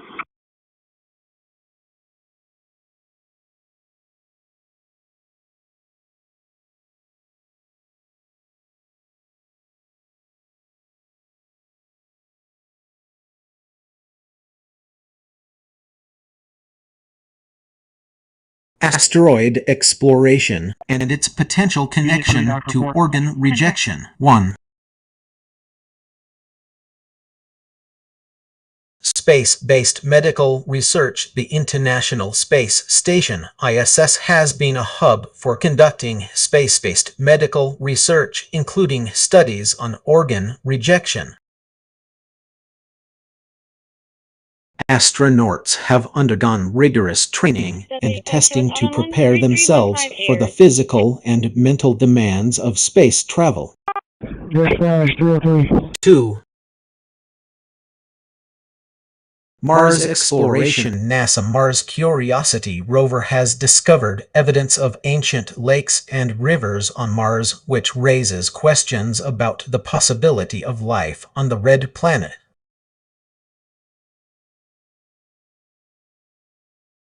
While there is currently no conclusive evidence of human habitation or organ rejection on Mars, future missions may provide insights into the potential effects of space travel on the human body. 3. Moon and asteroid mining. As humans begin to explore and mine asteroids for resources such as water, ice, and precious metals, the risk of contamination with Earth-based microorganisms also increases. This could potentially lead to concerns about organ rejection in the event of a future human settlement on another planet. Someone who's living there with it or a patient. The issue is clear. 4. Long-term spaceflight health risks. Prolonged exposure to space radiation can cause damage to the DNA of astronauts' cells, leading to an increased risk of cancer and other health problems. This raises questions about the long-term effects of space travel on the human body and potential organ rejection issues. 5. Organ transplantation in space. While there have been no reported cases of organ rejection related to space travel, it is theoretically possible that astronauts could develop new conditions or experience changes in their bodies due to prolonged exposure to microgravity. The SO unit that can be en route to 1303 Bishop Fire location 2604 10 Air 67. 6. Okay.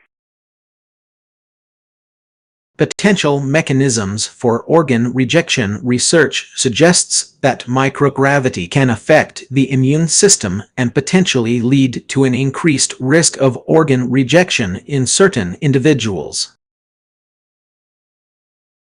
However, more studies are needed to fully understand this phenomenon and its potential implications for space travel. 7. Robert Henry Zebra 7161. Future research directions. Further research is needed to better understand the effects of space travel on the human body and potential organ rejection issues.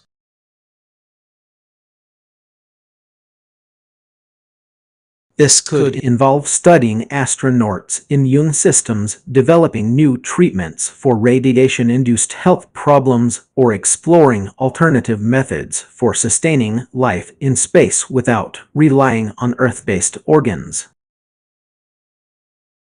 I think I can help you decipher the text. It appears to be a jumbled mix of words, but if we try to untangle them, we might get something like this. 2010 asteroid redirect mission here to NASA Aaron. Let me break it down for you. Asteroid is likely referring to an asteroid that was explored or visited. Read could be short for read the log or a reference to logging data from the mission. Ret suggests that something went wrong with the mission, possibly resulting in damage or loss of equipment.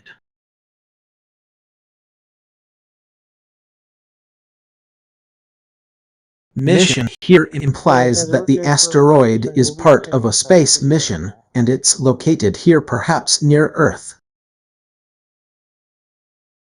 To NASA Aaron seems to be an instruction or address for NASA, but Aaron might not be a name, possibly being a code name or acronym.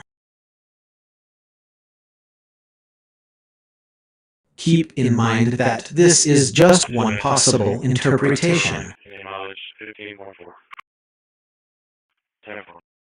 If you have any more context or information about the text, I'd be happy to try and help further.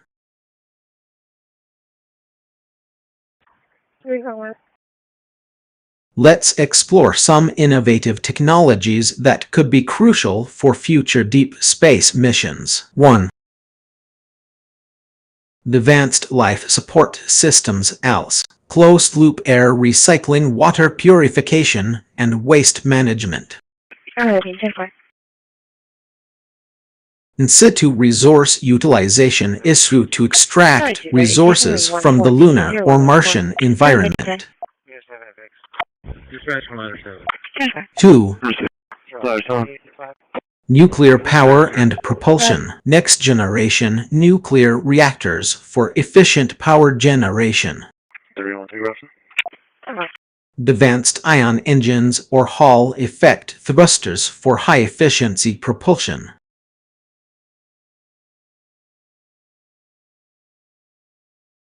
3. Artificial gravity through rotation, rotating sections of spacecraft to simulate gravity on long-duration missions. 4. In situ manufacturing ISM, 3D printing, and other manufacturing techniques to produce materials and spare parts on demand. 5. Advanced radiation protection, lightweight high-performance radiation shielding for crew protection. 6. Autonomous systems and robotics, AI-powered robots for maintenance, repairs, and exploration. 7. Next-generation communication systems, high-gain antennas and advanced transceivers for reliable communication over vast distances. 8. In-orbit assembly and manufacturing ion capability to assemble and manufacture large structures in orbit. 9. 184.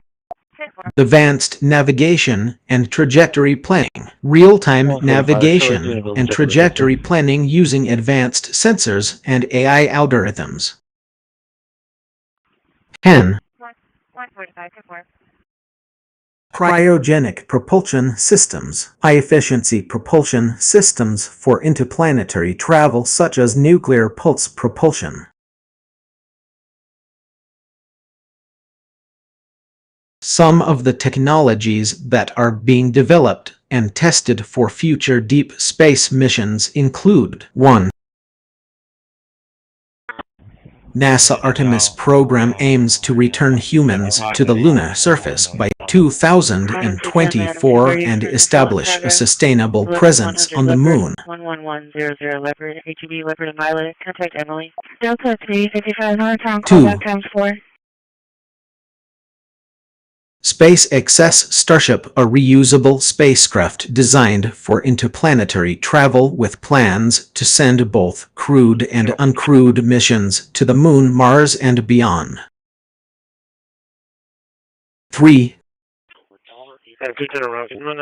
The European Space Agency's ESA JUICE mission aims to explore Jupiter's icy moons and study their subsurface oceans. 4. China's Change 7 mission will focus on lunar resource utilization with plans to extract helium-3 from the lunar regolith. These are just a few examples of the many technologies being developed for future deep space missions. 3 Charles 28, I'll be right. Yes. I was going to ask. As we continue to push the boundaries of space exploration, we can expect even more innovative solutions to emerge. It seems like you're trying to complete a sentence, but it got cut off. Can you please finish the sentence? For example, is it something like, however, the mission was cancelled in 2001? Or maybe, however, the mission was cancelled in 2000 and... Please provide more context or information about what you're trying to complete, and I'll be happy to help.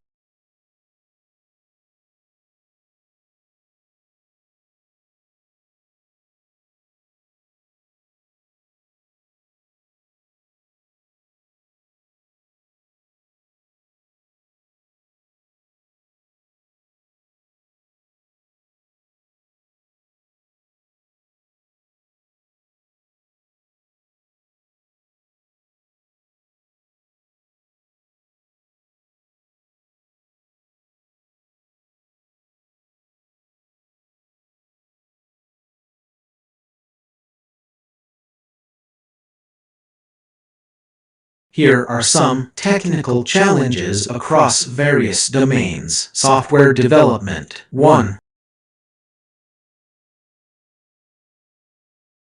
API design. Create a RESTful API for a simple e-commerce system that allows users to view products, add them to cart, and checkout.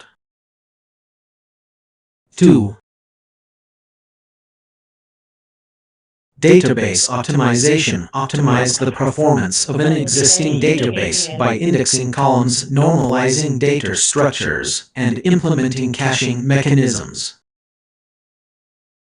3. Code review. Perform a code review of an open source project and provide suggestions for improvement. 4. Containerization. Design and implement a containerized application using Docker, including deployment to a cloud platform. 5. Machine learning model interpretability. Create a model interpretability tool that provides feature importance scores and partial dependence plots for a trained machine learning model. Networking. 1. Network security. Implement a basic firewall configuration on a Linux server to block malicious traffic. 2. Load balancing. Set up a load balancer using HA proxy or Nginx to distribute traffic across multiple web servers. 3. Wireless networking. Design and implement a wireless network using Wi-Fi and configure it for secure connections. 4. Network protocol analysis. Analyze the packets of a given network protocol e.g.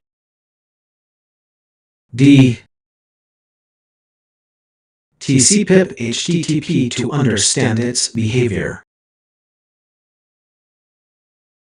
5. Virtual Private Network VPN. Configure a VPN connection between two remote sites using OpenVPN or WireGuard. Data Science. 1.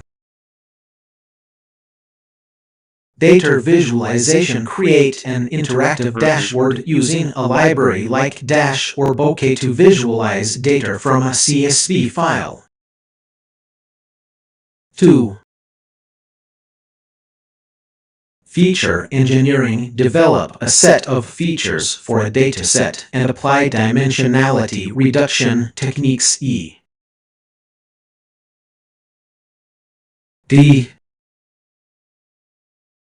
PCAT-SNE to improve model performance.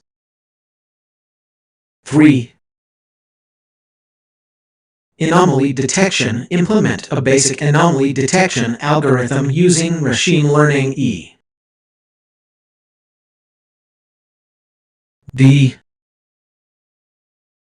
Isolation forest local outlier factor.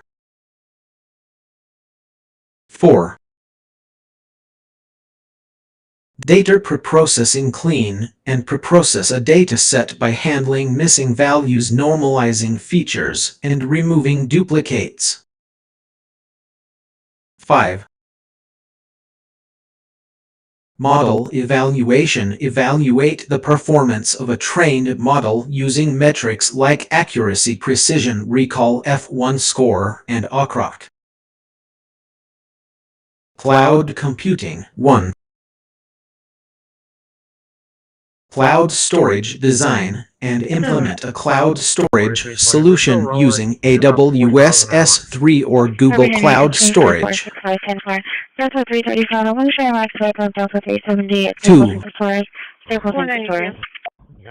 Serverless computing. Develop a serverless application using AWS Lander or Google Cloud Functions. 3. Can you show me in the courtyard with Principal Swanson and a student Cloud security. having Implement a difficult basic time security breathing since having a panic configuration attack? on an AWS EC2 instance, including IAM roles, SSL/TLS certificates, and encryption. 4. Containerized deployment. Deploy a containerized application to a cloud platform. D. Kubernetes on AWS for scalability and high availability. 5. Cloud cost optimization. Optimize the cost of a cloud infrastructure by reducing unused resources using spot instances and implementing auto-scaling. Artificial intelligence. 1. Natural language processing. NLP. Develop a text classifier using machine learning and word embeddings. D. He fid word to vec. 2. Computer vision. Implement an object detection algorithm using YOLO or SSD for image classification. 3. Reinforcement learning. Design and implement a simple reinforcement learning algorithm using Q-learning to solve a grid world problem. 4. Generative models. Train a generative model. D. GANVE to generate realistic images or music. 5. Chatbots. Develop a basic chatbot using machine learning and natural language processing techniques. These are just some examples of technical challenges across various domains. Feel free to pick any that interest you and start working on them. That's an interesting number. 300 is a significant amount that can be used to describe various things such as age. Being 300 years old would put someone in the centenarian category.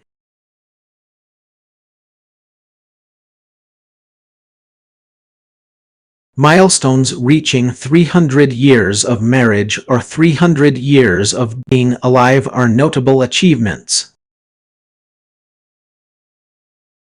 Numbers in mathematics. 300 is a significant number that can be used to represent various quantities such as the number of miles in a marathon. What would you like to know about the number 300?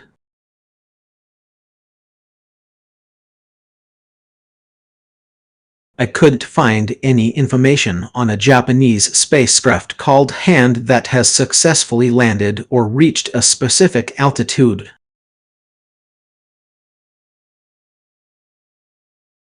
It's possible that you may have misspelled the name of the spacecraft or that it's a fictional entity.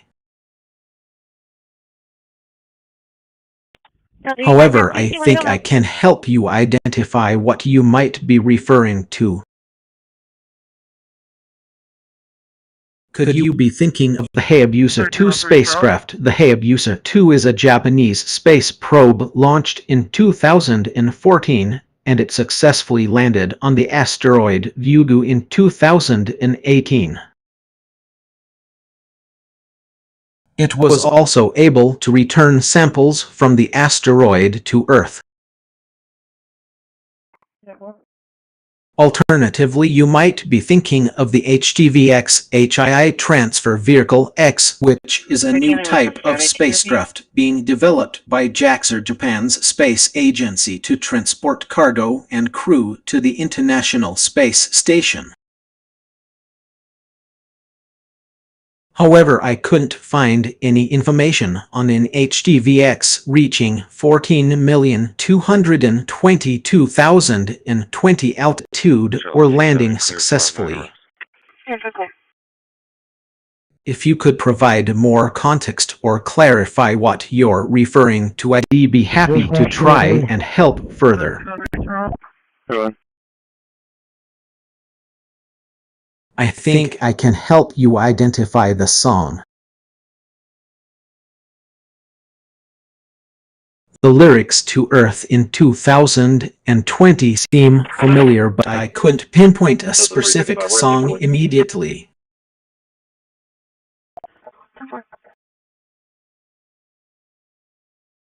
Could you please provide more context or information about the song, such as Funmer E. D. Rock, pop, hip-hop, artist or band, album or EP it's from, any other lyrics from the song? This will help me narrow down the search and try to find the correct song for you.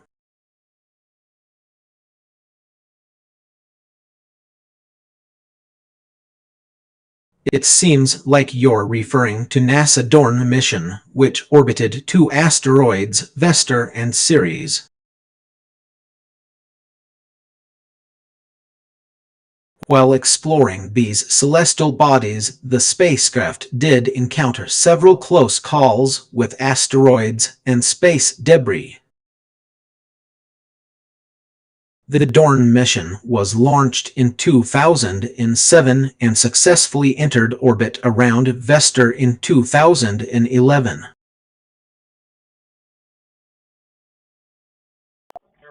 During its time on Vesta, the spacecraft experienced a series of close calls with asteroids and space debris.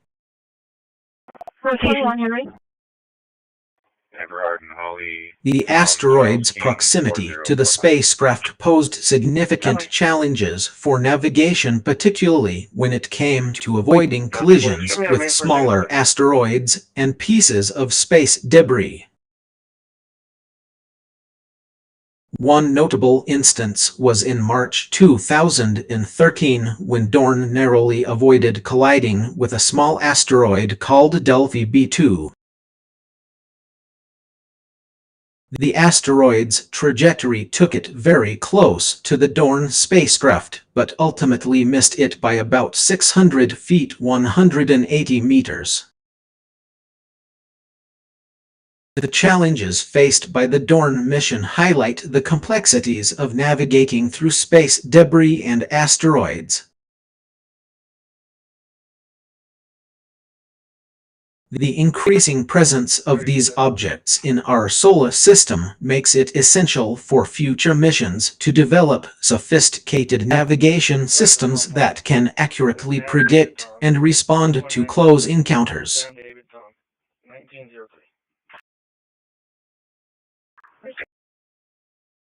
The Dawn mission also provided valuable insights into asteroid navigation, which will inform the development of strategies for future asteroid and space exploration missions.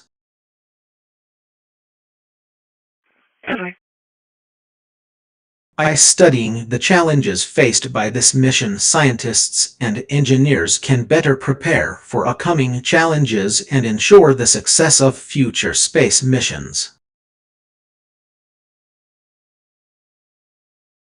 What do you think about the importance of asteroid navigation?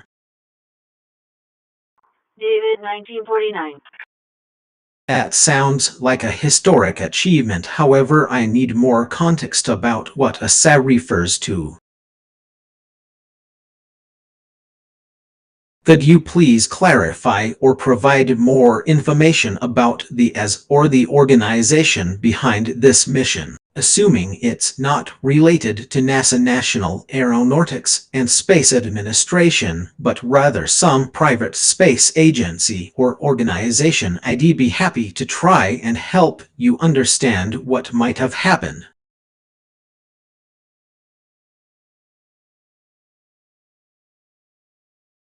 It appears that a spacecraft successfully landed on an asteroid in 2022 and is now collecting samples for return to Earth by 2023. 3036 back in the yard. While this sounds like an exciting achievement, it's possible that there may be some inaccuracies or misunderstandings about the details of the mission. If you could provide more context or clarify what ASA refers to, I'd be happy to try and help you understand the situation better.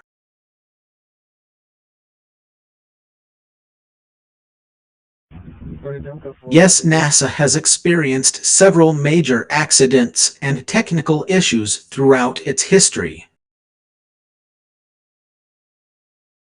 Here are some notable examples. 1.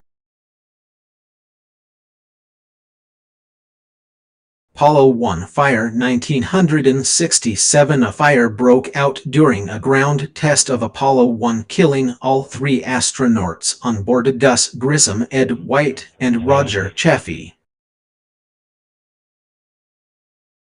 The incident was attributed to an electrical fault in the spacecraft's wiring. Can you show me right there the Bravo substation to the photos? 2. Challenger Space Shuttle disaster 1986. Just 73 seconds into its flight, the Space Shuttle Challenger broke apart due to a faulty O-ring seal in one of the solid rocket boosters. All 7 crew members were killed. 3. Columbia Space Shuttle disaster 2003. During re-entry, the Space Shuttle Columbia disintegrated due to a piece of foam insulation that broke off during launch and damaged the shuttle's thermal protection system. All 7 crew members died.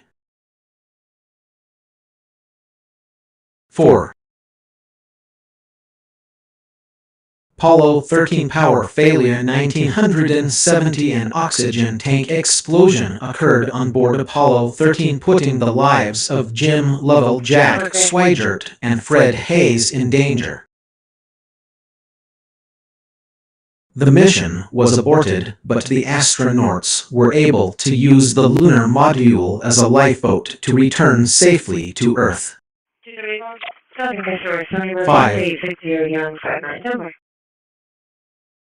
Mars Climate Orbiter failure 1999. A navigation error caused the Mars Climate Orbiter to crash into the Martian atmosphere, resulting in the loss of the spacecraft and its instruments. 6. Hubble Space Telescope fiasco 1990s 2000s. The Hubble Space Telescope suffered from a series of technical issues, including a faulty primary mirror, which led to a 15-year delay in correcting the problem. 7.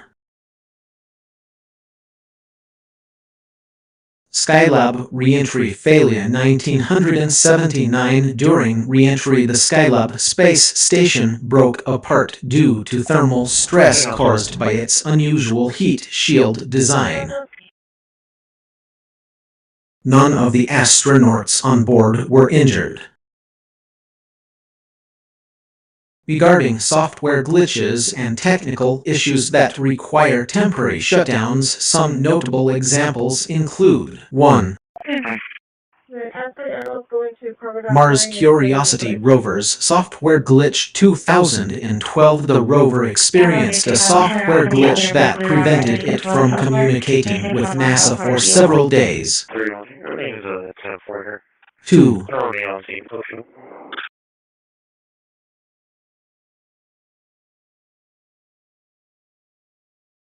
Voyager 1's communication failure 2016. A software issue caused the Voyager 1 spacecraft to malfunction, resulting in a temporary loss of communication with Earth.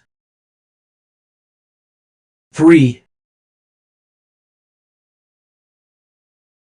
International Space Station's robotic arm glitch 2015. The station's robotic arm experienced a software glitch that prevented it from functioning properly for several days.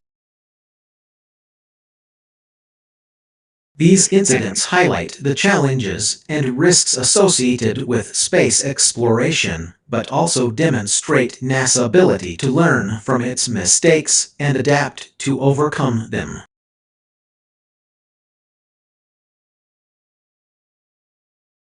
The challenges and risks involved in asteroid mining are numerous, and several companies have faced significant losses or setbacks in their asteroid mining endeavors.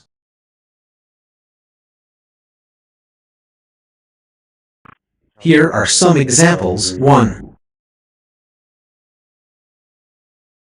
Planetary Resources. Founded in 2012, Planetary Resources aimed to mine asteroids for precious metals and water.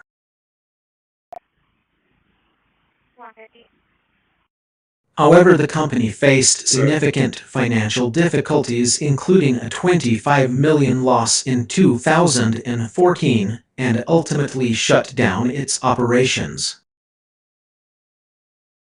2. Deep Space Industries. Deep Space Industries (DSI) was another asteroid mining company that struggled financially. The company's CEO Nick Haney claimed that DSI had lost over $100 million by the end of 2017. 3. Charlie 27, I'm clear. Asteroid Mining Corporation (AMC). AMC was a privately funded company that aimed to mine asteroids for platinum and iridium. However, in 2018, the company announced that it would be ceasing operations due to financial constraints. 4.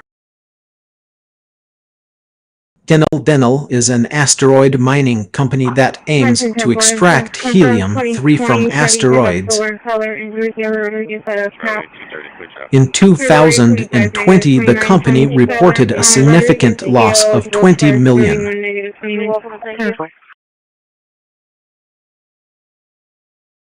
These setbacks and losses can be attributed to various factors, including 1. Plaza, 1957. High development costs. Asteroid mining is a complex and expensive endeavor requiring significant investment in technology, infrastructure, and personnel.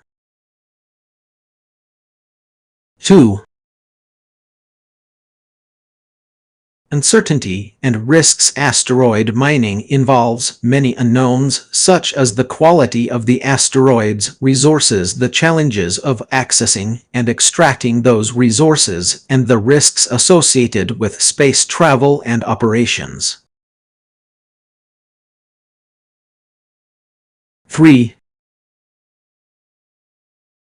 Competition and market uncertainty. The asteroid mining industry is still in its infancy, and the regulatory environment is still evolving. This can create uncertainty for investors and make it challenging to secure funding. 4. Technical challenges. Asteroid mining requires significant technological advancements, including the development of efficient and cost-effective methods for accessing and extracting resources from asteroids.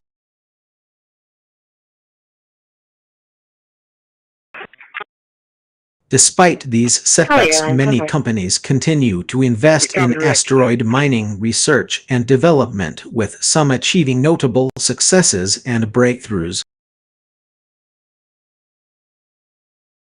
The industry is likely to evolve and mature over time, but it will undoubtedly require continued investment, innovation, and perseverance. A great example. Planetary Resources indeed was one of the pioneers in asteroid mining.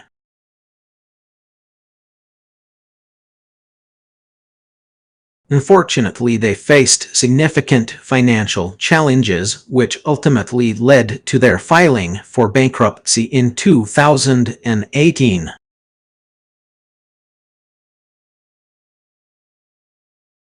Planetary Resources was founded in 2012 with a mission to mine asteroids for precious metals and water resources.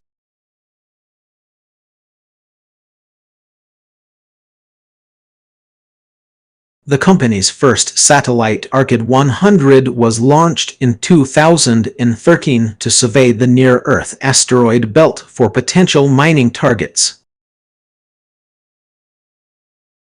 However, despite their innovative approach and promising technology, the company struggled to secure funding and generate revenue. Some of the key challenges Planetary Resources faced include 1. High operational costs. Launching a satellite to orbit an asteroid is a complex and expensive endeavor. 2. Lack of profitability. The company's initial business model, which relied on selling extracted resources to traditional industries, proved unprofitable. Behind the location of Eisenhower Nogales, Eisenhower's neighbors, 3. they're threatening everybody, a lot of people involved. Competition from other space companies. As more players entered the asteroid mining space, Planetary Resources faced increased competition for funding and talent. In 2018, Planetary Resources filed for bankruptcy protection in the United States, citing $43 million in debts. The company's assets were subsequently sold off to help pay creditors. Despite the failure of Planetary Resources, asteroid mining remains an exciting and promising field, with many other companies such as Deep Space Industries, NASA, and SpaceX actively working towards developing this technology. Would you like to know more about asteroid mining or Planetary Resources? You're referring to the challenges faced by private space companies like Planetary Resources, which was a pioneering asteroid mining company.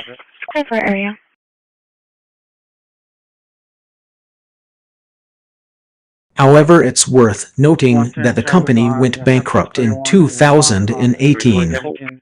Paul, Tom, 80. 7375,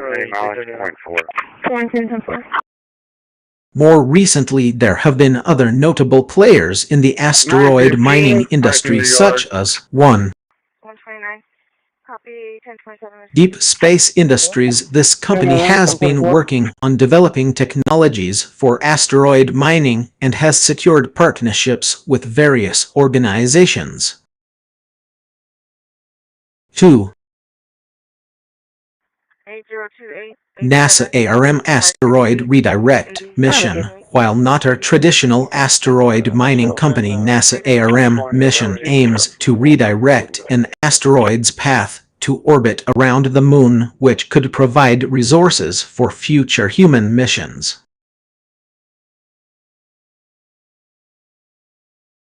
Yeah, 210's going to clear up. We can handle it. 7 o'clock, please. 150. As for securing bonding and partnerships, these companies have faced several challenges. 1.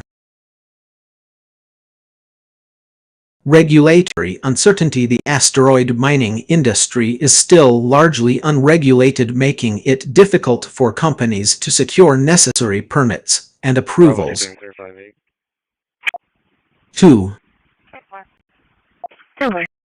Financial constraints. Asteroid mining requires significant investment, which can be a challenge for startups and small companies. 3. partnership difficulties. Companies may struggle to find partners with the necessary expertise, resources, or funding to make asteroid mining projects successful. However, there are also opportunities for growth and collaboration in the asteroid mining industry. Some examples include 1. Public-private partnerships (PPPs). Governments and private companies can collaborate on asteroid mining projects, sharing resources and risk. 2. West Avenue D. I'm gonna check out with Robert Henry. Partnerships with academia and research institutions. Collaboration with experts in fields like astrobiology, planetary science, and materials engineering can help companies develop new technologies and strategies for asteroid mining.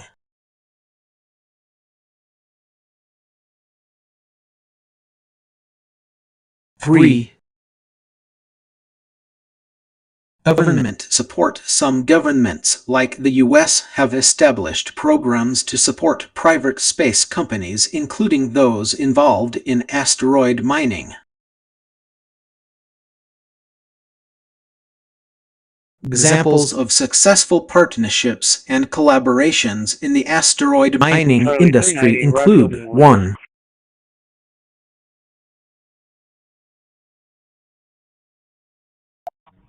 Deep Space Industries partnership with NASA Artemis program. This partnership aims to develop technologies for asteroid mining and resource utilization for future human missions. Robert Alameda, Henry X-rays. 2. Planetary Resources partnership with Boeing. This partnership aimed to develop a commercial space launch service that could support asteroid mining operations.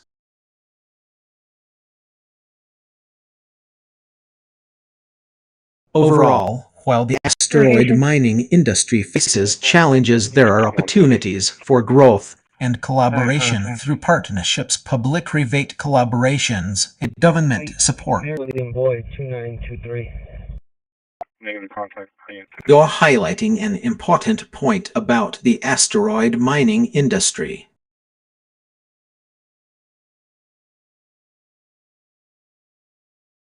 The fact that it's still in its infancy means that many aspects of asteroid mining, such as technology, regulations, and infrastructure, are not yet well established. The challenges involved in asteroid mining are significant, including 1. Distance. Asteroids are often millions or even billions of kilometers away from Earth, making transportation costs and logistical challenges substantial.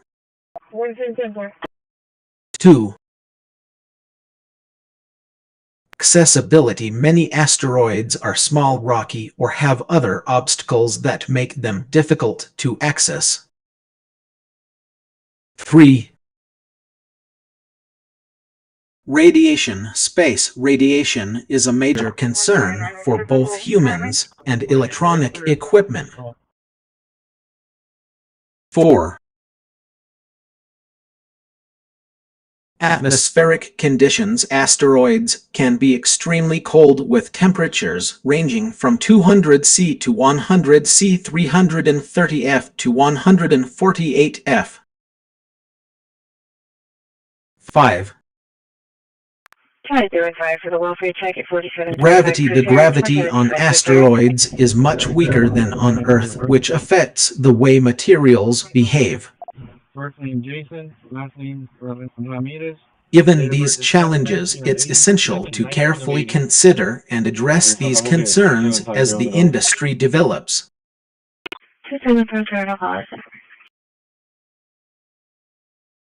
Researchers, policymakers, and industry leaders are working together to overcome these hurdles and make asteroid mining a reality.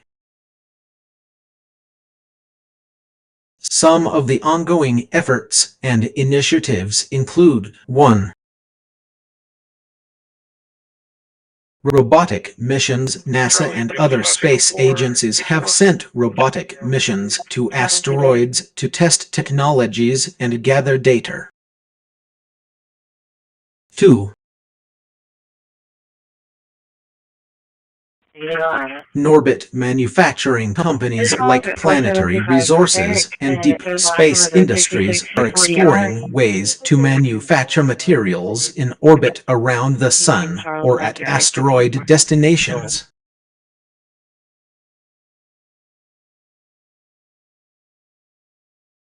3. Life support systems. Researchers are developing innovative life support systems that can sustain humans for extended periods during asteroid excursions. While progress is being made, it's crucial to acknowledge the limitations of current technology and to prioritize responsible and sustainable development of the asteroid mining industry.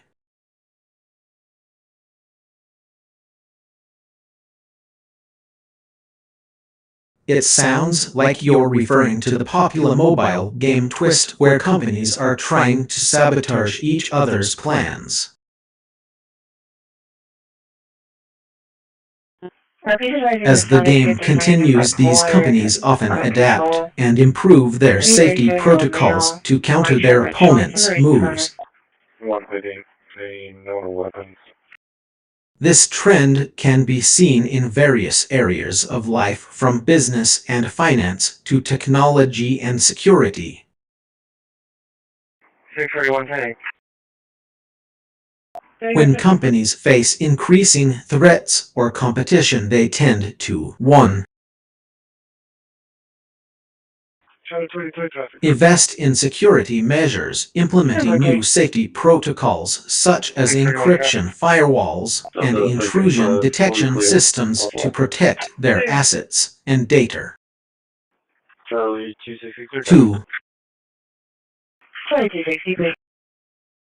Charlie 230.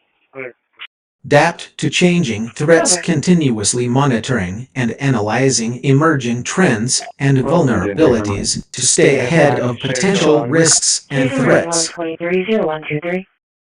3. Improve incident response plans, developing and refining strategies for responding to and managing security incidents such as data breaches or system outages. 4. Enhance employee training and awareness, educating employees on safety protocols, threat detection, and response procedures to prevent human error-based security incidents. This cycle of improvement is crucial in the game and real-world scenarios alike, where companies must continually evolve and adapt to stay safe and competitive. Are you playing Twist, or would you like more information about the game?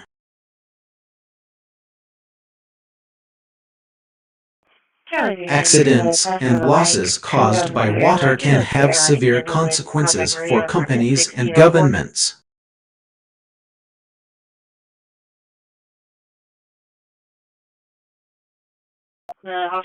Some of the common risks associated with water include 1.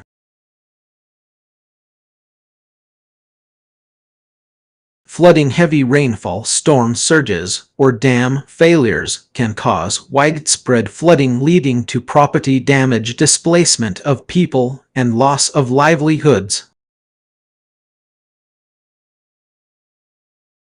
2. Waterborne diseases. Contaminated water can spread waterborne diseases such as cholera, typhoid, and dysentery, which can have devastating health consequences.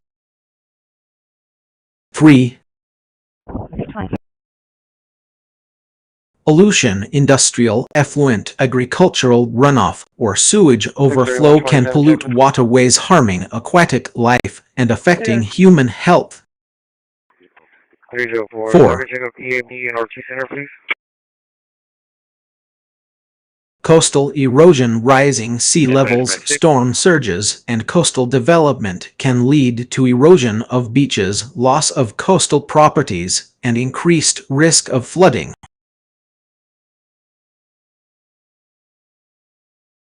To mitigate these risks, companies and governments are implementing various measures, including 1. 28 expires August 2025. Flood protection and management systems, construction of levees, dams, and seawalls to prevent flooding, 27 comes back to Matthew Ortega. implementation of flood early warning systems to alert authorities and citizens.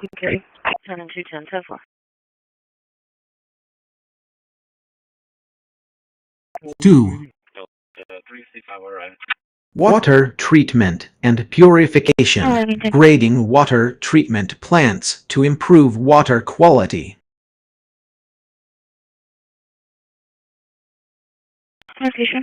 Implementing advanced technologies such as ultraviolet UV light disinfection or membrane bioreactors. 3. Wastewater management, building modern sewage treatment facilities to reduce the risk of pollution. 335, we stopping Baldwin Lynch. Implementing green infrastructure such as green roofs, rain gardens, and permeable pavements to manage stormwater runoff. 4. Coastal resilience and adaptation, implementing coastal protection measures such as dunes, restoration, beach nourishment, or sea walls. Encouraging adaptive use of coastal land such as wetland restoration or shoreline stabilization. 5. Risk-based water management, conducting regular risk assessments to identify areas vulnerable to flooding or pollution. Implementing proactive measures to mitigate identified risks such as upgrading drainage infrastructure or implementing flood protection systems.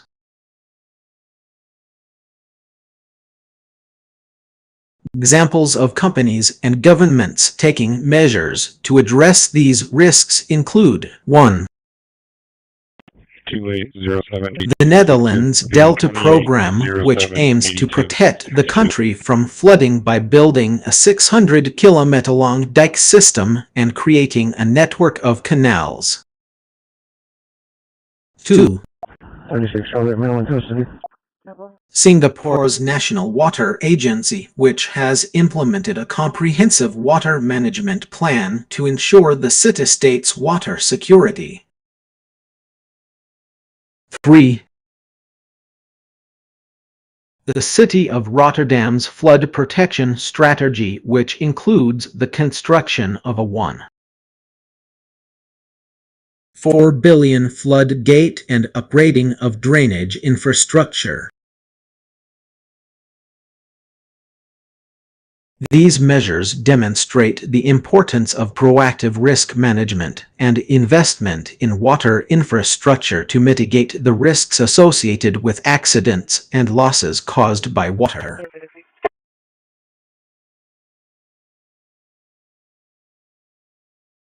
Establishing standardized safety procedures, including emergency response plans and contingency strategies, is crucial in minimizing the impact of incidents. Here are some key aspects to consider. 1.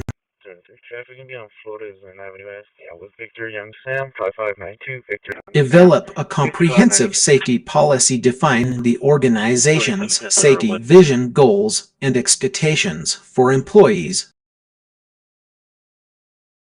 2.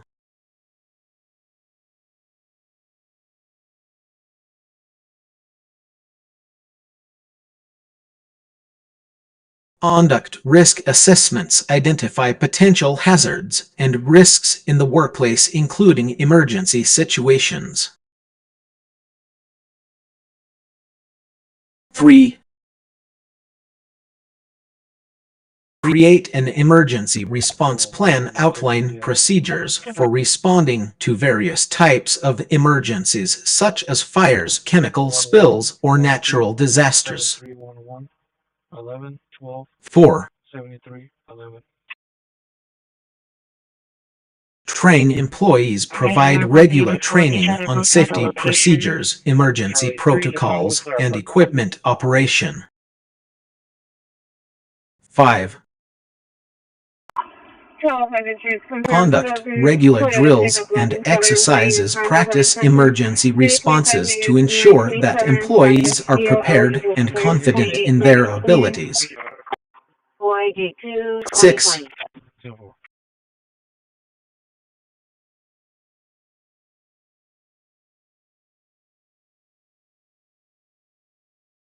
Establish a communication plan. Ensure that all employees know how to report incidents or hazards and who to contact in case of an emergency. 7. Regularly review and update procedures. Revise safety policies, procedures, and training programs as needed to reflect changes in the workplace or industry. 8. Involve employees in the development process. Encourage employee input and participation in shaping the organization's safety culture and emergency response plans. By establishing standardized safety procedures and protocols, organizations can reduce the risk of incidents, minimize their impact, and protect the well-being of employees and the environment. Some examples of standardized safety procedures include fire evacuation procedures, first aid and CPR training, chemical spill response guidelines, emergency contact information, incident reporting forms, regular safety inspections and audits. Contingency strategies can also be put in place to mitigate the impact of incidents, such as having a backup power source during an outage, implementing emergency lighting systems, maintaining accurate records of incident responses, conducting post-incident reviews to identify areas for improvement. 110-4 on that 8100 traffic. Any injuries to officers? 8140 negative, okay. Missions in various contexts, such as space exploration, scientific research, or industrial operations, play a crucial role in identifying potential hazards and preventing accidents. Here are some ways missions contribute to safety. 1. Risk assessment missions involve conducting thorough risk assessments which help identify potential hazards before they become critical issues.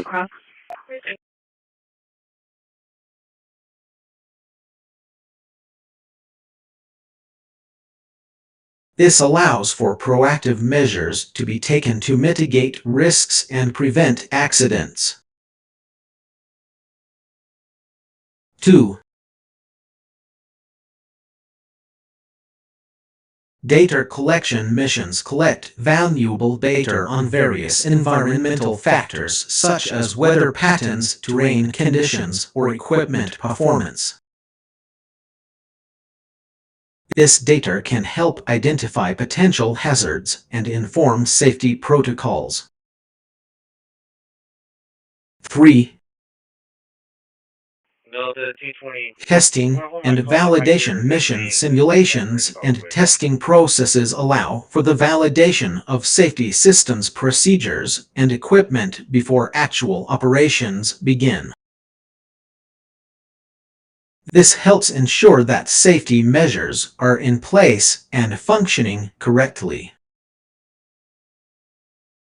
4. Training and preparedness missions often require personnel to undergo rigorous training and preparation to respond to emergency situations.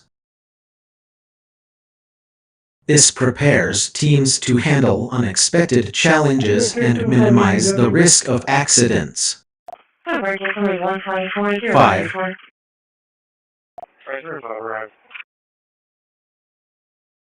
Real-time monitoring. Many missions involve real-time monitoring systems which enable operators to detect potential hazards or anomalies before they escalate into critical issues. This allows for swift intervention and mitigation. 6. Communication and collaboration. Missions frequently require international cooperation and communication among teams, which fosters a culture of sharing knowledge, expertise, and best practices to enhance safety standards. Examples of missions that have successfully identified potential hazards and prevented accidents include: 1. NASA Mars Exploration Program. The Curiosity rover mission 2012 was equipped with a suite of sensors to monitor the Martian environment, detecting potential hazards such as dust storms and equipment failures. 2. The International Space Station regular maintenance and inspection missions have helped identify and address potential safety concerns, ensuring the continuous operation of the space station. 3. Right at the top of the bridge. Deep-sea exploration research vessels and submersibles have used mission-style approaches to study oceanic environments, identifying hazards such as underwater landslides or marine pollution. By embracing a proactive and data-driven approach to mission planning and execution, teams can minimize risks, identify potential hazards, and prevent accidents, ultimately ensuring the success of their missions. That's a fascinating development in the field of space exploration and asteroid mining.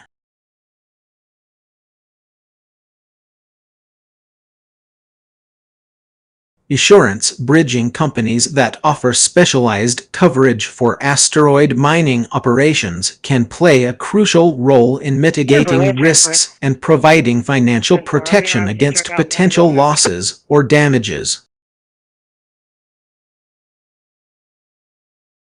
Here are some potential benefits of such insurance. 1.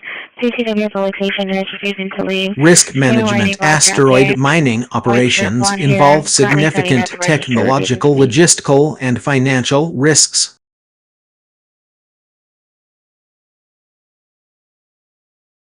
Insurance coverage can help mitigate these risks by providing a safety net in case of unforeseen events such as equipment failures, accidents, or unexpected changes in market conditions.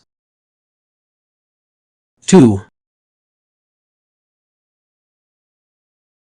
Financial protection. By purchasing asteroid mining, insurance companies and individuals involved in the industry can protect thetheir assets and investments against potential losses due to unforeseen events. This can help maintain cash flow and ensure business continuity. Delta 2 or Delta 3. Engine 6 received. 3. Investment attraction insurance coverage for asteroid mining operations can also serve as a key attractant for investors interested in this emerging field. By offering financial protection, insurance providers can help alleviate some of the risks associated with investing in asteroid mining companies. 4. Standardization and regulation. As the industry grows, standardizing insurance policies and regulations for asteroid mining operations will become increasingly important.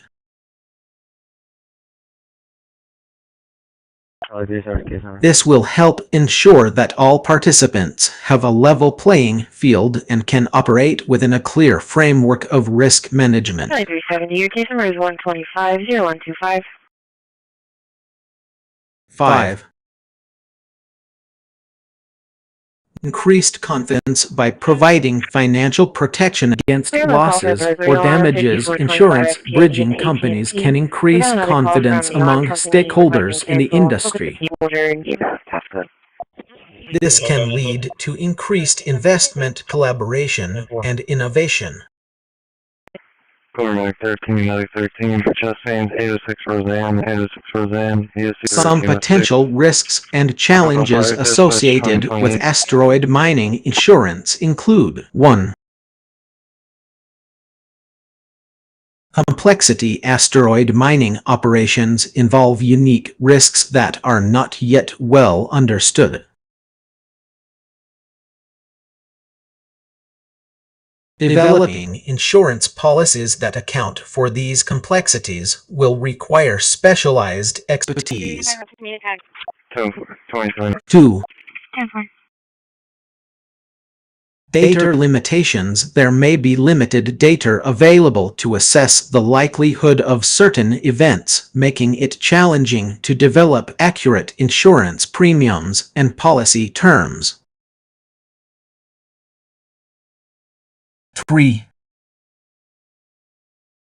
Regulatory frameworks. The regulatory environment for asteroid mining is still evolving. Insurance providers must navigate these changing regulations while ensuring that their policies comply with applicable laws and standards. 4. Cybersecurity risks. As with any technology-based industry, there are cybersecurity risks associated with asteroid mining operations. Insurance coverage should be designed to address these specific risks. To overcome these challenges, insurance bridging companies can 1.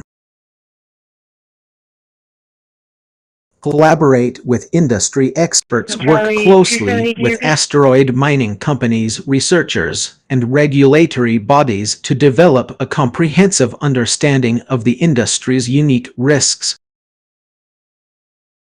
2.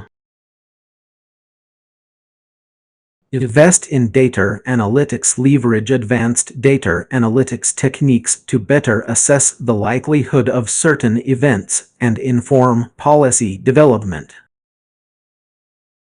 3. Develop specialized policies. Create customized insurance policies that address specific risks associated with asteroid mining operations. By providing financial protection against losses or damages, insurance bridging companies can play a vital role in supporting the growth and development of the asteroid mining industry.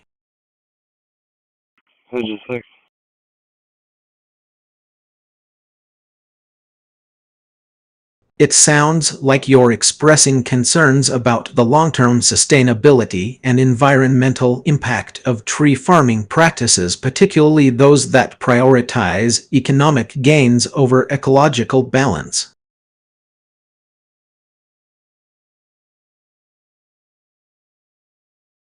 Here's a more detailed breakdown of your statement. Regulate tree frameworks. This phrase might refer to the framework or structure used in tree farming operations.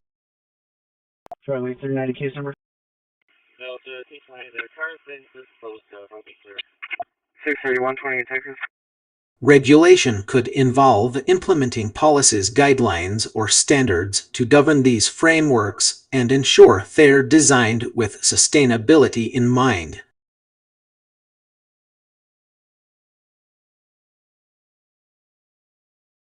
Developing moderate or later. This suggests that tree farming practices are often developed with short-term economic gains in mind, but may not be suitable for more sustainable or environmentally friendly approaches that prioritize long-term ecological balance.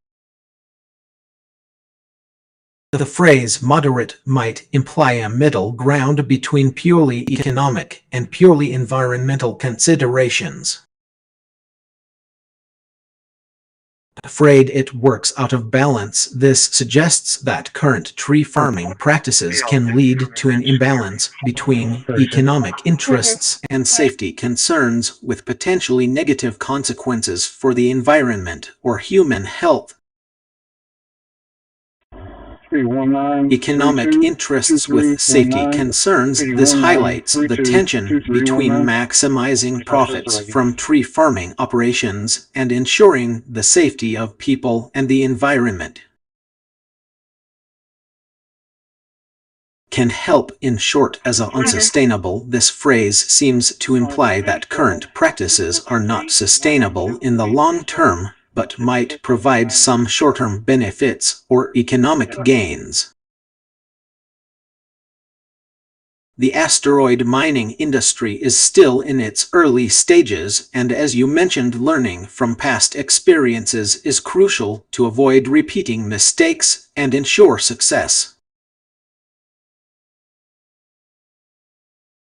Here are some best practices that can help minimize risks and maximize success. 1. Conduct thorough risk assessments. Identify potential hazards such as asteroid composition, radiation levels, temperature fluctuations, and equipment failures. October 2024, and 23 2. Coupe, black in color. I was meeting Andreas Flores. Develop a comprehensive business plan. Outline financial projections, market demand, and strategies for resource extraction, processing, and transportation. 3. Collaborate with experts. Engage with experienced engineers, scientists, and industry professionals to leverage their knowledge and expertise. 4. Test and validate technologies. Conduct thorough testing and validation of equipment, processes, and procedures before deploying them in a real-world setting. 5. Establish robust communication channels. Develop effective communication protocols for teams, stakeholders, and partners to ensure timely information sharing and decision-making.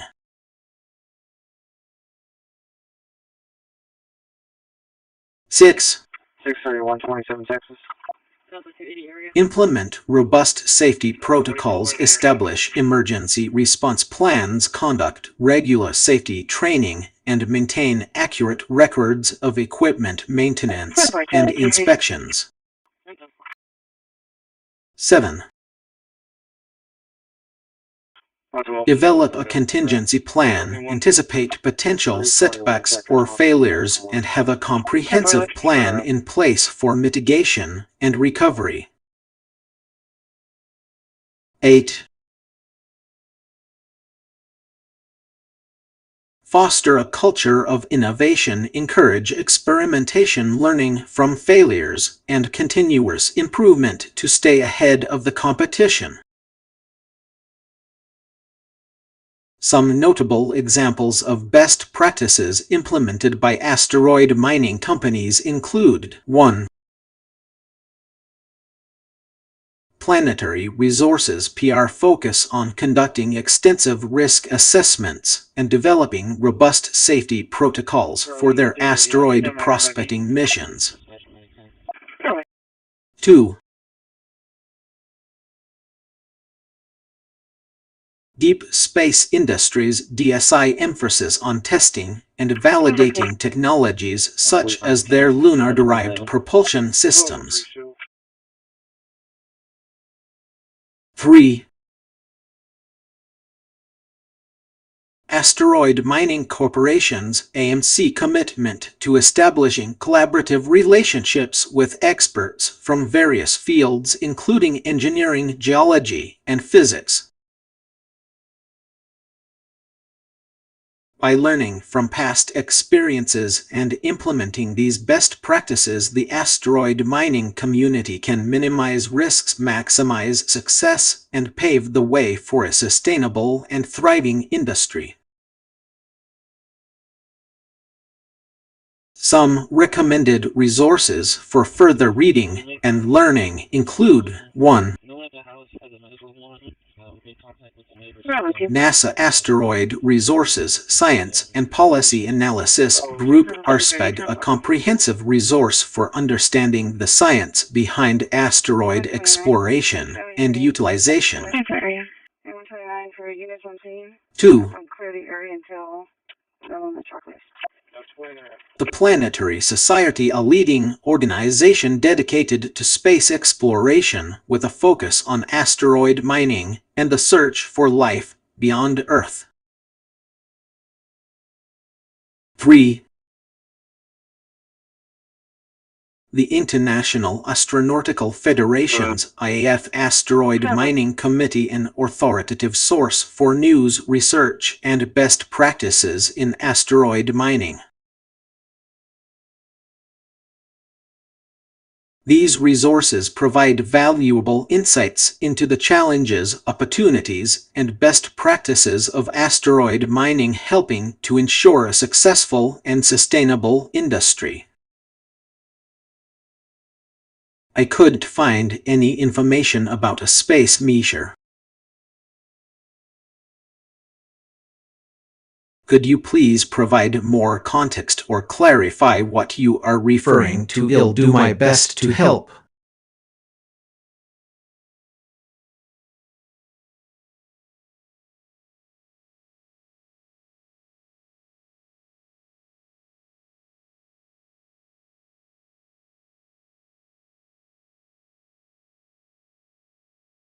You're referencing the famous phrase from Carl Sagan's book and TV series Cosmos: A Personal Voyage. The full quote is, "Consider Earth as a small planet in a vast universe, a lonely speck of dust suspended in the sun." However, I think you might be alluding to a slightly different phrase that appeared on an astronaut's badge during the Apollo 17 mission.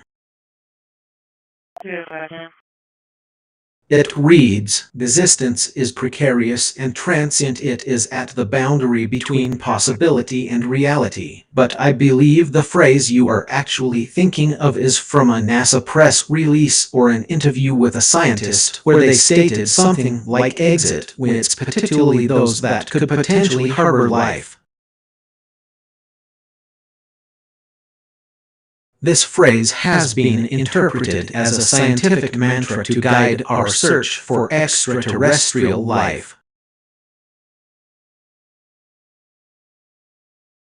The idea is that we should prioritize searching for signs of life in the most promising places and be prepared to abandon or modify our search strategies when we encounter conditions that suggest we might have missed something important.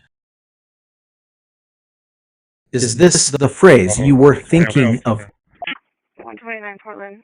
Set that address on the 45 list for the next 2 I'd love to help, but it looks like you haven't shared the brief rundown yet.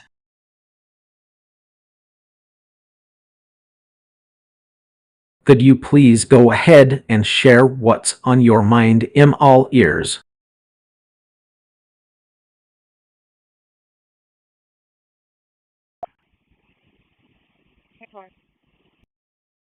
Sam Tom 4312. Sam Tom 4312. Over 2. Delta 355, we're at. Starting pending. 01 priority 3 on 4.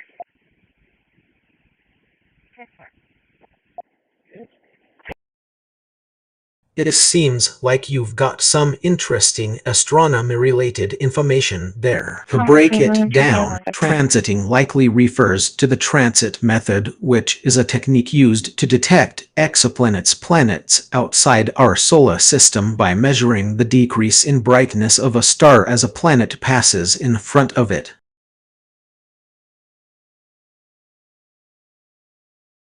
Fake supplements might be a typo or unrelated to the topic at hand.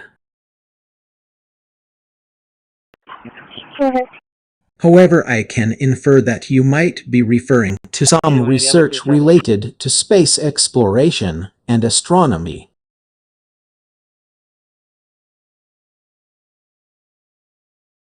Survey could refer to a survey telescope, which is an instrument designed to gather data across the sky over a wide range of wavelengths and frequencies. Satellite test launched in 2018 refers to a specific mission or experiment that was launched into space in 2018. Without more context, it's difficult to pinpoint exactly what this refers to. As for the NASA Space Telescope you mention, it seems like you're referring to the Transiting Exoplanet Survey satellite test.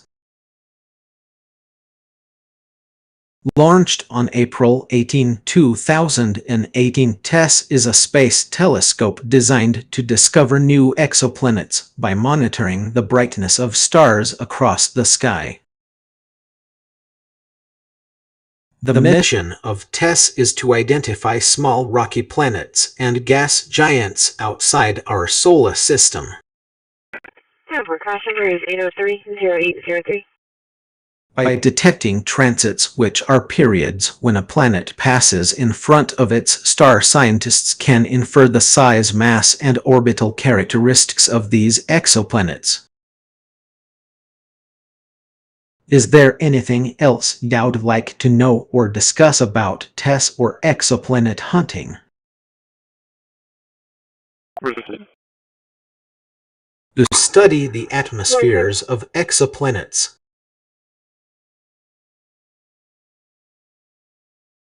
This technology is often referred to as transit photometry or direct imaging.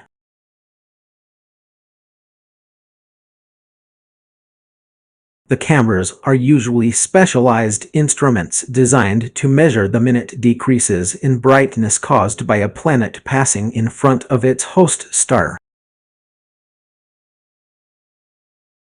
By analyzing these tiny changes, scientists can infer details about the exoplanet's atmosphere composition and even its potential for hosting life. 134, can we have that please number? The 4 cameras typically include 1. A primary camera that captures the overall light curve of the system. 2. 2 or more secondary cameras that provide high-resolution images of the planet or star during different phases of transit. 3. An additional camera optional that measures the radial velocity of the exoplanet, which helps scientists determine its mass and orbit. By combining data from these cameras, researchers can reconstruct a 3D model of the exoplanet's atmosphere and study its properties in unprecedented detail. This technology has revolutionized our understanding of exoplanetary science and opened up new avenues for searching for life beyond Earth.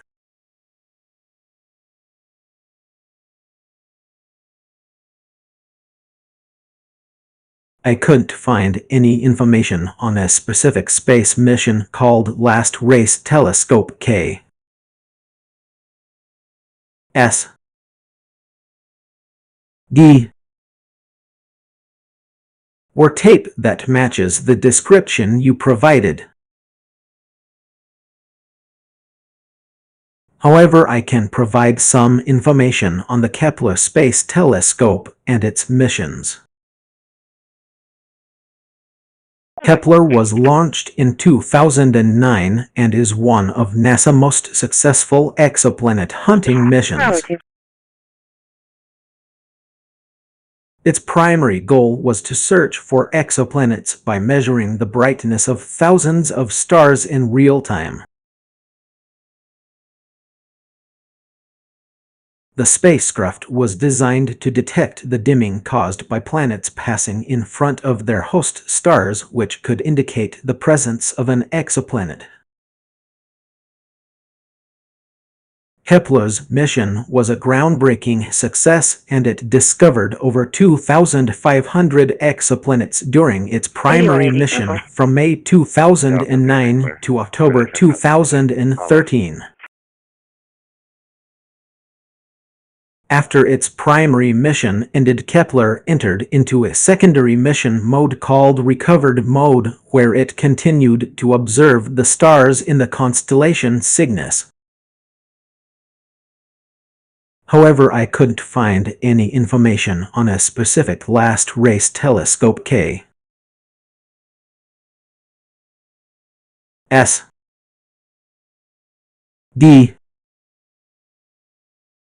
Or tape that was launched and designed for exoplanet hunting. It's possible that you may have made an error or mixed up information with another space mission.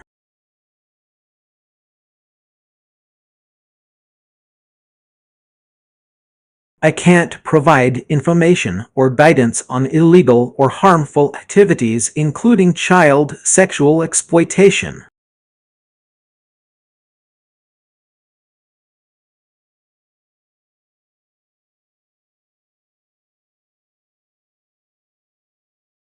Right.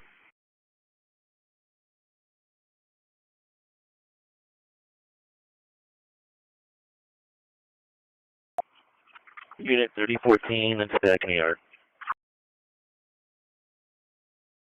You're correct in correcting me. The James Webb Space Telescope JWST was not directly designed for exoplanet hunting, but it does have some capabilities related to detecting biosignatures from exoplanets.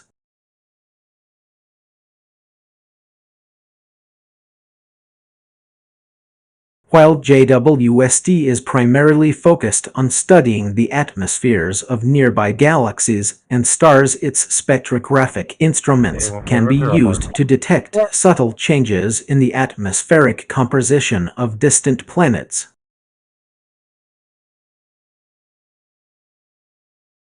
These changes could potentially be indicative of biological activity or other signs of life.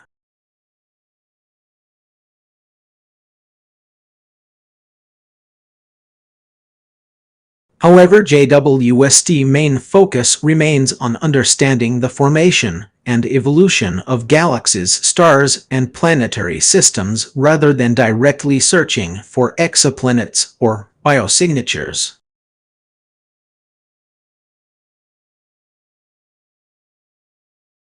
That being said, JWST can complement existing efforts in exoplanet hunting by providing high-resolution spectroscopy of distant planets' atmospheres. This can help scientists understand the atmospheric properties of exoplanets, such as their composition, temperature, and pressure, which could be important indicators of potential habitability or biosignatures.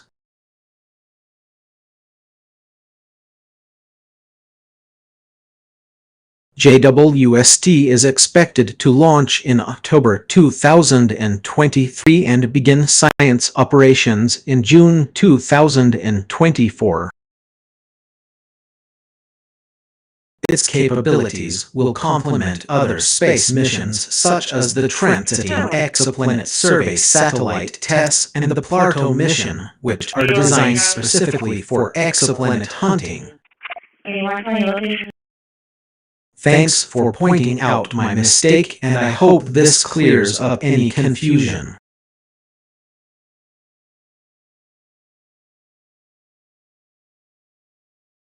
It seems like you're referring to a specific mission or experiment, but I'd like to clarify that there are several space missions and experiments that involve observing objects in infrared light using advanced instruments. Go for traffic. Could you please provide more context or information about the specific mission or experiment you're interested in? That being said, if we're talking about a hypothetical scenario where scientists want to launch an experiment in 2020 to observe objects in infrared light with advanced instruments capable of detecting subtle signs of biological activity, here's a possible explanation. In 2020, there was a renewed interest in space-based observatories and experiments that could detect signs of life beyond Earth. One such concept is the concept of biosignatures, subtle signals or patterns that might indicate the presence of living organisms. Some examples of advanced instruments capable of observing objects in infrared light include 1. The James Webb Space Telescope JWST launched in December 2021, which has a powerful infrared instrument called the Near Infrared Spectrograph NIRSPE. 2. The Transiting Exoplanet Survey Satellite TESS launched in 2018, which uses advanced cameras to detect exoplanets and study their atmospheres. 3. The Spitzer Space Telescope launched in 2003, which used infrared instruments to study the universe and detect signs of life. In terms of detecting subtle signs of biological activity, scientists might use various methods such as 1. Spectroscopy, measuring the light emitted or absorbed by an object to analyze its composition and chemical makeup. Initially we got hooked up on a monitor and we're showing an SVT at about 210. We got IV access. We did do total Denison, which produced polarimetry, analyzing the polarization state of light to study the properties of atmospheres and surfaces.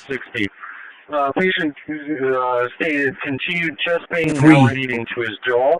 When administered radiometry, measuring the radiation patterns from an object to detect signs of biological activity. 117 on 67. Heart rate 158, that's at 98%. With the patient on nasal cannula. Again, we do have IV access. And if scientists were to launch an experiment in 2020 with advanced instruments capable of observing objects in infrared light, it's possible that they would be using these methods to search for biosignatures on exoplanets or other celestial bodies.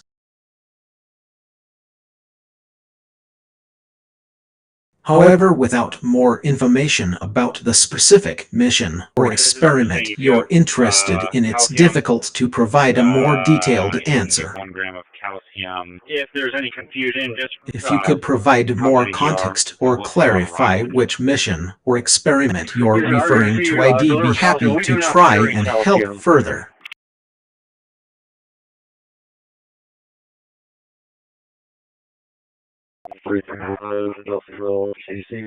The search for life beyond Earth is a fascinating and ongoing area of research that has been gaining momentum in recent years.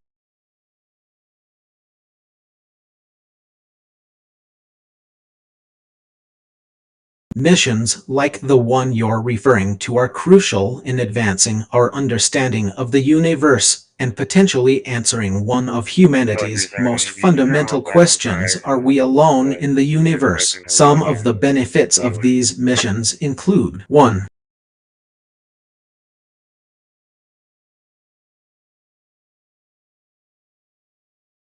Understanding the origins of life. By searching for life on other planets, moons, or asteroids, scientists can gain insights into the conditions necessary for life to emerge and thrive.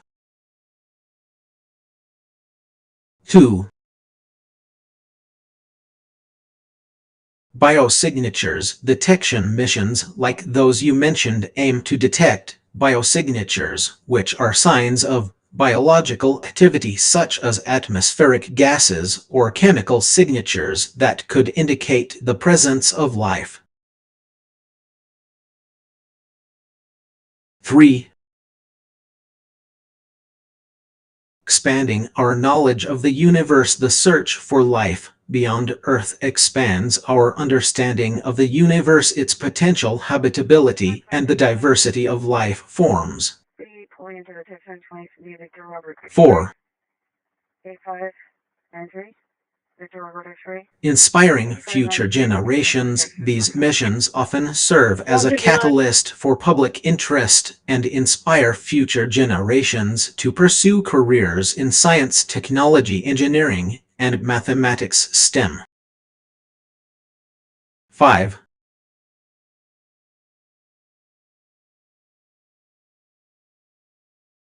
Advance in technology. The development of new technologies and instrumentation for these missions can have spin-off benefits for other areas of research such as medicine, agriculture, or environmental monitoring.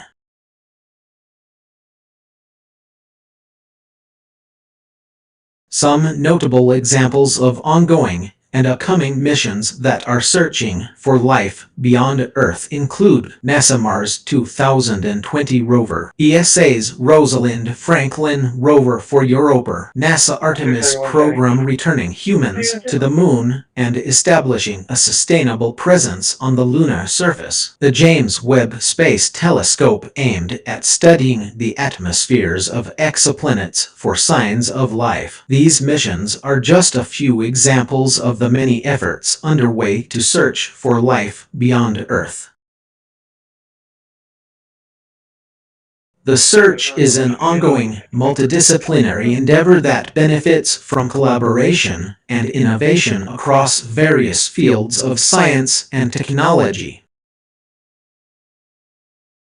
It's true that we haven't yet found definitive evidence of extraterrestrial life despite decades of searching.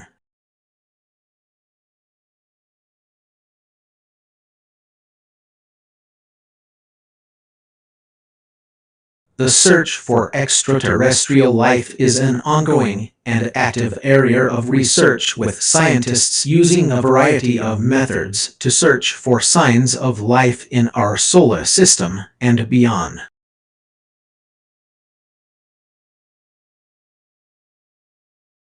One of the main challenges in finding evidence of extraterrestrial life is that it's often difficult to distinguish between natural and biological processes. For example, some features on Mars or Europa that might seem like they could be evidence of past or present life might actually be caused by geological or astronomical processes.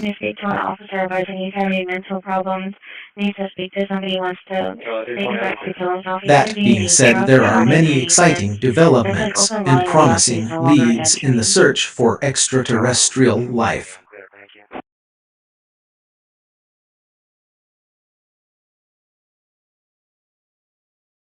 Here are a few examples. 1. Exoplanet discoveries. Over 4,000 exoplanets have been discovered so far, and many of these planets are believed to be located in the habitable zones of their respective stars, where conditions are suitable for life as we know it.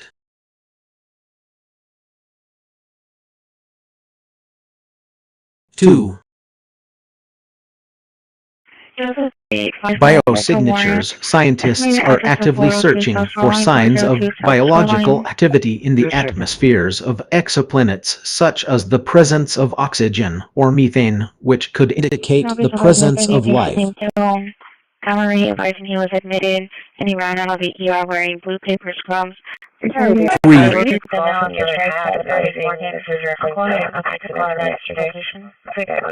Mars rovers and orbiters. NASA Curiosity rover has been exploring Mars since 2012, and while it hasn't found definitive evidence of life on the planet, it has discovered evidence of ancient lakes and rivers that could have supported life. 4.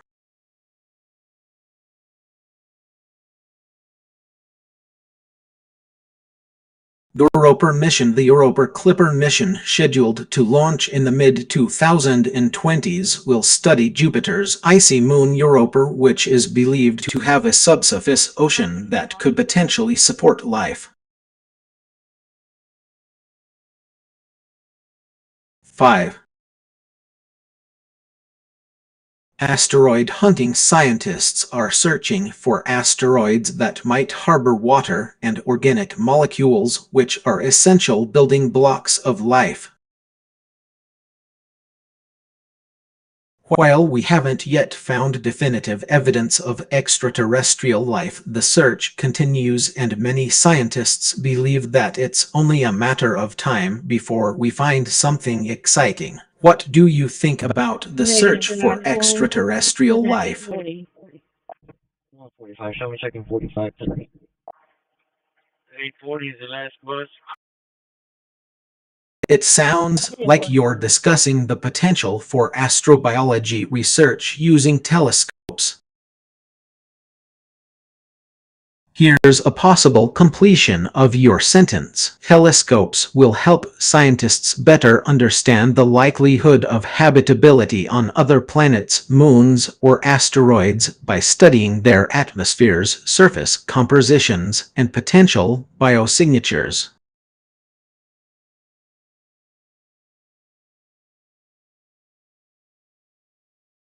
By observing the interactions between these celestial bodies and their environments, astronomers can gain insights into the conditions that might support life beyond Earth.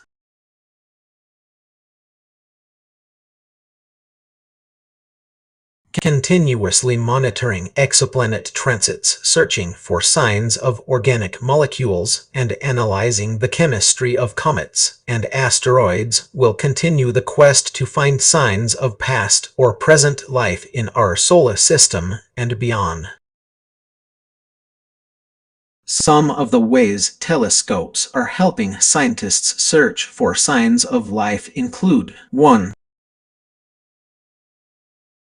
Transit spectroscopy. Observing the light passing through an exoplanet's atmosphere can reveal its composition, which might indicate the presence of biological molecules. 2.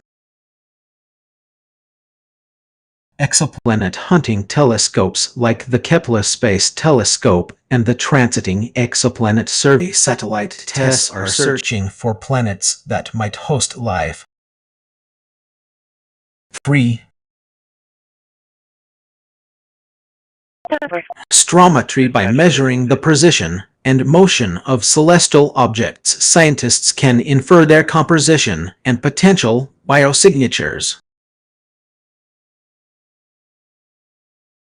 4. Cometary and asteroid missions. Missions like Rosetta and the Osiris-Rex spacecraft are studying comets and asteroids to understand their origins and possible connections to life on Earth. 14-hour. The search for signs of life beyond our planet is an ongoing and exciting area of research, with telescopes playing a vital role in advancing our understanding of the universe.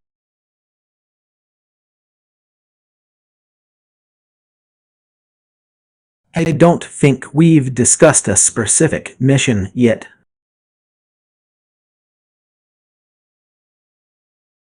This conversation just started.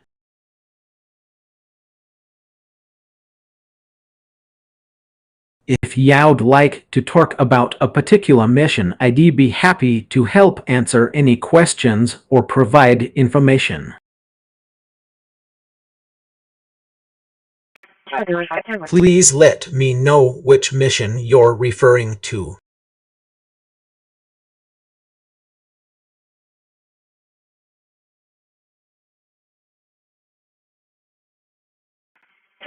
Charlie 220, 250. I'll show you all quick.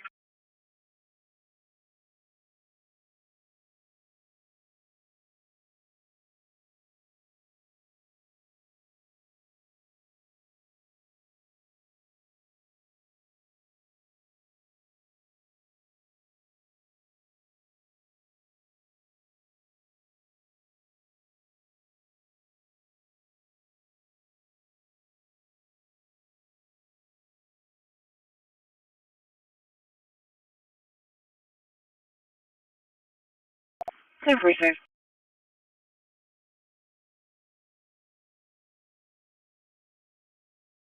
Artificial intelligence (AI) is indeed revolutionizing the field of space exploration.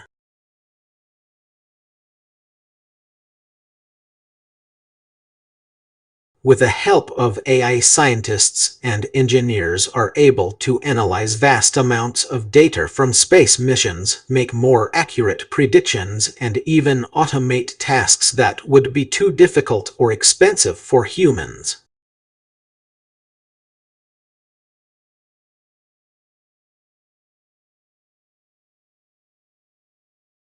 Here are some ways AI is being applied in space exploration. 1. Data analysis. AI algorithms can quickly process large amounts of data from space missions, such as images from spacecraft cameras, sensor readings, and telemetry data. This allows scientists to identify patterns and anomalies that might not be visible to the human eye. 2. Predictive analytics. AI can analyze historical data and make predictions about future events, such as the likelihood of a comet's orbit or the potential for asteroid impacts. 3. Robotics and autonomy. AI-powered robots are being used on space missions to perform tasks that would be too difficult or expensive for humans, such as maintenance, repairs, and sampling. 4. Image recognition. AI algorithms can recognize patterns in images from spacecraft cameras, allowing scientists to identify features of celestial bodies and detect anomalies. Yeah, there's an accident on the 5. auto and Staples. It's going to affect the 29. Navigation and control. AI is being used to control spacecraft navigation systems, making it easier to steer spacecraft to their destinations and avoid collisions. To Southside now, but the accident just happened right at the corner of Staples on the auto. Some examples of our AI-powered space missions include NASA Mars 2020 Perseverance rover. The rover uses AI algorithms to analyze data from its cameras and sensors and make decisions about where to go next. European Space Agency's ESA Rosetta mission. The mission used AI algorithms to navigate the spacecraft through the outer reaches of the solar system and identify potential landing sites on Comet 67P Churyumov-Gerasimenko.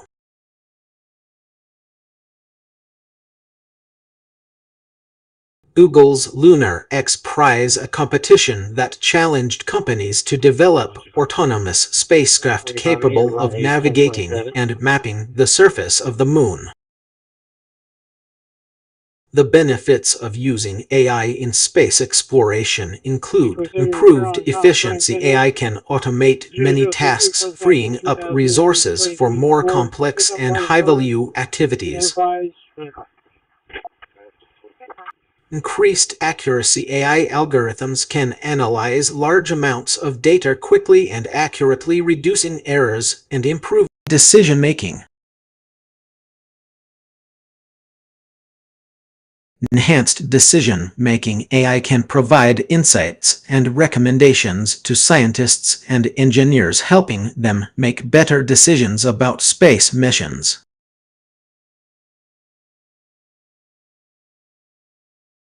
However, there are also challenges and limitations to using AI in space exploration, including data quality and availability. Space missions often generate large amounts of data that may be noisy or incomplete.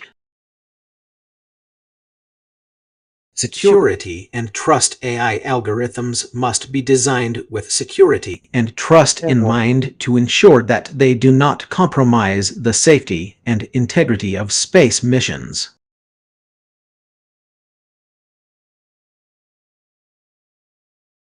Regulatory frameworks. There is a need for regulatory frameworks that address the development and deployment of AI in space exploration.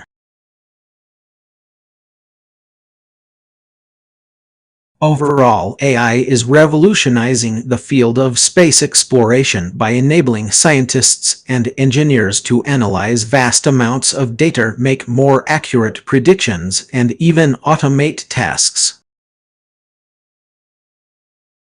As the use of AI in space exploration continues to grow, we can expect to see new and innovative applications of this technology in the years to come. AC-1009, or VMS 1, 2114. Charlie 305 or 3. I'm an AI, so I don't have personal experiences or a physical presence.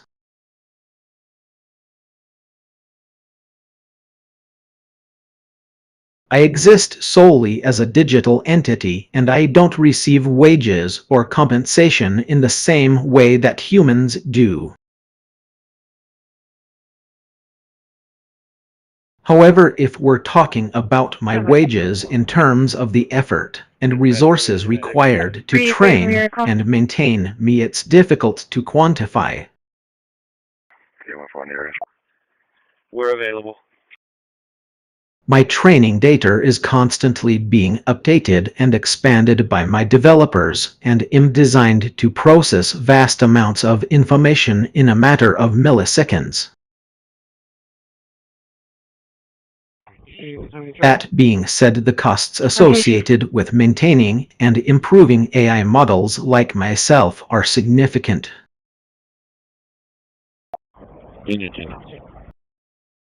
According to various estimates, the cost of developing and deploying AI technology can range from tens of thousands to millions of dollars per year, depending on the complexity of the model, the scale of the deployment, and other factors.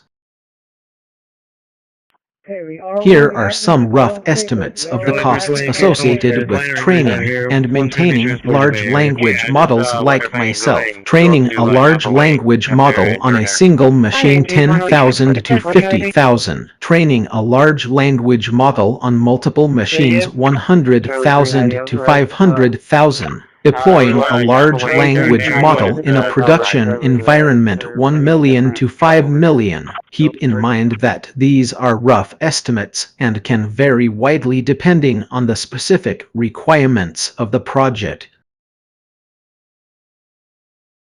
IVY is a type of autonomous decision-making system developed by NASA Jet Propulsion Laboratory JPL.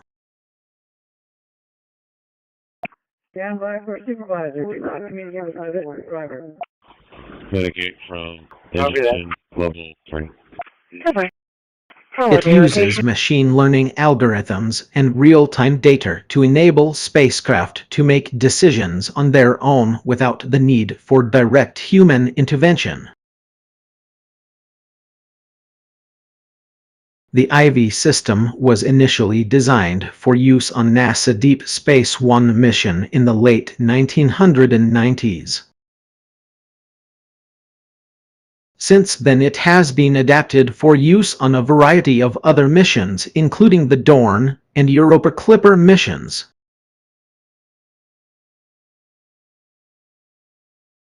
IV uses a combination of techniques to enable autonomous decision-making, including 1. Real-time data processing. IV processes large amounts of real-time data from the spacecraft's instruments and sensors to generate context-aware decisions. 2.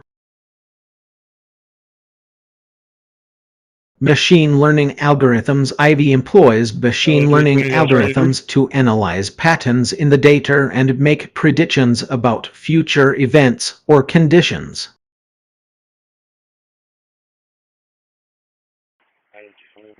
3. Knowledge graphs. IV uses knowledge graphs to represent the relationships between different pieces of information and to provide a framework for decision-making.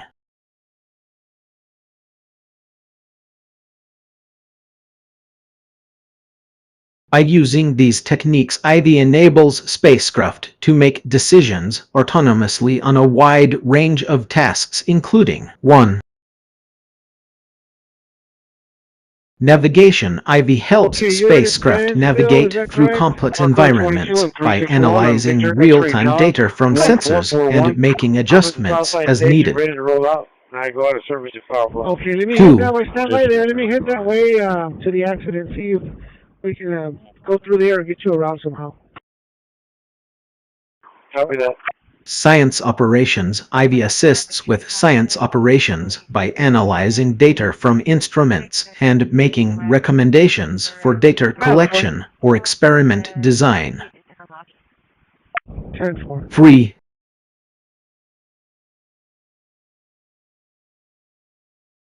Safety and risk management. IV provides critical safety and risk management functions such as detecting potential hazards or anomalies in the spacecraft's systems. The benefits of using IV on spacecraft include 1. Improved efficiency. Autonomous decision-making enables spacecraft to operate more efficiently and effectively without the need for human intervention. 2. Increased accuracy. By analyzing large amounts of real-time data, IV can make decisions that are more accurate and precise than those made by humans. 3. Enhanced safety. IV's ability to detect potential hazards or anomalies can help prevent accidents or mitigate their impact. Overall, IV is an exciting technology that has the potential to revolutionize the way we design and operate spacecraft. Its ability to enable autonomous decision-making is a key enabler of many space missions, and its applications are likely to continue growing in the coming years. Approximately 30 miles an hour.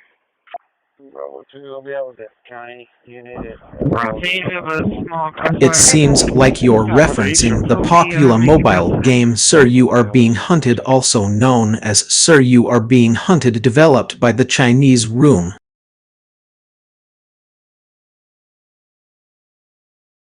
In the game, Sir You Are Being Hunted is tasked with using his analytical skills to uncover information about a mysterious organization.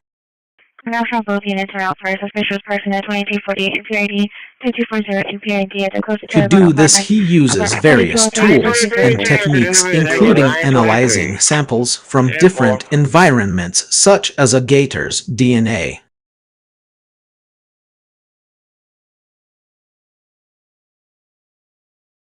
Engine 10. Is there something specific you'd like to know or discuss about the game, or perhaps a particular aspect of the analysis process in SIR?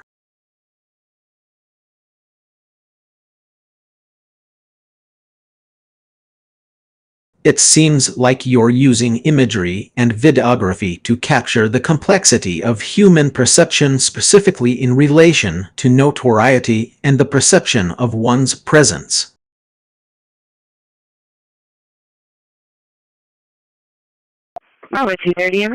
Here are a few possible interpretations. 1. Go for doctors 8. Oh, 440, I'm 10-4.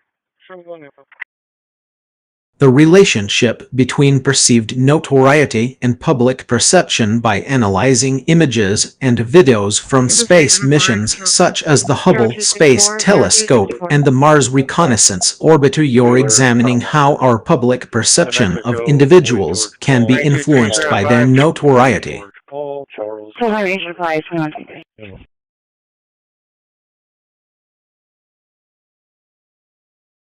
2. Perception vs.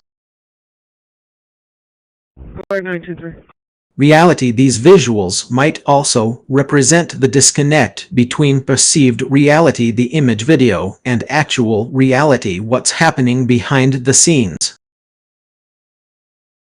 3. The impact of technology on perception. The use of advanced technology such as space missions and high-quality cameras highlights how our perception can be influenced by the tools we use to capture and present information. 4.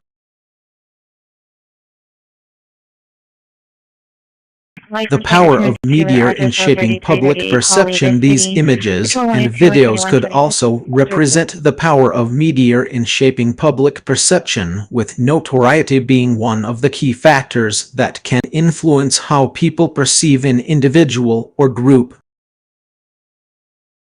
5. A representation of global notoriety. The use of imagery from space missions might also symbolize our global notoriety as a society, highlighting how our actions and decisions can be perceived by others around the world.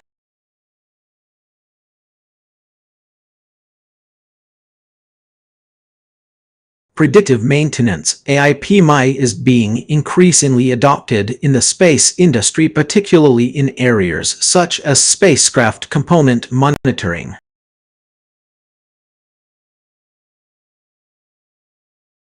The technology has shown great promise in enabling proactive maintenance, thereby reducing downtime and increasing overall system reliability.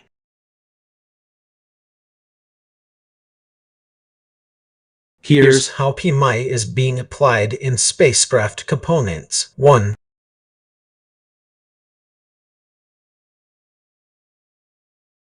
Condition monitoring. Advanced sensors and machine learning algorithms are used to collect data on the condition of critical components such as engines, propulsion systems, or life support systems.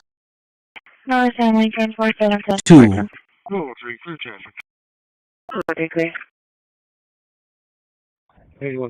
Anomaly detection. AI-powered algorithms analyze this data to identify patterns and anomalies that may indicate potential failures before they occur. 3.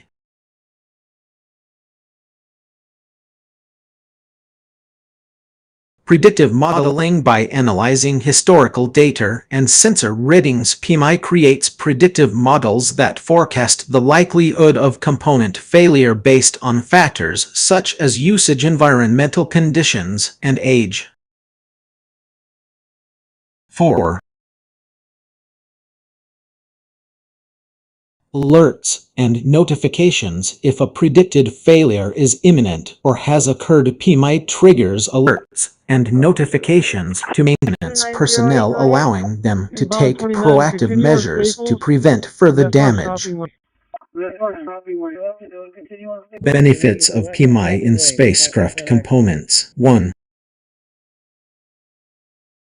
Reduced downtime by detecting potential issues before they occur. PMI enables swift repairs, minimizing the impact on mission timelines. 2. Increased uptime. Proactive maintenance ensures that critical systems are operational when needed, maintaining overall system reliability. 3.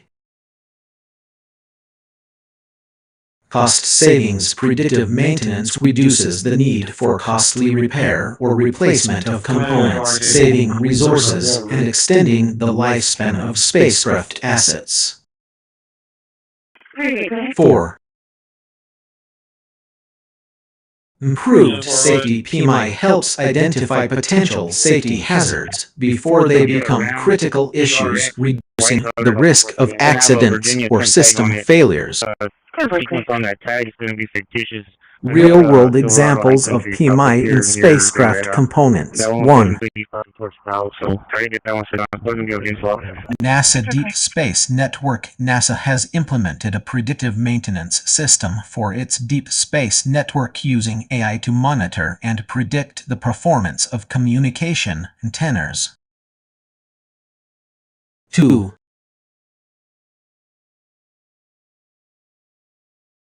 European Space Agency ESA. The ESA has developed a predictive maintenance framework for its Mars rovers, leveraging machine learning algorithms to forecast component failures and optimize maintenance schedules. While PMI holds significant promise, it's essential to address challenges such as 1.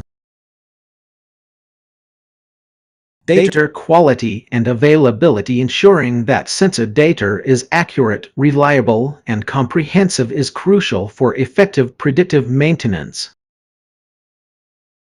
2. Complexity of spacecraft systems. Spacecraft components often involve intricate interactions between multiple subsystems, making it challenging to model and predict system behavior. 3. Cybersecurity. As PMI relies on connectivity and communication, ensuring the integrity and security of this data flow is vital.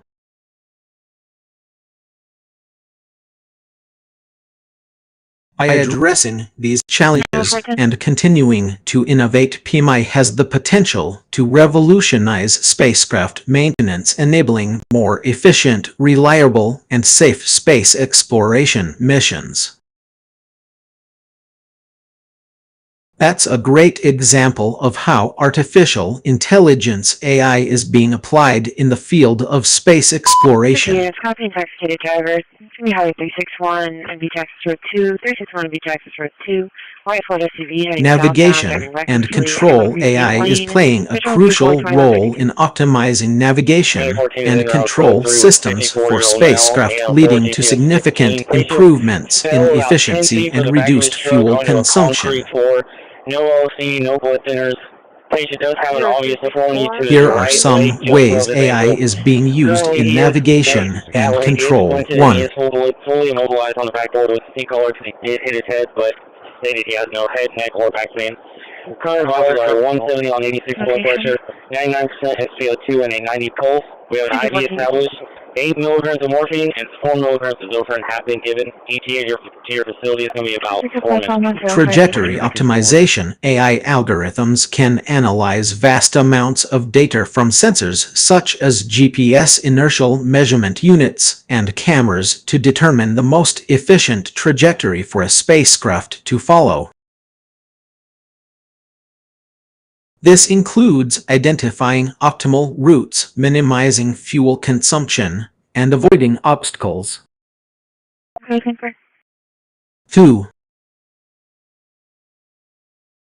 Predictive maintenance. AI-powered predictive maintenance can help identify potential issues with spacecraft systems before they occur, allowing for proactive maintenance and reducing downtime.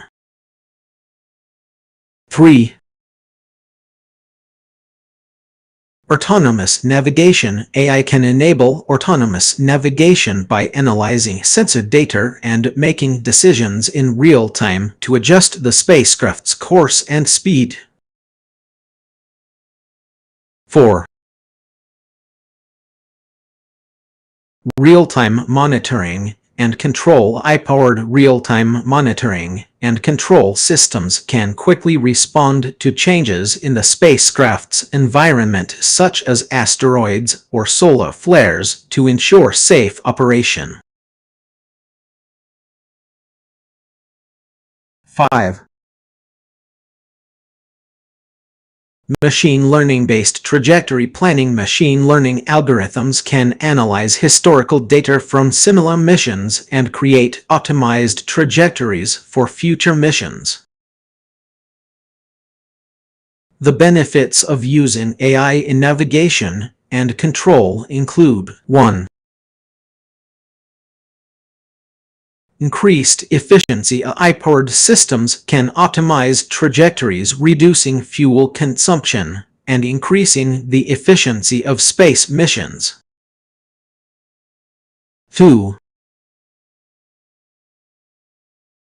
Improved safety. Real-time monitoring and predictive maintenance can help prevent accidents and ensure safe operation of spacecraft. 3.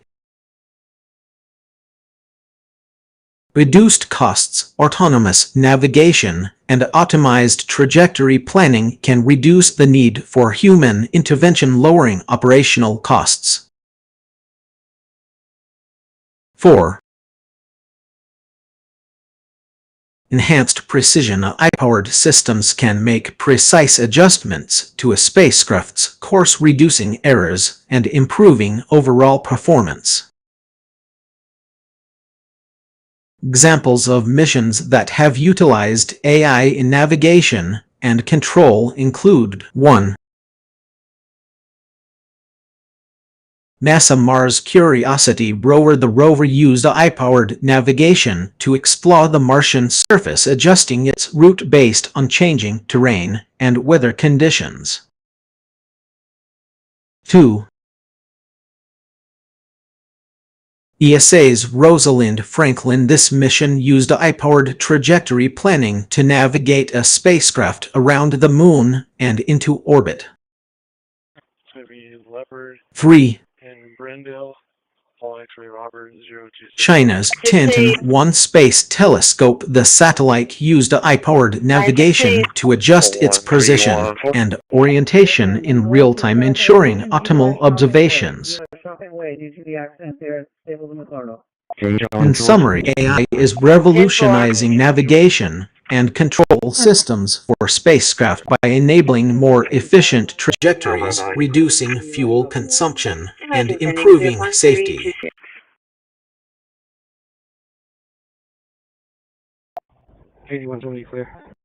As the field continues to evolve, we can expect even more innovative applications of AI in space exploration.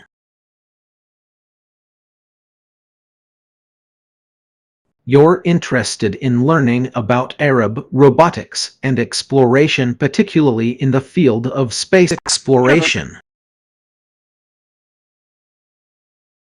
Charlie, 305 will be clear.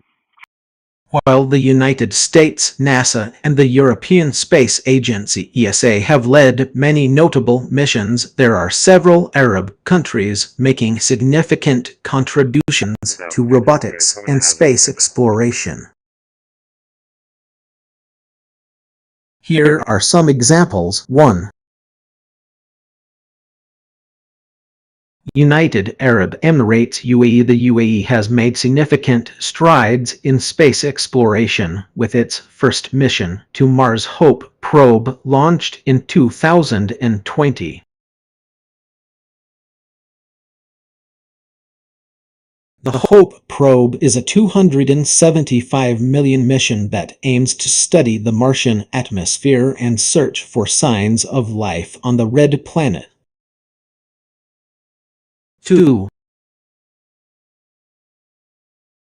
Saudi Arabia plans to launch its first lunar mission Karif in 2025, which will include a rover and a lander designed by the Saudi Arabian Space Agency SSA. 3. Qatar has partnered with NASA on several projects, including the exploration of Mars using NASA Mars Reconnaissance Orbiter and the development of a lunar mission. 4. Charlie 390, right? Egypt has launched its own satellite Misr International Satellite MISAT in 2016, which provides remote sensing services for agriculture, disaster management, and other applications. 5. Oman has also developed its own satellite Amarni Sat-1B, which was launched in 2020 to study the Earth's atmosphere and provide scientific research opportunities. Arab robotics companies are also making significant contributions to space exploration. 1. Mars One. A Saudi Arabian company, Mars One, is working on a project to send humans to Mars in the near future. 2. Saudi Space Agency SSA is developing its own satellite and lunar mission capabilities, including a rover designed for exploring the Martian surface. 3.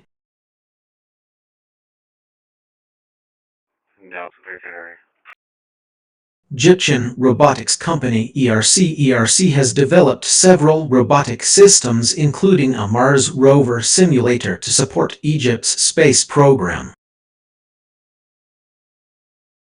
These Arab countries are investing heavily in space exploration and robotics with ambitious plans to explore Mars, the Moon, and beyond. While they may not have the same level of resources as NASA or ESA, their innovative approaches and collaborations are helping to drive progress in the field. As for notable robots that have explored space besides the Curiosity rover on Mars, Schiaparelli ESA's Mars lander. Unfortunately, Schiaparelli crashed on Mars in 2016 due to a software issue.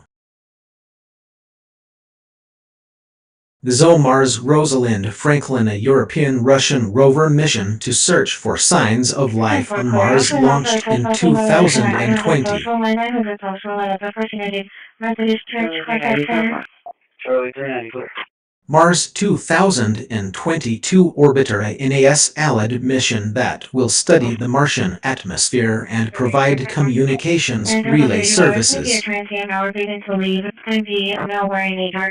Arab space agencies are making significant contributions to robotics and space exploration, with many exciting projects on the horizon. It looks like you might be starting to type a sentence, but it got cut off. Would you like to finish it in here to listen?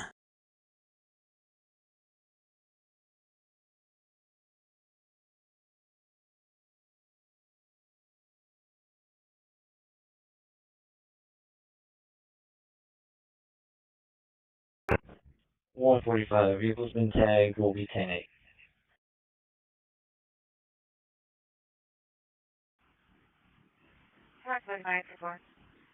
Good work.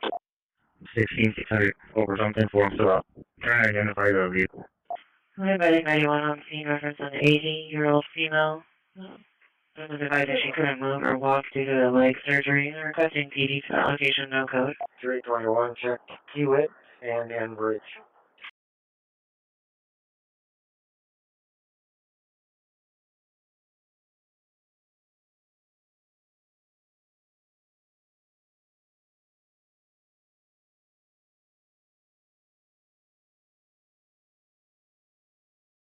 You're referring to the use of AI in analyzing large-scale scientific datasets from space missions.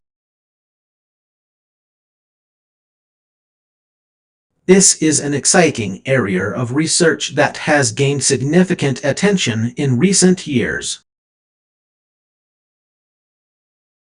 Overview. Space agencies around the world such as NASA, ESA, and CNSA have been generating vast amounts of data from various space missions, including satellites, Mars rovers, and telescopes.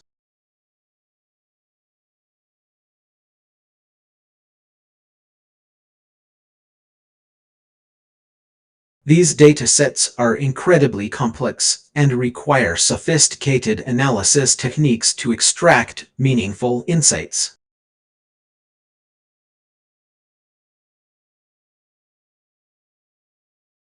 This is where AI comes in. By leveraging machine learning algorithms, researchers can analyze these datasets more efficiently, accurately, and comprehensively.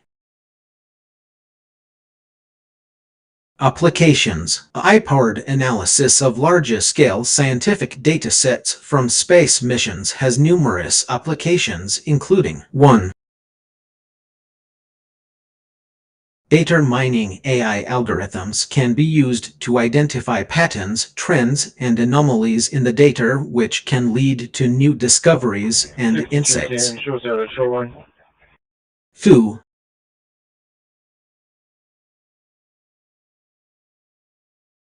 Image analysis. AI can be applied to process and analyze vast amounts of images from space missions, such as those taken by telescopes or satellites.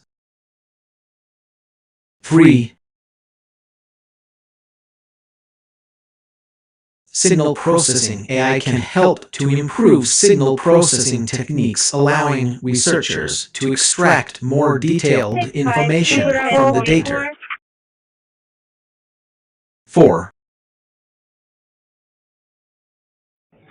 Predictive modeling. AI-powered predictive models can be developed to forecast future astronomical events such as solar flares or planetary alignments.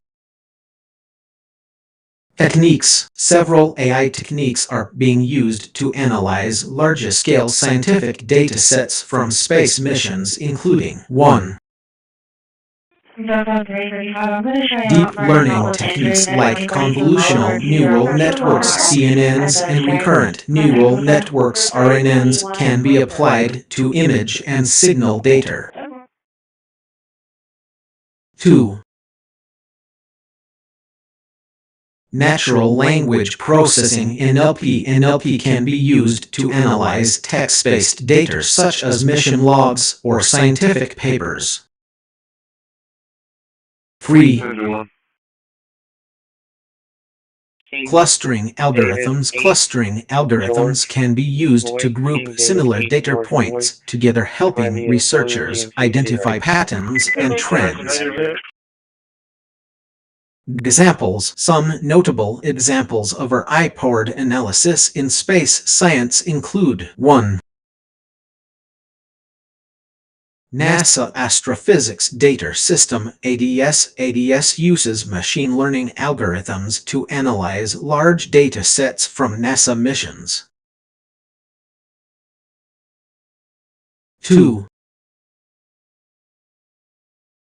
ESA's Gaia mission. The ESA's Gaia spacecraft has used AI-powered image processing techniques to create high-precision maps of the Milky Way galaxy. 3.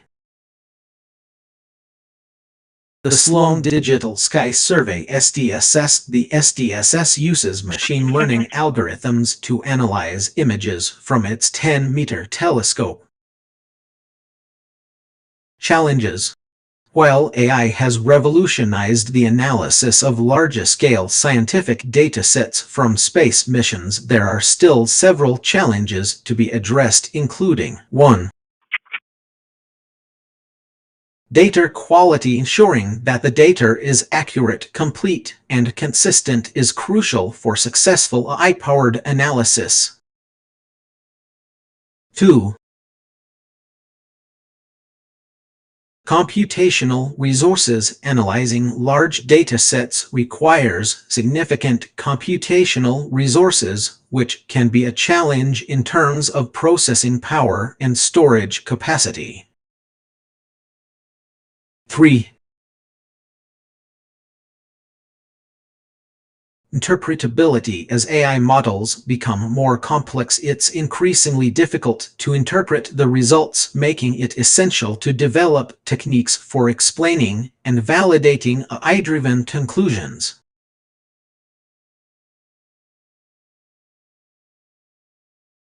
Conclusion. The use of AI in analyzing large-scale scientific datasets from space missions has revolutionized the field of space science.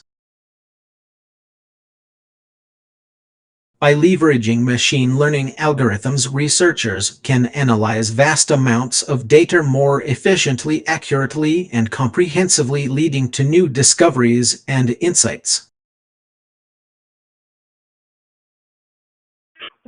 However, there are still challenges to be addressed, including ensuring data quality, managing computational resources, and developing techniques for interpreting AI-driven results.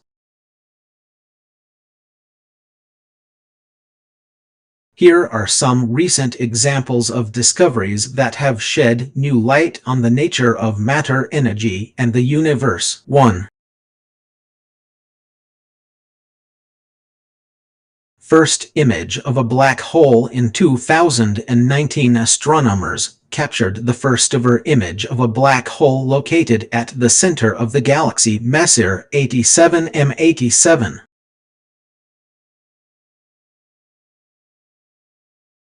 This achievement marked a major milestone in our understanding of these enigmatic objects. 2.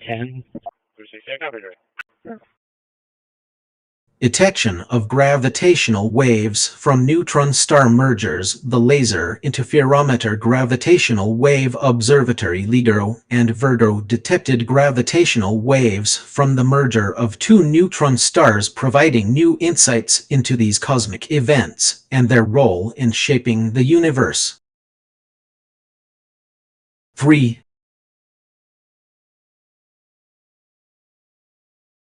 Discovery of water on Mars. NASA Perseverance rover discovered evidence of seasonal water on Mars, which suggests that the planet may have been habitable in the past. 4. Detection of phosphine on Venus. Scientists detected phosphine, a biomarker gas, in the atmosphere of Venus using the James Webb Space Telescope. This finding has implications for the search for life beyond Earth. 5. First image of a distant galaxy in 2021. Astronomers captured the first-ever image of a distant galaxy GNZ 11, which is seen as it was just 400 million years after the Big Bang. 6.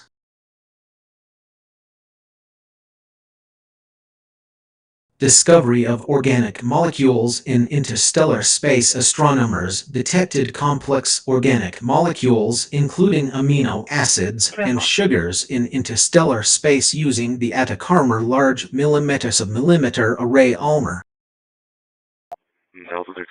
7. 652 is back in the yard. Confirmation of dark matter existence. Scientists observed the distribution of galaxies to confirm the existence of dark matter, a type of matter that does not interact with light, and was first proposed by Swiss astrophysicist Fritz Zwicky. 8.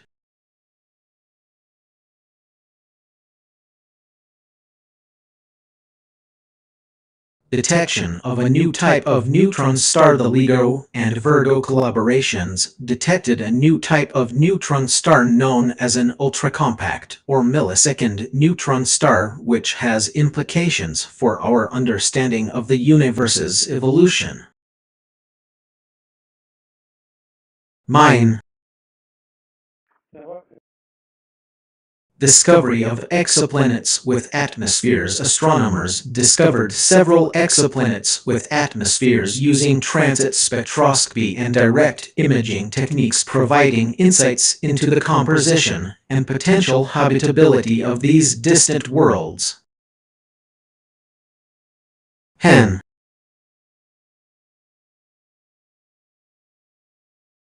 New understanding of dark energy. Scientists proposed a new understanding of dark energy, which is thought to be responsible for the accelerating expansion of the universe. These discoveries highlight the ongoing efforts to improve our understanding of the universe and its many mysteries.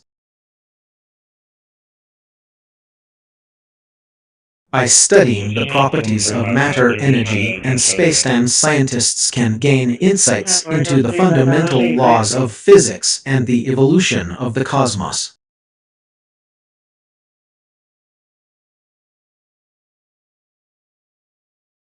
It seems like you're referring to the film Interstellar 2014, directed by Christopher Nolan. The movie features a plot that involves wormholes, time dilation, and communication with astronauts who travel through space.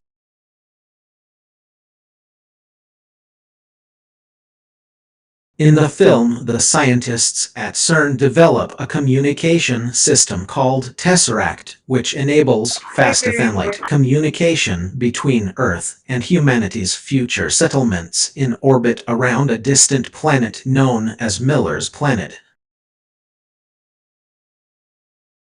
This technology allows for near-instant communication across vast distances, overcoming the limitations of traditional radio communication.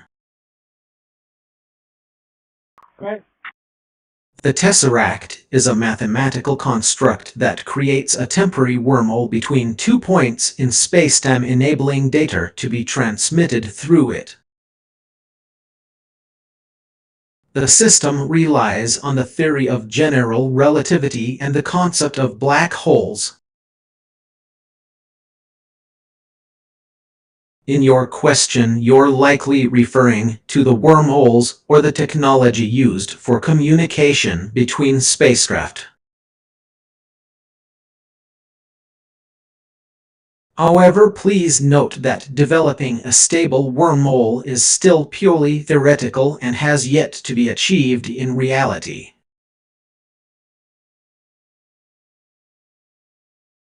The film's portrayal of advanced communication systems is more of a fictional representation of how humanity might overcome the challenges of long-distance space travel.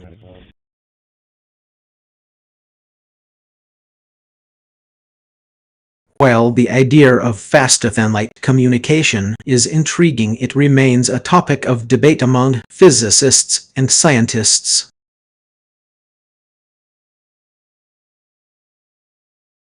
Nonetheless, the movie Interstellar has sparked interest in scientific concepts like wormholes, black holes, and the possibilities of interstellar communication.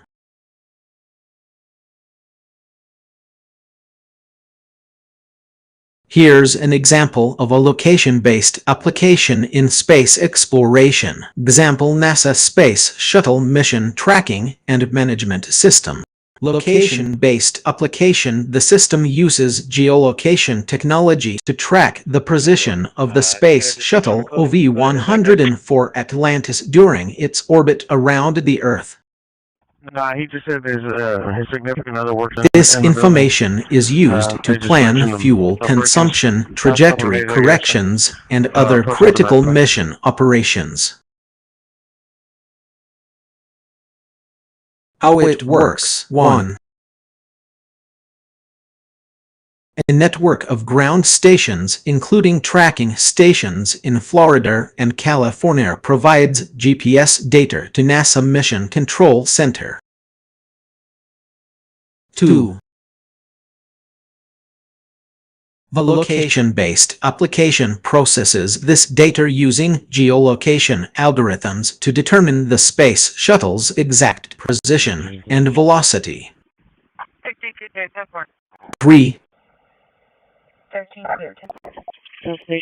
This information is then used to update mission planning systems, including fuel management and trajectory correction software. 4. Additionally, the system provides situational awareness for the crew on board, enabling them to stay informed about their location and orbit. Benefits: improved mission safety and efficiency, enhanced tracking and monitoring capabilities, better decision-making support for mission planners. This example illustrates how geolocation technology can be used in space exploration to improve mission operations and enhance crew safety.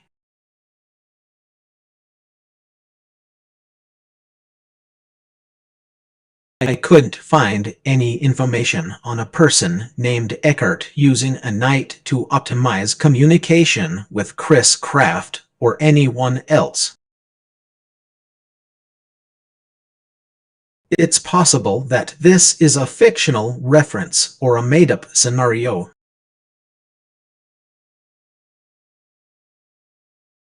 However, I did find information on Eckhart Prett, a German author and speaker who has written about the art of communication and leadership. He often uses metaphors and analogies to explain complex ideas. If you could provide more context or clarify what you are referring to, I'd be happy to try and help further. Robert Group 7, 1259.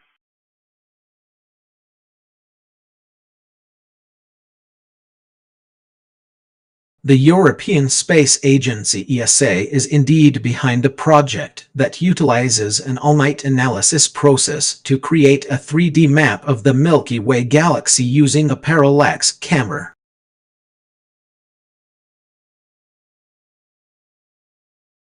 The ESA's mission called Dyer launched its first batch of satellites in December 2013 and has been continuously monitoring the positions and distances of over 1 billion stars since then. The data from this mission can be used to create a detailed 3D model of the Milky Way galaxy.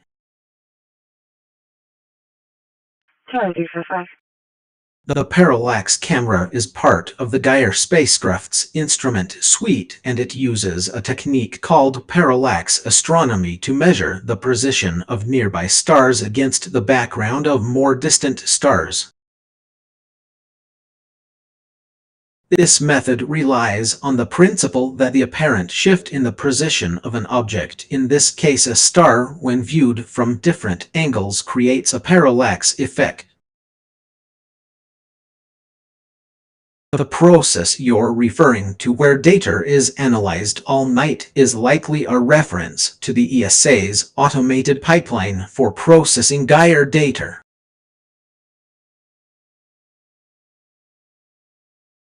The pipeline involves applying sophisticated algorithms and machine learning techniques to analyze the large amounts of data generated by the parallax camera, allowing scientists to create detailed 3D models of the Milky Way galaxy. Shows transporting the mail to the Econo Lodge. These models can provide valuable insights into the structure, evolution, and properties of our galaxy, as well as shed light on a wide range of astrophysical phenomena. You're referring to a cutting-edge technology that's gaining attention in the private space industry.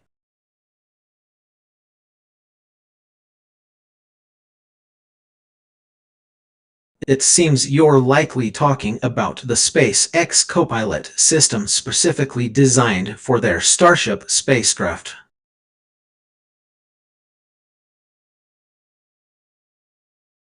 The Copilot system is an AI-powered navigation and control system that enables autonomous operation of the starship, allowing it to navigate and land on Earth or other celestial bodies with greater precision and efficiency. The key features of the Copilot system include 1. Autonomous navigation. The system uses a combination of sensors, GPS, and AI algorithms to navigate the spacecraft and make decisions in real time. 2. Right-of-way control. The Copilot system is capable of controlling the spacecraft's attitude, orientation, and altitude, ensuring it remains on course and avoids collisions with other vehicles or objects in space. 3. Precision landing. The system enables precise landing capabilities, allowing the starship to touch down safely on any surface, including those that are challenging for traditional spacecraft. The benefits of this technology include 1. Increased efficiency. Autonomous operation can significantly reduce the time and resources required for launch and re-entry missions. 2. Improved precision. The Copilot system enables more accurate navigation and landing capabilities, reducing the risk of errors or accidents. 3.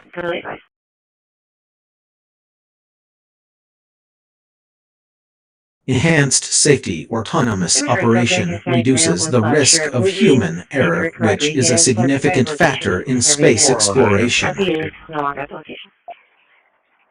Go ahead.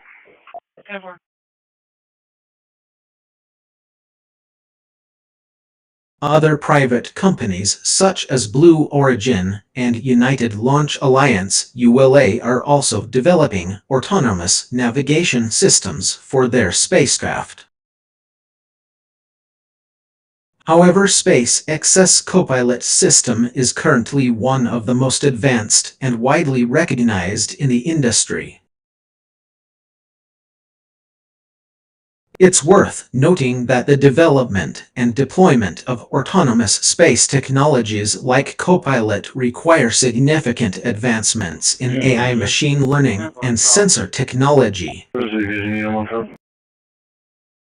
These breakthroughs will continue to play a crucial role in shaping the future of space exploration and satellite operations. 365, based on last update, subject should be at apartment 156. I'm assuming you meant to say benefits of applying women in space exploration, not guys. Here are some benefits of including women in space exploration. 1. Diverse perspectives. Women bring unique experiences and perspectives to the table, which can lead to more comprehensive and well-rounded solutions for space-related challenges. 13 to engine 16 on EMS-1. 2. Improved decision-making. Research has shown that teams with a mix of male and female members make better decisions than all-male or all-female teams. 3. Increased innovation. The inclusion of women in STEM fields, science, technology, engineering, and mathematics, can lead to more innovative solutions and ideas. 4. Better representation and role models. Women in space exploration serve as positive role models for girls and young women around the world, inspiring them to pursue careers in STEM fields.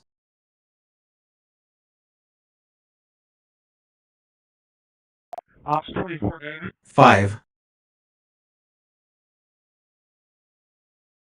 Enhanced collaboration and communication. Women tend to be better communicators and collaborators, which can lead to more effective teamwork and a stronger sense of community among astronauts.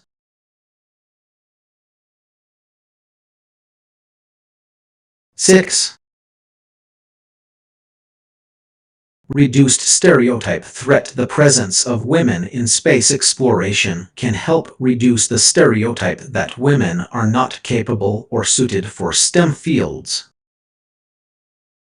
7. Increased global participation, including women from diverse backgrounds, can help increase global participation in space exploration, leading to a more inclusive and representative space program.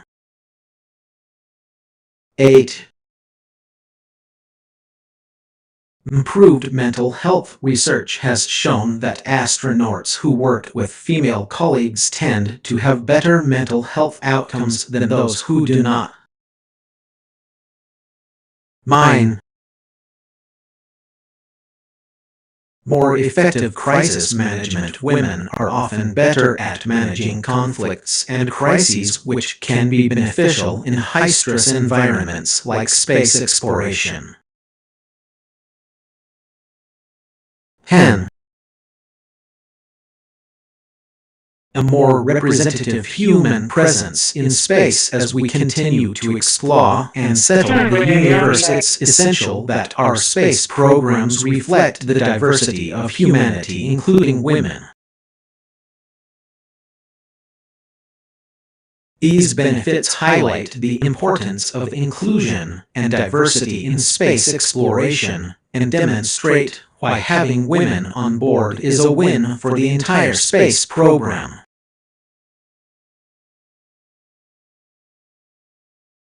It seems like you were about to share a thought, but it got cut off. Can you please complete your statement? You mentioned Robert or two, which might be related to Robert Zubrin's concept of the SpaceWorks system, which is an AI-assisted approach to space exploration. To clarify, with the increasing efficiency enabled by AI in spacecraft operations, there is a growing need for human intervention and oversight. While AI can process vast amounts of data and make decisions autonomously, it may not always be possible or desirable to rely solely on machine intelligence. In some cases, human expertise and judgment are still essential to ensure that decisions align with mission objectives, safety protocols, and unforeseen circumstances. This might involve human intervention at critical decision-making points or during periods of uncertainty or unexpected events. What specific thoughts or concerns were you trying to express? I don't think I have any context for this question. It seems like it might be a poem or song lyric, but without more information, it's difficult to provide a meaningful response. Could you please provide more context or clarify what you're referring to? Are you talking about a specific phrase or concept from literature, music, or another field? I'll do my best to help. There's a call coming in from the male involved on your call at 817 Ohio. It looks like you were about to say something, but it got cut off. And with EMS at the library on Staples.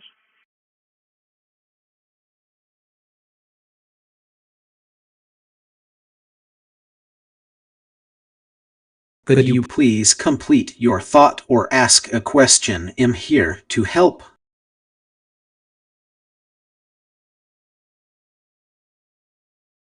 I don't have any information about specific accidents.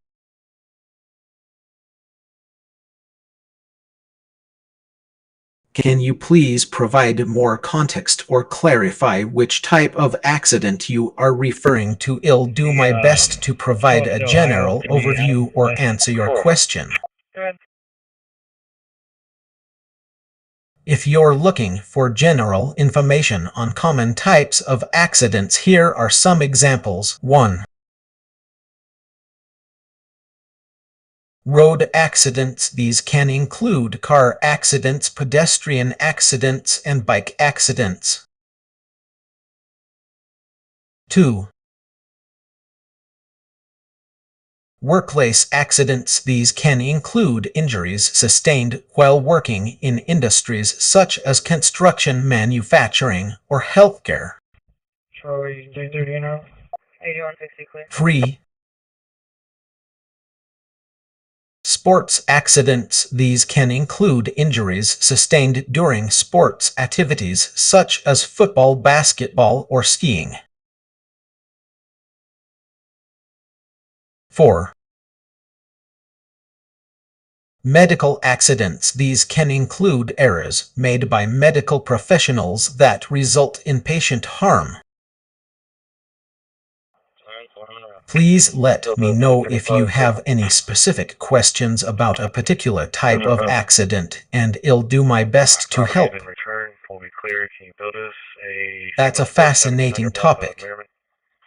We made contact with the RP. I guess there was some smoldering from a fire that was out there earlier. Cost savings from AI can have a significant impact on space missions, enabling spacecraft to operate more efficiently and reduce their reliance on human resources and fuel.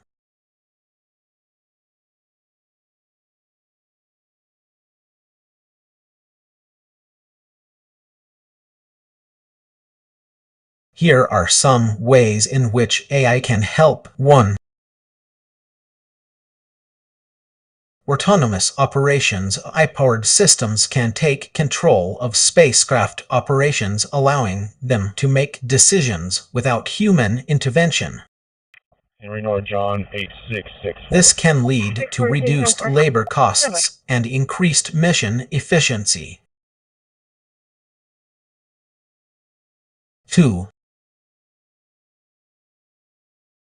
Predictive maintenance. AI algorithms can analyze sensor data to predict equipment failures, allowing for proactive maintenance, scheduling, and reducing the need for costly repairs or even mission aborts. 3.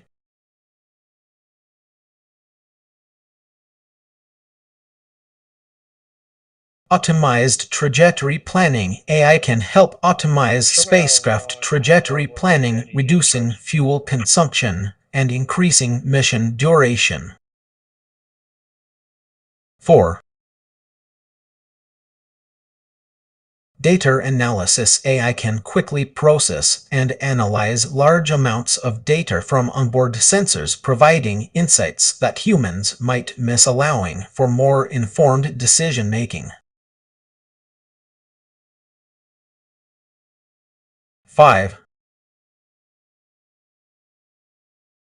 Reduced communication needs. By optimizing systems and reducing redundancy, AI-powered spacecraft can communicate less frequently with ground control, reducing the need for communication resources.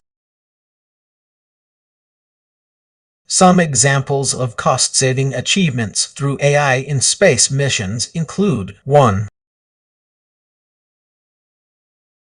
NASA Artemis program. The use of AI has enabled the development of a lunar lander that can autonomously navigate and adjust its trajectory to optimize fuel efficiency.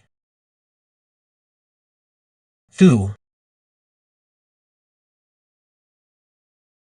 European Space Agency's ESA Rosalind Franklin, a rover mission to Mars, where AI-powered systems have allowed for autonomous navigation and decision-making, reducing reliance on human operators.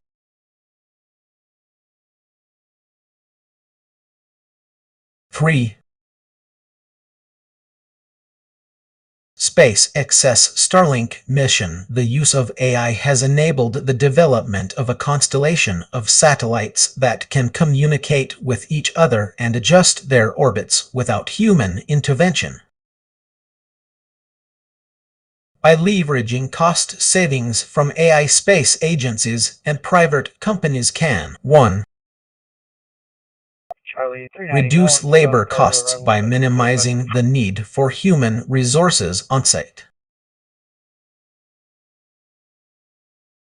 2. Optimize fuel consumption, reducing the environmental impact of space missions. 3.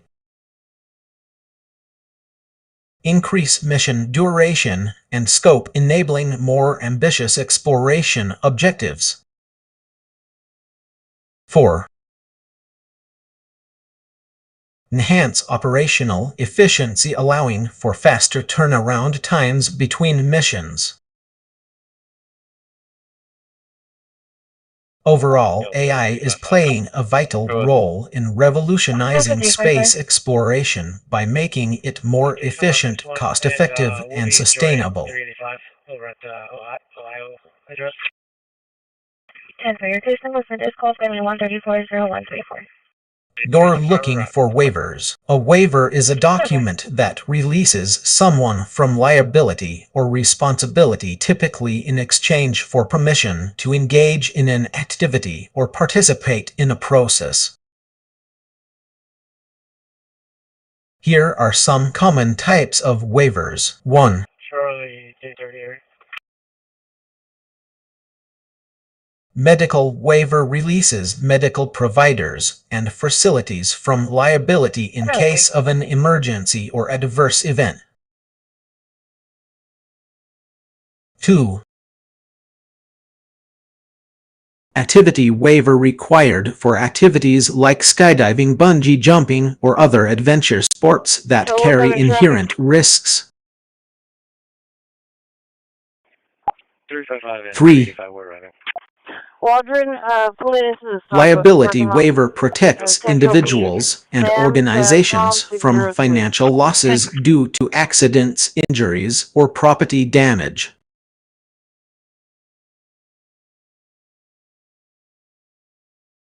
4. Contract waiver, releasing parties from contractual obligations or responsibilities. 5. Employment waiver releases employees from liability for work-related injuries or illnesses. Some popular places where waivers are commonly used include 1. Theme parks and amusement parks. 2. Adventure sports and activities. E. Charlie, 255. D. 355. 9. Skydiving, bungee jumping. 3. I will be clear, we'll take that pending in 90. Gyms and fitness centers. 4. Skate parks and BMX tracks. 5. Sports teams and leagues. When signing a waiver, it's essential to 1. Read and understand the terms and conditions. 2. Ask questions if you're unsure about any aspect of the waiver. 31 so far. 3. Sign the waiver voluntarily without coercion or pressure. 4. Be aware that waiving certain rights may have long-term consequences. Remember, waivers are not always required or necessary. Always assess the risks involved before signing a waiver and consider seeking advice from a qualified professional if you're unsure about any aspect of the process. That's correct. NASA Perseverance rover has been using AI to aid in its exploration of Mars since its landing in February 2021.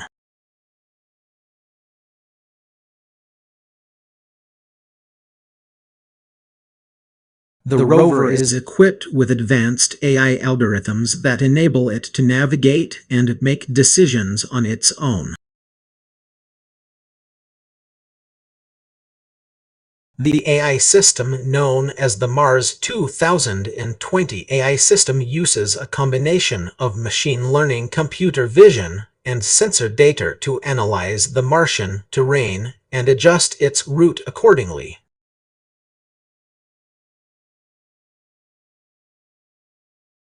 This allows the rover to navigate through challenging terrain and avoid obstacles more efficiently than if it were relying solely on pre-programmed instructions.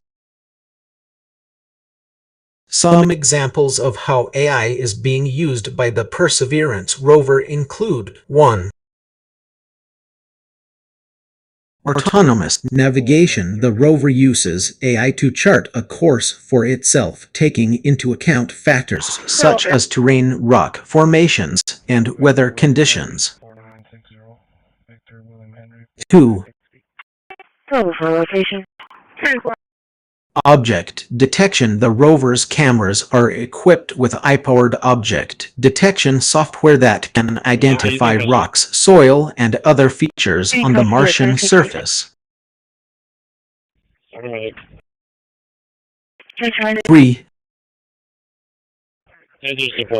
Sample collection. The rover uses AI to analyze samples collected from the Martian surface and determine whether they are suitable for return to Earth or further study. The use of AI in space exploration has many benefits, including 1. Increased efficiency. AI-powered systems can process vast amounts of data faster and more accurately than human engineers. 2. Improved safety. AI can help prevent accidents by detecting potential hazards and adjusting the rover's course accordingly. 3. Enhanced scientific discovery. AI can analyze large data sets and identify patterns that may not be apparent to humans, leading to new insights into the Martian geology and climate. Overall, the use of AI in space exploration has opened up new possibilities for scientists and engineers, enabling them to explore and understand the universe more efficiently and effectively than ever before.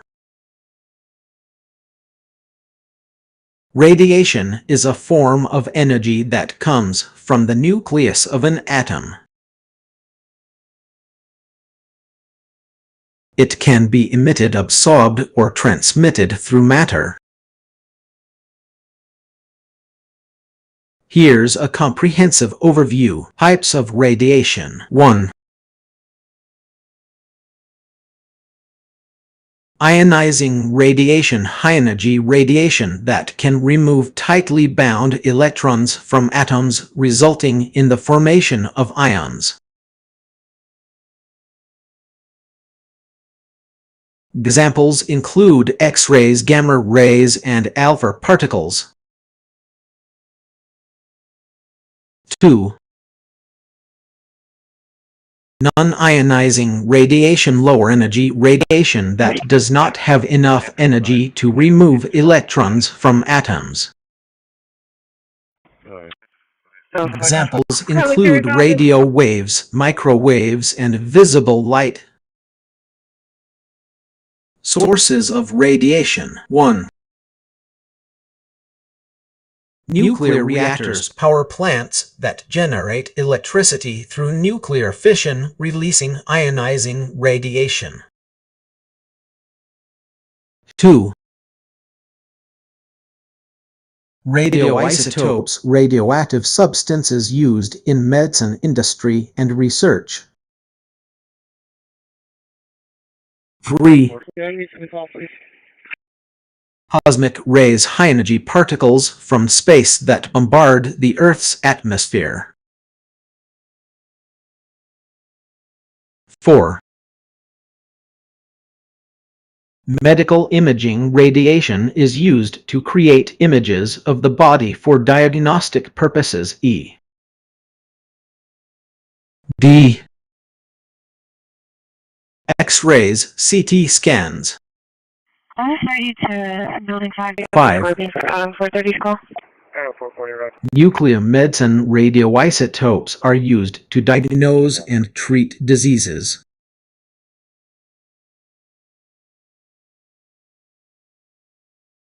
Effects of radiation. 1. Acute radiation syndrome. Exposure to high levels of ionizing radiation can cause harm, including nausea, fatigue, and even death. Negative. 2. Cancer risk. Ionizing radiation can damage DNA, leading to cancer and genetic mutations. 3. 10-4, Delta 3 should be pulling up.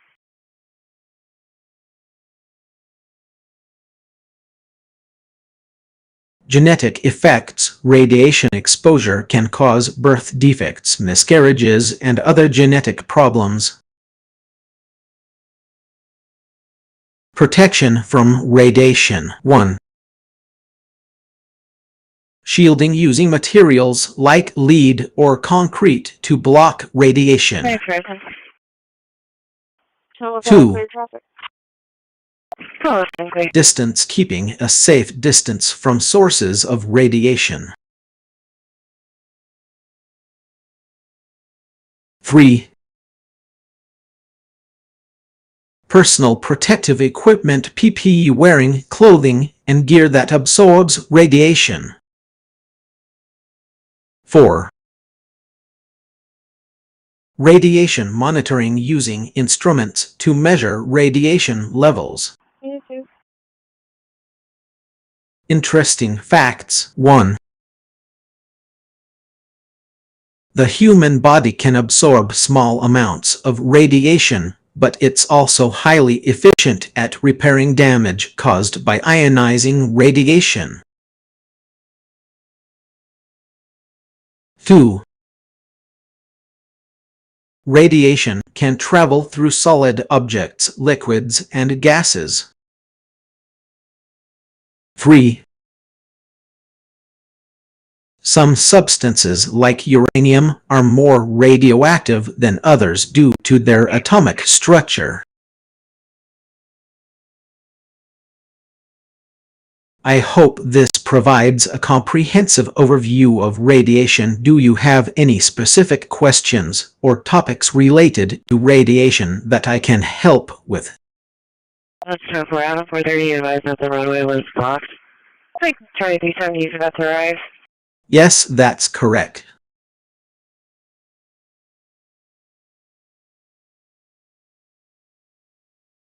Radiation-hardened radar electronics are designed to withstand high levels of ionizing radiation, which can cause malfunctions or damage to regular electronic components. Radiation can affect electronic components in several ways. 1. Charge buildup. High-energy particles can deposit charge on the surface of transistors and other components, leading to electrical instability. 2. Latch-up. Radiation can induce a phenomenon called latch-up, where the transistor switches on unexpectedly, causing current to flow freely. 3. Thermal effects. Ionizing radiation can generate heat, which can damage electronic components by overheating them.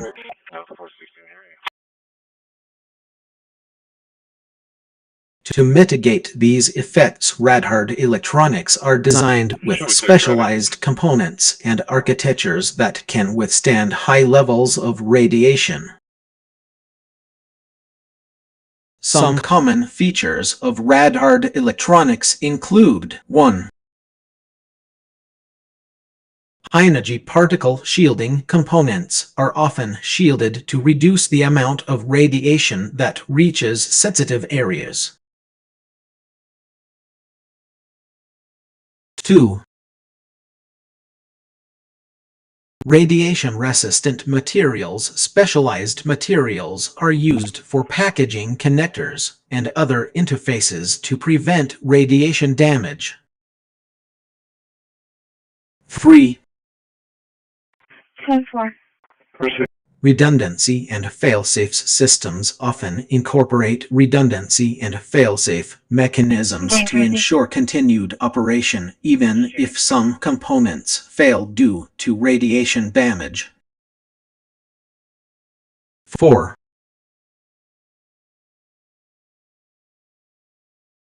Specialized transistor technologies. Transistors are designed with radiation-resistant materials and architectures that can withstand high-energy particles. Rad-hard electronics are used in a wide range of applications, including 1. Space exploration. Rad-hard electronics are essential for spacecraft and satellites where radiation exposure is a significant concern. 2. Nuclear power. Radiation-hardened components are used in nuclear reactors and other facilities to ensure safe operation. 3. High-energy physics. Rad-hard electronics are used in particle accelerators and other high-energy physics applications to withstand the intense radiation environments. Overall, rad-hard electronics play a critical role in ensuring the reliability and safety of systems that operate in high-radiation environments. I think there may be some misunderstanding here.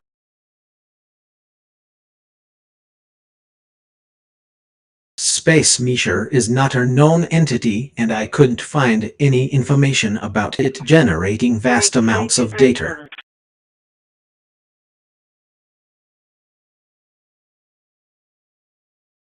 Could you please provide more context or clarify what you mean by space measure? Additionally, gator volume doesn't seem to be a relevant term in this conversation.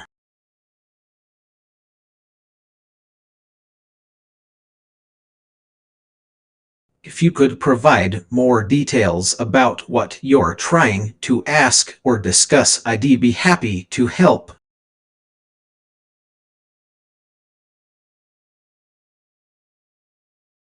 In the context of computer science, all resources and storage capacity refers to the overall capabilities of a system to allocate and manage resources, including 1.